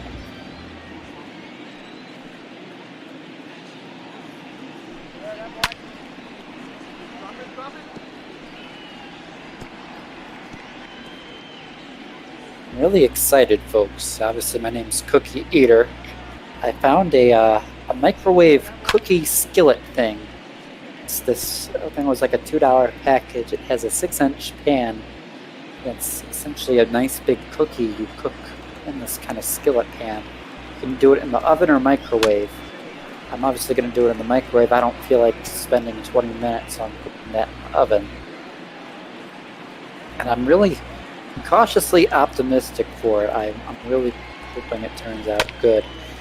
It's the 1-2 triple deluxe. And that will retire Beer for out number 1 here in inning number 2.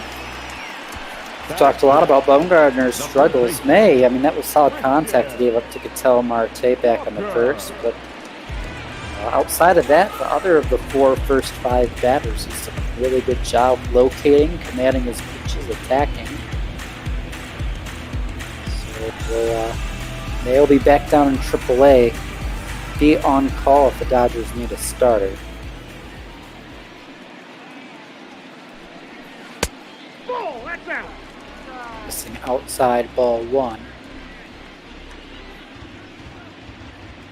So Christian Walker spent some time in Baltimore, obviously that Diamondback now. Been really good for them. Maybe not so much of late. Down to 276. Has the reverse splits though. Hits righties better than lefties. Despite being a right-handed hitter, he'll foul one off.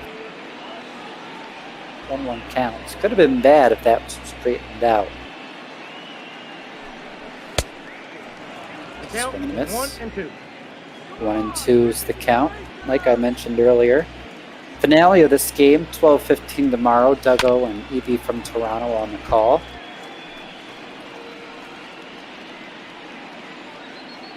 Later tonight, Aiden and Great Aether Boss. Well, we'll talk about it next time that comes up, because I didn't pay close enough attention. Strikeout. Dustin May on Christian Walker. Batting 7, the third baseman. Nasty, that looks like a slider, got him to chase. Really, it looked like it was ever over the zone. Started off and further away, but it fooled him, got the swing and miss. Eduardo Escobar has started to heat up since David Peralta's been back, but been lackluster otherwise, down in the 7-hole now for the Snakes. Those numbers, you see 275, 21 dingers, a lot carried from early on. It was the Black Ink Boys, Duggo dubbed Keuchel, Eduardo, and David Peralta out of the gate. They've kind of fallen off. All more or less since then. Escobar's really cooled off. Peralta had the injury Keuchel's kind of still going, but the rest of the league's kind of caught up with him to the fact he's only leading, I think, 2 or 3 categories as of the start of this series at this point. This May will get a called strike. That curve's really been working for him today on the corners. 2-2 to Ed.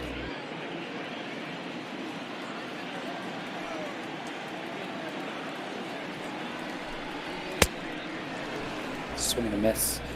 We'll do it here. So 1, 2, 3, a couple Ks for Dustin May. Dodgers coming back up. ML Bot Ball through 2 in the desert. Yeah, there we see it. Yankees, Red Sox, 8-inning great 8th-year boss coming up at 9. Probably going to be starting about 9:30. We're behind schedule. Heidi, of course, reminding us of all this. And 10:45, the Cheaters and the Twins forced Whitley, the young prospect facing Jake Odorizzi, Brother Beard, and Carlos Zimmerman getting the call on that one.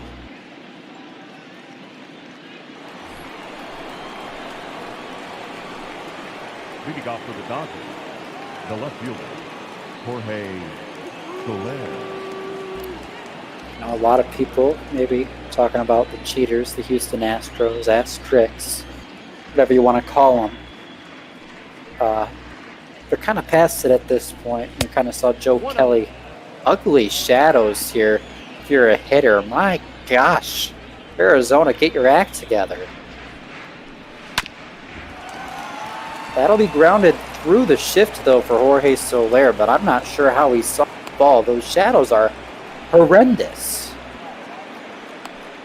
The batter, the center fielder, Cody Bellinger. There you see the line on bum right now. 2+ innings pitched. 5 hits, 2 walks, 5 runs. Couple strikeouts, 58 pitches.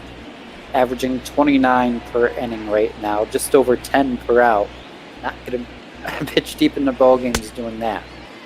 It's a swing and a miss from Cody Bellinger for strike 1. But, you know, a lot of people tend to move on from the Astros cheating.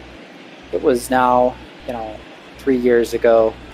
They won the title. They gave their punishment. And to me, I don't got anything to say to that. I'm still pissed at guys like Jose Altuve and Carlos Correa and George Springer, Urias, all still on that Astros squad. I really don't think they, to be honest, I know in Unity League unions, blah, blah, blah, deep fly to left, and Beer's not going to be able to catch that. Goes foul. I thought for sure was getting to that one, but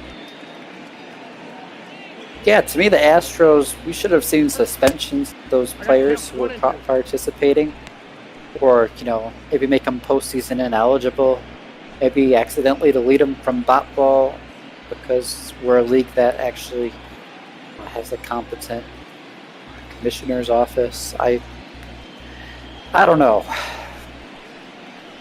Nothing on Rob Manfred. I'm not nearly as critical of him as a lot of other people are, especially amid all his efforts to try and get MLB back to playing and doing it, well, as safely as he as one person can make it, putting protocols and opt-outs and whatever in place for players should they choose they don't feel safe to play. But when those that do play and don't follow protocols, that's on them. I don't know what Rob Manfred's supposed to do about it.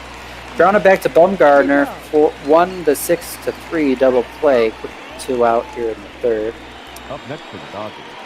Yeah, I just found that Astros punishment weak. Of course, it happened 3 years ago, but we didn't find out about it until this off season.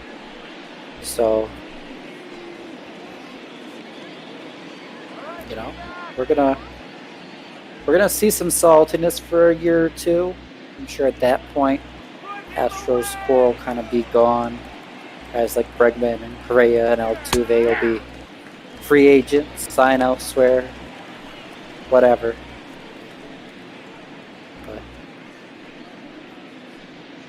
Man, not a great time to be baseball fan in the city of Houston, because it's you versus everybody else if you still support your team. I do kind of feel for those fans who do want to stick by their team through thick and thin. At the same time, I mean, sorry, not sorry, because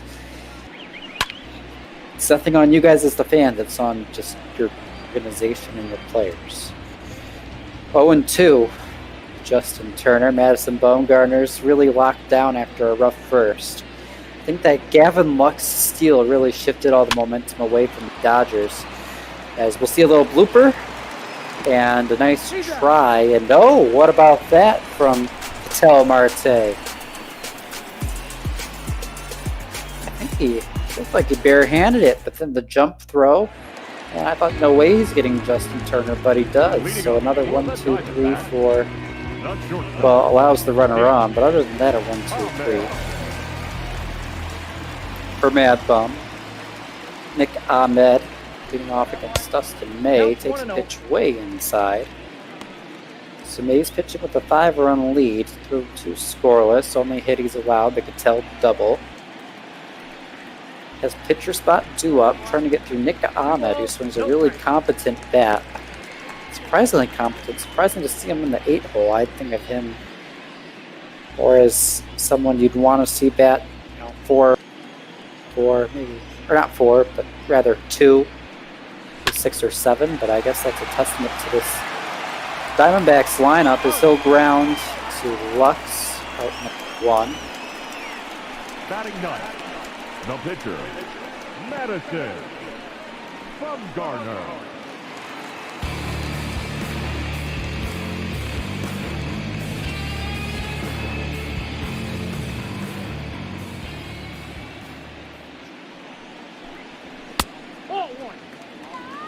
Ball 1, no strike.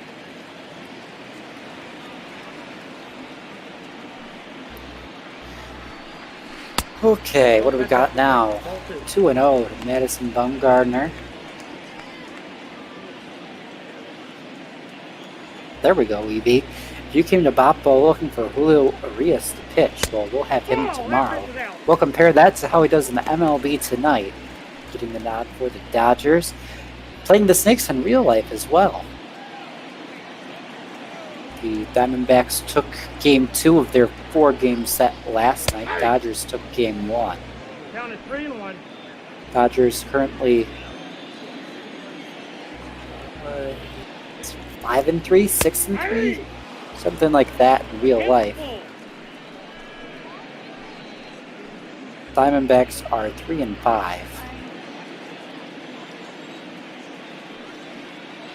In the basement of the NL West. Much different than their ball counterparts leading.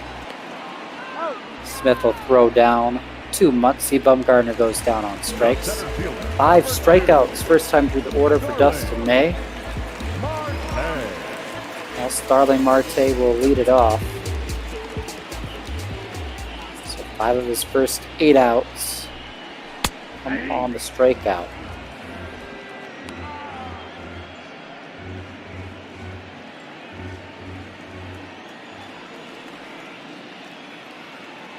Really sharp. The 0-1 missing outside. Cutter looked like 93. I am seeing some command issues from May now at this point. I mean, really, it's been bad Diamondbacks hitting that's let him get away. He's been able to dot the corners, but he's also been able to expand the strike zone, get them to chase. We saw the cutter and the curve to start this at-bat didn't draw the chases from Marte. Neither were really competitive pitches in a 0-0 count and a 1-0 count. He's able to work back to 2-2 though, only at 43 pitches. That's about where Bumgarner was through 1 inning. Grounded again. Gavin Luck's a busy man at second base, flips it on the first, and we are through 3, still 5-0 Dodgers. Chase Field. Hello, MP Squared 42. Happy Saturday. Pleasure to have you along, MP. Leading off for the Dodgers. He missed a 41-pitch first inning from Madison Bumgarner. Able to settle in a bit since, but allowing 5 runs on 4 hits in that first inning. Not pretty. And we'll see how that affects his outing going forward. He's kind of had bad control since then, probably because he threw 40-plus pitches in an inning. Started with ball 1 to Chris Taylor. Cutter drops in. That would be a backdoor cutter for a strike, I think.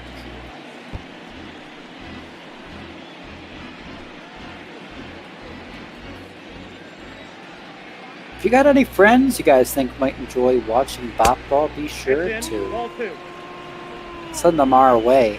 We really love bringing baseball to everybody. Ground ball, handled by Walker at first. It's out number 1. Taylor goes down 3 unassisted. Seeing a lot of those 3 unassisted plays as well. Take a look at the farm system for the Diamondbacks. The Aces and Generals both grabbing the wins today, both under 500 on the season, but an 11-6 defeat of the Redbirds for Reno. Nice to see. Nope, that's inside. Dodgers, Oklahoma City. Gonna have a lot different looking of a roster now after all those trade deadline moves. And there we go. Real life Dodgers are 5-3. Thank you, MP squared. That's the same record my real life Tigers have as well. Kind of a pleasant surprise. I really think the Dodgers have a chance to play well, go to the postseason if this season doesn't get cut short. That's a big if right there. 1-2 on its way to Gavin Lux from Madison Bumgarner. Going to miss outside.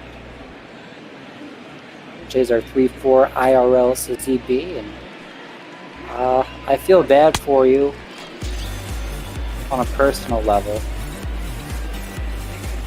but also it's the Jays. Now so. the catcher. Meh.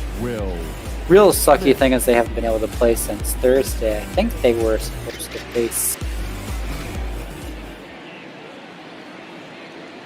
Baltimore? Or are they going to face the Marlins? Or the Phillies? They all get confused in my head.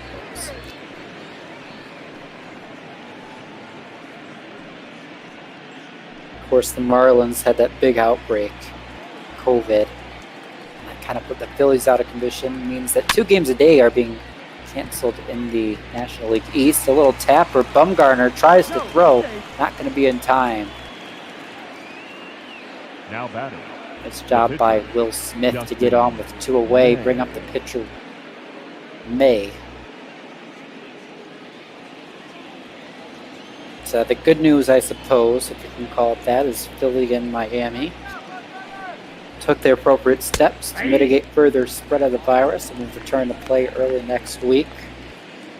Downside, though, is we're having issues with the St. Louis Cardinals now.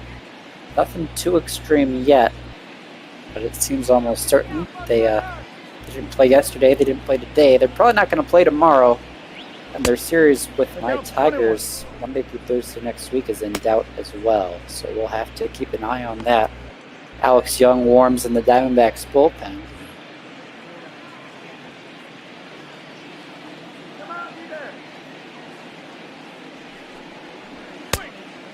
One ball, 2 strikes.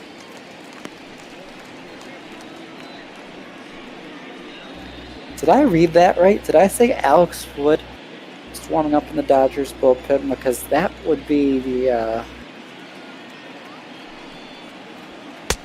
That's outside.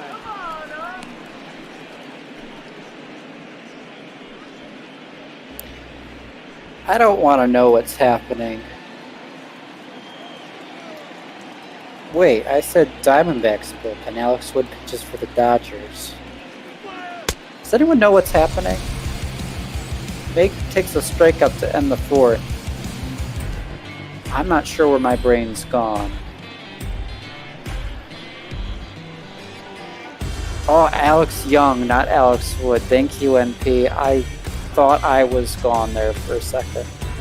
I mean, I am mentally already kind of past my prime, sitting at the ripe old age of 20. But Leading up for the Diamondbacks, the second baseman. Get who? Keuchel. We got Ketel Marte coming up. Hey. 1-for-1 with a double. Folks, I'd hate to advertise anything but Bop Ball, but I encourage you, if you have MLB TV, if you're a Dodger fan, but really say, give the Dodgers home TV feed a watch. I hadn't really watched much of the Dodgers live since Vin Scully passed, but Joe Davis and Oral Hershiser, man, that is a fun duo. Two great voices. Oral really good at providing some good color, and Joe Davis reminds me really a lot of our own Justin Rock here at ML Pop Ball of the Tortugas. Really reminds me of him. Makes me have a lot of hope we'll see Justin in the majors calling a game someday. 'Cause boy, you know, they call Joe Davis one of the best play-by-play guys around.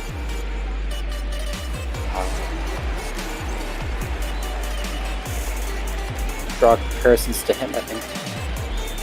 It's a very high compliment. Oh yeah, Vince Scully retired. Did I say he passed? I don't think he's passed yet. That would be news to me. It's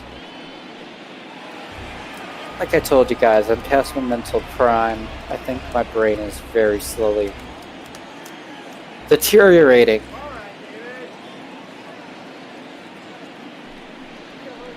Got a runner on first for Dustin May. It's an 0-2 count now, so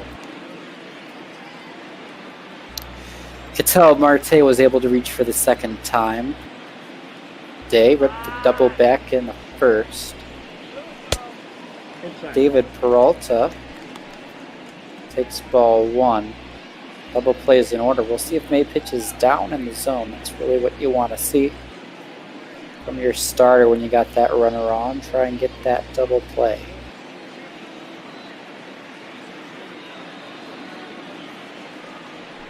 One-two pitch, missing outside.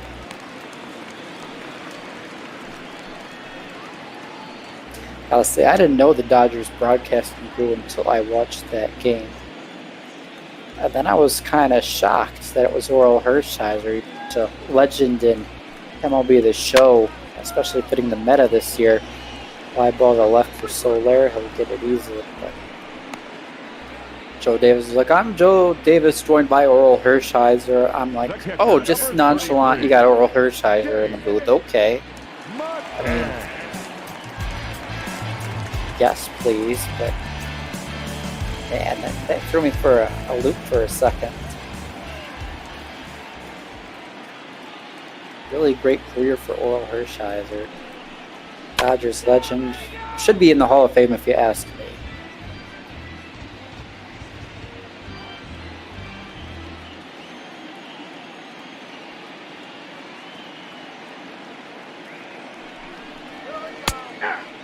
Go one, gonna miss down in the zone, 0-2. You know, Joe Davis, originally from Michigan, there was some talks about when Mario and Pemba Rod Allen got fired for brawling a few years back. The Tigers might try and get Joe Davis, but they may have even offered him an interview, but I believe Joe said he was content being in LA. He really thinks he has something good going there, kind of settling in with the Dodgers, starting to really feel at home and provide some stability, and trying to, obviously not fill the shoes, or fill the void, but follow up the big act of Vin Scully. 4-6-3, a double play ends the inning.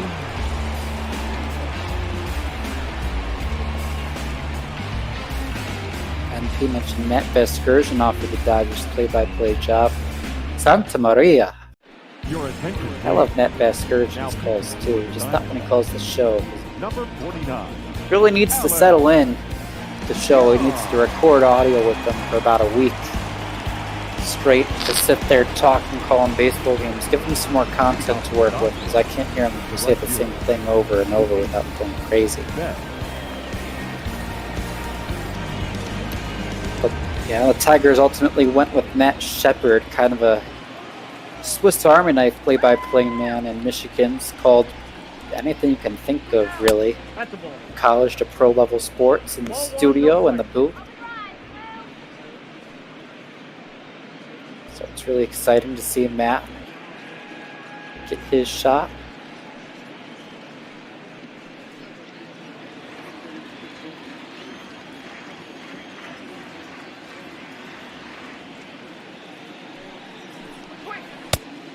Oh, that's out. I'd never seen you mention that before, MP Squared, so I'm glad you threw it out there. I was completely unaware of that. I wasn't really into the Dodgers enough at that point. I was tracking who their new play-by-play guy was going to be. And of course, slowly pushed himself out towards the back end of his career. Alex Jones in the game gets a ground out. You see Bumgarner's 4 innings pitched, allowed 5 runs on 6 hits and 2 walks. 4 Ks, only threw 86 pitches. Almost half of those came in the first inning. 41 pitch first. So Alex Young's giving some relief now for Mad Bum. That's a ball. Got a Betts, ground out. Max Muncy, stone cold take, not sure that cutter missed for strike or ball 1.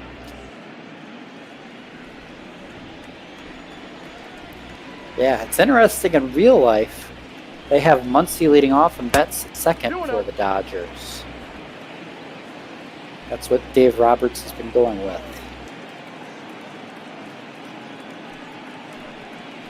I guess here for Boppel Dave Roberts, it's Mookie Betts' speed makes him a bit of a better candidate to hit leadoff.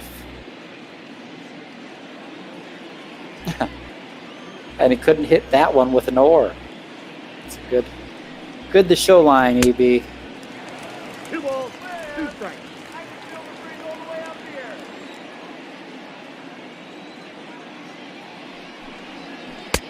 2-2, missing outside, 3-2.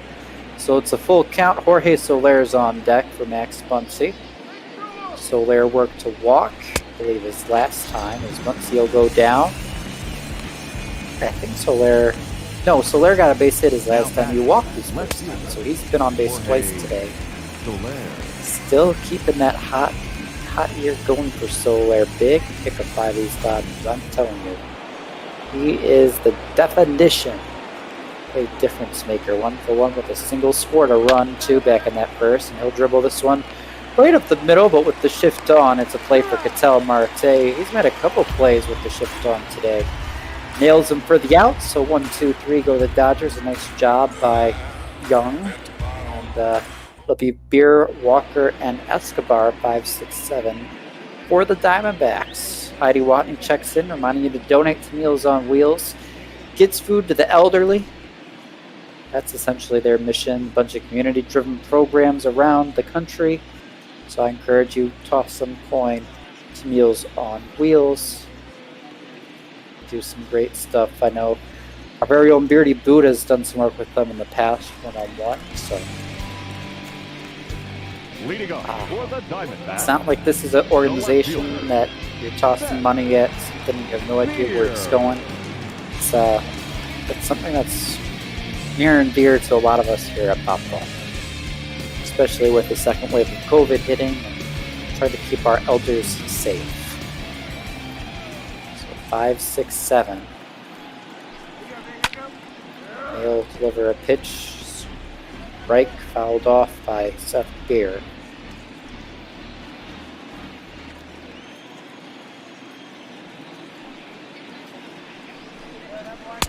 I want to talk about for Dustin May. This is a guy who was told, hey, you're being sent down to AAA Toledo.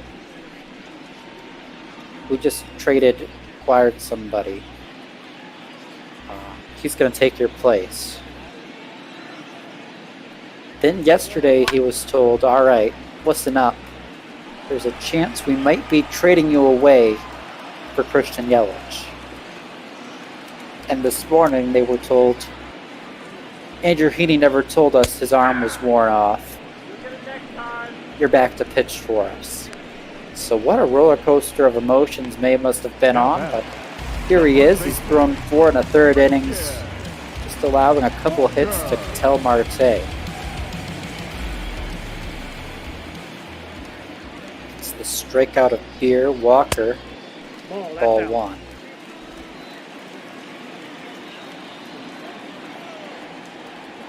You gotta think with a start like this, if May doesn't fall off the wheels, I don't want to jinx him. Maybe the Dodgers look at, is it Julio Urias? Is it Alex Wood getting the kick from the rotation? Do they stick with May? They definitely have promise in this arm. The question is, I mean, will he have clunkers? Is it going to be a little bit too rough for them trying to help? It's not like they have a comfy lead in the top division like they normally do at this point in the year. They are a half game out of first right now, so every win means magnitudes, every game. There's no wasting time for the Dodgers right now. It's win or hurt. Ultimately, they're fringy in the wild card race as well. It could be the end of the season if they don't really start putting together some wins. They'd love that cushion, that home field advantage in the postseason. That way, nobody like the Diamondbacks can use trash cans on them.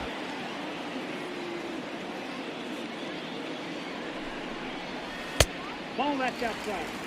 2-0.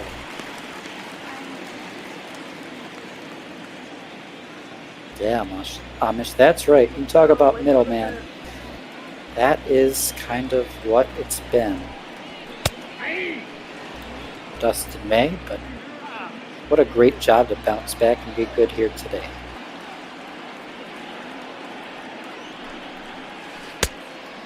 I got to count 2 and 2. So we're going to miss 2 and 2 to Eduardo Escobar.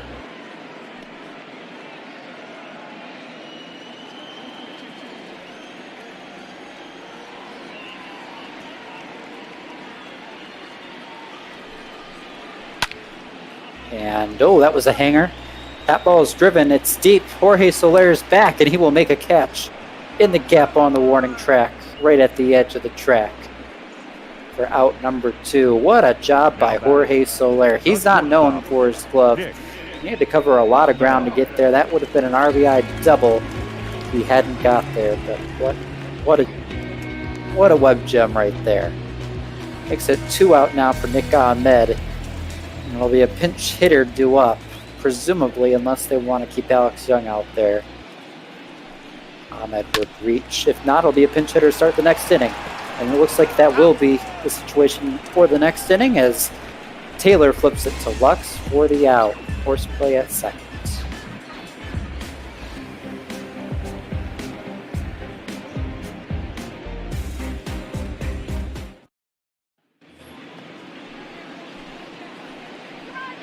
Leading off for the Dodgers, the center fielder, number 35, Cody Bellinger. 4, 5, 6. Cody Bellinger, Justin Turner, That ball went out. Chris Taylor. Should write that in on my score sheet. I've been rolling with the one from the last 2 days because I didn't feel like writing it all back out.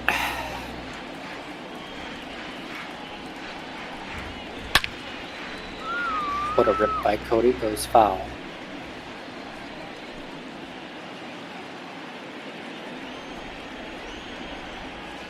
So it's Dodgers up by 5 through 5 innings, and Cody Bellinger not going to make it 6. It's an easy fly ball for Peralta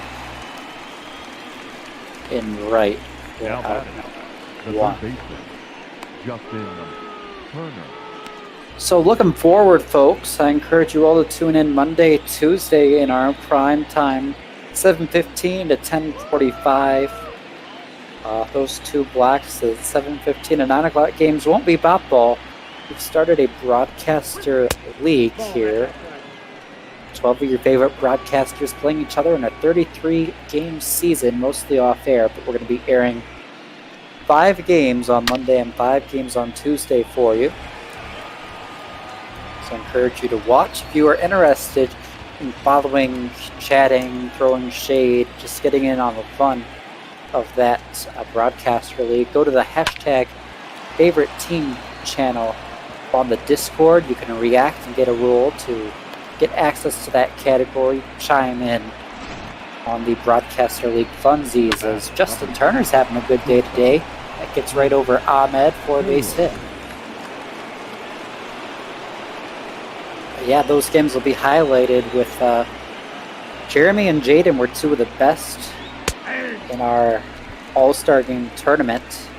They'll be playing a doubleheader against each other on Tuesday. And immediately following that doubleheader, me and Duggo will be facing each other, kind of your two long-time, very often calling game duo right there.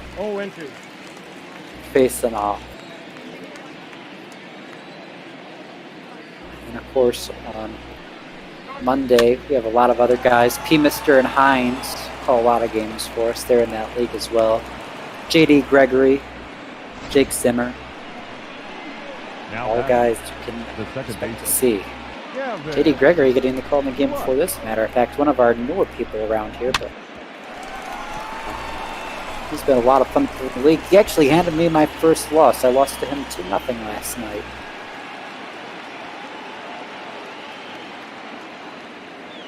Saw there Chris Taylor, the single, makes it 2-on-1 away.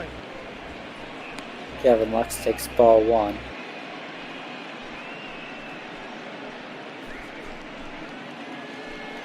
Oh, there you go, Amish guy. Softball with Duggo. Now, there's been talks of a ball reunion someday. Maybe, we're talking about all getting together, watch a game. Maybe we play a game of, what are we playing? A game of softball to go with it, too. Find some sort of park.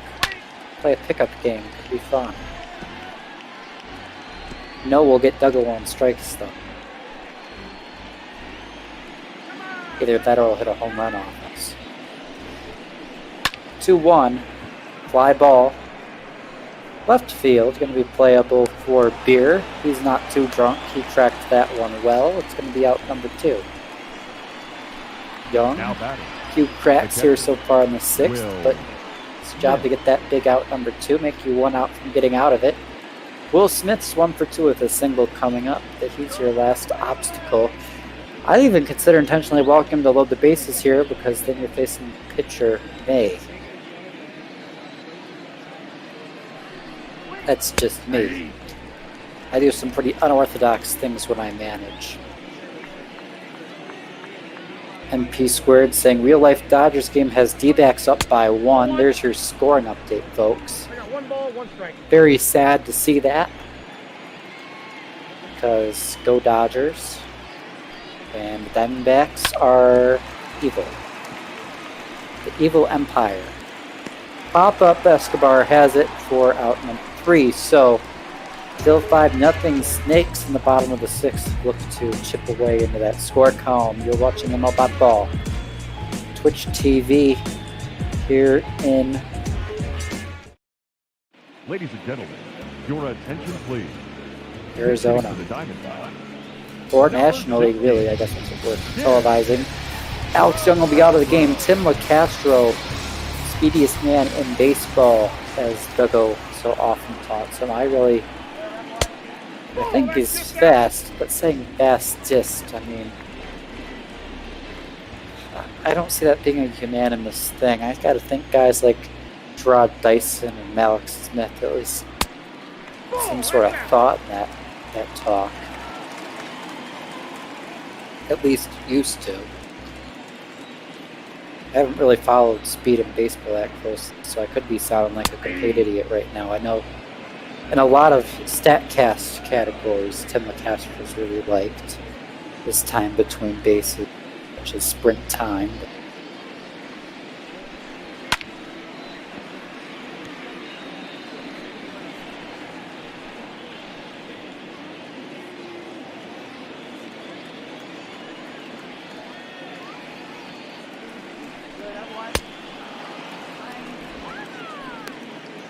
Strikeout of LeCastro. That curve's still working for May. Not as many strikeouts his second time through the order. He had 5 his first time through. Just a couple more on the second run by. He's up to 7 on the day.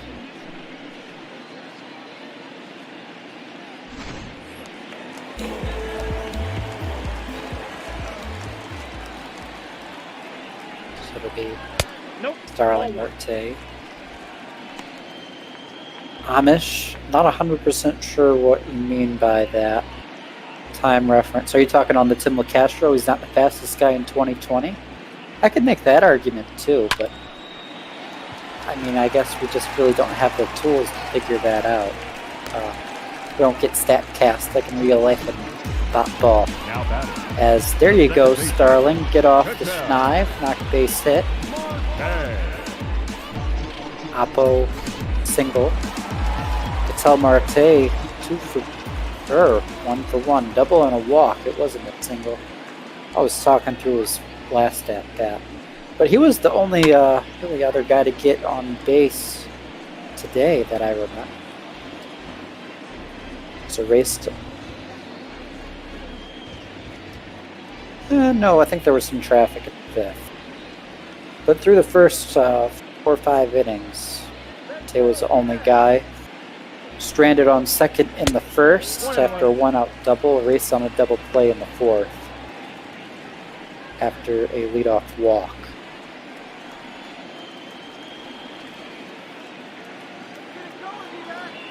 Oh, I said in the desert in 2020. I got you now. Yeah, my brain farts sometimes. I could have said 2020. That would be smart.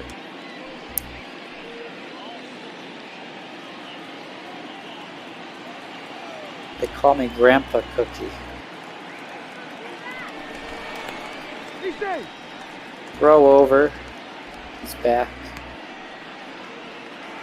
For those of you who've never played baseball in real life before, those base coaches, they're always watching the pitcher. As soon as they step off, they yell back really loud, and that means you're supposed to go back to the bag. Ketel Marte. Ooh, I thought he had another double right there. That's caught by Soler for out number 2. Now batting, right fielder. Well, Amish, I hope someday to be a grandpa, but at the ripe young age of 20. Can't even say I'm a father yet, unfortunately. Or fortunately, I guess, talking about me being 20. But not exactly. Well, I'd love to have 3 kids someday, I think.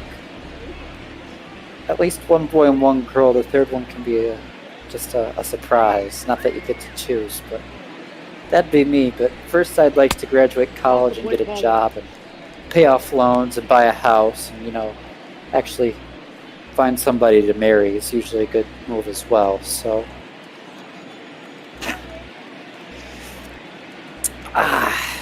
for now, it's enjoy the college, the baseball, the quarantine life, and the dust and May strikeouts.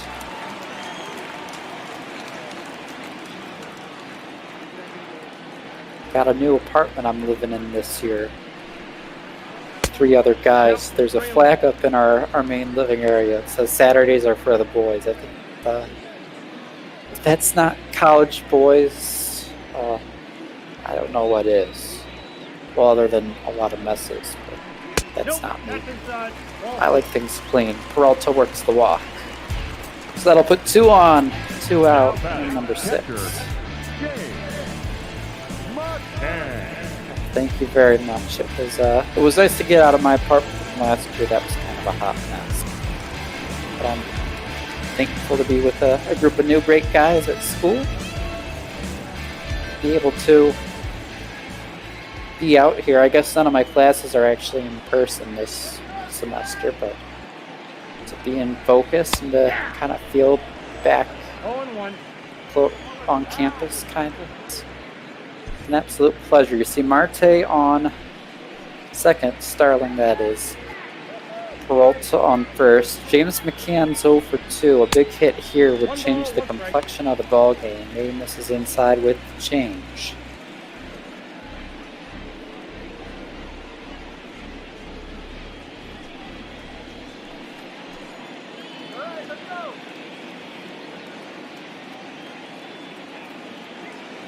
NL West is a wonderful place,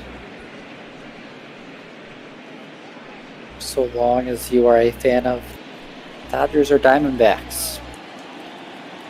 If you're a Rockies fan or a Dads fan or a San Francisco fan, I'm sorry, your teams are not having the best year. Swing and a miss by James McCann. That's out number 3, and that does it through 6. Dustin May has been pretty impeccable. 3 hits, a couple walks, no runs. John Duplantier comes into pitch, relieving Alex Young after Castro pinch hits. Hitting for the Dodgers. Number 5. Corey Seager will pinch hit off Duplantier. Yeah, Amish talking about San Francisco.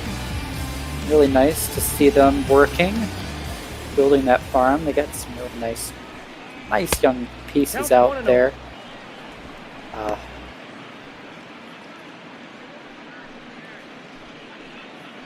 Yastrzemski really looks like a stud.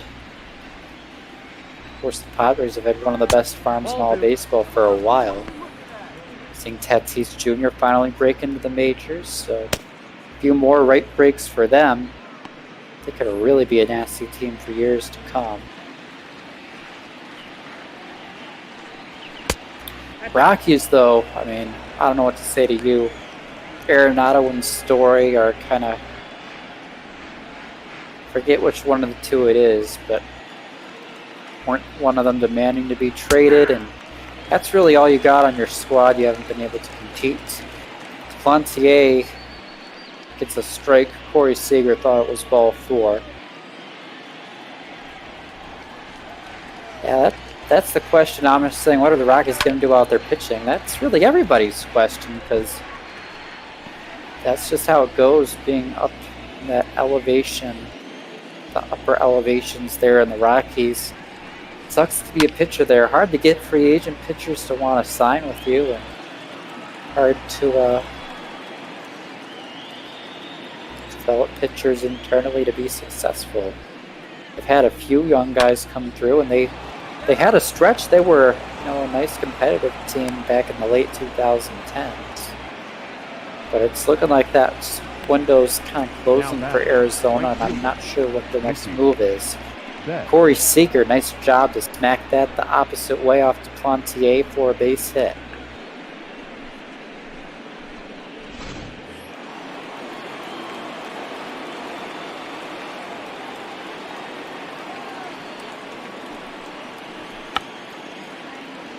Check swing. That'll get into the Diamondback dugout. Got a Mookie Betts.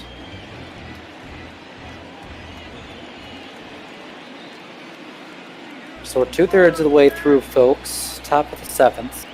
No runs have been scored since the top of the 1st. That could change here, though. Mookie Betts rips that into the gap. Well, not the gap, just the very deep left field corner. Stand-up double. Now batting, the first baseman. Seager holds at third base, so there's going to be 2 runners in scoring position. Nobody out. Duplantier's confidence is going to be pretty rough.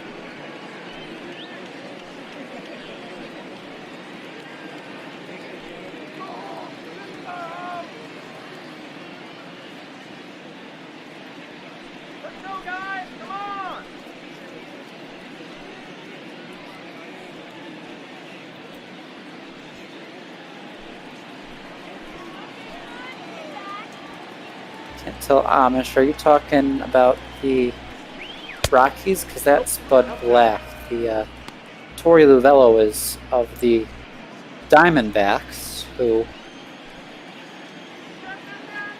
that's who your criticism's for. I can't say I 100% agree. Just done a great job trading assets at their best, getting rid of guys like Greinke and Goldschmidt, getting prospects who then come up, and getting pickups like Starling Marte, free agency, making some moves for guys like Peralta and JD Martinez in the past. So we'll see a ground ball to second, throw to first in time.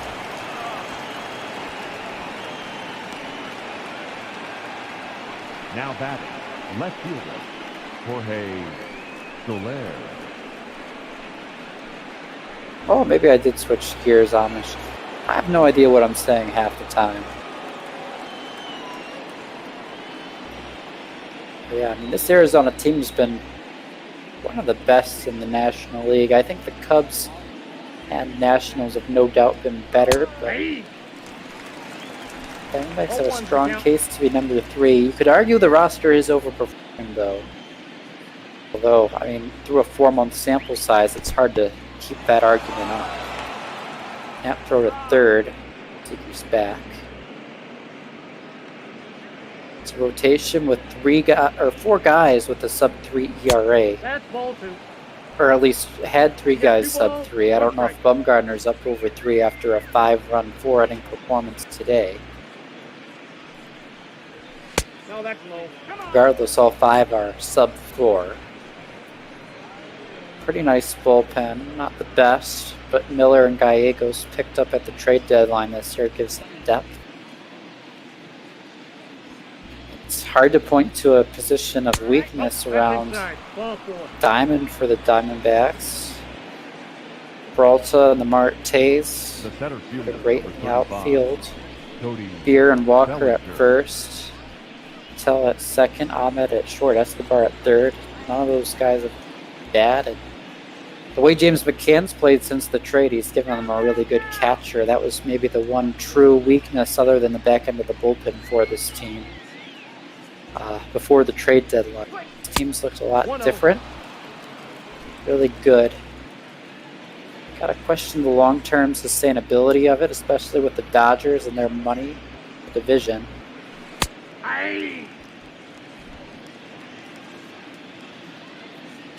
Dodgers traded away a lot of prospects, but they did manage to get a couple guys with another year of team control in Andrew Heaney and Jorge Soler. So Dodgers they still got a really good roster going into next year. They got a couple years to try and get this title in for maybe it's a quick retool. They're back at it.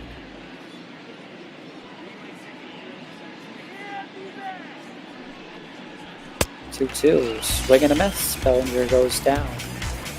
It's out number 2. Runners are on the corners. Somewhere along the line I didn't call it, but a runner came in to make it 6-0 LA. Potato.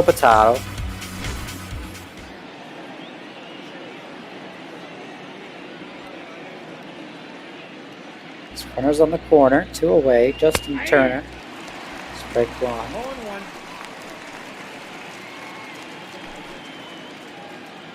Yeah, Amish, it's been, I've lost count, 7 or 8 straight division titles for the Dodgers, and a couple of pennants, 2017 and 18.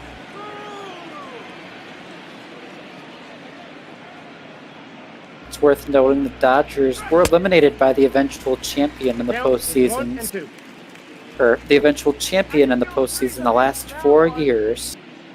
They were eliminated by the Nationals in the NLDS last year, the Astros and the Red Sox in the last 2 World Series they were in, and then they were eliminated by the Chicago Cubs in 2016 as well. Because that's going to be a ground ball to second, and the throw will be in time to first base to get the out. So 1 run in a very busy inning on the base paths for LA. They're now up by 6 at stretch time. Your attention, please.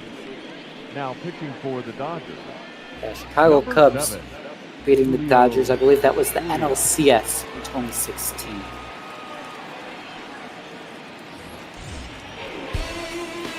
So all 4 of the last 4 years, the eventual champion had to beat the Dodgers.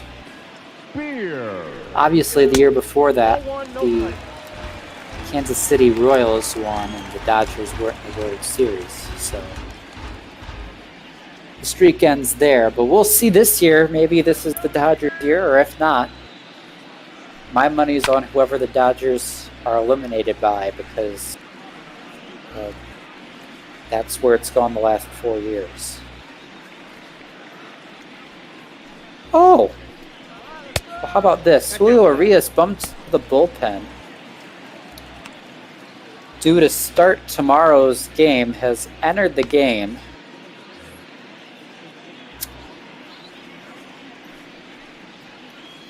Well, that isn't exactly good.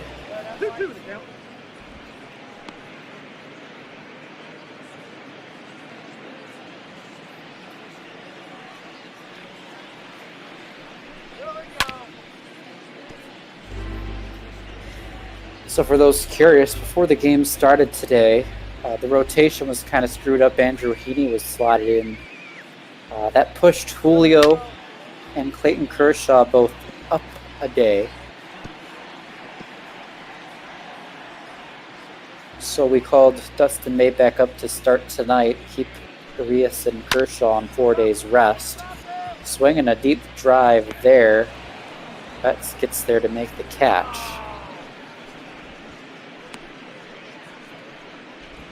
Now batting, the first baseman. So, yeah, we threw Urias in the bullpen. I guess I should have kept him in the rotation. Or had him be the guy we sent down to AAA to recall at the end of the night, because... Ball, that's inside. Well, I don't know who starts for the Dodgers tomorrow. Hopefully Urias only throws an inning and he's good to go. If not, it might be David Price or Ross Stripling. Gets past Mookie Betts there. Ground rule double for Christian Walker. Gets things going in the seventh. Third baseman, number 5, Eduardo Escobar.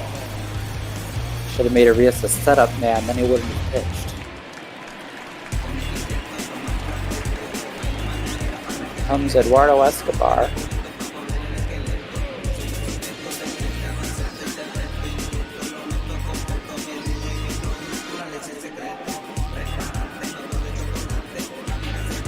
Brewster Gatterow has been traded away, Amish.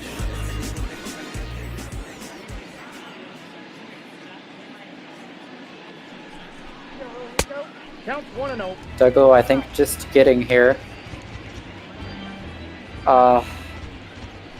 Madison Bumgarner threw a 41-pitch, 5-run first inning, settled in, was able to throw 3 more. Dodgers were able to get a couple more in the top half of the 7th, and now after May throws 6 scoreless, we're going to see a RBI double by Eduardo Escobar to get the Snakes on the board off tomorrow's starter, Julio Urias, here in the 7th.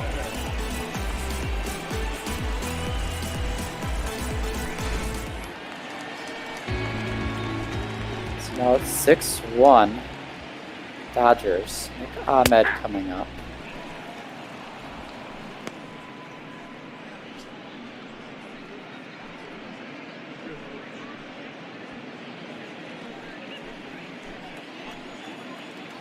I don't know why Urias is in the game. Well, it's because we put him in long relief instead of demoting him to AAA. Because I guess I didn't think about the fact he might actually be put in this game. So...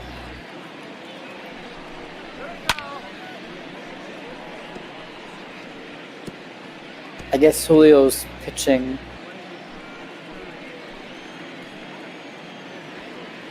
tomorrow, or he's not.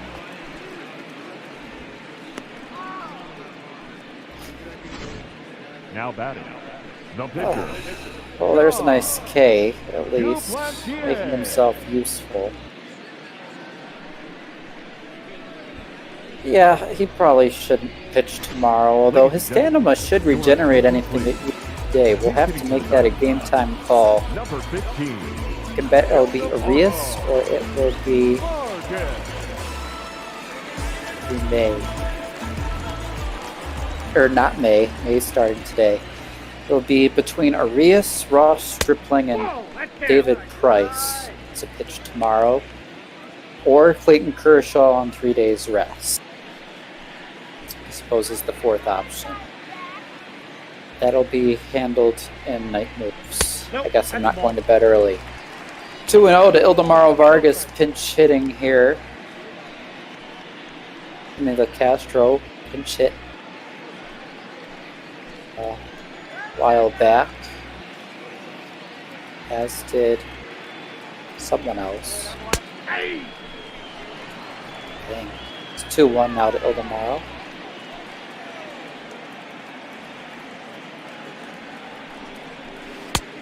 I got 3-1. 3 balls, 1 strike. It's 3-1.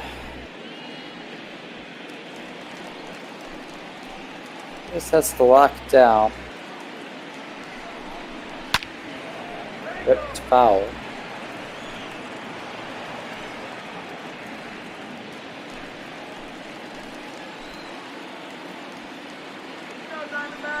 Yeah, Doug, the key will be making sure Garrett makes the moves before the stats video. If we do something after the stats video, I'll be sure to DM you and let you know what the plan is.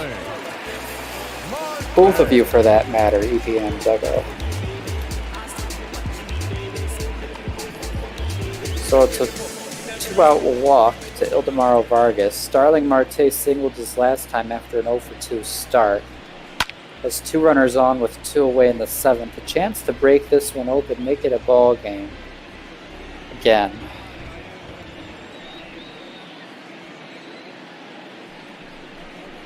That's a ball. 1-1 to Starling. As I've been calling him in this series, sorta Mario. Kinda Mario's on deck. The count is 2-1. It's been nice to watch my window get progressively dimmer as it goes on. My room's now basically dark except for my 2 monitors here on the East Coast. Well, in the Great Lakes. Probably pitch black by now on the East Coast. 3-1 to Starling Marte. Gonna be hit hard, hit deep. Right field. Mookie Betts dives. It hops over the wall. That's a ground rule double. That probably saved a triple there. So Starling Marte makes it a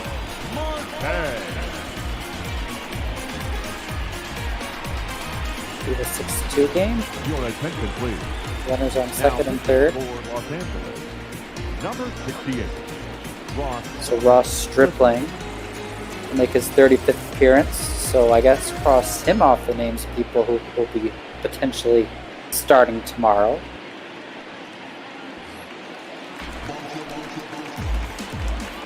So Julio Urias gets 2 outs, but no more in the bullpen. Gives up 2 runs, still responsible for a couple on base.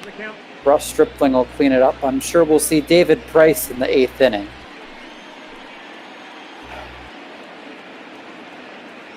I guess if Julio couldn't even get 3 outs, I didn't want him to start tomorrow anyway. Count 0-2.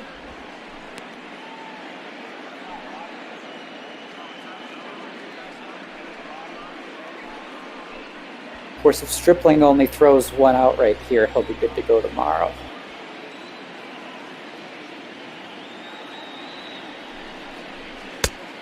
One ball, 2 strikes. Listen high, Stripling, 3 pitches. His fastball comes in at about 90. There. He's in a flamethrower. Hides on mixing his pitches. Has a nice arsenal. Not many soft throwing righties. Usually if you're a righty, you're a power arm. There's a lot more of that finesse from the left side. Stripling makes it work. And he will leave a knuckle curve hanging, but hitting under it will be Jorge Soler. He's had a lot of nice catches today. And Ketel Marte flies out. One of the first times he's been retired today. So Arizona gets 2 back off tomorrow's ex-starter, and tomorrow's other option gets the last out. So Silvino Bracho coming to pitch. That's a nice ERA. Peripheral's still a bit of a different story, a lot better against lefties, and that strikeout walk ratio tells me he has some command issues. He's not a wild cannon. not exactly pinpoint accurate either. Chris Taylor will swing through strike one. A fastball at 92, but has a nice little wrinkle in it.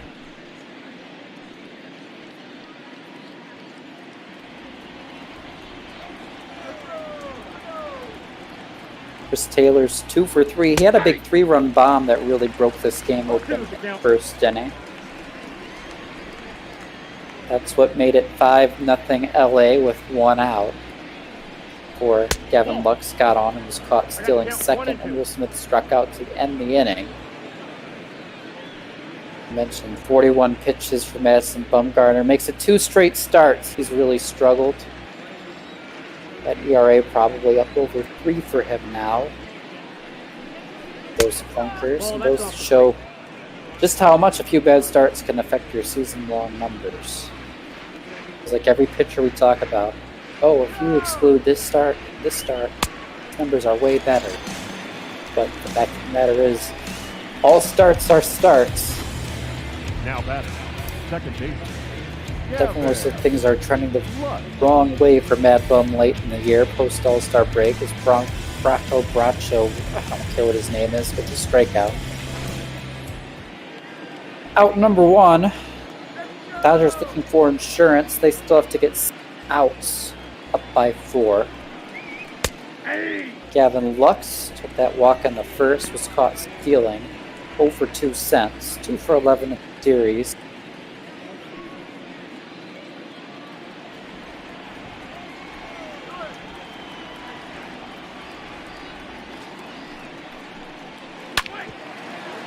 Ground ball through the whole left side. Base hit. So that'll get a runner on for LA. Makes Lux 1 for 3 with a walk. 2 4 in terms of getting on base. Day for him. Will Smith. Chance for an RBI, a big insurance run.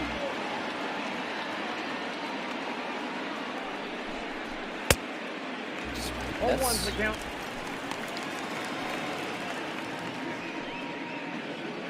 That burp reminded me I had Chinese for dinner. Tried out a new place. It was really good.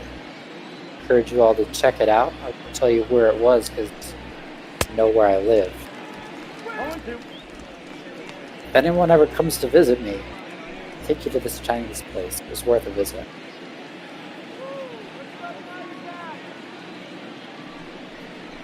Will Smith, 0-2 misses high. It's 1-2. My favorite sweet and sour chicken. Very generous serving size. Came with some rice. Have leftovers for lunch tomorrow. Will Smith. Hits it high. Hits it deep. At the wall. That'll bounce off the wall.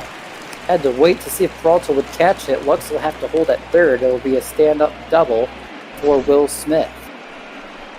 Now batter, the pitcher. Rocket off the bat. Hops at the track.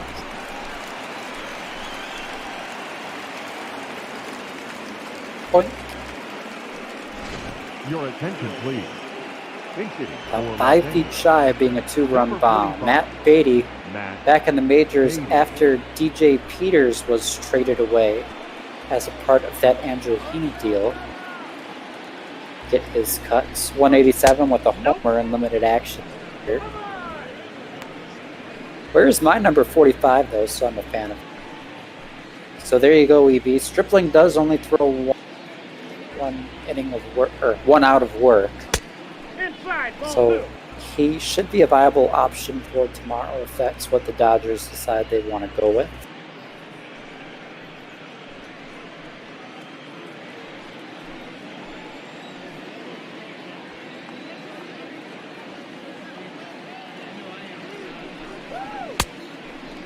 Swing and a miss by Beatty.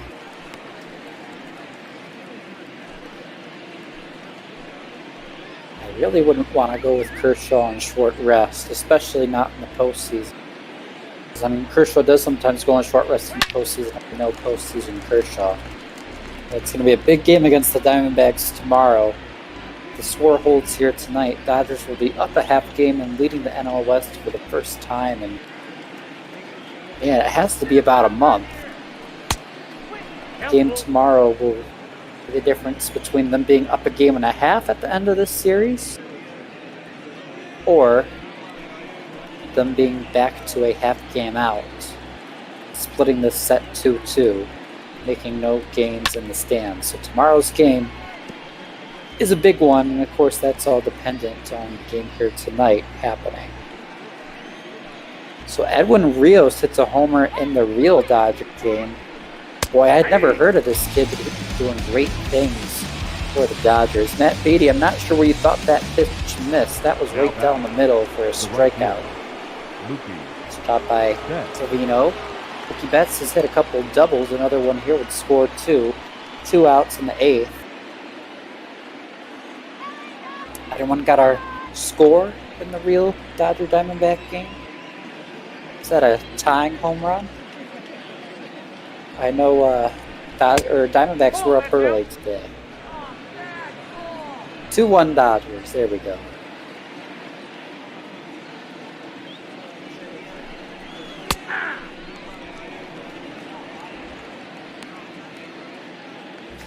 Yeah, virtual Dave Roberts. Man, I wish he knew what the non-virtual minds that control him were thinking.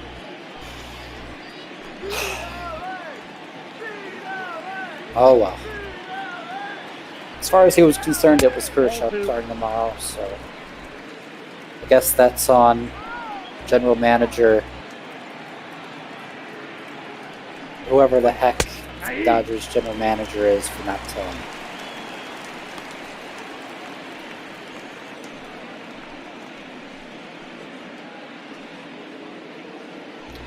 Two count.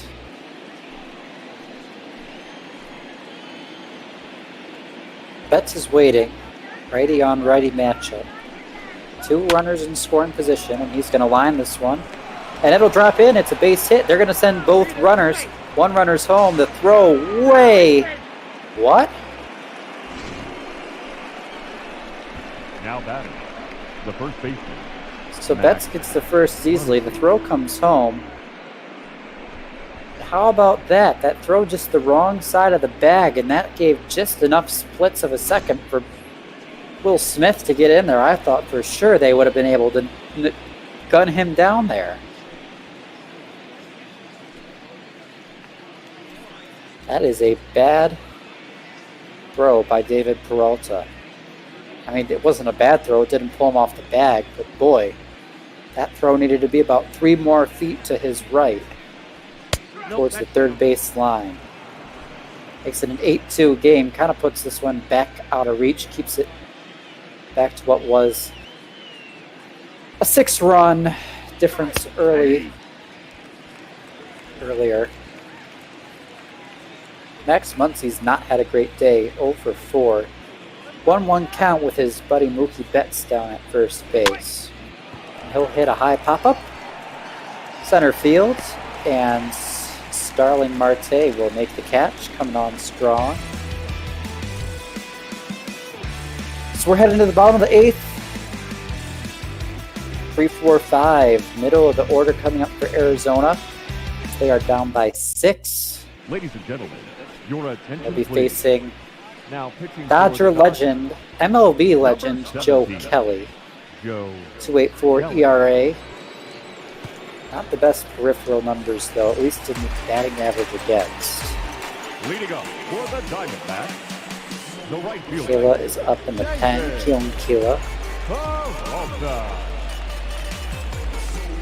So tall task here for Kelly, the lefty Peralta. Then James McCann, not having the best day today, but been red hot. Seth Beer, the lefty with opposite splits, hits righties pretty well. 1-0.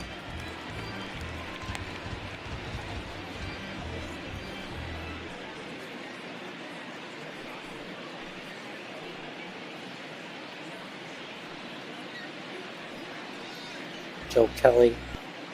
Nabbed in the real MLB, or, well, I guess we don't really know for sure, but throwing at Astros. We do know he made some really nasty remarks towards them walking off the field. Induced a bases clearing standing match because of COVID. Got a 2 balls, 1 strike. 8-game suspension from the league that he is appealing. I'm sure part of his argument will be a lack of control. We saw him break a window on his house, practicing throwing in his backyard during the shutdown. Nice called strike on the outside part of the dish by Kelly.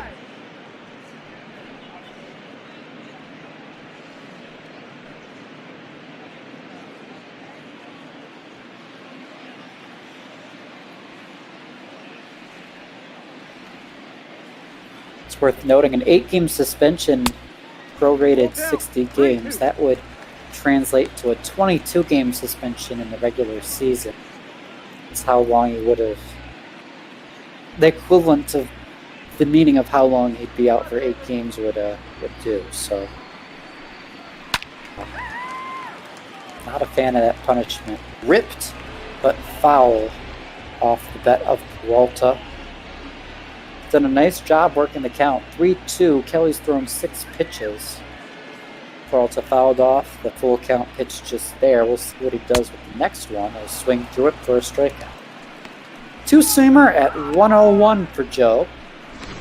The catcher, number 33, James McCann.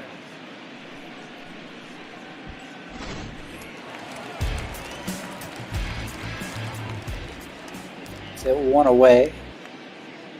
Trinan joins Keuchel in the pen. Gotta learn how to pronounce his name. It's James McCann cranks one high and deep. Ball will bounce off against the wall. That'll be his first hit of the day, and it looks like it'll be a double for James McCann to put a runner in scoring position. Now batting, the left fielder, Seth See, that makes it a 10-game hit streak for McCann. He stays red hot.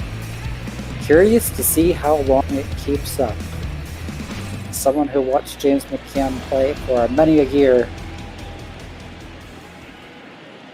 I know what his floor is, and I know what his ceiling was, and I can tell you he's above the ceiling right now.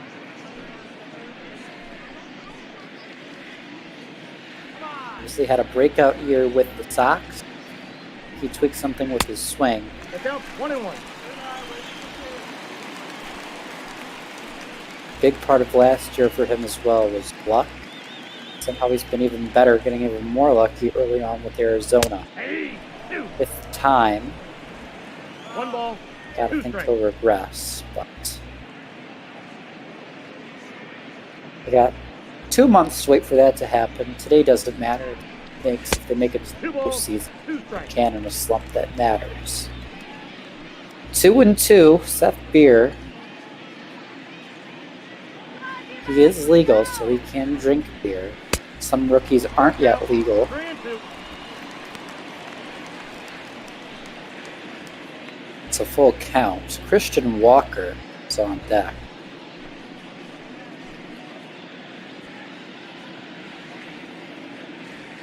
The full count pitch.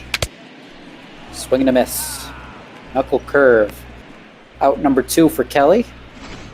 So Now batting, Christian first Walker baseman, Christian will be his Walker. potentially his last at.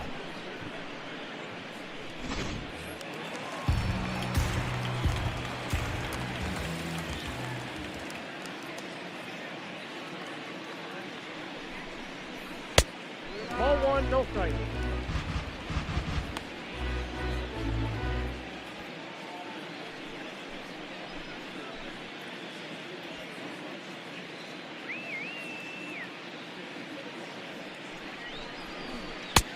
Ball, that's in. 2-0 to Christian Walker. Nice job to work the count. Walker's 2 for 3, been seeing the ball well. I think it's finally dark enough. I'm going to have to turn on my light here in the bottom of the 8th with 2 outs. That ball can be snagged by Alex. What a month. So, where are we, folks? Through 8. Dodgers. Ooh. Stepped on my cord there. Dodgers' last chance for insurance coming up. No problem. Archie Bradley, the former closer, coming out of the pen for Diamondbacks. Obviously, Gallegos closes for them now. It's kind of a steal.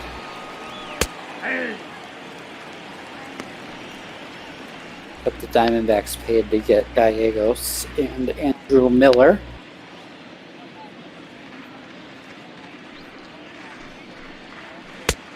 One and one.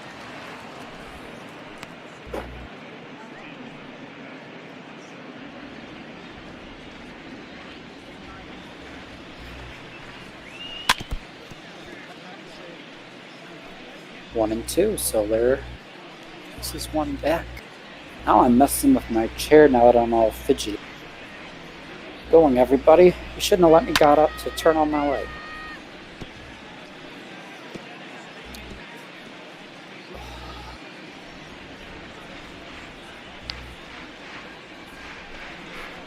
The 1-2 inside, 2-2.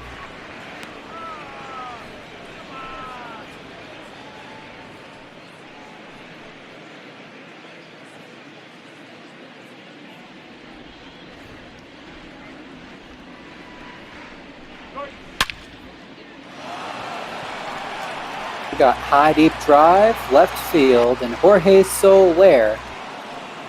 See later.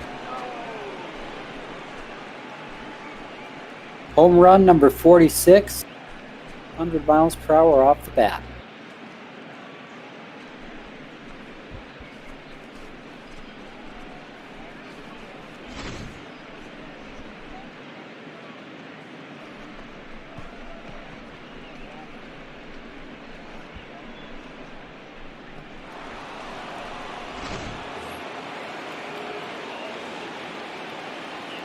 The center fielder, number 35, Cody Bellinger.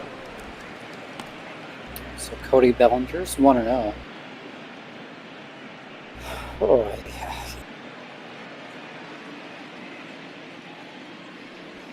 Goddamn Dodgers. Oh, that's off the plate. Ball 2. It's moments like this, folks. I have considered my resignation letter coming some for bot ball, but we'll have to wait. Fly ball to the left, handled by Beer. Rangers retired. Turner coming up, Taylor on deck. The third baseman, Justin Turner.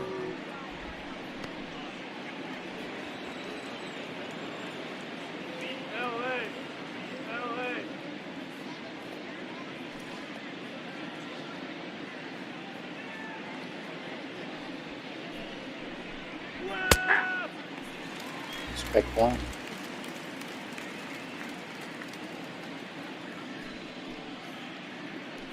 Folks, I know I like doing solo calls, but if you ever see anybody else doing one, I really encourage you. I don't know if anyone else here has ever done one.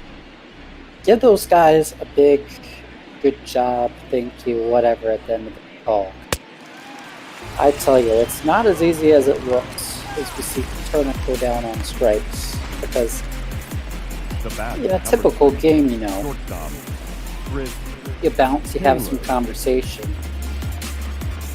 You kind of get a chance to rest your voice and a chance to gather your thoughts. When you're doing these solo casts, it's all you, so you can't bounce to your color guy, get their thoughts. You can't have a conversation, talk about things like that. You don't get banter. Out number 3, Taylor goes down. We flash back to the Soler bomb, though. It's a 7-run cushion for the Dodgers. We head to the bottom of the 9th. Soler power, indeed. Your attention, please. Now pitching for Los Angeles. Keuchel comes in to pitch. Number 36, Keone. Last of the 9th. 3.45 ERA. Kills right-handed pitching. Lots of strikeouts. Theory was about 4 when he was traded. Dodgers really liked peripherals, and it wasn't a very expensive chip. Okay.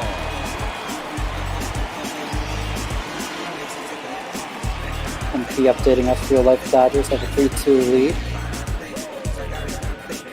No. Of course, I encourage everyone to stick around. Aiden and Aetherbuck calling Yankees Red Sox coming up. My favorite friend, Beardy Buddha, Carlos Zimmerman, calling Astros, Cheaters, and Twins after dark. And of course, game 4 of this set, Duggo and EB, going to be the 12:15 game. Early morning, 9:15 on the West Coast. For that Pacific time, 9:15 Pacific. For tomorrow's, the finale of this set. By all accounts, it looks like Diamondbacks will be playing to get back first place. The Dodgers will be playing for a cushion. And the starting pitching narrative is going to be a wild one as well.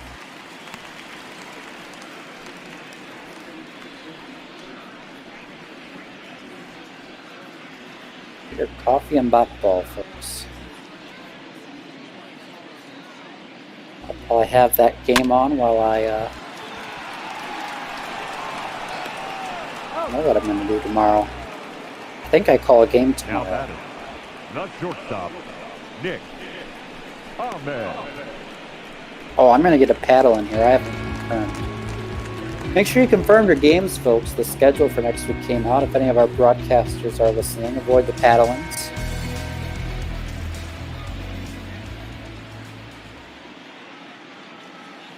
Calling Tigers tomorrow, and we'll see a lot of young Tigers too make their first MLB starts. Yeah, Royals and Tigers. So there's some talks. I don't know if we got any Tigers fans, but Isaac Paredes, Cameron, or Daz Cameron, Troy Stokes Jr., Dal Lugo are coming up. And we could see potentially maybe even a Matt Manning, Alex Faedo on the mound. So stay tuned. Cole Calhoun rips this one foul. Jake Rogers as well, the catcher.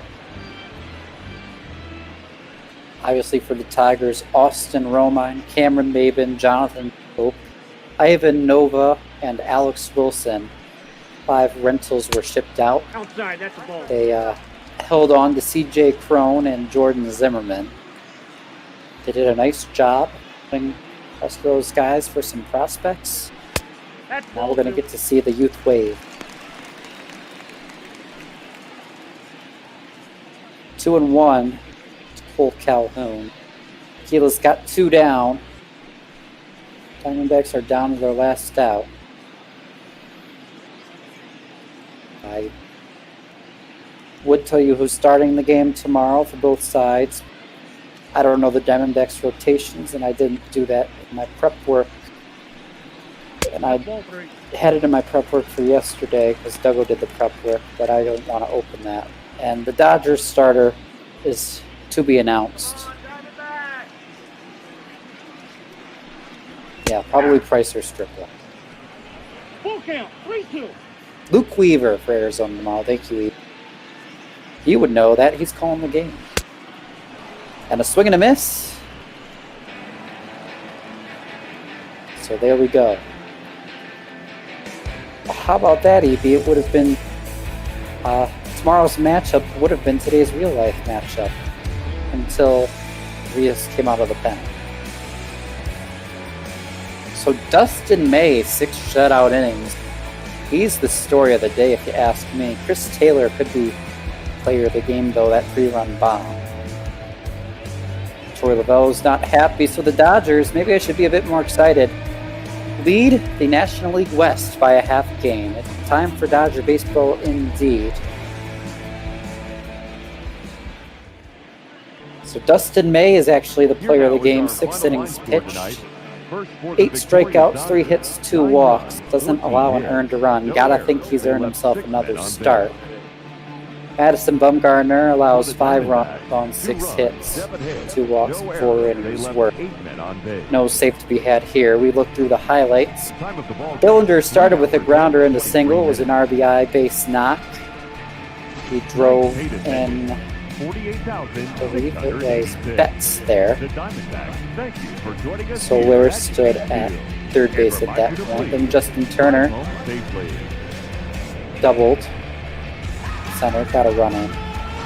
So maybe Soler still at second at that point. Who knows? What does matter though is the Chris Taylor 3-run bomb. It made Madison Bumgarner look god-awful after having an awful start last week. And like we mentioned, 41 pitches in the first. That was kind of the story. He could only go 4.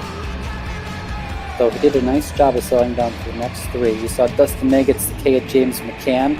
Works out of a 6th inning. Some base runners for a late, but was sparkly through 4. Saved Ketel Marte. Allowed no runs in those 6 innings. 1 player of the game honors. Max Muncy's RBI ground out in the 7th with runners on 2nd and 3rd. Made it a 6-0 ball game. And bottom of the 7th, Willie Urias, tomorrow's starter, comes in and gets lit up. Escobar double to center. It's an RBI. And we see one of the Martes, the ground rule double, drives in another run. That saved a run, though. That could have been 2 runs if that stayed in play. And heck, after Betts did the dive, there was a good chance that could have been a triple as well. But it wouldn't have mattered at the end of the day because the Dodgers were able to get 2 back and a Betts single in the 8th. A Soler home run in the 9th brought us to our final score, 9-2. Tony Keuchel would come in to close it out in the 9th with a 7-run lead to work with, and he would get them without much of a problem at all.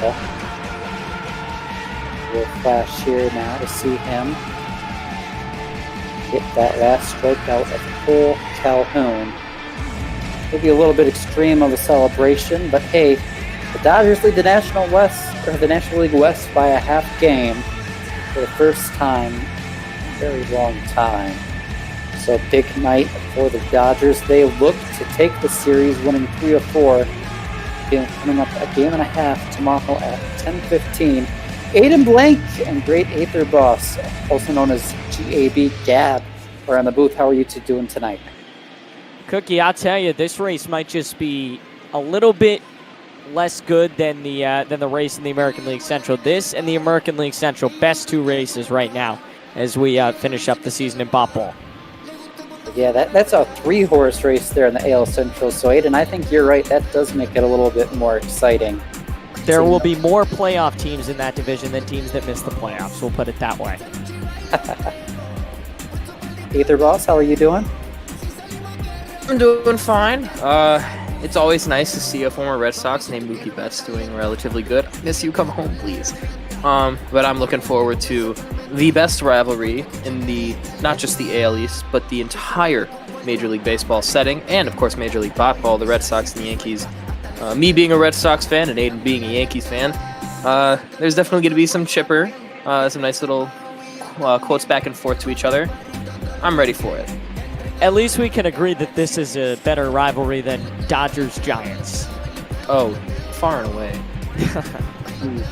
I'm going to have to hold my comments on that, but I'll be rooting for my boy JD today. Sorry, Aiden, but man, JD's favorite player in all of baseball, so I don't care who wins, just give me a couple JD dingers.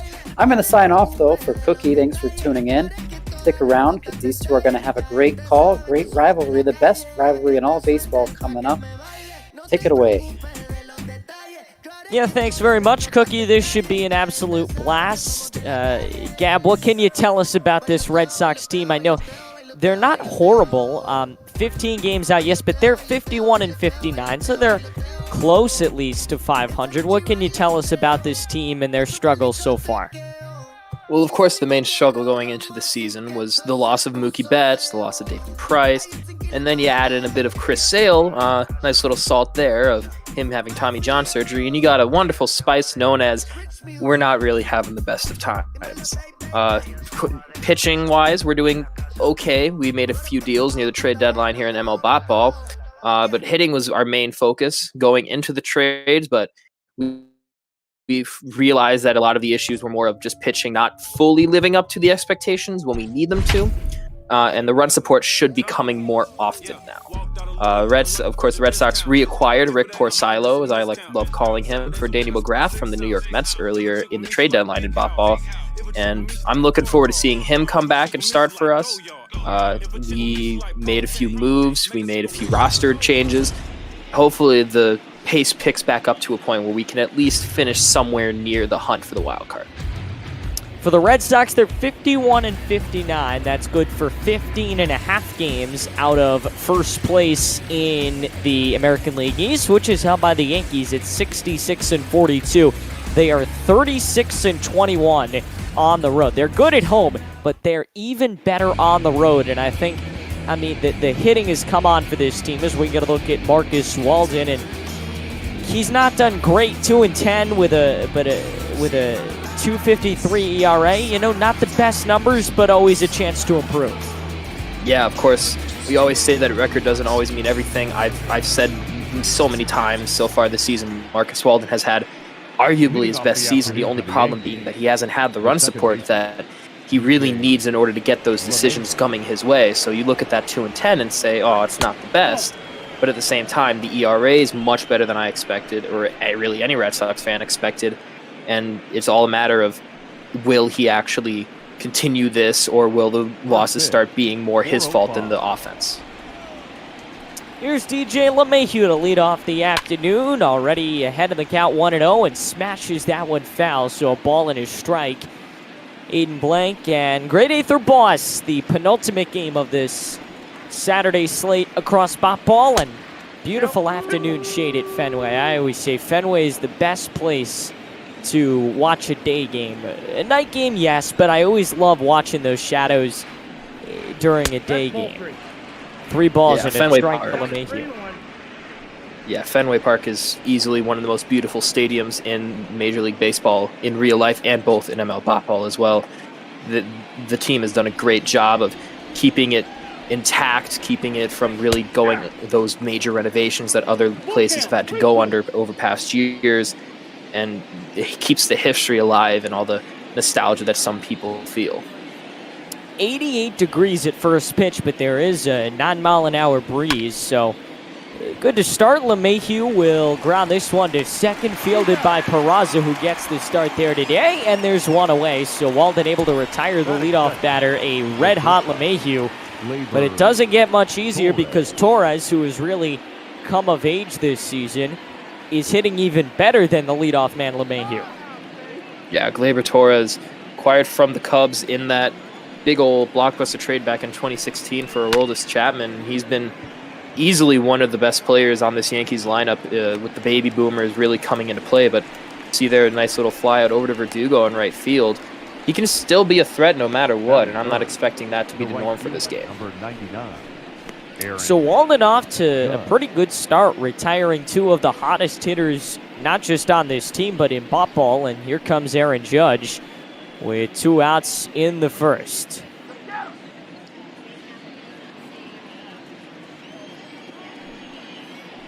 Just warming things up. We're all behind schedule. The ball inside, which just means you get to watch more Bot Ball. Yeah, apparently Aaron Judge has a .938 batting average over the past 4 seasons, according to that graphic. Yeah, that's something seems a little off there. I don't know. It down the line. That's a fair ball into the corner. First hit of the day as he rounds first. He's on his way to second, and Aaron Judge with a leadoff double. Beg your pardon, a 2-out double, and the Yankees put one on as we get a look at the show motion, and a perfect ball. Pretty easy call there. Bounces fair and puts it right into the corner for an easy double. Yeah, great placement on the contact swing there from Aaron Judge. A bit too far to the right. Devers can't field it anywhere, and Benintendi has to pick it up in the corner of left field. And here comes the head of the Yankees right now, the Bronx Bombers, Giancarlo Stanton. What can you say about him, Aiden, other than just power? Yeah, and he's hitting 294 this season. All these Yankees are using 300 as the mark, where most other teams are using 200 or 250. These guys are all hovering around 300, which is a very good sign, and I think that's one of the things that has really come of age this year. Their hitting, which has been spotty the last few years, has really just jumped off the page. Every hitter in this lineup is so good, you can't walk anybody because the next guy is going to be even better.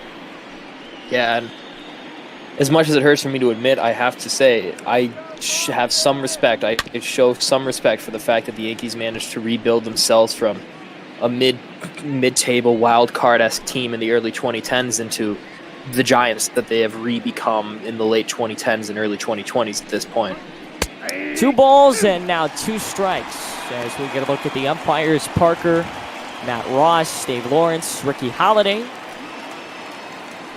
On an 88-degree afternoon at Fenway Park, some wind blowing. Judge on second, the 2-2 with 2 outs in the top of the first. Cleanup man Stanton swings and misses. That's a rare strikeout of Giancarlo Stanton. We are headed to the last of the first. Red Sox get their first at bats when we come back on a lazy Saturday in Massachusetts.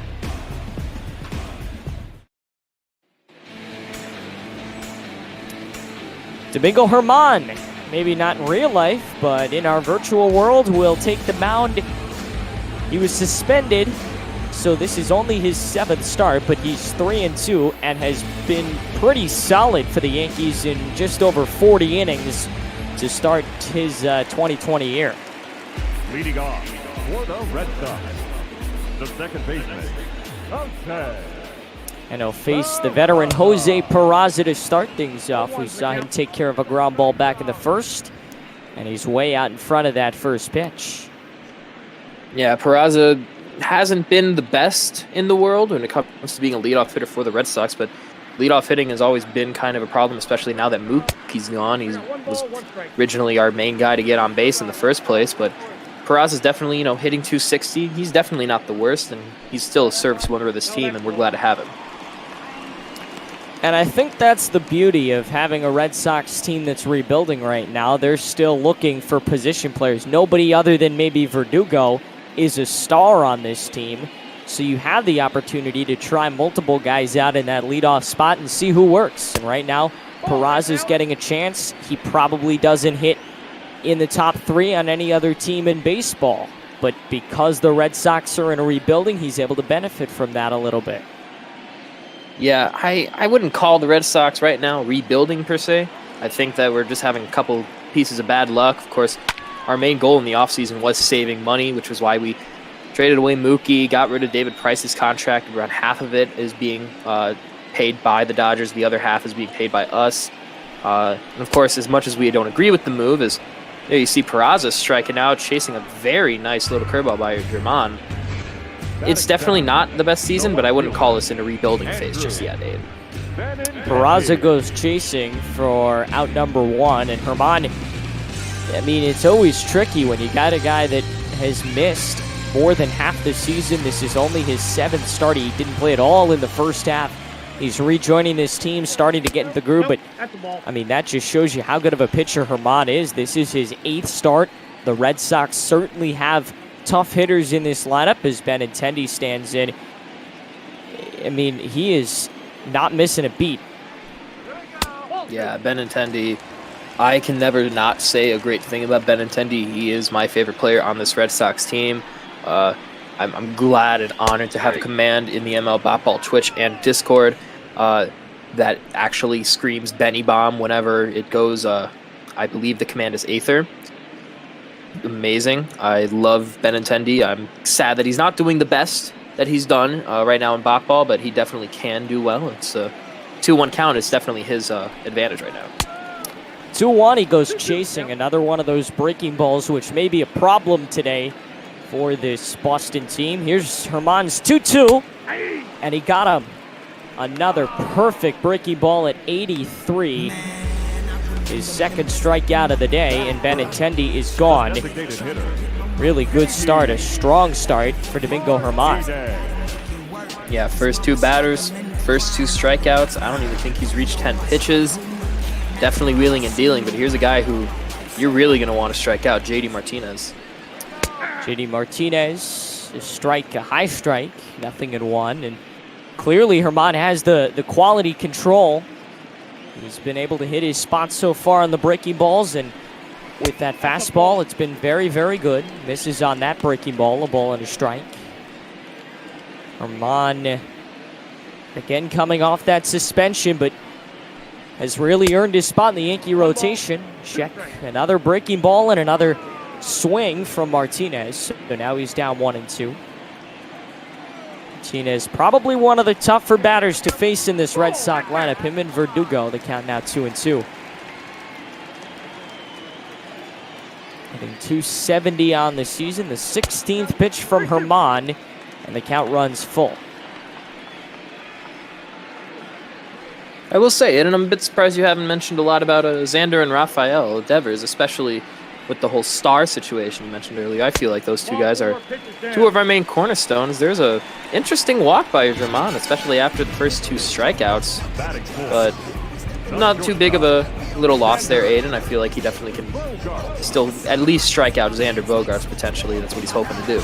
Yeah, lost a little bit of control, but now Xander Bogaerts, hey, he's been on a red-hot streak. You talk about star power, and you certainly think of Xander Bogaerts hitting 323. That's higher than just about everybody, not only on the Red Sox, but in baseball. And certainly a tough out for Herman. This middle of the order for the Red Sox can be very difficult to deal with. Yeah, and Xander Bogaerts out for a couple months with injuries in the bat ball season. Comes back, does the exact same thing that he was doing earlier this season. He's just hitting it wherever he wants, whenever he wants. Hitting, of course, 323, as you said, one of the best in the American League, if not baseball. But just missing those, month or 2, definitely a big hurt for the Red Sox. Now that he's back, they're seeming like a much more well-oiled machine in terms of the offense. And when you talk about guys who have, when you talk about the Red Sox woes in the beginning of the season and guys that potentially could have changed that a little bit, he's certainly one of the guys. If he was hitting 323 from day one, maybe they're into third, second, maybe even first place. He's one of those guys that certainly has the power to turn this team around, and he's up in the count 2-1. Now hits it down the right field line, that short porch. Judge is over and will make the catch. So 4 batters face for Herman. And other than that one hit, nothing gone. We are on our way to the second. No score on a Saturday in Boston. Yeah, a little pull there from Bogaerts on the hit. Definitely unlucky, but you still got Devers and Moreland and a couple others coming up in the bottom of the second. So hey, shout out to Mingo for managing to get through relatively unscathed. Only that walk really separating him from anything less of perfection. 2 strikeouts that are well placed, and he's having a good start. And so is Marcus Walden, as he's going to start the top of the second against Gary Sanchez.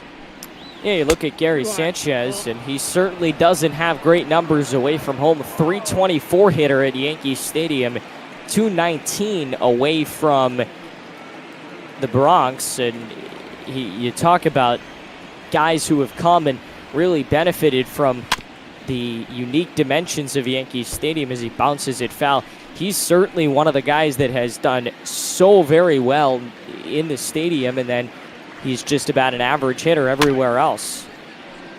Yeah, that's really an issue with some players over the years, is just, you're so used to playing constantly at home, and you're used to the dimensions of that home field, that those away games, they're not the same stadium as you see there. Swing and a miss by Gary Sanchez for Marcus's second strikeout of the game. It's just always something to really have to work on, you adjusting to all of the different stadiums that you play throughout the season, because you only play 81 games or so max a season in one stadium, and that's your home stadium. You play however many other teams in however many other stadiums, and you have to adjust to that when it comes to contact, power, or even the eye because of the sunlight. Walden has now struck out 2 in a row as Hicks comes to the plate. Not a great year for him, about average at 277. And again, at 277, he could be hitting top 3 on a lot of teams in baseball, probably even the Red Sox. He's a guy that is just considering how he's done these past few years, is just about average. There's 16 home runs, 25 RBIs. But certainly a guy you want to have in the lineup nonetheless.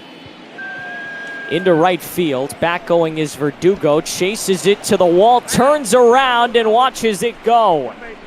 A ground rule double that I got lost in the sun.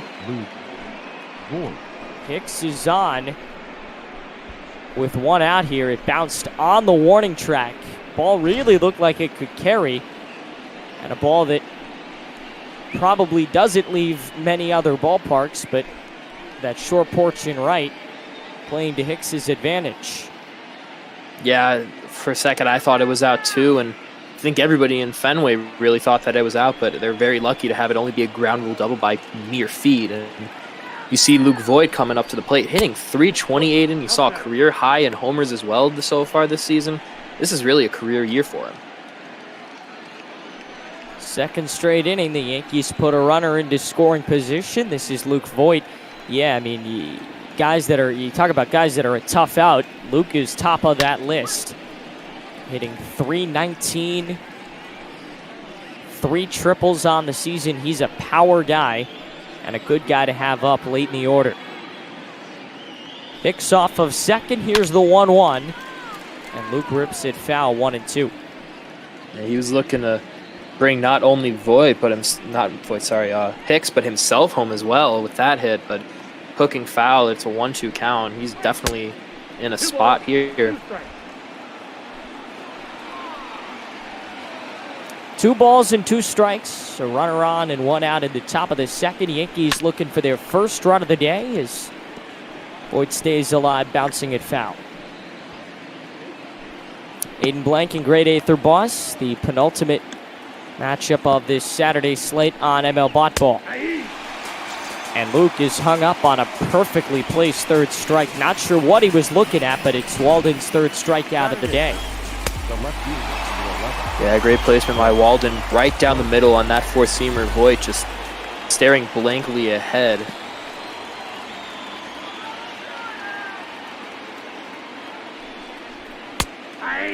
A strike to Brett Gardner. Gardner's a guy that has really been a very good pickup for the Yankees, and he's really weirdly developed this power as he moves later into his career that he didn't have back then. And there you go. Easy home run or near home run off the wall in right. It'll score Hicks from second, Gardner to second as well. So an RBI double for the Yankee left fielder. There's that power that you don't necessarily see in him 5-6 years ago. Yeah, and line drive, almost a home run line drive, but right off of that, short porch wall. And here comes a recent acquisition hitting ninth. Tommy La Stella, Aiden, picked up from the Angels on the trade deadline area. So far having a good season, and hopefully he can continue it in New York. La Stella picked up from the Angels at the deadline, hitting .281. I mean, he's a guy that went from hitting like middle of the order, sometimes occasionally top for the Angels, to now hitting bottom, but for a team that's probably going to win the division and probably going to be in the American League Championship Series this year. So not necessarily a downgrade in terms of where he's hitting and his ranking on the team, but he's on a team that a lot of guys in this league would kill to be on. 1-2 is back up the middle. Gardner's got speed around third, turning and scoring as he slides in head first. And the Yankees, with back-to-back hits, put up a pair and lead this game 2-0. Now batting, second baseman. Well, interesting early on, Ron Renicky coming out to talk to Marcus Walden. This seems a bit odd. Yeah, and Walden, who had a very good first inning, has slipped a little bit in the second. He's back to the top of the lineup, so that's probably why he wanted to talk to him, because this top, which he was able to shut down in 4 batters back at the first, is not necessarily going to be so easy to get out here in the second. Yeah. Obviously, that starts with LeMahieu. Yeah, and obviously, as you were saying, right before La Stella got on base, You know, a lot of players would kill to be on this Yankees team right now, and LaStella acquired from the Angels for a couple pitching prospects in the Yankees system. And really, Yankees won that trade. I feel you get a starting caliber infielder that can play almost any position. Is that a beautiful line catch by Mitch Moreland? It is. A beautiful snag by Moreland. Yankees with 2 runs on 3 hits. Mid-2, and the Yankees lead by 2 here on ML Bot Ball.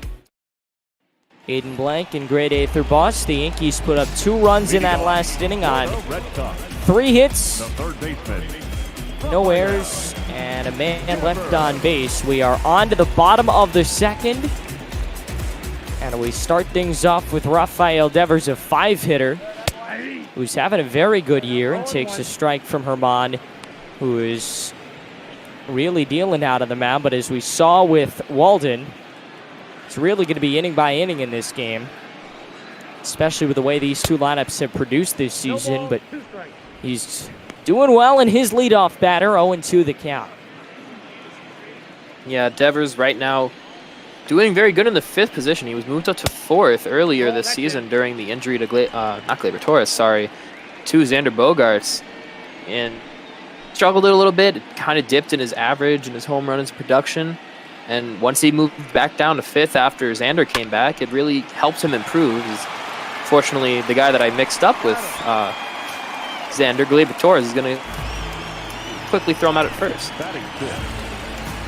Ground out for the 5-hitter, and now beg your pardon, now Verdugo, or rather Mitch Moreland. My lineups were incorrect, but here's Mitch Moreland hitting in the 6th spot tonight.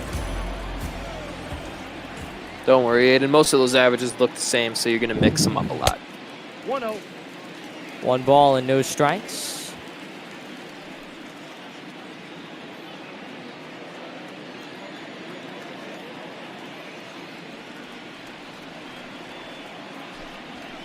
Ball 2. And another 1 low. 2 balls and no strikes. Herman with back-to-back misses. Inside, Another ball 1 3. misses, this time inside, with Bradley Jr. waiting on deck. Not a great place, not a great way to start off this inning. Fiers back, and now it's 3-1. Yeah, Aiden, as you were talking a few minutes ago, I noticed Mitch Moreland hitting .260, only 3rd on the Red Sox, which is really kind of sad because you look back at the World Series winning team back in 2018, only 2 years ago, the team average as a whole was only .268. A lot of regression between the team as a whole. Nope. Ball 4. And is that going to be called strike 3? No, it will be called a walk. Just misses for ball 4, and now Moreland off to first. And Jackie Bradley Jr. will come up for the first time today with a man on. And Herman's starting to welt a little bit out of the mound. JBJ is not having a season to remember right now. Definitely not at the level of his all-star seasons a few years back. And you see Wally warming up the Fenway faithful. It's not a question of how good is Jackie Bradley going to do in this at-bat. It's will he do good. .259 hitter will ground into what looks like a double play, but they just barely miss him at first, so we'll give him a fielder's choice. And JBJ reaches. Verdugo will come up with a man on and 2 out. Tough little play there for the Yankees, but they do get the leader runner, and that's what matters. Yeah, and Alex Verdugo finally starting to hopefully settle into his role as an everyday starter out in right field, but still hitting only .214, struggling a lot, but hopefully the more game time he gets, he can return to that production that he had in LA before being traded to the Red Sox for Mookie and Price, and at least he can improve more on the potential that he still oozes on a daily basis. Bradley on first with Verdugo at the plate. Bottom of the 2nd in the middle of a 3-game weekend series. This one lifted out to right. Back going is Judge. Turning around, and this game is tied. looked like the pitchers had a handle on things, but not so much here in the second inning. Both teams able to put up 2 runs, this one via the home run. And Verdugo has tied this game. Oh, Alex Verdugo. Oh, Alex Verdugo. Tying it up, that's, I believe, 3rd or 4th on the year, Aiden. I just said, you know, he's improving as a starter, and he just casually launches a 398-footer into the right field bleachers. And just like that, this game is tied, and here comes Christian Vasquez, walk-off hero a few days back in the game that I called, along my friend Seamus. Shout out Seamus. Great game that was, but you know, a little slump here, 167 in the past couple games, and he's doing all right in the 9th position either way. A good crowd here at Fenway Park, getting treated to a little bit of everything. We saw both pitchers get through the first inning in just 4 batters. And now both teams able to tie things up here in the second with a little bit of offense. Yankees with a couple of big hits, and the Red Sox with that 2-run home run from Verdugo. Exactly what you want out of that trade. Still to be determined if they want it. Knocked down by Voit, but he's going to get the error as they are unable to get the speedy Vasquez at first. E3 puts Vasquez on with 2 out in the second. Yeah, a bit unlucky there for Voit. He thought he had a glove on it, just bobbled it a little bit. Still almost got Vasquez at first either way, but just a couple steps behind, and we're already back at the top of the order. Same story right now going for both teams. You know, 2 runs in the second inning for each after only having 4 batters in the first. Second at bat for Peraza. He struck out back in the first. It takes a strike to start at bat number 2. 5-year career, so I would basically consider him a veteran. One of the more veteran guys in this clubhouse, who has been through a lot in Cincinnati and now the Red Sox. Here's the 0-1. Nearly took out his third base coach and grounds it foul. 0-2. Would be a big out if Herman can get it and avoid anything else in this inning. Nearly up to 40 pitches. On the ground to second, they will get the easy force out. The putout goes 4-6, and Alex Verdugo getting the Red Sox on the board. They tie this game.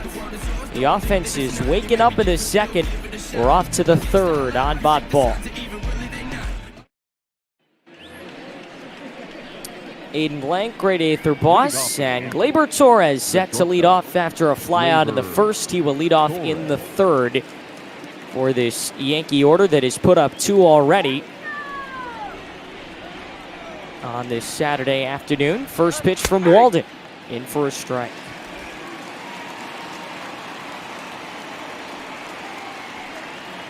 Oh, 0-1 now. And again, waits on it. Again, it's called a strike. A beautiful slider now, 0-2.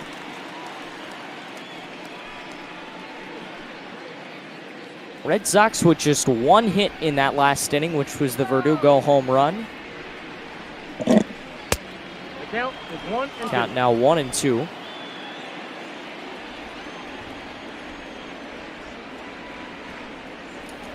Torres, after the flyout in the first, will stay alive here in the third. Walden up to 41 pitches, so they're both around the same count.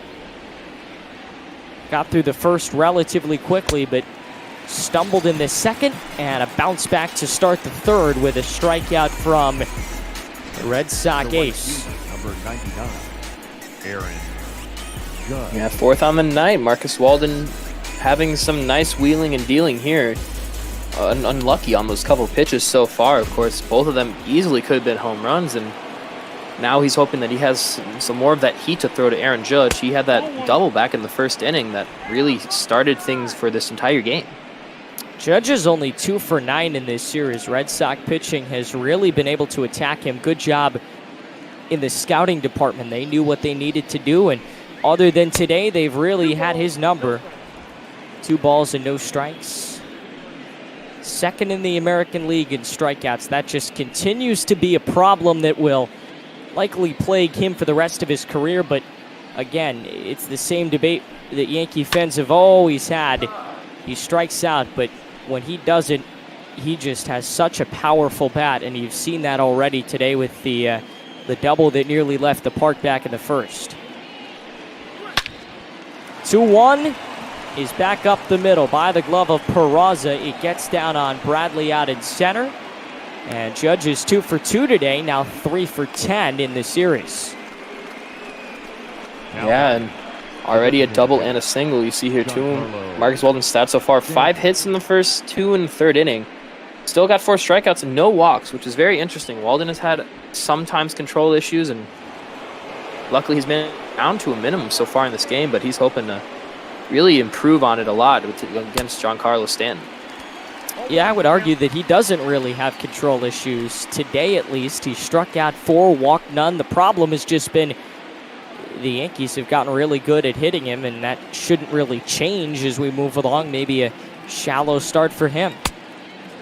Keeps it low and misses, now 1-1. Judge, who hit that ground rule double back in the first, now standing on first.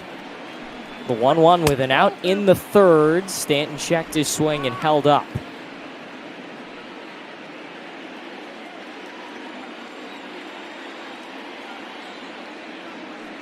Here's the 2-1.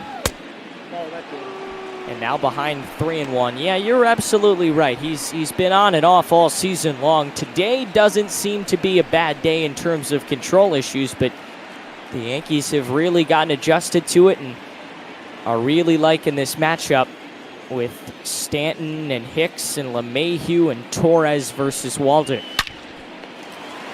Slash the other way. A grab by Moreland over at first, and 2 away. What a beautiful grab by Mitch Moreland, who's had a few balls hit hard over in that direction today, but the big stat there is that they've now retired Stanton twice. Yeah, beautiful snag right there. Great reaction time by Moreland. He's known for really quickly catching those lineouts and having the reaction time to, if not even catch it, just knock it down and make it a much more playable ball. And when it's in the after the contact, and hey ho, what do you know? Suddenly 2 away, and the cleanup hitter that's threatened already, he's just gone, and here comes Gary Sanchez. Sanchez struck out to start the second. Now a ball and a strike in the third, trying to keep this inning alive after Judge got on with a single, and then Stanton lined out a hard line out to first base. Now Walden a strike away from turning things around in a major fashion here in the third. Can't quite get it, now 2-2.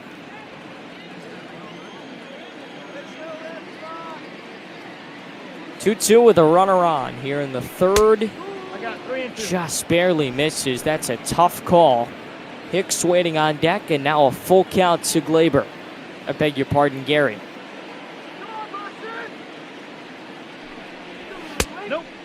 Inside, and what looked like a sure strikeout just a few pitches ago gets away from Walden.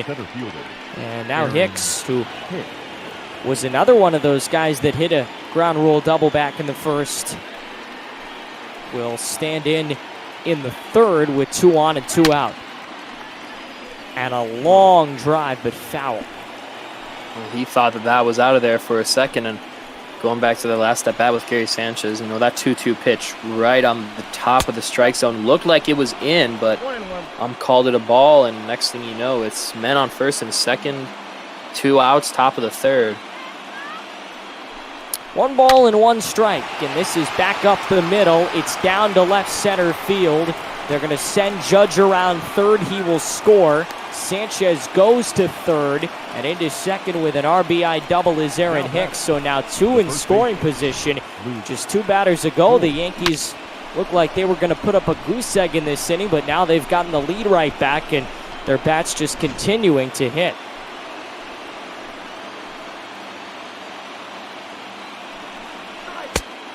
And a ball away to Luke Voigt. Struck out back in the second. One of the big names that had trouble in their opening at bat with Walden. Yeah, Walden up to 61, about to be 62 pitches in only the third inning, and it's going to be another ball.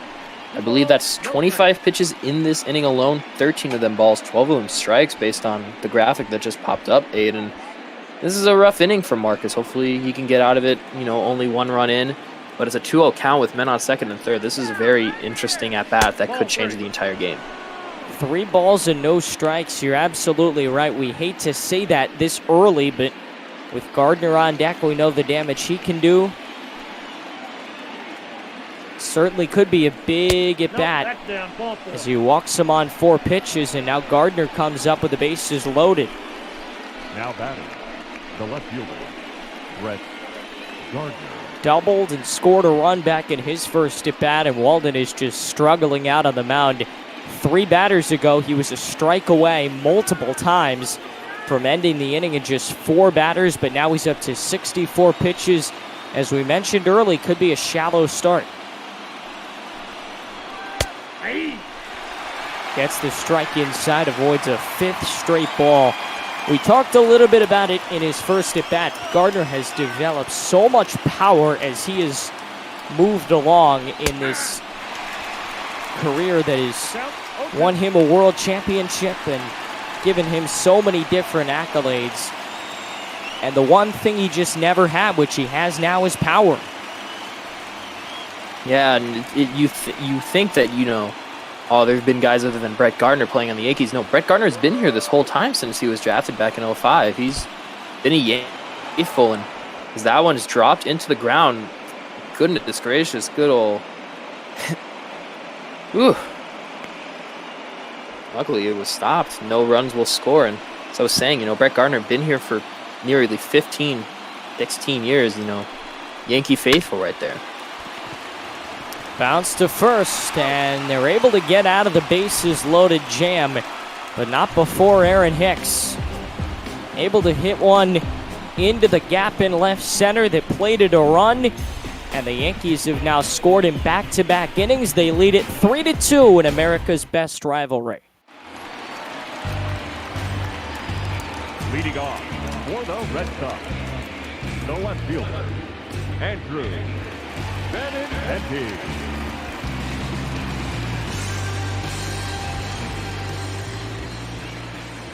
Well, the first pitch from Benintendi. Off the plate, ball 1. You were ahead of me, but we go to the third at a strike. Andrew Benintendi, 5 runs over 6 games.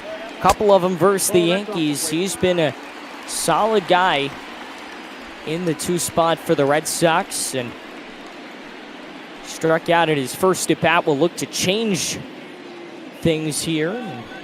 As bad as this start has been so far for Walden, things are not looking terrible for the Red Sox. Could Benintendi tie this game? No. Judge, who had that home run trot, able to turn around and make the catch for the first out in the third. I didn't want to say Benny Bomb because I knew it wasn't, but if that was a Benny Bomb, Aiden, it would have been very happy.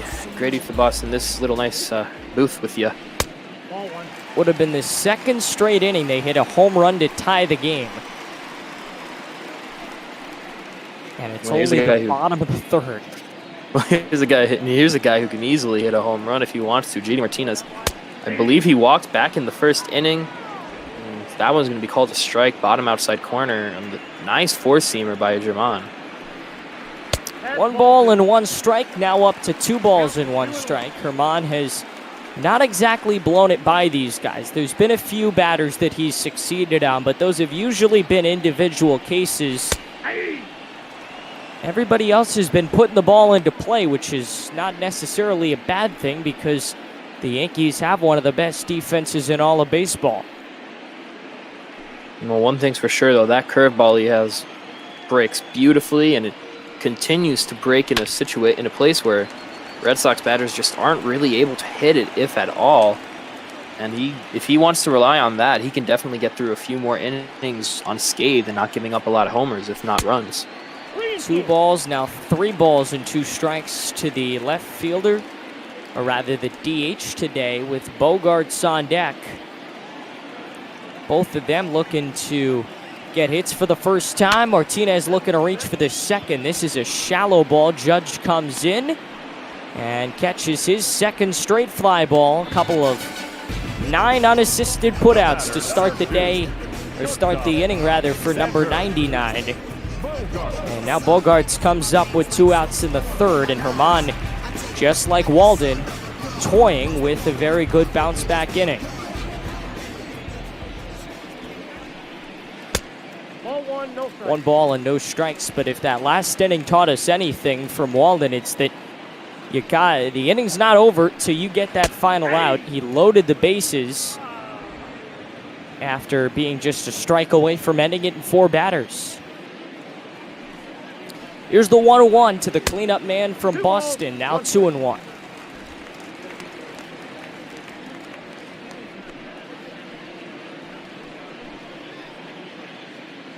This game will be Sunday Night Baseball tomorrow. Will precede the Angels and Mariners in a very crucial game for LA. Grounded to third. Good pickup by La Stella. Only his, 4th start for New York. He's able to get the put out, and the inning is over. So 1-2-3 for the first time today. Herman able to set the Sox down. 9-1-2 set to come up for the Yankees. With great Aether boss Aiden Blank from Boston, or at least virtual Boston, and Heidi Watney reminding us to donate to Meals on Wheels, our charity of the week here on ML Bot Ball.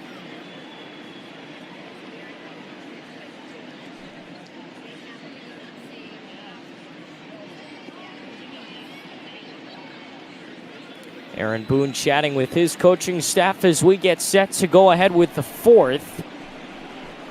After a 1-2-3 inning from Herman out on the mound, the Yankees looking to continue their success against Walden, already up to 68 pitches as we're only through 3 from Fenway, and La Stella will lead off the second time today. He makes it to the plate, and he will fly out on the first pitch to Benintendi out and left. Yeah, and you saw over there the bullpen right now being a bit hot right now when it comes to the Red Sox. Right now they're warming up Heath Hembry and a couple other pitchers just in case this inning gets a bit too much for Marcus Walden. Of course, as you mentioned, high pitch count, definitely not the best situation he's in, but he's right now at the bottom of the order, but actually, sorry, right at the back at the top of the order, which hasn't given him as much damage as it has the bottom of the order. The top 2 hitters in this Yankee lineup still yet to get a hit. Ball, that's out. And LeMahieu was one of them, a ball and no strikes. Heath Hembry and Martin Perez, 2 of their longer-term relievers, both set to come in if the situation should arise. Walden is now over 70 pitches. And LeMahieu, a tough play at third. Over the back goes Devers. And a fancy put out to now batting, get the second out of this inning, and now LeMahieu is 0 for 3. Yeah, great grab by Devers over at third. He's becoming more and more known for those acrobatic throws from deep third over to Mitch Moreland at first, and definitely saving at least a base hit on LeMahieu right there. And it's a couple pitches into this inning, and it's 2 away already. Tough play, and it's by the glove of Peraza. Torres able to poke it through on the right side and get a 2-out base hit. Number 99. A 10-game hitting streak for Glaber. He was 0 for 2 in his first 2 at-bats, but able to squeeze one out there and reach with 2 outs in this 4th inning. And now Aaron Judge. We talked about the top of the lineup having struggles. Judge would not be part of that. Double, a single, and a run. Singled and scored in that 3rd inning rally, and is responsible for the Yankees leading right now. Comes to the plate with a man on and takes ball 1. Slider away. 23 home runs, about par for the course for him. 3rd on the team. Would not be 3rd on many other teams in baseball. Would likely be leading that category. The 1-0, now 2-0. A pair of pitches that are well away. You know Walden doesn't want to give him anything up and in the zone, because Judge has already demonstrated he will hit. Very much so, and Walden's looking to try and make Judge chase something. That's very up and in, as you mentioned. It's not going to chase that kind of pitch, but I don't think he's really wanting to go far out and make it a 3-0 count like this. Stanton on deck. He's 0 for 2 today. Judge is 2 for 2, and now the 3-0. Lets one go in for a strike, 3-1. That was probably his pitch, but no one's going to blame him for taking on 3-0.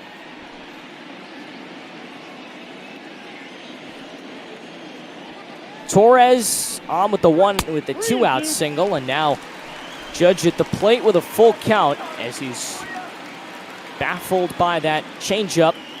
And Walden once again a strikeout away from getting out of this inning. Judge hard down the line. He is hitting the ball really hard. Count remains full.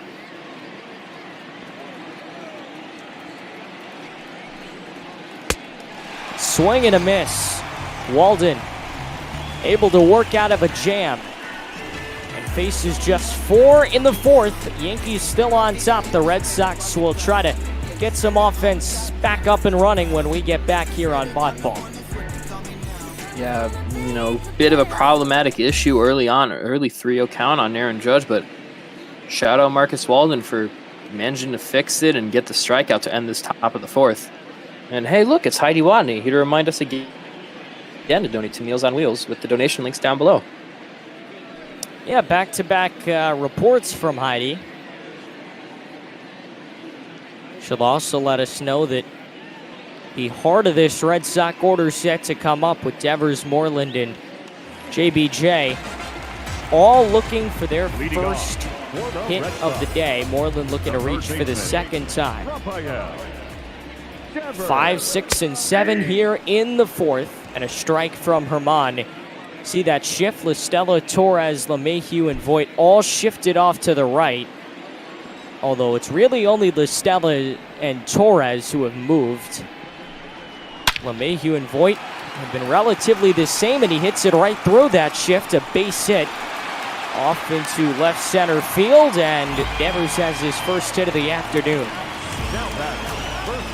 Yeah, great placement on working against the shift there for Rafael Devers. He's known to do that, which makes you really question why some teams really rely on using shifts against Devers, especially when he hits so confidently against them.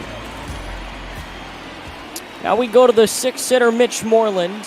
You can see he walked back in the 2nd and gets up with a man on and nobody out in the 4th. A great chance to tie this game or maybe even give the Red Sox their first lead. We mentioned that Walden was plus 70 pitches already. Herman is just under 60. Oh, that's too high.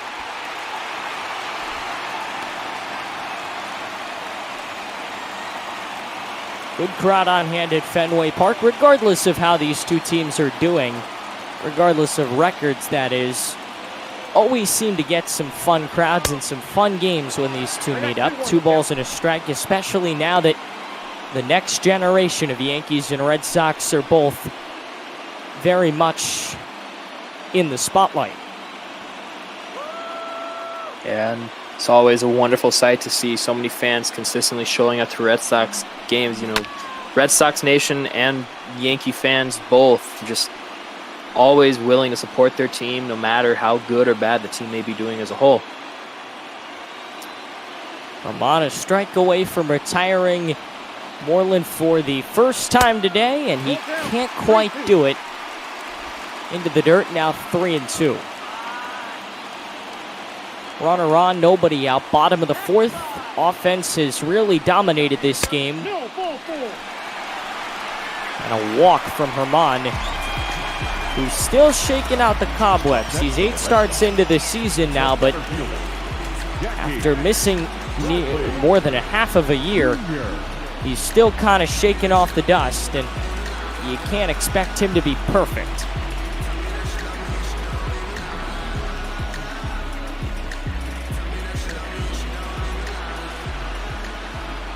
Now Jackie Bradley Jr., 2 on, nobody out. This is a perfect chance for the Red Sox to take the lead. Hit in the air to left and caught by Gardner. So he hit it hard, but right at Gardner out in left. Herman able to get a very lucky first out of the inning, because if that dropped, the bases would no doubt be loaded.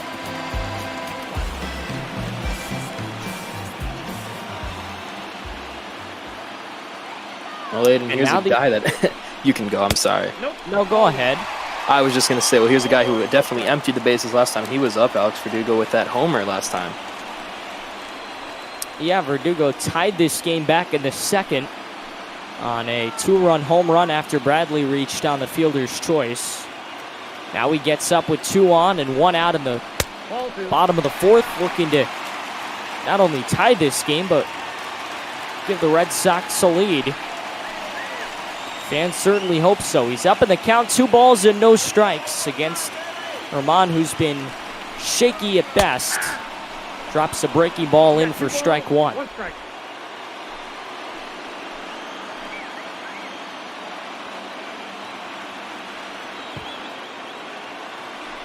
Two on, a runner in scoring position. This should move him up at least into center. Hicks pretty far back, able to make the catch. They will send Devers, not Moreland. No, they won't send anybody. So a pair of flyouts, and the Yankees able to work out of danger just a little bit. Still not all the way out of the water, but 2 very big outs as Christian Vasquez comes to the plate, having reached on an error in his last at-bat.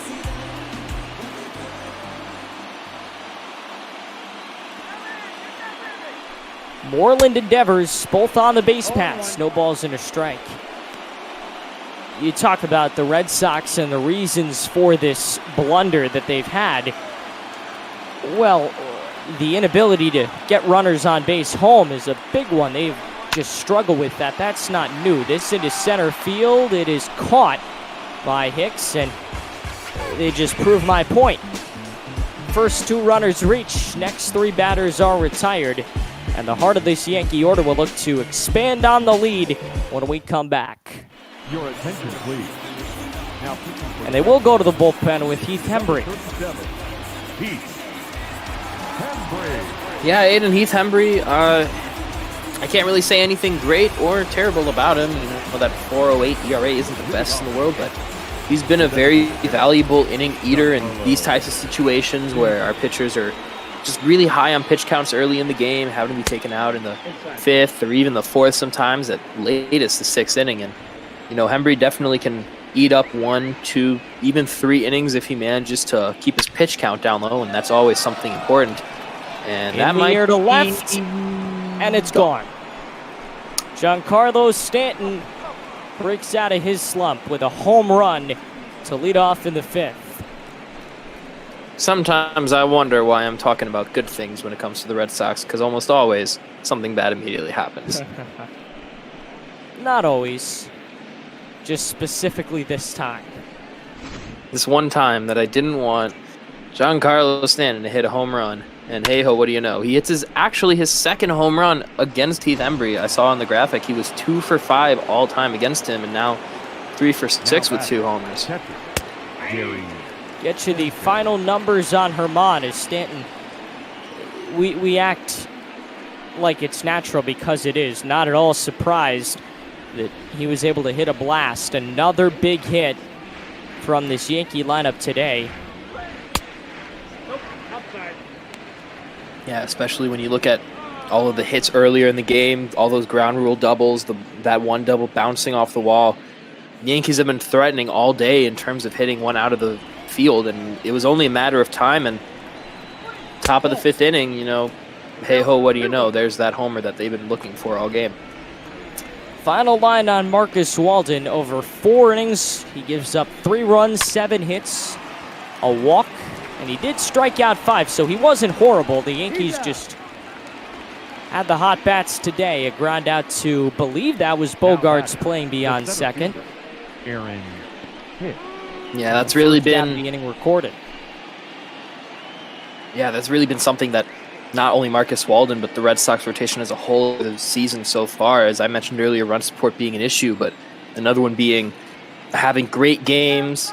All in all, you know, just 1 or 2 small mistakes, a misplaced pitch or 2, maybe a bad call from the ump in the backstop, and just resulting in, you know, a couple homers or a few ground rule doubles type of situation. That's always, you know, a big decider at the end of the day. And wow, that's out of play. I said earlier Devers was known for those acrobatic throws, but that definitely was not acrobatic, and I don't know if I want to call that a throw.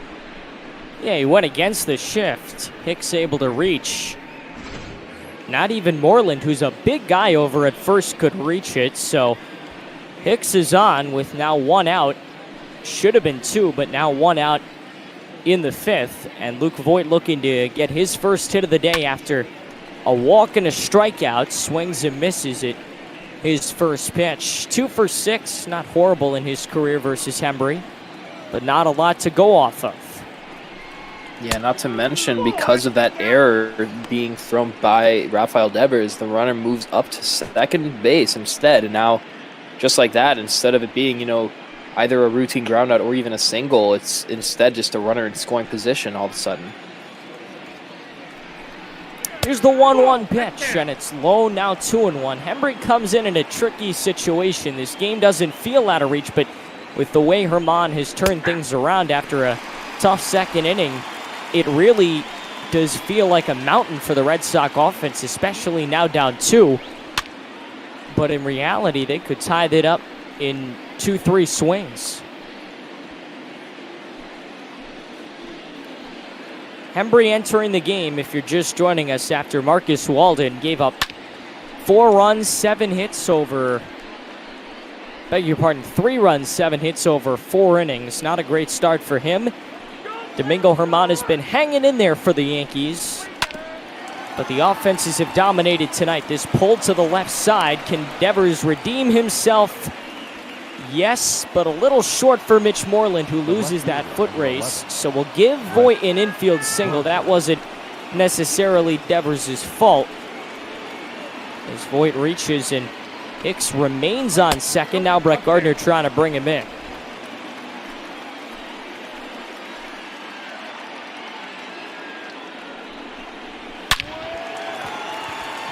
On to second, and it was caught on the line. Didn't look like it, but good grab out there by Peraza. The inning that should have been over probably 2-3 batters ago continues as La Stella stands in 1 for 2 with a single. Yeah, great grab there by Peraza at second. For a second, I thought he fielded on a hop, and I was surprised that the runners didn't advance, but all in all, I mean, an out is an out is an out, man. Sometimes that's what you got to take, because that one's very inside on Tommy La Stella. You talk about what the Yankees get from La Stella, and that statistic they just showed is one of them.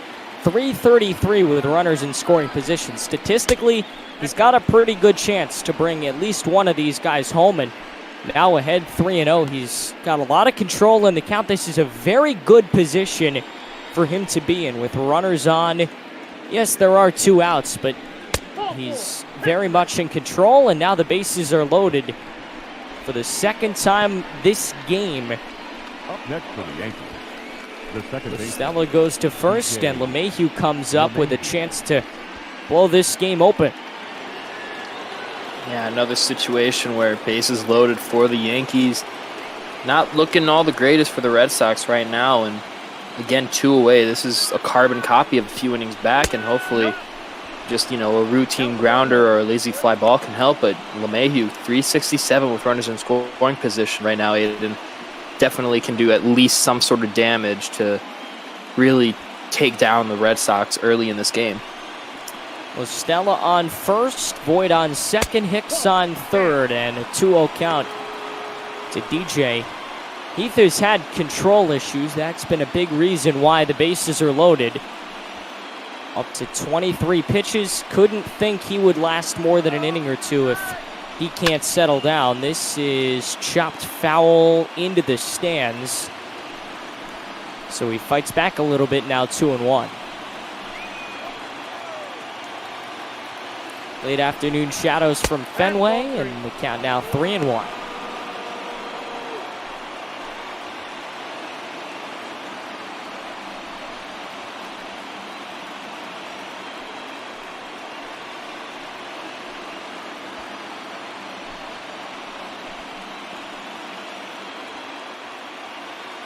Big pitch for Hembry, the 3-1. is in the air to left field, beg your pardon, right field, and it drops down for a base hit. It'll only score one, so the merry-go-round begins. Now batting.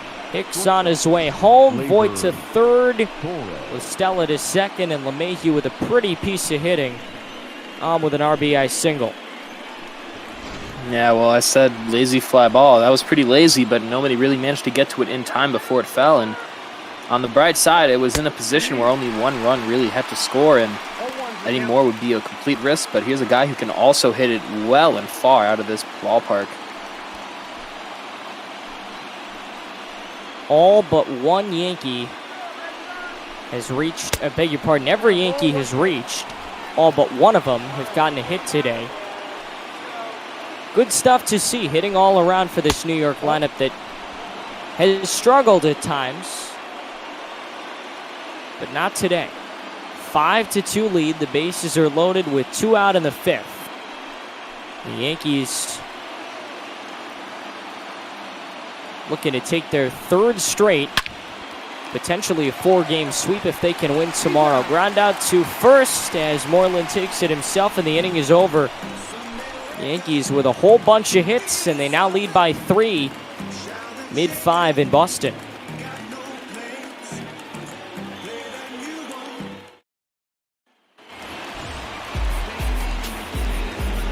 Leading off for the Red Sox. Jose Peraza for 2, trying to turn this Red Sox lineup around. Herman about to reach 70 pitches as we begin the 5th from Boston. Ground out to third. This is LaStella. Second ground ball over there tonight. And the leadoff man is retired for the 3rd time in this game. Well, 1 pitch, 1 out in the bottom of the 5th, Aiden, if that keeps up here right now for Herman, Jay Happ and Jordan Montgomery right now warming up in the bullpen. They might want to sit out a few more innings. Herman now facing Benintendi, also 0 for 2. The top of both lineups has struggled. With the Yankees, it's starting to turn around. But Peraza's 0 for 3, Benintendi's 0 for 2, Martinez 0 for 1, and Bogart's 0 for 2. Between the top 4 guys in this Red Sox lineup, they've only reached base once. A walk for Martinez back in the 1st. You mentioned that action of the Yankee bullpen. We'll see if it's needed. So far with Herman, it hasn't, but he's been very shaky today. He's had his moments, and with a guy like him coming in after having not played half a season, only 8th game of the year, always a good idea to just be extra cautious. 2-2. Barely misses 3-2. Kind of worked him off the plate a little bit. And now we'll go for the punch out.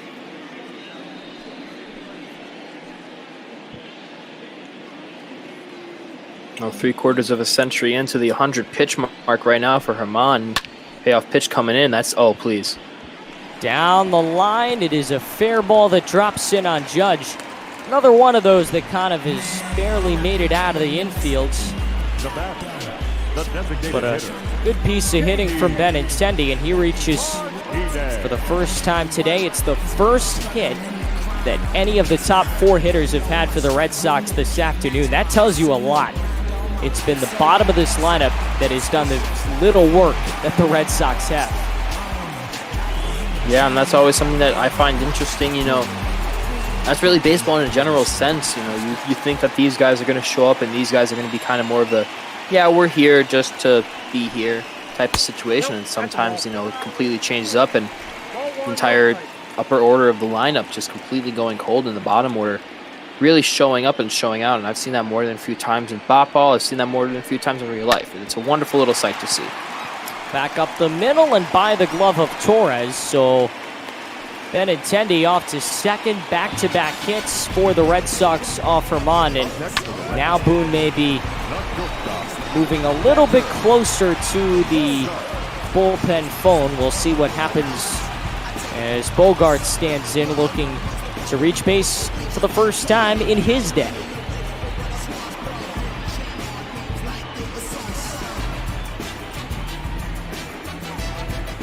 Martinez on first and Benintendi on second after back-to-back singles.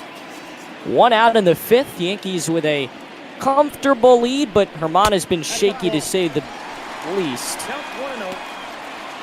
Ball and no strikes to the cleanup man. And you see last 8 games for Bogart's triple, 5 doubles, a double-digit level amount of RBI. He's right now on a hot streak, and with Herman really starting to flounder right now in the bottom of the 5th, this is a perfect opportunity for not just Bogarts, but for any member of the Red Sox right now. With only 1 away and 2 on, this could potentially tie the game if they get something out of here. Bogarts represents the tying run. Devers on deck is the go-ahead run, now 1 and 2. Not that it would get that far, but Bogarts can reach and load the bases. It's certainly a possibility. Herman tries to work out of a jam with 2 on and 1 out in the 5th, and the Yankees leading by 3, and Bogarts bounces it foul to stay alive.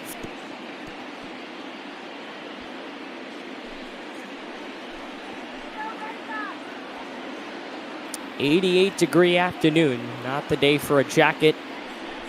Really not even the day for a t-shirt. Hit in the air to right center. This is Judge and Hicks. It'll be Judge to make the catch. So the Yankees able to get a second out here. Maybe Herman just bought himself another inning. If he can get out of this with Devers being the last batter, that is.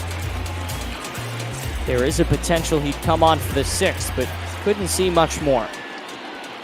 Yeah, and even if he comes on for the 6th, it might only be for first couple batters, just to at least try and get at least 1 or 2 outs for either the relievers, Jordan Montgomery or J.A. Happ, whoever comes out.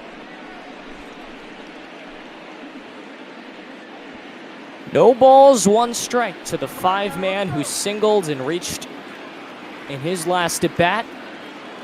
Comes up with a runner in scoring position and 2 out in this next at-bat, and the count evened out at 1 and 1. Herman has not had terrible control issues, but there's been moments where he's just been unable to throw a strike, and that's been a big problem as he's come back after the suspension this season, now 2 and 1. He also throws a lot of breaking balls, which is generally the reason why he throws a ton of balls during any given game. Here's the 2-1 to Devers, and this one just totally misses, so now 3 and 1. And you see Gary Sanchez saying something to Herman, just, hey, just calm it down. You're only 2 strikes away. Routine fly ball, just get him out here. We'll be all good. Just keep it safe and inside the zone. There is still a potential that both the real-life Yankees and the bot ball Yankees could get a sweeps over the Red Sox. This into the gap. It is down. It brings home Benintendi. Martinez not far behind. He'll hold up at 3rd. So the Red Sox cut it back down to 2 with a big hit. An RBI double from Rafael Devers, and now 2 in scoring position as Mitch Moreland comes to the plate after Devers records his 3rd hit of the day. Well, in comes Jordan Montgomery. 98 innings pitched in only 19 games. Was he a starter earlier in the season? He starts a little bit, and I think they may still move him into a starter, but you never know with him. He's one of those dual threats.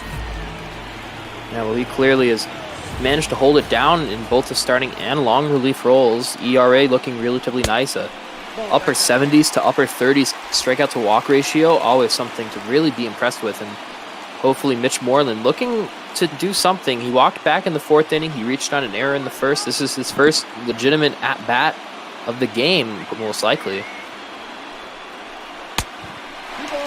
away now, 2-0. Those 2 runners are the responsibility of Domingo Herman if they come into score, so we'll get you the final totals once this inning wraps up. Now 3 balls and no strikes. Not a terrible outing. He came into the inning having given up 3 hits. He gave up 3 in this inning, so the total finishes at 6. 6 hits, 3 runs. If he had gone 2 more innings, would have been a quality start. In for a strike now, 3 and 1. I mean, that's something I noticed with Mitch Moreland. He's second on the Red Sox in RBIs, and he's the number 6 batter.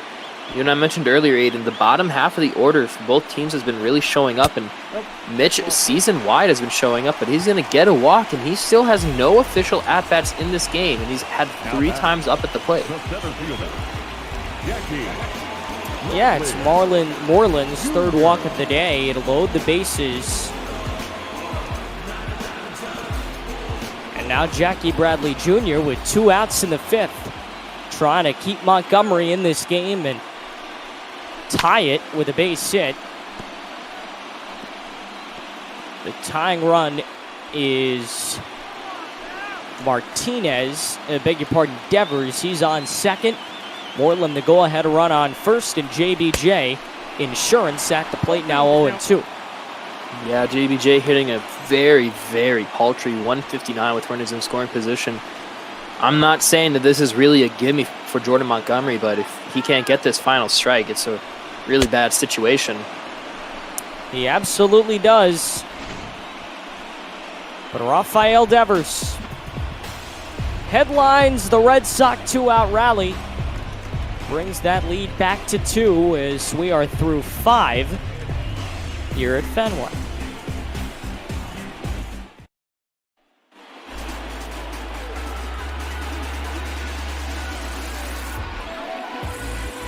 Matt Barnes comes in, which means we've got to get you the line on Mitch Hembry. Beg your pardon, Heath Hembry. Leading off for the Yankees, the right fielder, number 99. The first thing I see from Matt Barnes is that 80 and 29 strikeout to walk ratio. 80 strikeouts for a relief pitcher at this point of the season, Aiden, is nothing short of phenomenal. So shout out Matt Barnes for managing to really rack up the Ks so far this season. 1 ball and no strikes to Judge, who doesn't exactly have the best numbers versus Barnes.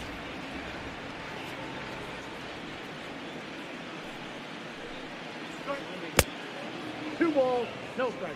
Ball down low.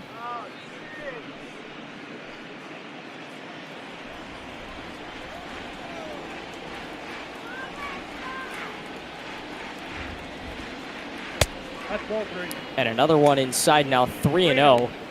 We do have the official line on Hembry, who comes in for an inning of relief, gives up 2 runs on 3 hits and walked a batter. Barnes will try to top that.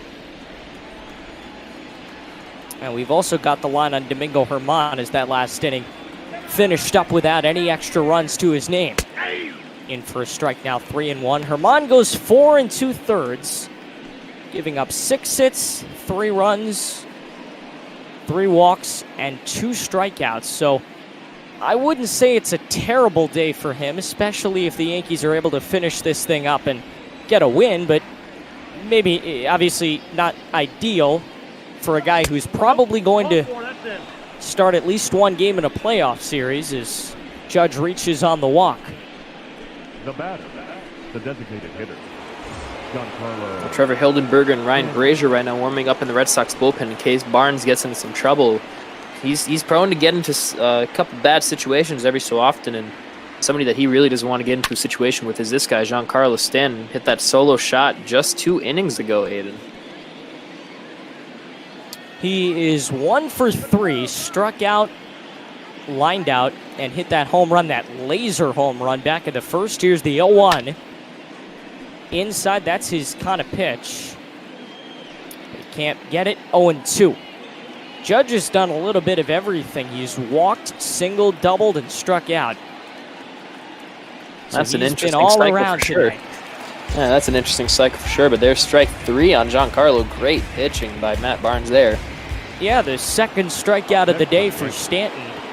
He's now 1 for 4. Not the day for him, but that's the beauty of this Yankee lineup. Somebody always has a day, even if not everybody else does. Stanton struggles, so Judge gets red hot. 1 ball and no strikes to Gary Sanchez. Walked back in the 3rd. The bottom of this Yankee lineup, Hicks, Voit, Gardner, LaStella. The last 4 have been retired just 4 times. Ball 2. 2-0. 2 balls and no strikes.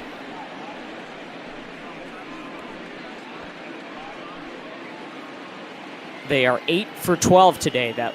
Those last 4 guys, 6 through 9 in their order. Ball 3. 3 balls and no strikes. You just can't get a call here, and with Hicks waiting on deck, you don't want to put an extra runner on and move a runner into scoring position because he'll score. Well, that definitely looked like a strike to me, but well, there's a reason I'm not a baseball up, and instead I'm calling the games behind the booth with you, Aiden, but that one's definitely in, and good on the ump to call that one a strike, and hopefully he can call a few more the right way. Runner on, 1 out, and the first walk of the day for Matt Barnes. Beg your pardon, second walk of the inning. And it puts Sanchez on to first, Judge off to second. We'll see how long they let Barnes hang around in this game. At least at this point, I would think they go out and have a conversation with him, but they leave him in unchecked to face Aaron Hicks, who has been by far the most successful in this Yankee lineup today. 2 for 3 with an RBI in his last appearance. Ball and no strikes. I don't know why I said by far, because you could really make the case for any one of these guys. Judge has been great, especially the bottom of this order. Gardner's been successful. Estella. 1-1. Big swing and and a the miss. top of the order is starting to heat up with Mayhew singling, Torres with some hits. Checked his swing. He went around, so now Hicks down to the count 1-2. His 4th at bat of the day, looking to get on for the 3rd time with 2 on and 1 out. And a check swing. Tough play for Bogarts. They cannot turn the double play. Scored a fielder's choice as Hicks reaches. Sanchez is taken off the base paths, and Judge advances to 3rd. That's a weird little play. A ball that, if Walden had gotten, I beg your pardon, if Barnes had gotten out of the mound, would have no doubt been a double play, but it gets just by him, and Bogarts is forced to only get 1 out. Yeah, I don't think Barnes was really ready for that ball to be really hit. It looked like it hit the, handle area of the bat when swung on by Hicks, and he really wasn't intending for it to go that way, but manages to get on base, moves up. I believe it's Stanton over to third. No, Judge, to third base. And, 2 away. Here comes Luke Voigt. Not really having the best game so far, 0 for 2, but he can definitely change it with runners on the corners.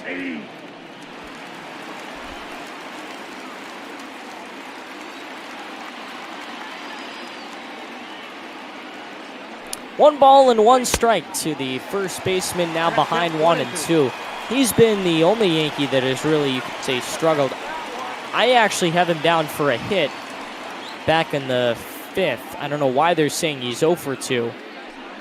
I had him for a strikeout, a walk, and a hit.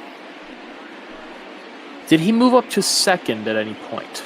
Because there was that error last inning by Rafael Devers that moved him to second from first.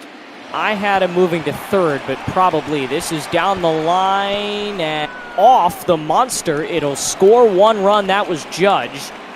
Also scoring from first is Hicks. A very weird ball that Benintendi had no choice but to play off the wall, and a pair of runs score on Luke Voigt's 2-run double. Meant to say RBI, but it was 2 runs on that hit. Yeah, only 1 strike away from getting out of this inning unscathed. Matt Barnes just losing complete control of that pitch, and a few feet further back, the Green Monster, if it was there, that would have definitely curved a bit more to the left and definitely hit foul. But you win some, you lose some. Now it's a 7-3 ball game, and even though it's not the best situation right now for the Red Sox, as now it's a 2-0 count. You see there, Matt Barnes 12 balls to 11 strikes this inning alone. Not his best performance. In high scoring or not, this is a great game. I would agree. This has been a tremendous game. The Yankees now on top by 4. That's their largest lead of the day.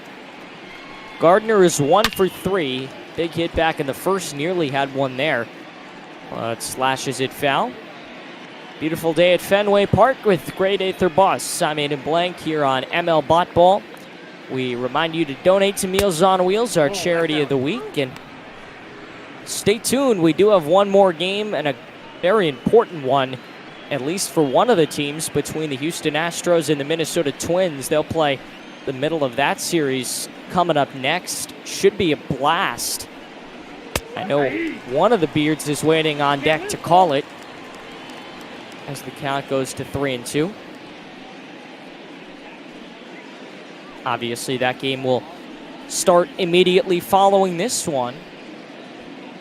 And for the Astros, it's a very important one. They're starting to slide. They were on a hot streak to start the second half, but they've started to slide a little bit in the second week of this second half. A beautiful play as Devers throws him out from his knees, but not before. We're going to see that defensive superstar Rafael Devers instead of the 2-run double from Luke Voigt. But either way, we go to the 6th, and they're going to give Jordan Montgomery a second chance here to come in, pitch his first full inning, and we're reminded of that big home run that Alex Verdugo had. The only 2 runs of this game have come off his bat. Well, don't forget the RBI double by Devers last inning. Oh, of course. 2 of the 3 runs of this game have come on his bat. You have a tendency to forget Rafael Devers, don't you, Aiden?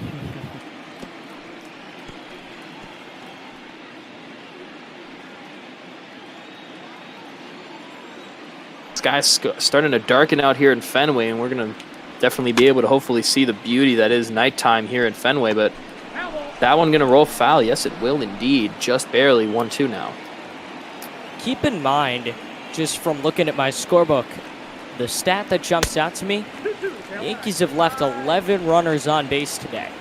11 runners were left on base, and a number of them in scoring position. That shows you how ineffective the Yankees have been. They've scored 7 runs, and yet they would still be considered ineffective with runners on. Yeah, some just increasingly weird situation indeed for the Yankees. This game would completely be out of proportions at this point in time if they managed to really oh my goodness me, what a grab by La Stella to interrupt me, saying that the Red Sox only wish they could produce those runs. Yeah, Tommy La Stella, welcome to New York. He is, from what I've seen, this is my first look at him. He's fitting in very, very well with this Yankee system, which is work hard and stay quiet and get paid and win a championship, hopefully. It's back toward the middle, backhanded by LeMahieu, and a 1-2-3 inning. Hey, Jordan Montgomery may be in this thing for the long haul. We talked about he's normally a starter, doing very well out of the pen. Yankees leading by 4 as we go to the 7th. Your attention, please. Now, Ryan Brazier will be the 3rd call to the bullpen for the Red Sox.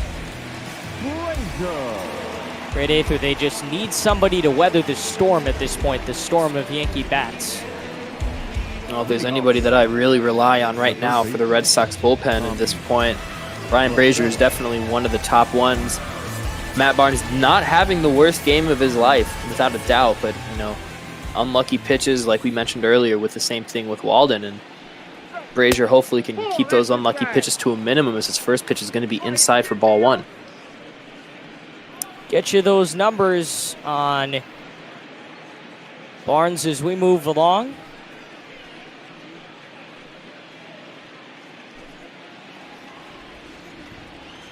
All 3 Red Sox pitchers have allowed runs. Walden got the start, Hembry came in relief, and then Barnes pitched another inning, and now Brazier and Trevor Hildenberger may be the 4th call that they make to the bullpen. The final numbers on Barnes, he goes an inning with 1 hit, 2 runs. Both of them earned a pair of walks and was unable to get a strikeout. And Brazier not exactly blowing away the competition now. Behind in the count 2-1 to Tommy La Stella. Yeah, I'm seeing over in the left side of the screen right now, Aiden. Tomorrow at 2 Eastern, White Sox against Indians. Carlos Rodon and Mike Clevenger right now pitching against each other tomorrow. Those are the two of the main 3 teams. We're, of course, going to see the third and final AL Central powerhouse right now after this game in the Twins, but that's definitely going to have a lot of impact on not only the AL Central, but the wild card as well. Yeah, I wouldn't be surprised. The Twins look to be winning that division. A big strikeout to start the inning as Lostella's retired. I wouldn't be surprised if the Astros do end up cracking the wild card, which I think at this point is highly unlikely. Astros and Twins may be a very interesting ALDS because they both got the Astros' problem has been pitching with Verlander out for the foreseeable future. I would really like to see how the Astros fare against the Twins, because that's one of those games where you just throw the records out and you play a best of 5 series and see who can win that particular set of games. Yeah, and I think that's the beauty of Major League Baseball in the playoff time is just no matter how the regular season went for either of the 2 teams, these games matter, whether it's 5 or 7 or even 1 in the wild card game situations. Those games are the ones that matter most throughout a season, and that one's going to be caught, but it was a lot of bodies right now trying to grab that. It was first baseman, second baseman, and right fielder all at once. Yeah, Moreland, Peraza, and Verdugo all converged. Believe it was Peraza that eventually came out with it, and that leads to Gleyber Torres, 1 for 4.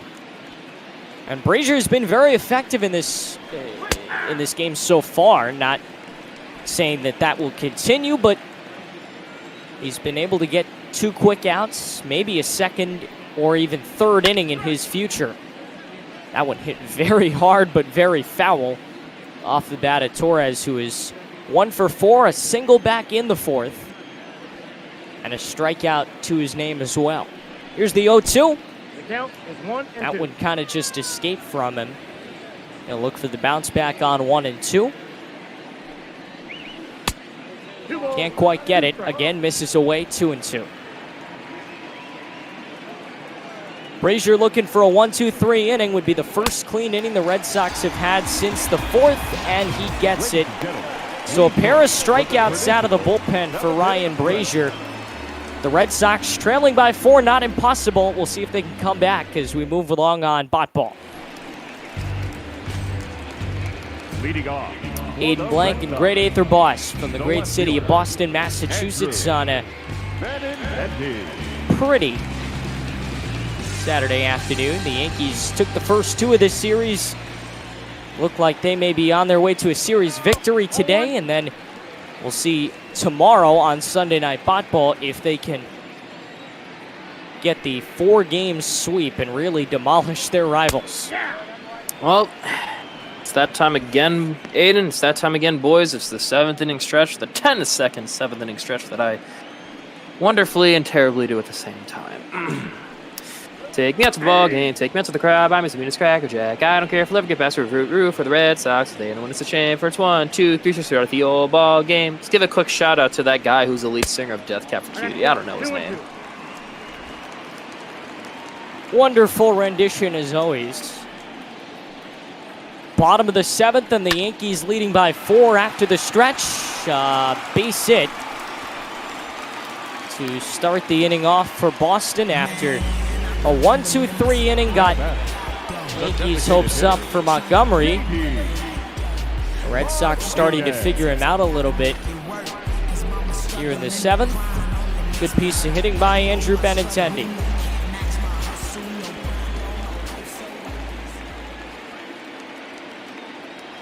And now J.D. Martinez with a single in the 5th. Will hit against Jordan Montgomery. 2 for 10 in this series. He has been baffled, to say the least, by Yankee pitching.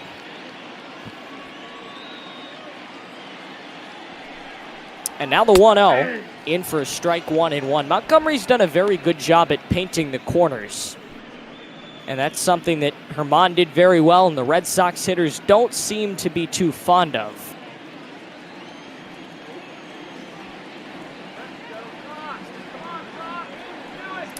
The 1-1. slashed foul, and now Montgomery a strike away from his third strikeout of this game. Against the three-hitter Martinez. Singled in his last at-bat, 1 for 2 on the day, and now count evened out 2 apiece.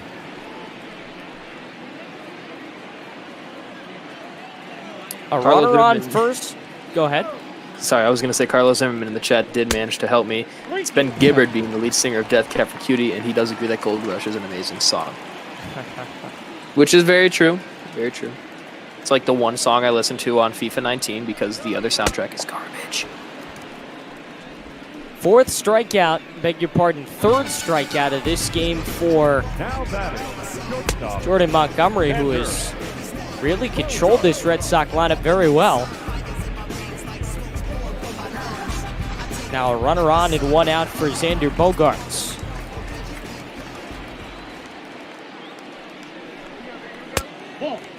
He takes a ball inside. It'll be Bogaerts, then Devers, and Moreland if we can get that far. With Benintendi hanging out on first after his leadoff single. 1 out in the 7th. The Yankees up by 4 in the third of a 4-game set. The Yankees so far lead 2-0. A fly ball that brings Sanchez out of his crouch. He will make the catch for out number 2.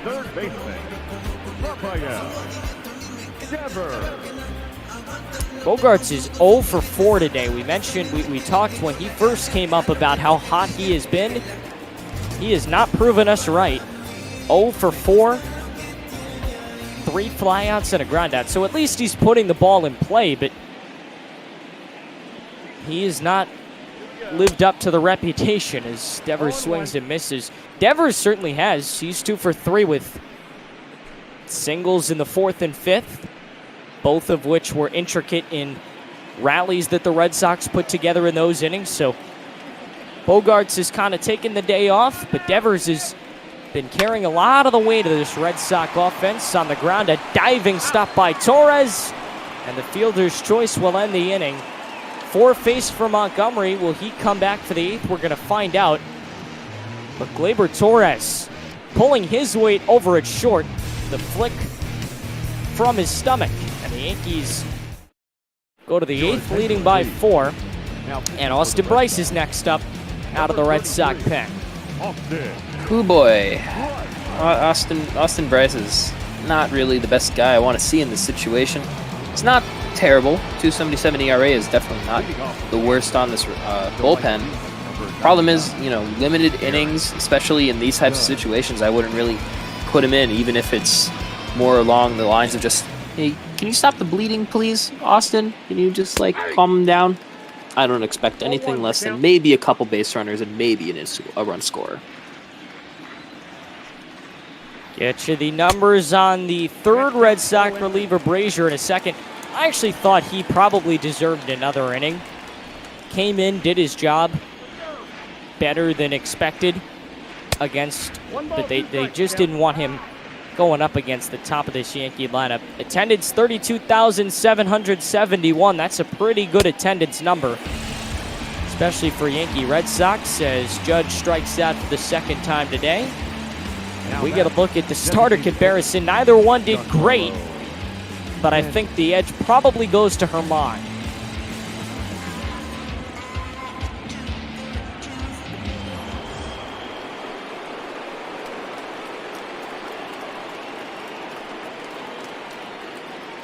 And now Giancarlo Stanton. Only hit to his name was that home run back in the 4th. Ball that now.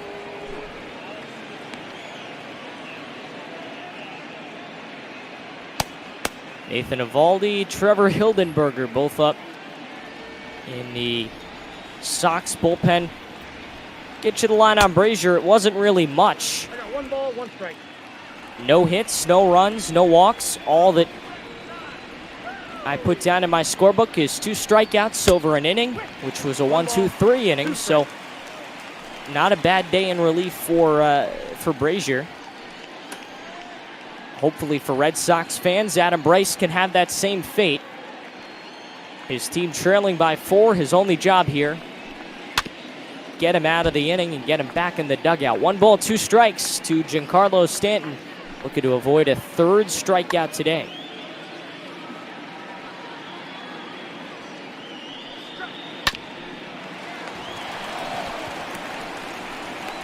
A grounder to 3rd, and the inning is over. No, 2nd out of the inning. I was an out ahead of myself. Stanton retired for the 4th time today, and now it's Gary. Yet to get a hit today. Coming up with 2 outs in the 8th, and the Yankees just looking for a little insurance.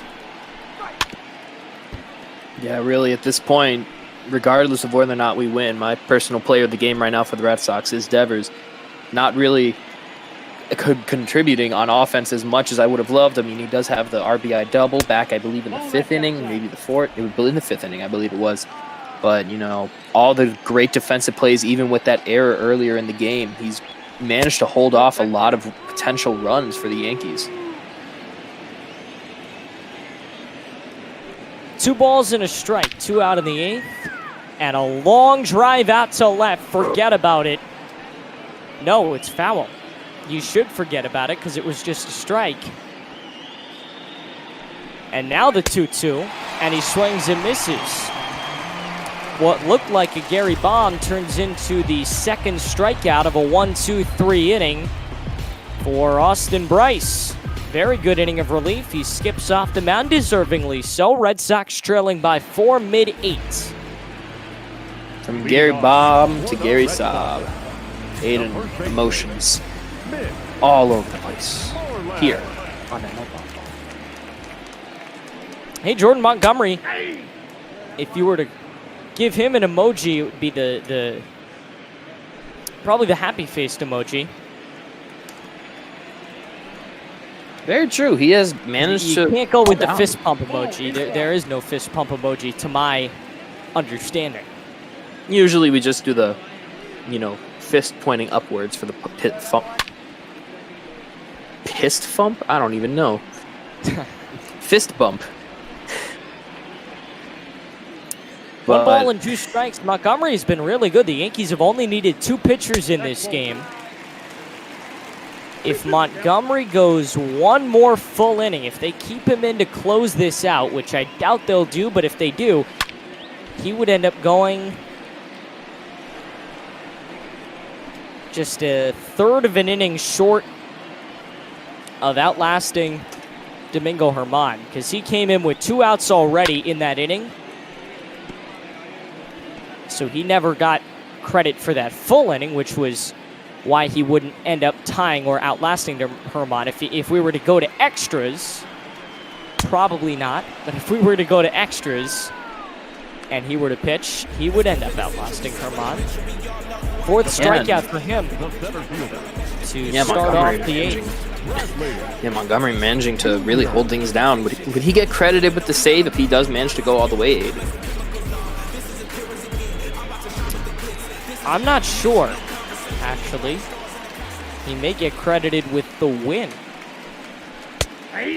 That is but true. I'm not entirely sure how the show algorithms work, so I'm not going to pretend to know. I No do balls believe and that a they have the strike to same. JBJ. I do believe they have the same rule as the regular MLB, where you have to have at least 5 innings per se for the starting pitcher to get the win. So I feel like Montgomery would get the win. Oh, please get out. This one is into center field, and Hicks turns around on the run. Makes the catch. A few balls have gone into the outfield, most of them to the short porch and right, that have traveled and traveled and traveled, and then at the last second, either Judge or Hicks or Gardner, somebody turns around and is able to snag them before they go out.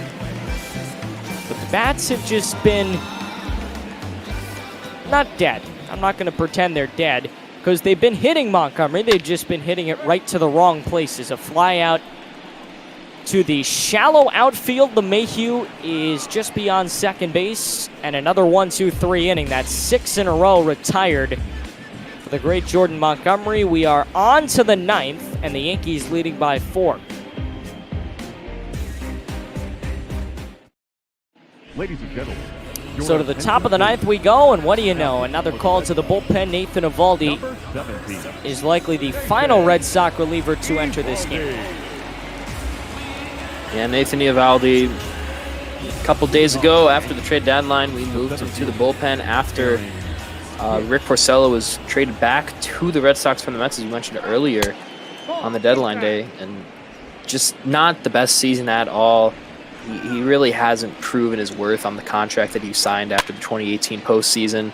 And, you know, heroics and all, as much as I love him for what he did to help us win that championship, he has really not been the guy that we wanted. And as much as I love him and respect him, it's time to move on. And I'm glad that we managed to get a starting pitcher that, compared to the rest of the pitchers that are just struggling because of bad run support, Eovaldi, on the other hand, is that major outlier. Just no ability to get outs, it feels like. Final line for Austin Bryce is the same line it was for Brazier. Nothing other than 2 strikeouts. No hits, no runs, no walks. Just 1 inning, which was a 1-2-3 inning, and 2 strikeouts in that inning. So Luke Voigt stands in against Eovaldi, who was able to get the leadoff man Hicks to fly out to the catcher Vasquez, and Voigt goes chasing, now down 0-2. Eovaldi's been pretty good so far, and very good there. Another strikeout. 3 of the last, beg your pardon, 4 of the last 6 Yankee batters have struck out, dating back to Torres' at bat in the 7th.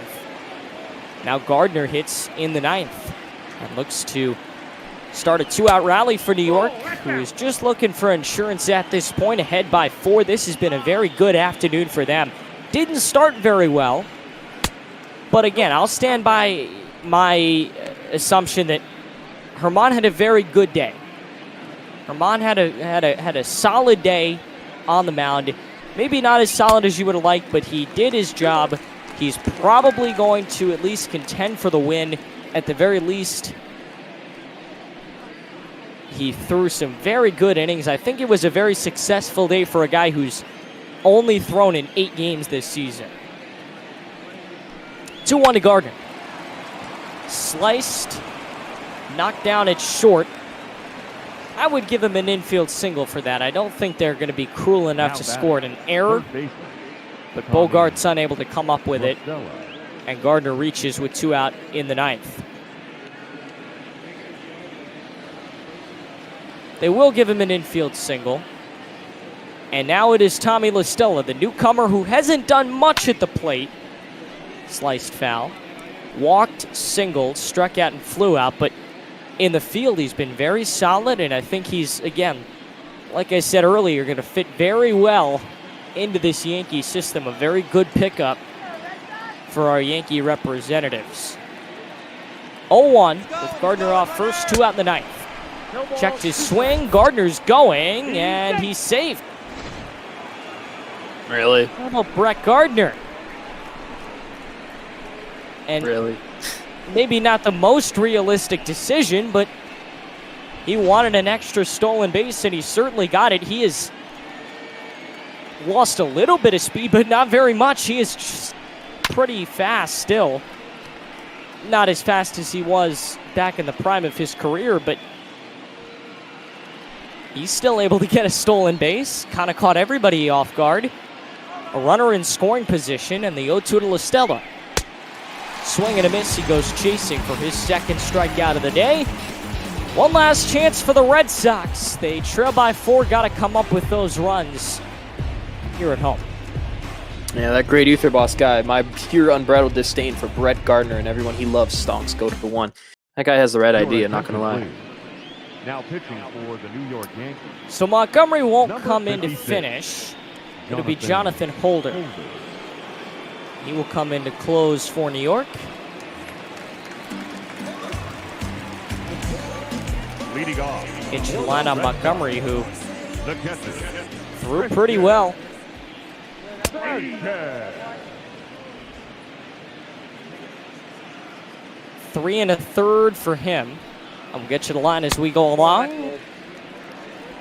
9-hitter Christian Vasquez. It'll be 9-1-2 for the Sox.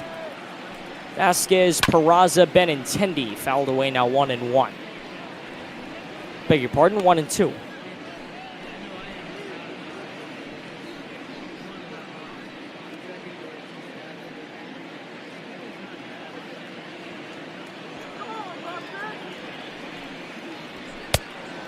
Swing and a miss, and a big strikeout to start the inning. Vasquez is gone, and Peraza comes to the plate with 1 out in the 9th.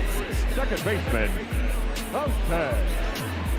The holder managed to get him to chase a very low pitch right there, and definitely doing well. And Adam Ottavino and Dan Odero warming up in the bullpen just in case. I don't really expect the Red Sox to start much here. Even with Peraza top of the order, he's 0 for 4 on the night, 0 for 14 in the series as a whole. Aiden, clearly nowhere near his best performance against an opponent.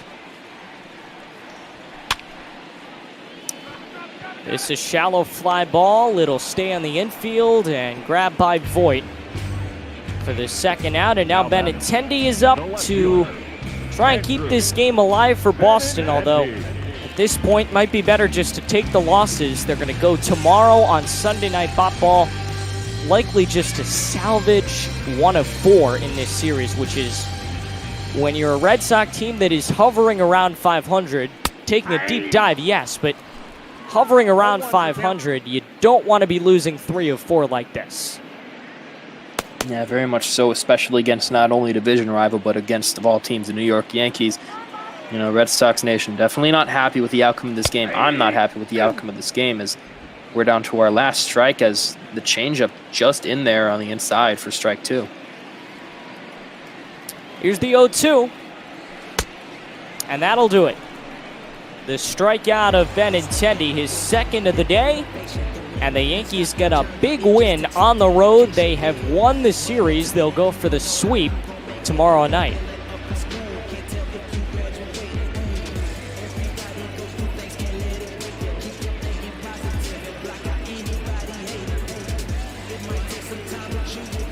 A big win for New York, and great eighth-er. It didn't start out so well. Well, it didn't start out so well for the Yankees. It was a tie game for a little bit. Red Sox were hanging tough, but the offense able to consistently produce, something that we've seen from this team. And I'll tell you, I called a Yankees-Red Sox game in this stadium a few weeks back. Our final line score this afternoon. But it was in the first half of the season, as we're going to look at some highlights, and it started with Gardner, that double to right that brought in a run and almost went out. This team has improved so much in the offensive department, and they've become a machine. Verdugo homered to right back in the second. 2 runs for him. And this game was tied, and we thought it might be an interesting one, and for a while it was. Hicks back up the middle, brought home a run in the third. Keep in mind, this was all in the first 3 innings. The offense, after quiet first innings on both ends, the offense has really got into the swing of things, and Stanton didn't have a great day today, but we did get to see this laser home run that barely made it out. Now that we see it from that angle, it barely made it out. Devers tried to get the Red Sox offense going, and it looked like they might be back in this thing. Made it 5-3 on a double to center.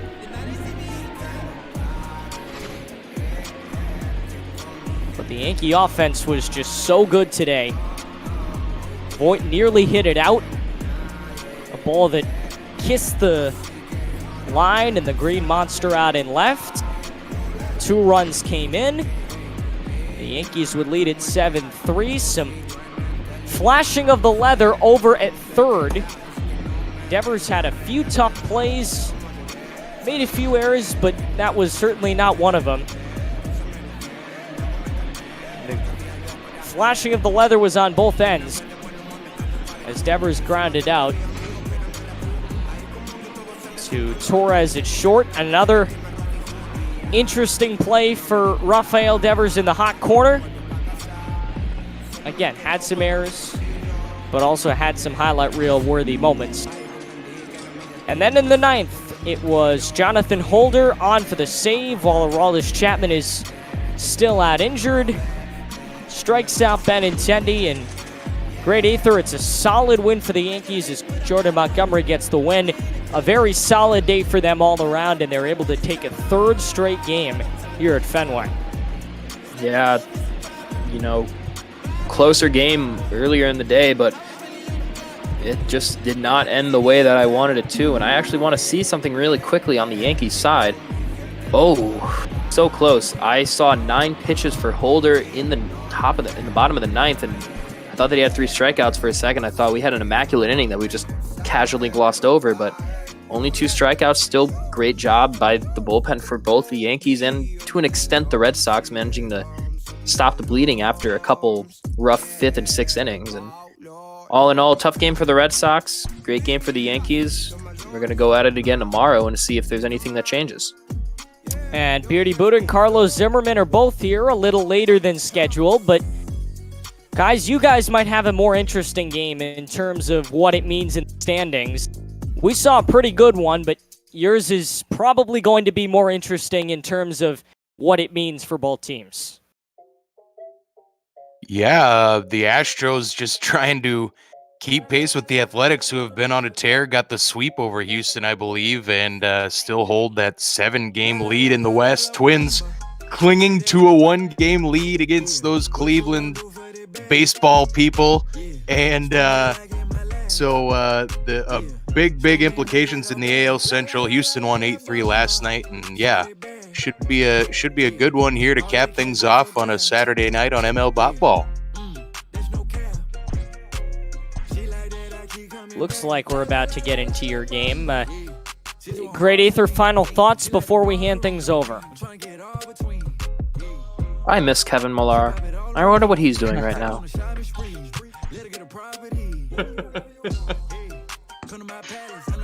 The somber Red Sox fan. I feel like after every loss, I just have to say a random former Red Sox legend and just say how much I miss them, and I wonder what they're doing right now.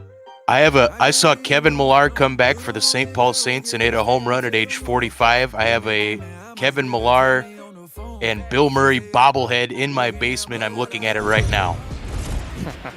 Because of course you do, Beardy. All right, well, we're going to let the Beard and Carlos take it over. The Astros need a win to keep pace with the A's. The Twins just on a tear. The Yankees are a few games behind them for the best record in bot ball. For Great Ether Boss, I'm Aiden Blank. The Yankees get a big win today, 7-3. They'll go for the sweep tomorrow. Guys, enjoy your game. Have a good night, guys. Thank you very much, Hayden and GAB. Great call as always. And Carlos, your Astros shelled my Twins last night, and Jose Barrios got tagged for a bunch of runs. Jake Odorizzi will try and even things out here, but tough task against your old Astros, who are hotter than hot right now. Well, they haven't really been hot as of late, getting swept by Oakland, so that win last night against Minnesota was definitely a good rebound. That shocked me. I watched that game that I believe it was you and Tardis last night, and I was just stunned at how we were able to get a hold of Barrios for one thing. And then you got to face another ace in Odorizzi today, so this ought to be interesting. I think this game ought to be a lot closer, though. Yeah, Barrios has had a traditional slump come usually August, so maybe hitting that a little early this year. But either way, Jake Odorizzi up to 10-5 on the season and has kept lowering that ERA after it's been sitting about mid-4s heading into June. And we got a good one, a nice night here, 69 degrees at Target Field in downtown Minneapolis. 2-0 pitch coming to Altuve and takes a strike there. Odorizzi works up high with that fastball. That's where he prefers to throw it. And right back with the 2-1. Fouled away 2-2. I'm stunned that Altuve didn't really take any hacks at the first pitch. He's notorious for doing that. Ooh, swings through that fastball inside. Garver set up way inside there, and Odorizzi comes out with his first K. The left fielder, number 23. That's just a good pitch from Jake. You know, it's good location, and with how Altuve, with his size, his strike zone's a little bit smaller, so, and in turn, his bat isn't as big either, so that's why Odorizzi was able to fan him. Michael Brantley looks at strike one there. He's filled in real nice in this 2-hole for this lineup, has set the table very well. I believe he's 4th in the American League in doubles coming into this evening, and swinging a good stick from the left side. Yeah, you see the game he had last night. One of those few Astros hitters that didn't really get to Barrios, went 0 for 4, which really shocked me because he's really been good this season in real life and in bump ball. So it'll be interesting how Odorizzi attacks him here, and he's already ahead. Yeah, especially the righty-lefty matchup, as Brantley will get a string of righties here. He'll have Kenta Maeda tomorrow for the Twins, who's been probably their best starter by far and hasn't lost a game yet this year, hasn't dropped a decision yet this year, but Odorizzi's making a late charge, and the 2-2 pitch fouled away, so Brantley hangs tough, will reset.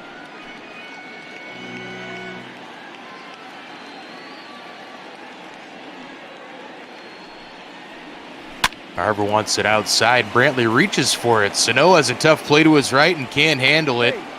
Brantley in at first base safe with an infield base hit, they will rule that. Not sure if that's the correct one. I might tag Miggy for an error on that one, but puts one aboard for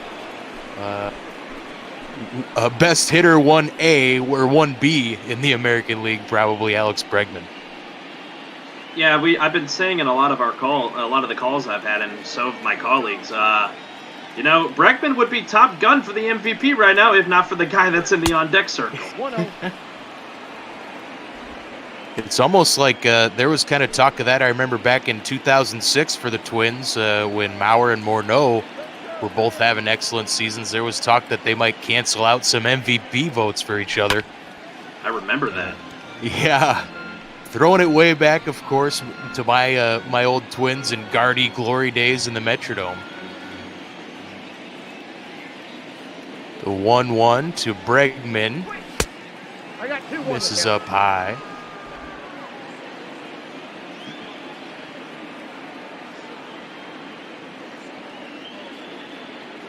Yeah, Astros have quite the task here in the second half. Again, getting swept by the Athletics didn't help anything. Trails Oakland by those 7 games. And it's tough for the wild card because the other 2 teams in the American League Central trailing the Twins are so close to them, and they're head and shoulders above the rest of the field for the AL wild card races. See, I know the Astros are really in that conversation, but you know who's another team that really doesn't benefit from that? That's poor Tampa Bay over in the AL East, trailing the Yankees right now. And they're in that mess too. Of course, they're a lot closer as that's hitting the right. But no, yeah, they're a lot closer to Minnesota and Cleveland in terms of record compared to Houston. Batting fourth, the designated hitter, Yordan Alvarez. Nice piece of hitting through the right side of the infield, and that puts 2 aboard for the most dangerous hitter in the AL, Yordan Alvarez. He hit a Yordan last night. Got to 42 home runs and 122 RBI. My goodness. He's on pace for the Triple Crown. And, you know, Giancarlo Stanton's starting to throw his name into that picture as well, the heavy hitter for the Yankees. This one grounded up the middle. Polanco flips onto Urias, and that's a double play. Pitcher's best friend gets Odorizzi out of the inning. Nice job by the Twins' middle infield to turn that one. Not known much for their defense, but it looked mighty fine there. We'll bring up Kepler, Polanco, and Mitch Garver to lead things off for the Twins against Forrest Whitley. What can you tell us about Forrest, Carlos?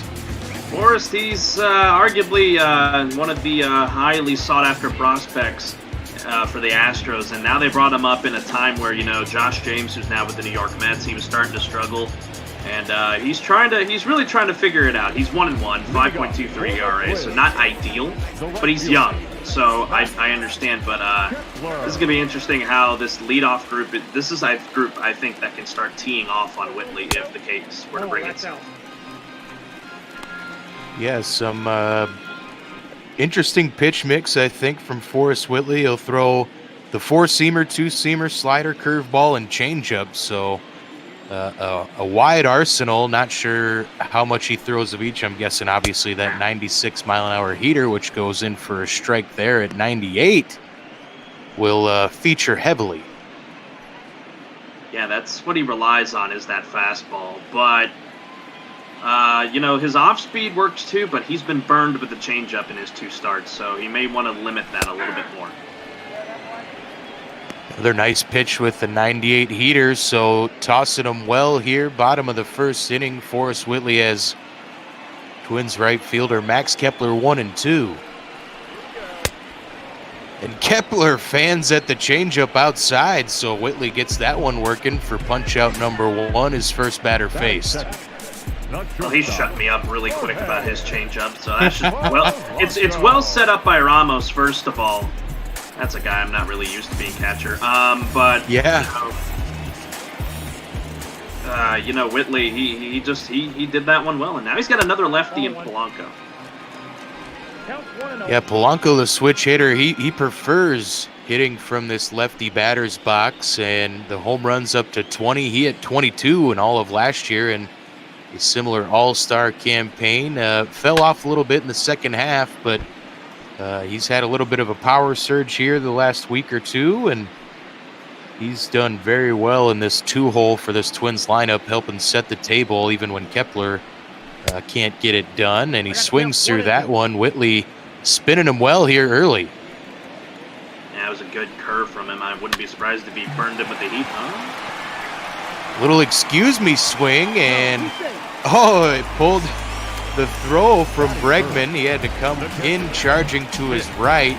That pulled off Gurriel from first base and allows Jorge Polanco to reach with 1 down here.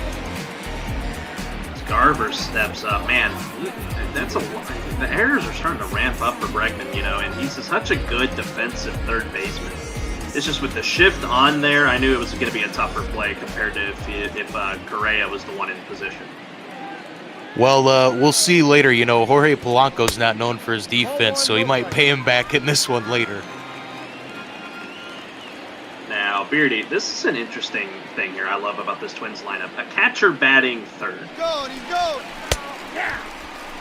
Oh, Polanco takes off for second base for some idiotic reason, and he's thrown out by a mile.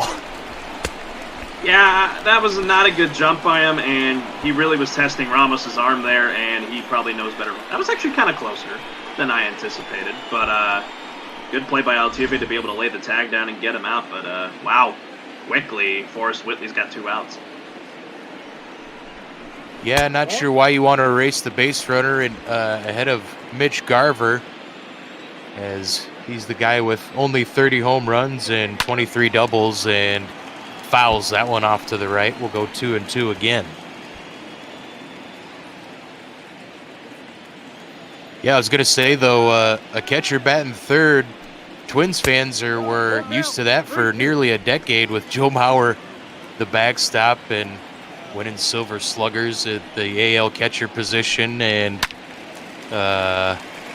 so it's kind of commonplace around, at least it was around the Metrodome, not so much Target Field. He had to transition to first base and whatnot because of concussions, but Garver swings through that one. The changeup works again, so Whitley, we're going to have to get the reverse stonks going in the Twitch chat for you, Carlos, as Forrest Whitley looks mighty fine against this Twins lineup.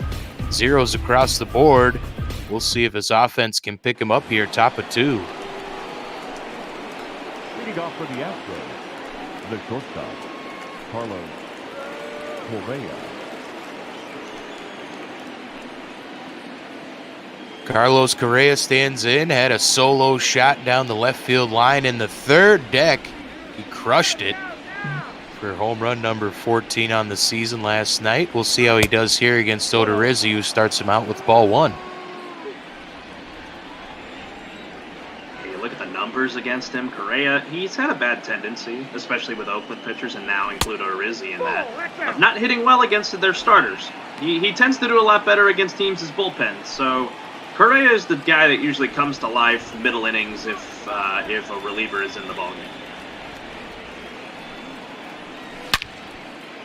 Oh, this one smoked to left field. That one's on the porch, and it's a 1-0 ball game early. That one was crushed. Another solo shot in back-to-back games here for Carlos Correa. 104 exit velocity on that one. Nice job. Astros up 1-0 here early. And the broadcaster jinx in my time in ball has not been that bad until now. First the off-speed pitches with Whitley, and then Correa. I say that he doesn't do well against usual, like, really good ace starters, and then he just launches this one off of Odorizzi. Man, I thought this game was going to be close. It is still close, but that's not good for Odorizzi. Did that one go third deck? Where did that one land? I think at least second deck. I don't know if that went third. It was 388 feet, so I don't know what the porch is there, the distance from home plate to left is here at Target Field, so may have just stuck up there. It's stacked up pretty high out there, though, the second and third decks, but either way, another upper decker for Carlos Correa gets his team up early, and Odorizzi going to look for some answers here. He's got a 1-0 count now to Urias. And he's got to start these guys out with a strike for once, and he's having trouble locating that fastball.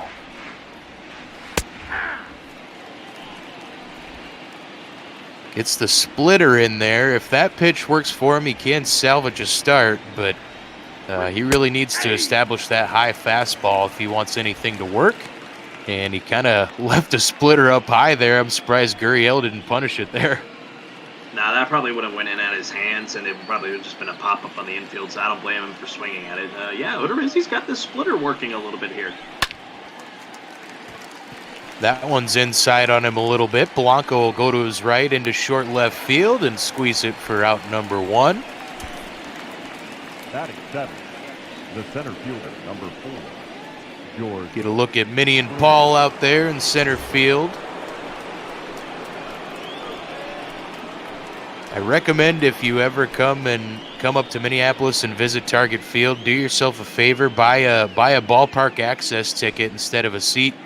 There are tons of great vantage points to catch the game from, and around that center field under Minnie and Paul, there's a big bar area where you can grab a slice of pizza or a burger from some local great spots that they've put out there, and they got a bar out there. It's a good spot to take in the game, and it's a great ballpark here in Minneapolis as Odorizzi misses outside, 1-1.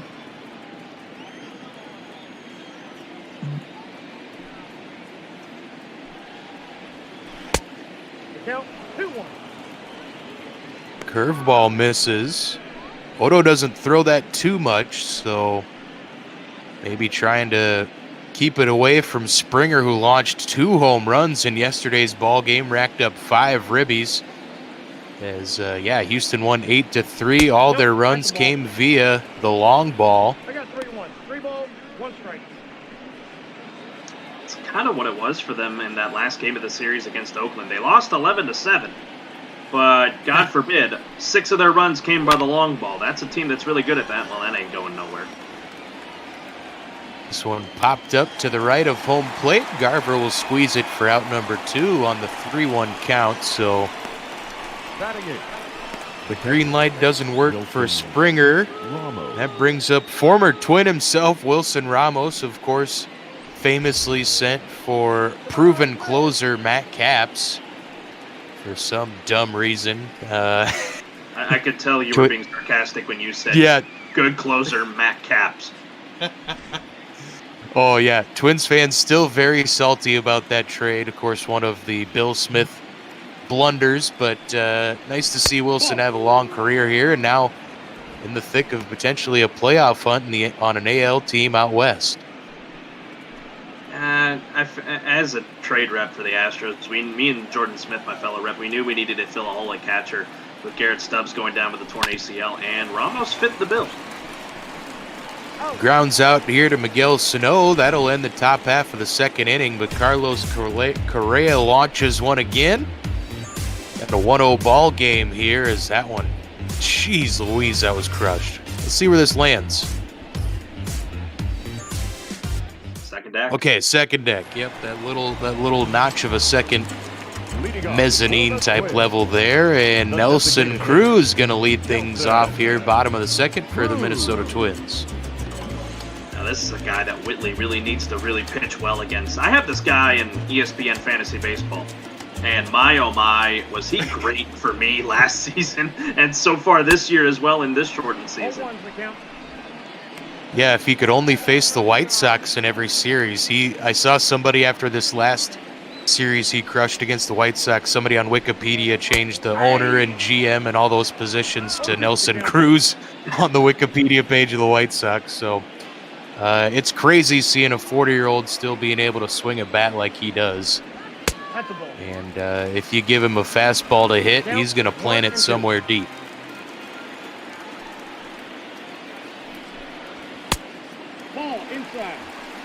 And I think it also kind of gets lost in the shuffle. You know, he won the SP for Humanitarian Award, all of that, had the good numbers last year. Swing and a miss there. Whitley with the curveball. Gets old Nelson Cruz for his third K. Batting fifth, the left fielder. I'll shut my mouth anytime I have a Forrest Whitley call when it comes to talking bad about his off-speed. Man, that's all three of his strikeouts by virtue of the off-speed pitch, 2 changeups and a curve. Here's another lefty, Eddie Rosario. Yeah, you know, when you're seeing that fastball at 98, man, those off-speed, he's spinning them well in there, and they're fooling the Twins batters thus far. As Rosario's cooled off a bit of late, he's kind of a notoriously little bit of a streaky hitter. He had been batting over 300 heading into the All-Star break and had the home runs up to 28. He hasn't hit one since, though. Has racked up a few more doubles, up to 29 doubles on the season, and smokes this one into right field, but it's going to be caught out there by Josh Reddick. Hey, Rosario got a good piece of that one. It's just the unfortunate thing for him was Reddick was about 5 or 10 steps, or 5 or 7 steps to the left of it, or the right of it, and was able to make the play. Yeah, they had this shift on there and goes perfectly for the Astros. That brings up a big offseason acquisition. Josh Donaldson, of course, signed the 4-year deal, has 18 dingers on the year, but the offense maybe not near what they thought. The defense has been spectacular. We'll see what he can do with 2 down here against Forrest Whitley, who continues to toss strikes, and that slider in at 88. That's a great pitch, too, if you can put it at 88. My goodness. That's why the Astros, they love him as he goes again with a changeup.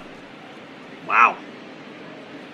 He's throwing whatever the hell he wants, and just they're floating in there for strikes. Twins aren't taking any chances. And Donaldson grounds this one. Fair ball down the third base line. And Donaldson, for some reason, trying for 2, tossed out by a mile. That'll end the second inning. Oh, my goodness. Some heads-up base running by Josh Donaldson. The Squirrels out in full force here at Target Field. Through 2 innings, Astros with the 1-0 lead thanks to a upper decker from Carlos Correa. I'm going to point out something interesting here, Beardy. That hit by Donaldson was not a base hit. It was an error on Bregman. Oh, did they rule that E? Because it got by him. Oh. So hilarious. Wow. So that's not good for Bregman as you look at the Twins' stats. My goodness. No. That's 2 errors on him, and Minnesota's still without a hit. Josh Reddick. Yeah, I would. Man, you might even be able to debate the one. He had to come in and make a great play on the one. They were shifted over so far on his first error, but throwing error and now fielding error, I guess, on Alex Bregman, and we'll see what Josh Reddick can do here, leading off against Jake Odorizzi, who's up to 34 pitches now as he starts him out 2-0.